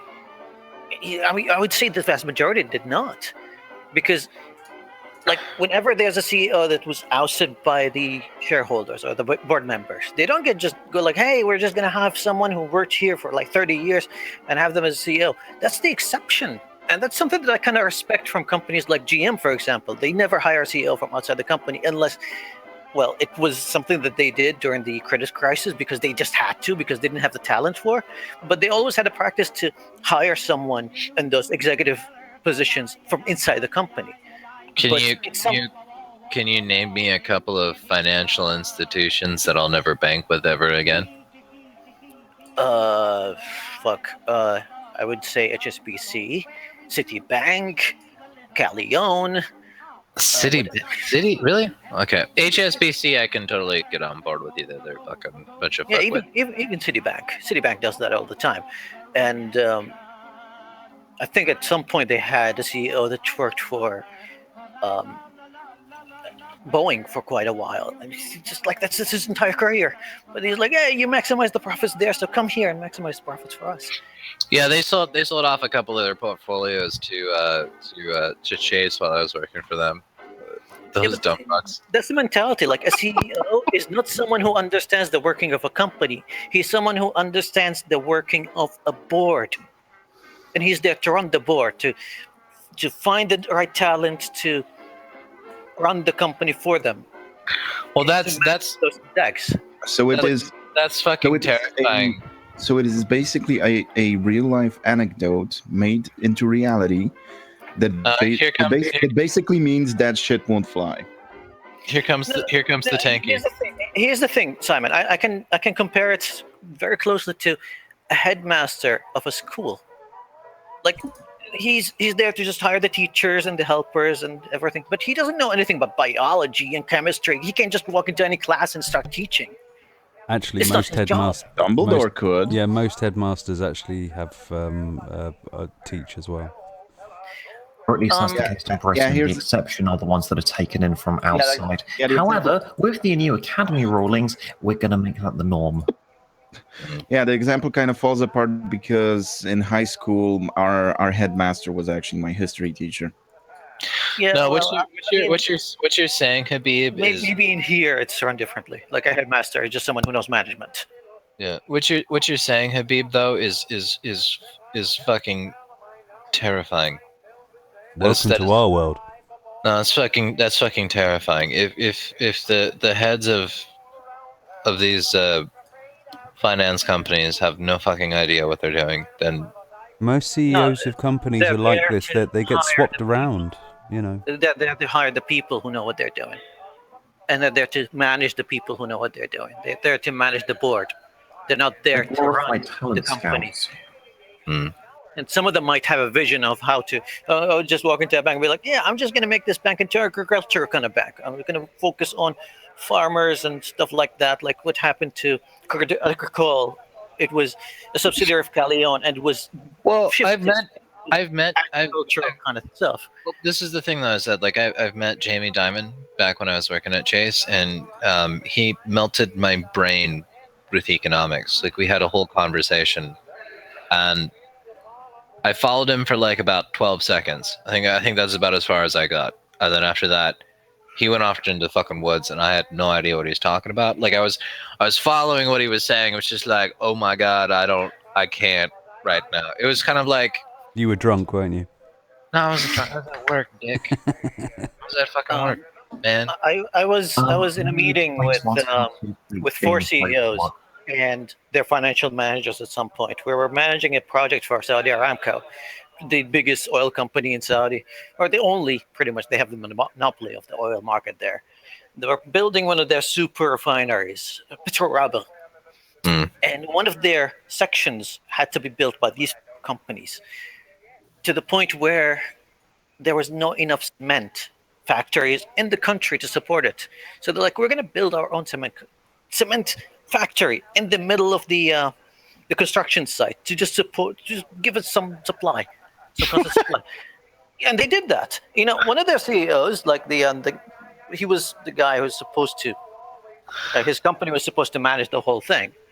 And he's like, yeah, we can do that. We can do that. And the entire time he's like, yeah, this is easy. And I was just thinking like, oh, dude, I know your numbers. You don't really have you don't have the finances or the assets to do that. But I was just sitting there being quiet because I was there just to document the whole thing. Habib, that's hold on. Let me just. No, I'm just saying this is what we call betting on the future. You see? No. Here's the thing. Like he was like, you can do that. And then after that, he came to me. Well, not to me. He didn't come to me. He sent his secretary along with financial manager. He's like, we just agreed on this contract, and we have no idea how to do it. We don't have anything to do with it. Like we don't have nothing. So they ended up subcontracting the whole thing. And that's the CEO of a multi-billion-dollar conglomerate in Saudi. Oh wow.